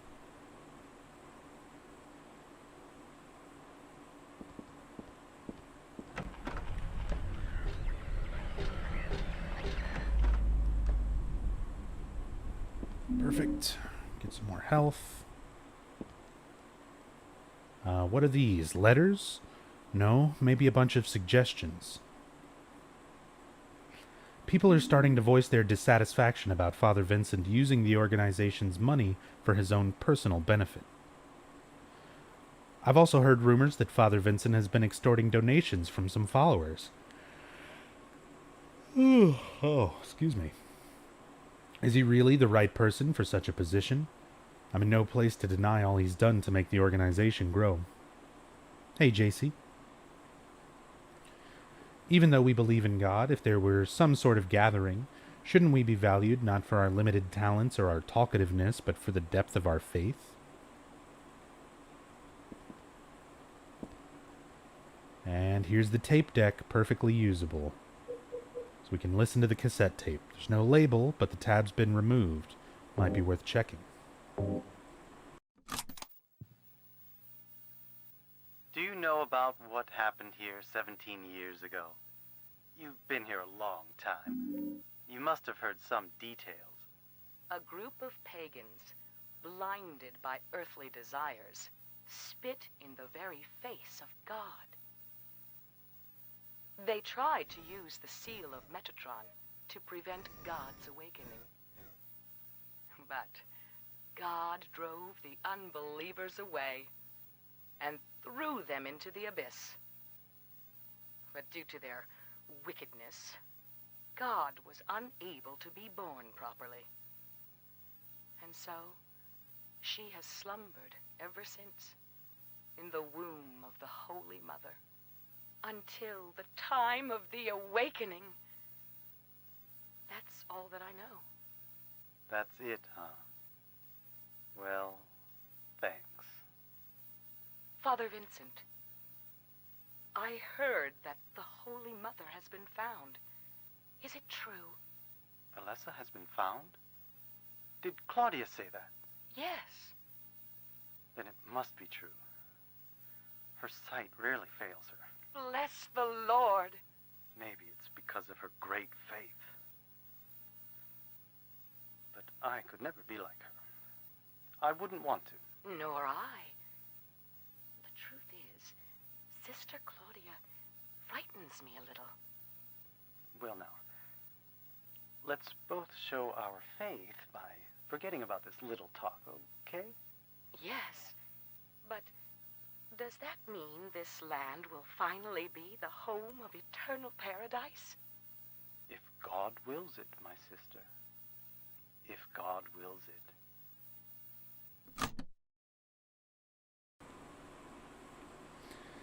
So there we get some insight into the cult and what they were led to believe were the events of Silent Hill 1.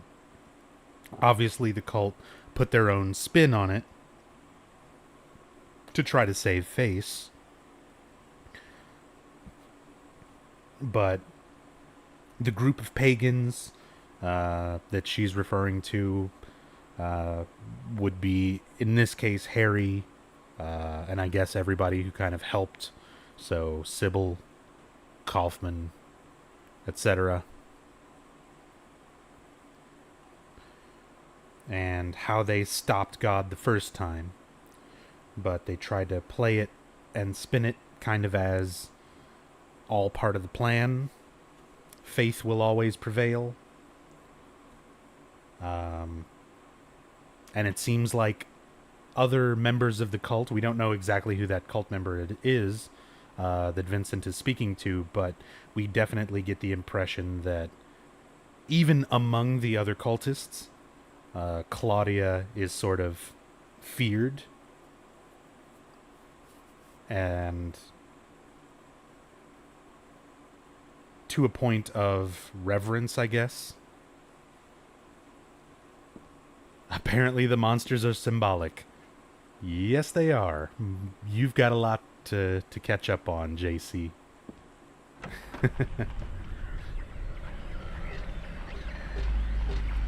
Many things are symbolic in this series. Most prominent of which are usually the monsters.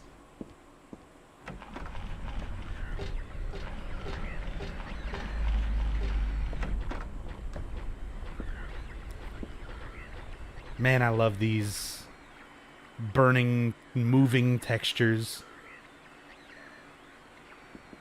Again, the visual, like, all of the visual aspects of these game, this game in particular, are just so good. They still hold up really well today, even. Like, aside from the fact that I'm playing, you know, a modded PC version that's like higher res and everything, even just on the original PS2, all of this stuff looks so good. Hey Samanosuke, HD version is crap. I rarely play it on my channel. This is the PC version with a widescreen and high resolution mod.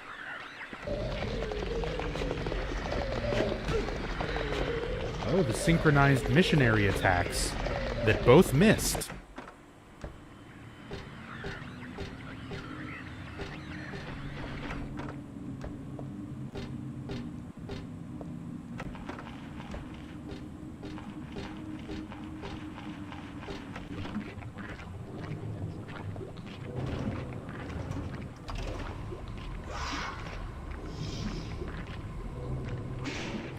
Light just blew in your room and nearly gave you a heart attack. Somebody else, like, at the beginning of the stream was talking about one of their light bulbs, like, popping right next to them and freaking them out.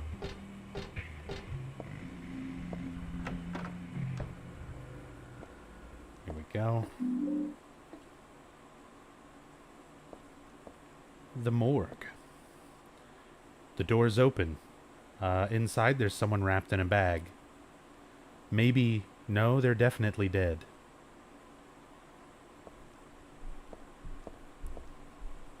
A corpse wrapped in some vinyl-type bag. This crazy, mixed-up world has got me used to the strangest things. Easy for me to say, they're still totally disgusting. I feel like I'm gonna go crazy myself sooner or later. I might even already be crazy. Who knows?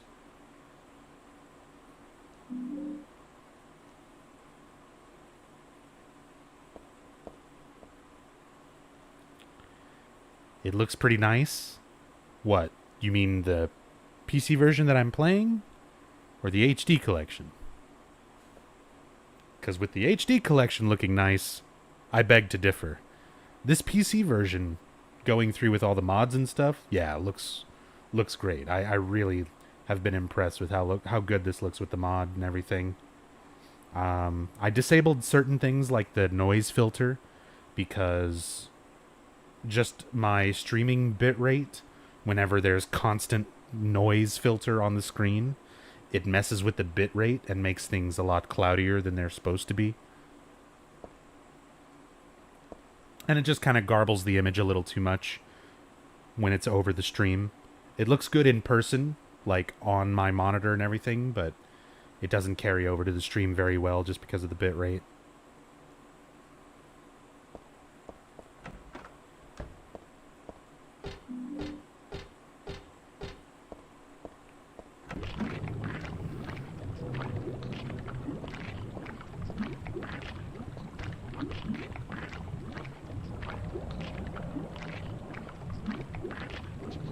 Whoops. Really wanted to play it, but didn't dare to do it without music?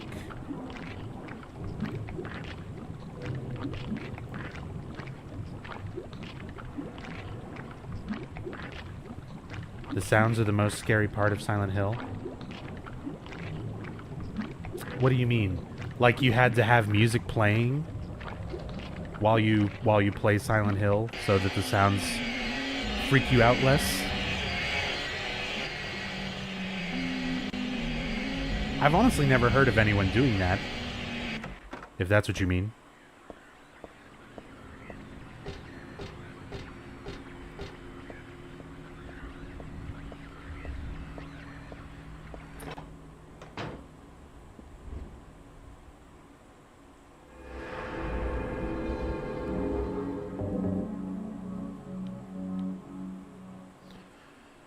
All right, save point. We've got our 5 cards that we need for this final puzzle.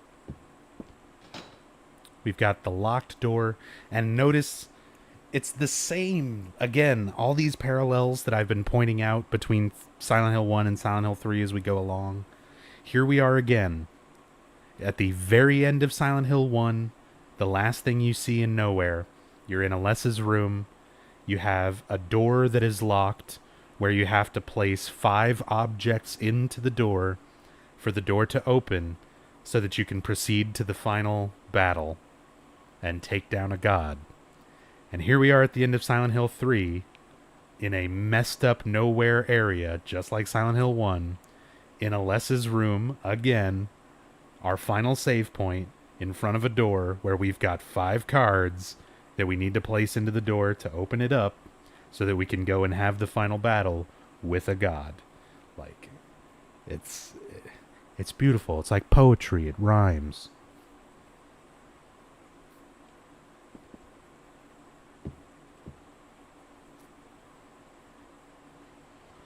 And the drawing block with my favorite picture of Harry Mason ever. Have you had a happy birthday phone call yet? We did that way back in Brookhaven, yep. I do that for like every story playthrough because it's relevant to a lot of the other characters' stories. You learn especially about Stanley Coleman. I did quote George Lucas on purpose. This is my sketchbook from 17 years ago. On the front cover here is a picture of Dad. Really awful work. What's this doing here?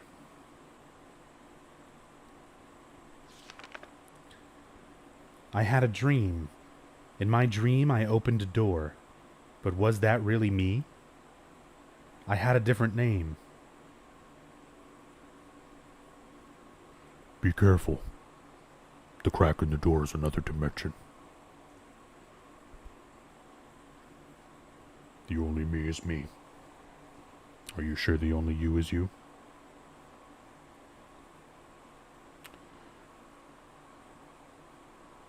So, we have 9 groups of 6 letters.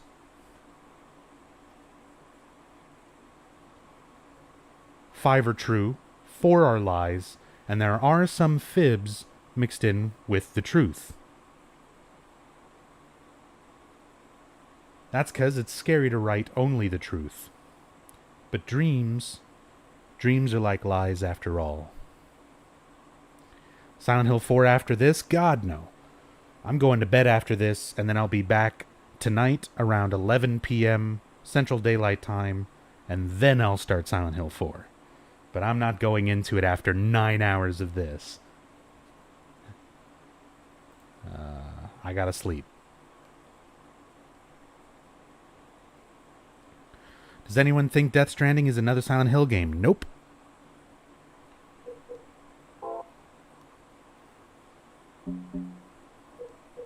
Nobody ever thinks that. No, a lot of people do, but I am 99% sure that it is nothing to do with Silent Hill. It is nothing to do with PT. It would be the greatest, like, prank pulled on a fan base ever. Ever. If this was all an elaborate setup and then, oh, hey, look, it actually was Silent Hill or whatever. Like, Konami setting up the entire thing, pulling PT, Kojima leaving, starting his studio. Most elaborate and expensive prank ever. But I really don't think that's the case. Kojima has moved on. We need to do the same.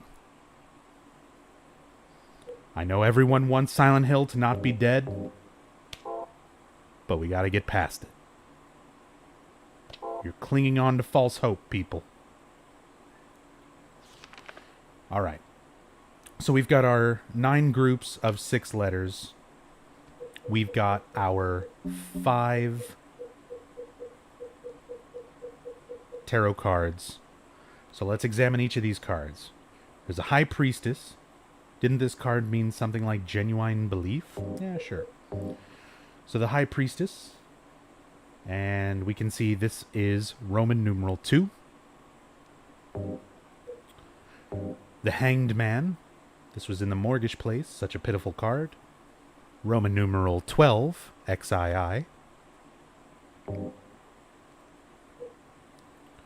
Metal Gear Solid 5 has PT Easter eggs. Metal Gear Solid 2 has fucking Easter eggs for, like, Snatcher and Police Knots. So what if there's PT Easter eggs in Metal Gear Solid 5? It does not necessarily mean that there's a connection. It means Kojima loves putting references to his work in his other work. What he's been doing since the 80s. Nobody should be surprised by that, and nobody should think that it means anything more than that. There's no reason to. I mean, feel free to speculate, but I feel it's a waste of time. So what?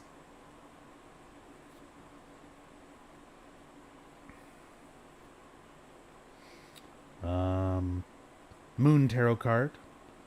Found this in the archives. I don't think it's an especially good card. XVIII. Roman numeral for 18. Fool card. It's just a 0. And Eye of Night. This was the first one we found. Roman numeral 22.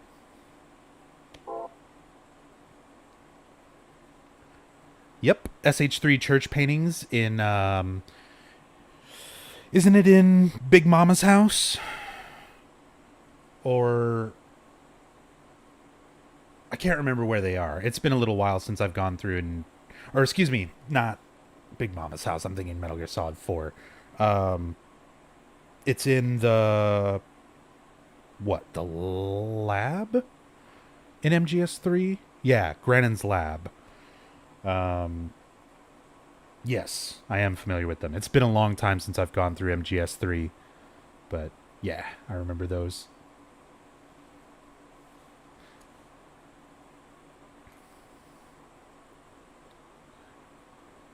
Again, interesting references and things, but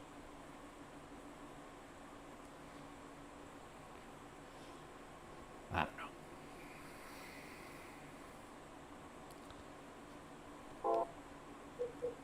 Sorry, I'm getting tired. I gotta pay attention here. Roman numeral 2, Roman numeral 12, Roman numeral 18, 0, and 22. So now if we examine this, and we look at our 9 groups of 6 letters each, there were 9 spots arranged the same way on the door we need to get through that's locked. So if we look at each of these groups, we'll start at the top left, INGOEI. If you remove all of the letters that are not relevant Roman numerals, which would be N, G, O, and E, we're left with II, Roman numeral 2, which is a card we've got. That should be the High Priestess. So that will be in the top left.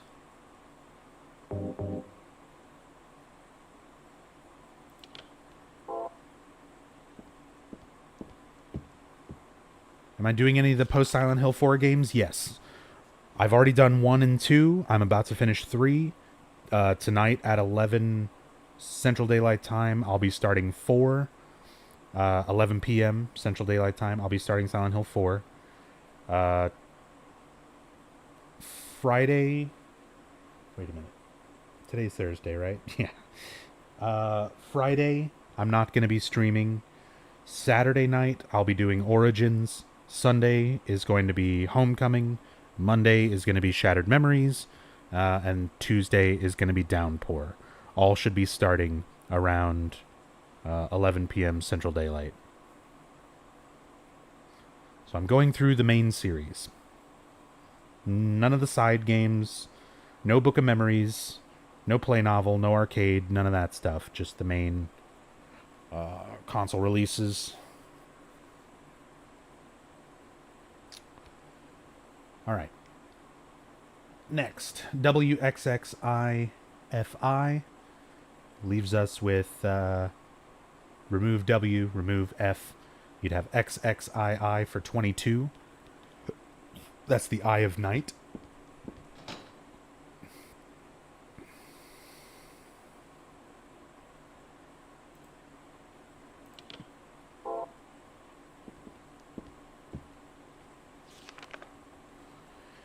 NXAVII, that would be N and A removed for XVII for 17. I don't think that's one of the ones we've got.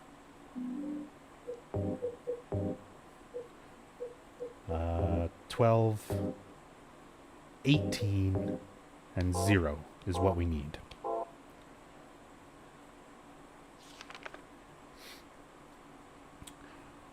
Next group, MOXXON.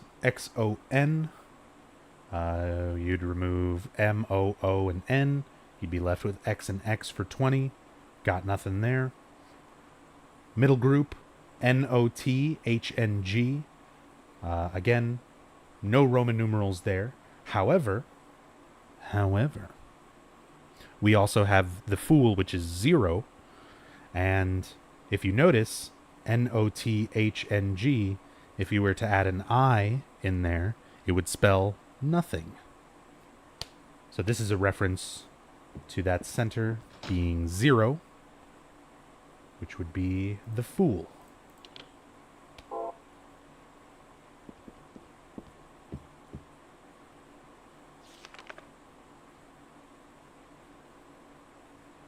XVHIII. H would be removed. That would leave us with XVIII for 18. We have that. It's the moon.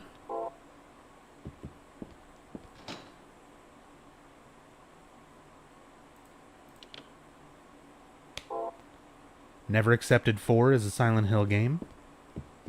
Any reason why? A lot of members of Team Silent still worked on it. For the most part, it works pretty well in the overall canon and story.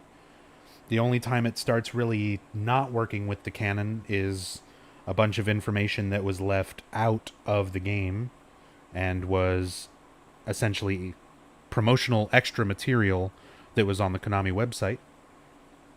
But if you leave that out, it leaves things much more simple, and they fit in the context of the rest of the game.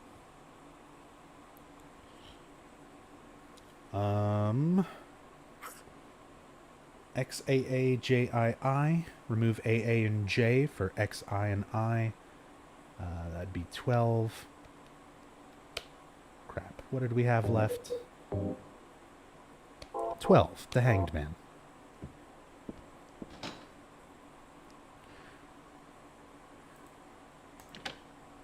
And it's unlocked.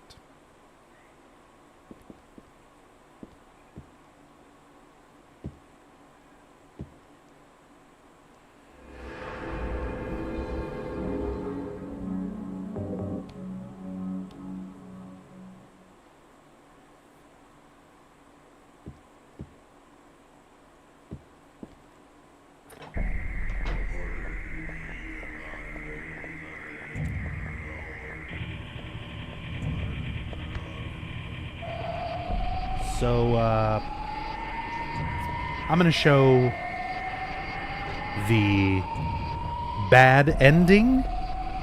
It's technically a game over, but I'm going to call this the bad ending.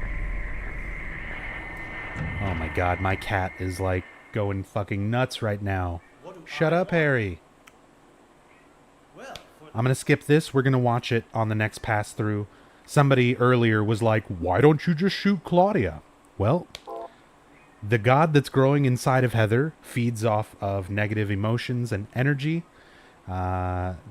Essentially meaning if Heather gives in to her anger and her revenge against Claudia, it's enough for the god to grow and be born. So this is what happens if you just shoot her.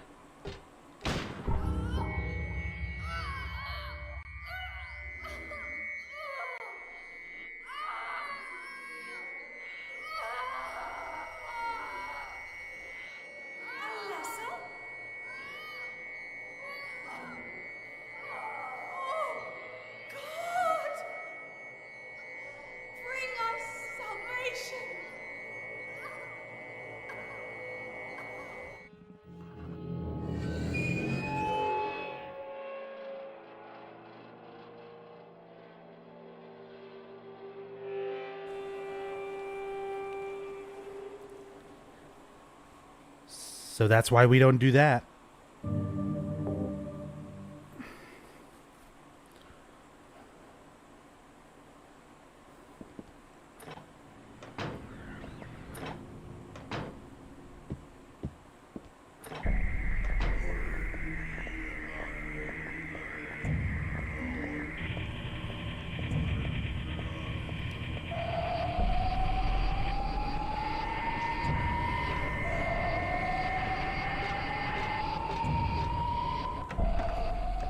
Claudia stopped it with her psychic powers. What do I want? Well, for the two of you to die, that would be nice. Then I could relax. When did you stop believing in God? God lives. Just look around you. But I do believe in her. In my own way. I fear her, and I adore her. But I haven't lost my mind like you. You think that this is the work of God? Isn't this all nothing more than your own personal nightmare? Just like Alessa 17 years ago?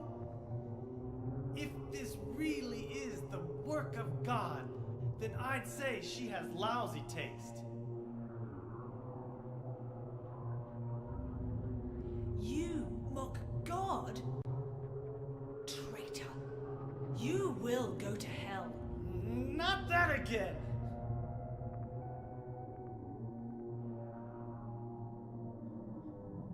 Who do you think you are, claiming to know God's will? Go home, Vincent. Home. This church is my home. I built it with my power. The power of money that you view with such scorn. Although I admit that this atrocious scenery is all yours. If you continue to get in my way, Then you kill me? Well.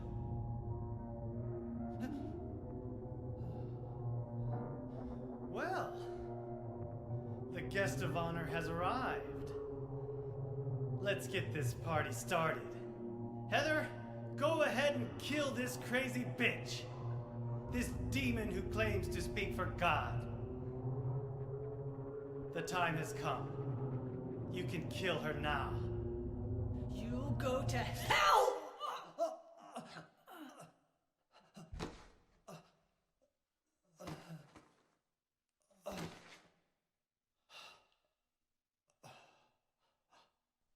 What did you do?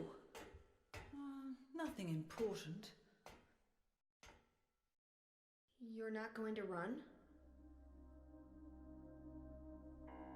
I guess this is the end. No, the beginning. As Vincent said, the time has come. Alessa, I'm saddened that you didn't agree to this on your own. But I thank you for nurturing God with all the hate in your heart. It's time for mankind to be released from the shackles of sin which bind them. But a God born from hatred can never create a perfect paradise. Happy people can be so cruel. Is it so hard to believe that sympathy could be born out of pain and suffering? Why do you reject God's mercy? Why do you cling to this corrupt world? You know that only God can save us. And save you too? Happy ending? I'd rather go to hell. No, I don't expect to be saved. And that's fine. Alessa, my dearest. For the pain that I've caused you, I deserve no mercy. Even if it was to save mankind. It was too deep a sin. It was hubris for me to try to hasten the day of her arrival. Sacrifices were made. And those are my sins.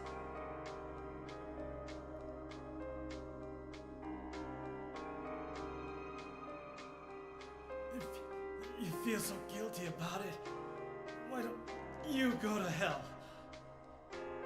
Heather, use the seal. Vincent?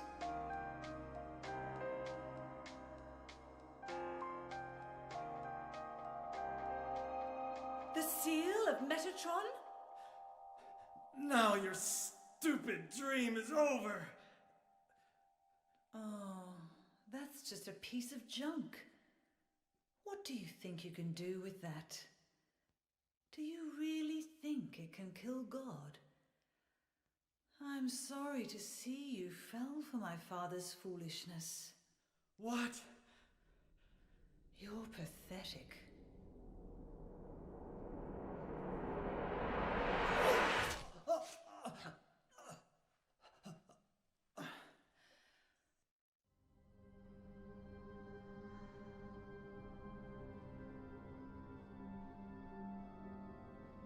But God loves even you.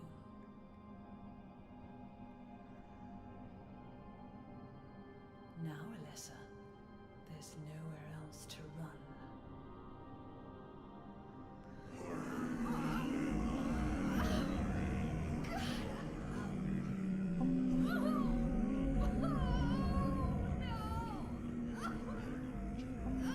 Just accept it, Alessa. The pain will disappear. I've been waiting so long for this. Even as a child, I knew I would see the coming of this day. I knew I would be a witness to it. Judgment Day.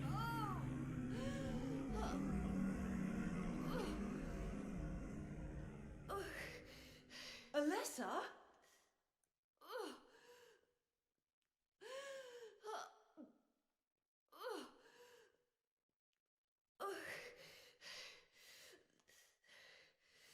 Shut your stinking mouth, bitch!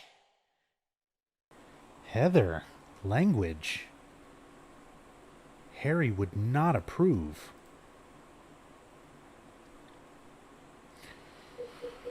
Well, I'm getting kind of hungry, so I'm going to go ahead and eat my candy necklace. Thank you, Harry, for giving me this delicious candy-filled Aglophatus necklace for just this moment.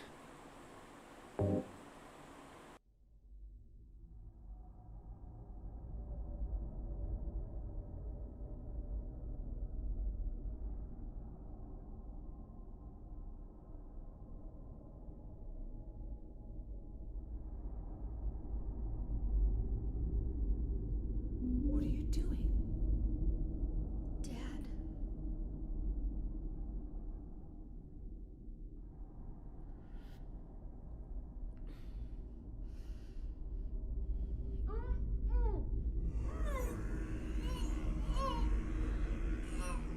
She is nearly here.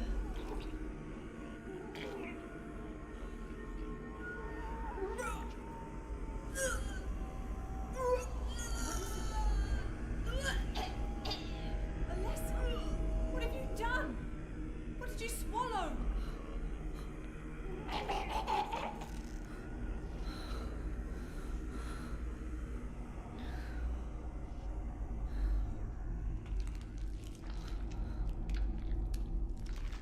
What is this?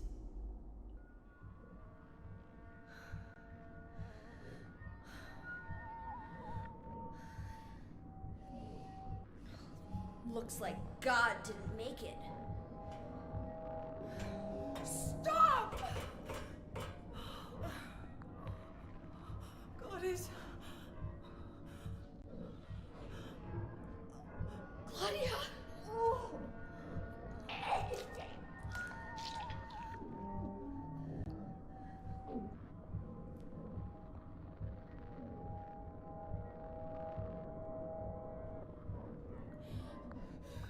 Alessa,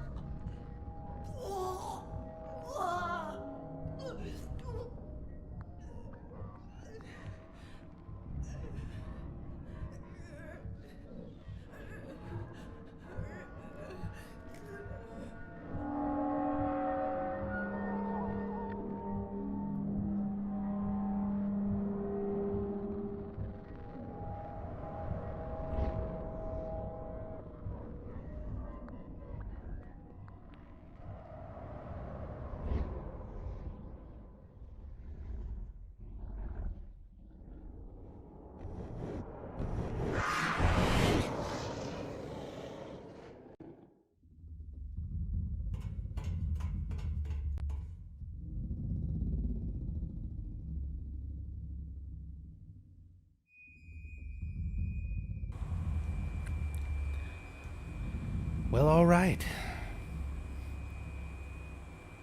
Swallowed the candy necklace, vomited up a god fetus. Claudia swallowed the god fetus. And Valtiel was basically like, good enough. Takes Claudia. Let's finish this ritual. Let's get this god born.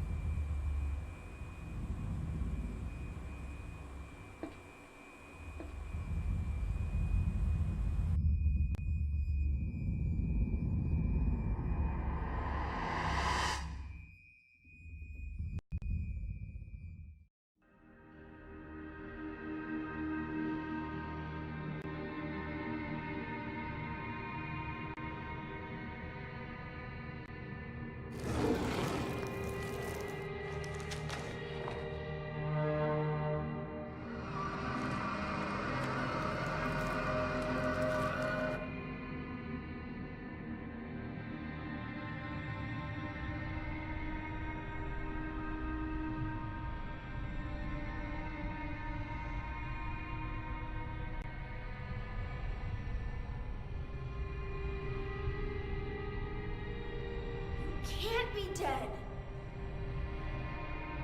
I was gonna kill you.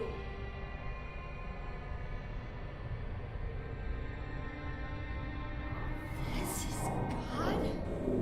This is God, or at least this is the messed up version of God that gets born after being aborted, swallowed, and then born from the wrong person.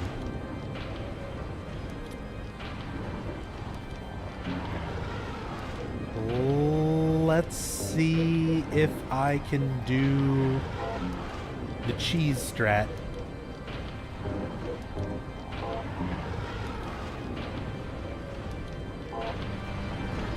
Oh, fuck. I need to take the vest off. I'm too slow with it.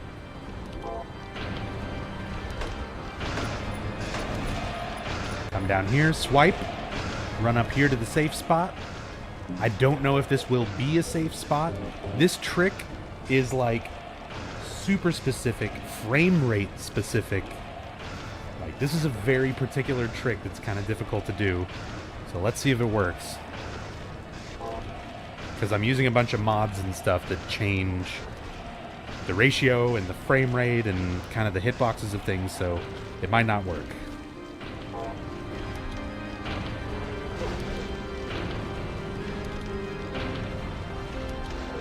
There, we're good.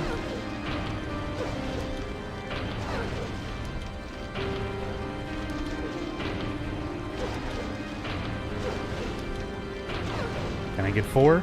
Boom. Get it.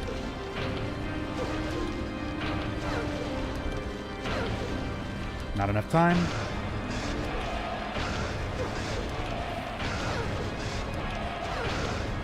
Get 4. Ah! Too greedy. 1, 2. Okay.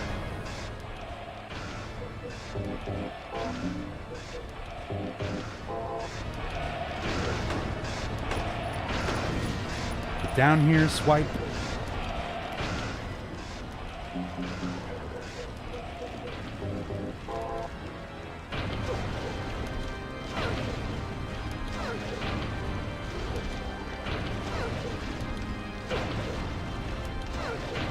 Gonna go for 3s.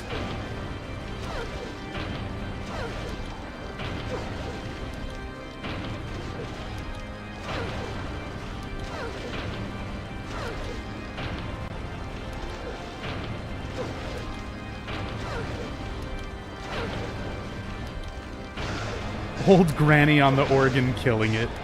Oh my god. I imagine it's like the old lady from The Simpsons when she plays Iron Butterfly. And that's Silent Hill 3, everybody. The god's been dead. We have avenged our father. Rest in peace, Harry Mason. Enjoy the ending. I'm going to be back after the credits. That's it for me tonight, though. I'll be back just to say goodnight and everything. Thanks, everybody, for watching. Enjoy the ending. I'll be back.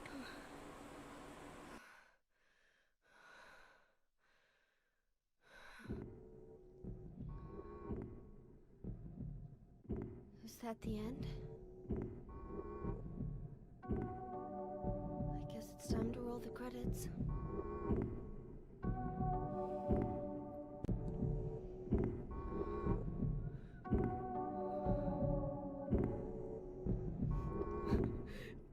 Dad!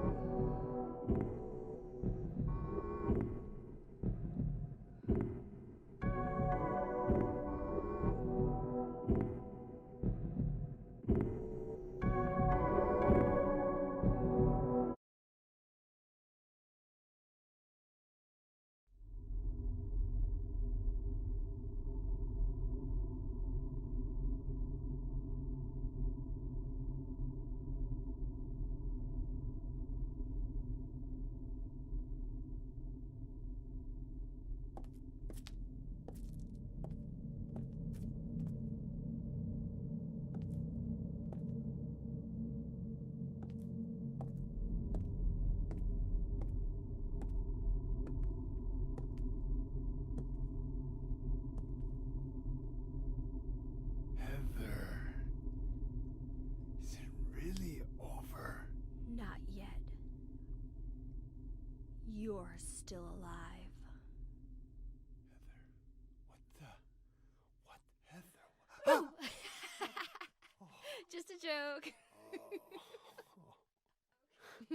You've got terrible I'm taste. sorry. Heather, did You you... don't have to call me that. I'm not hiding anymore. You want me to use your real name? What was it again? Cheryl. The name my father gave me. You gonna let your hair color go back too? I don't know. Don't you think blondes have more fun?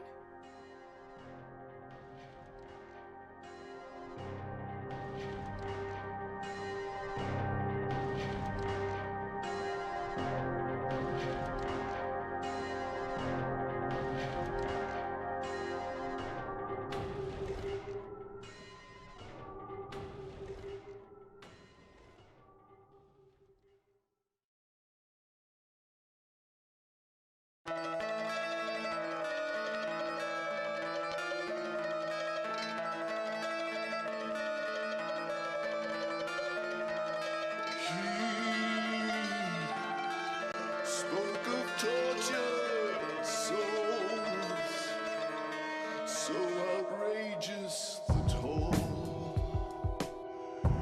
You can lose all you have. He refused to give in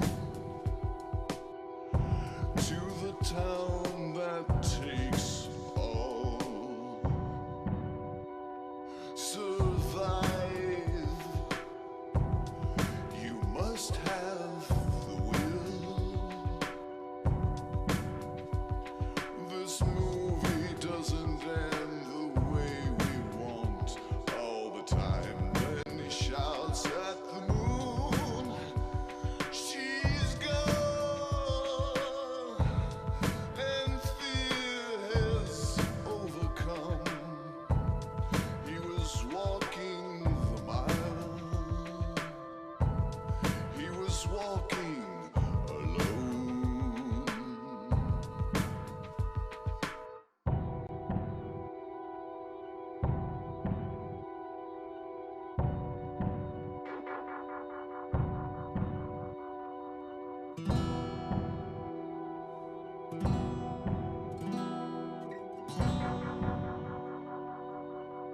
So outrageous the toll.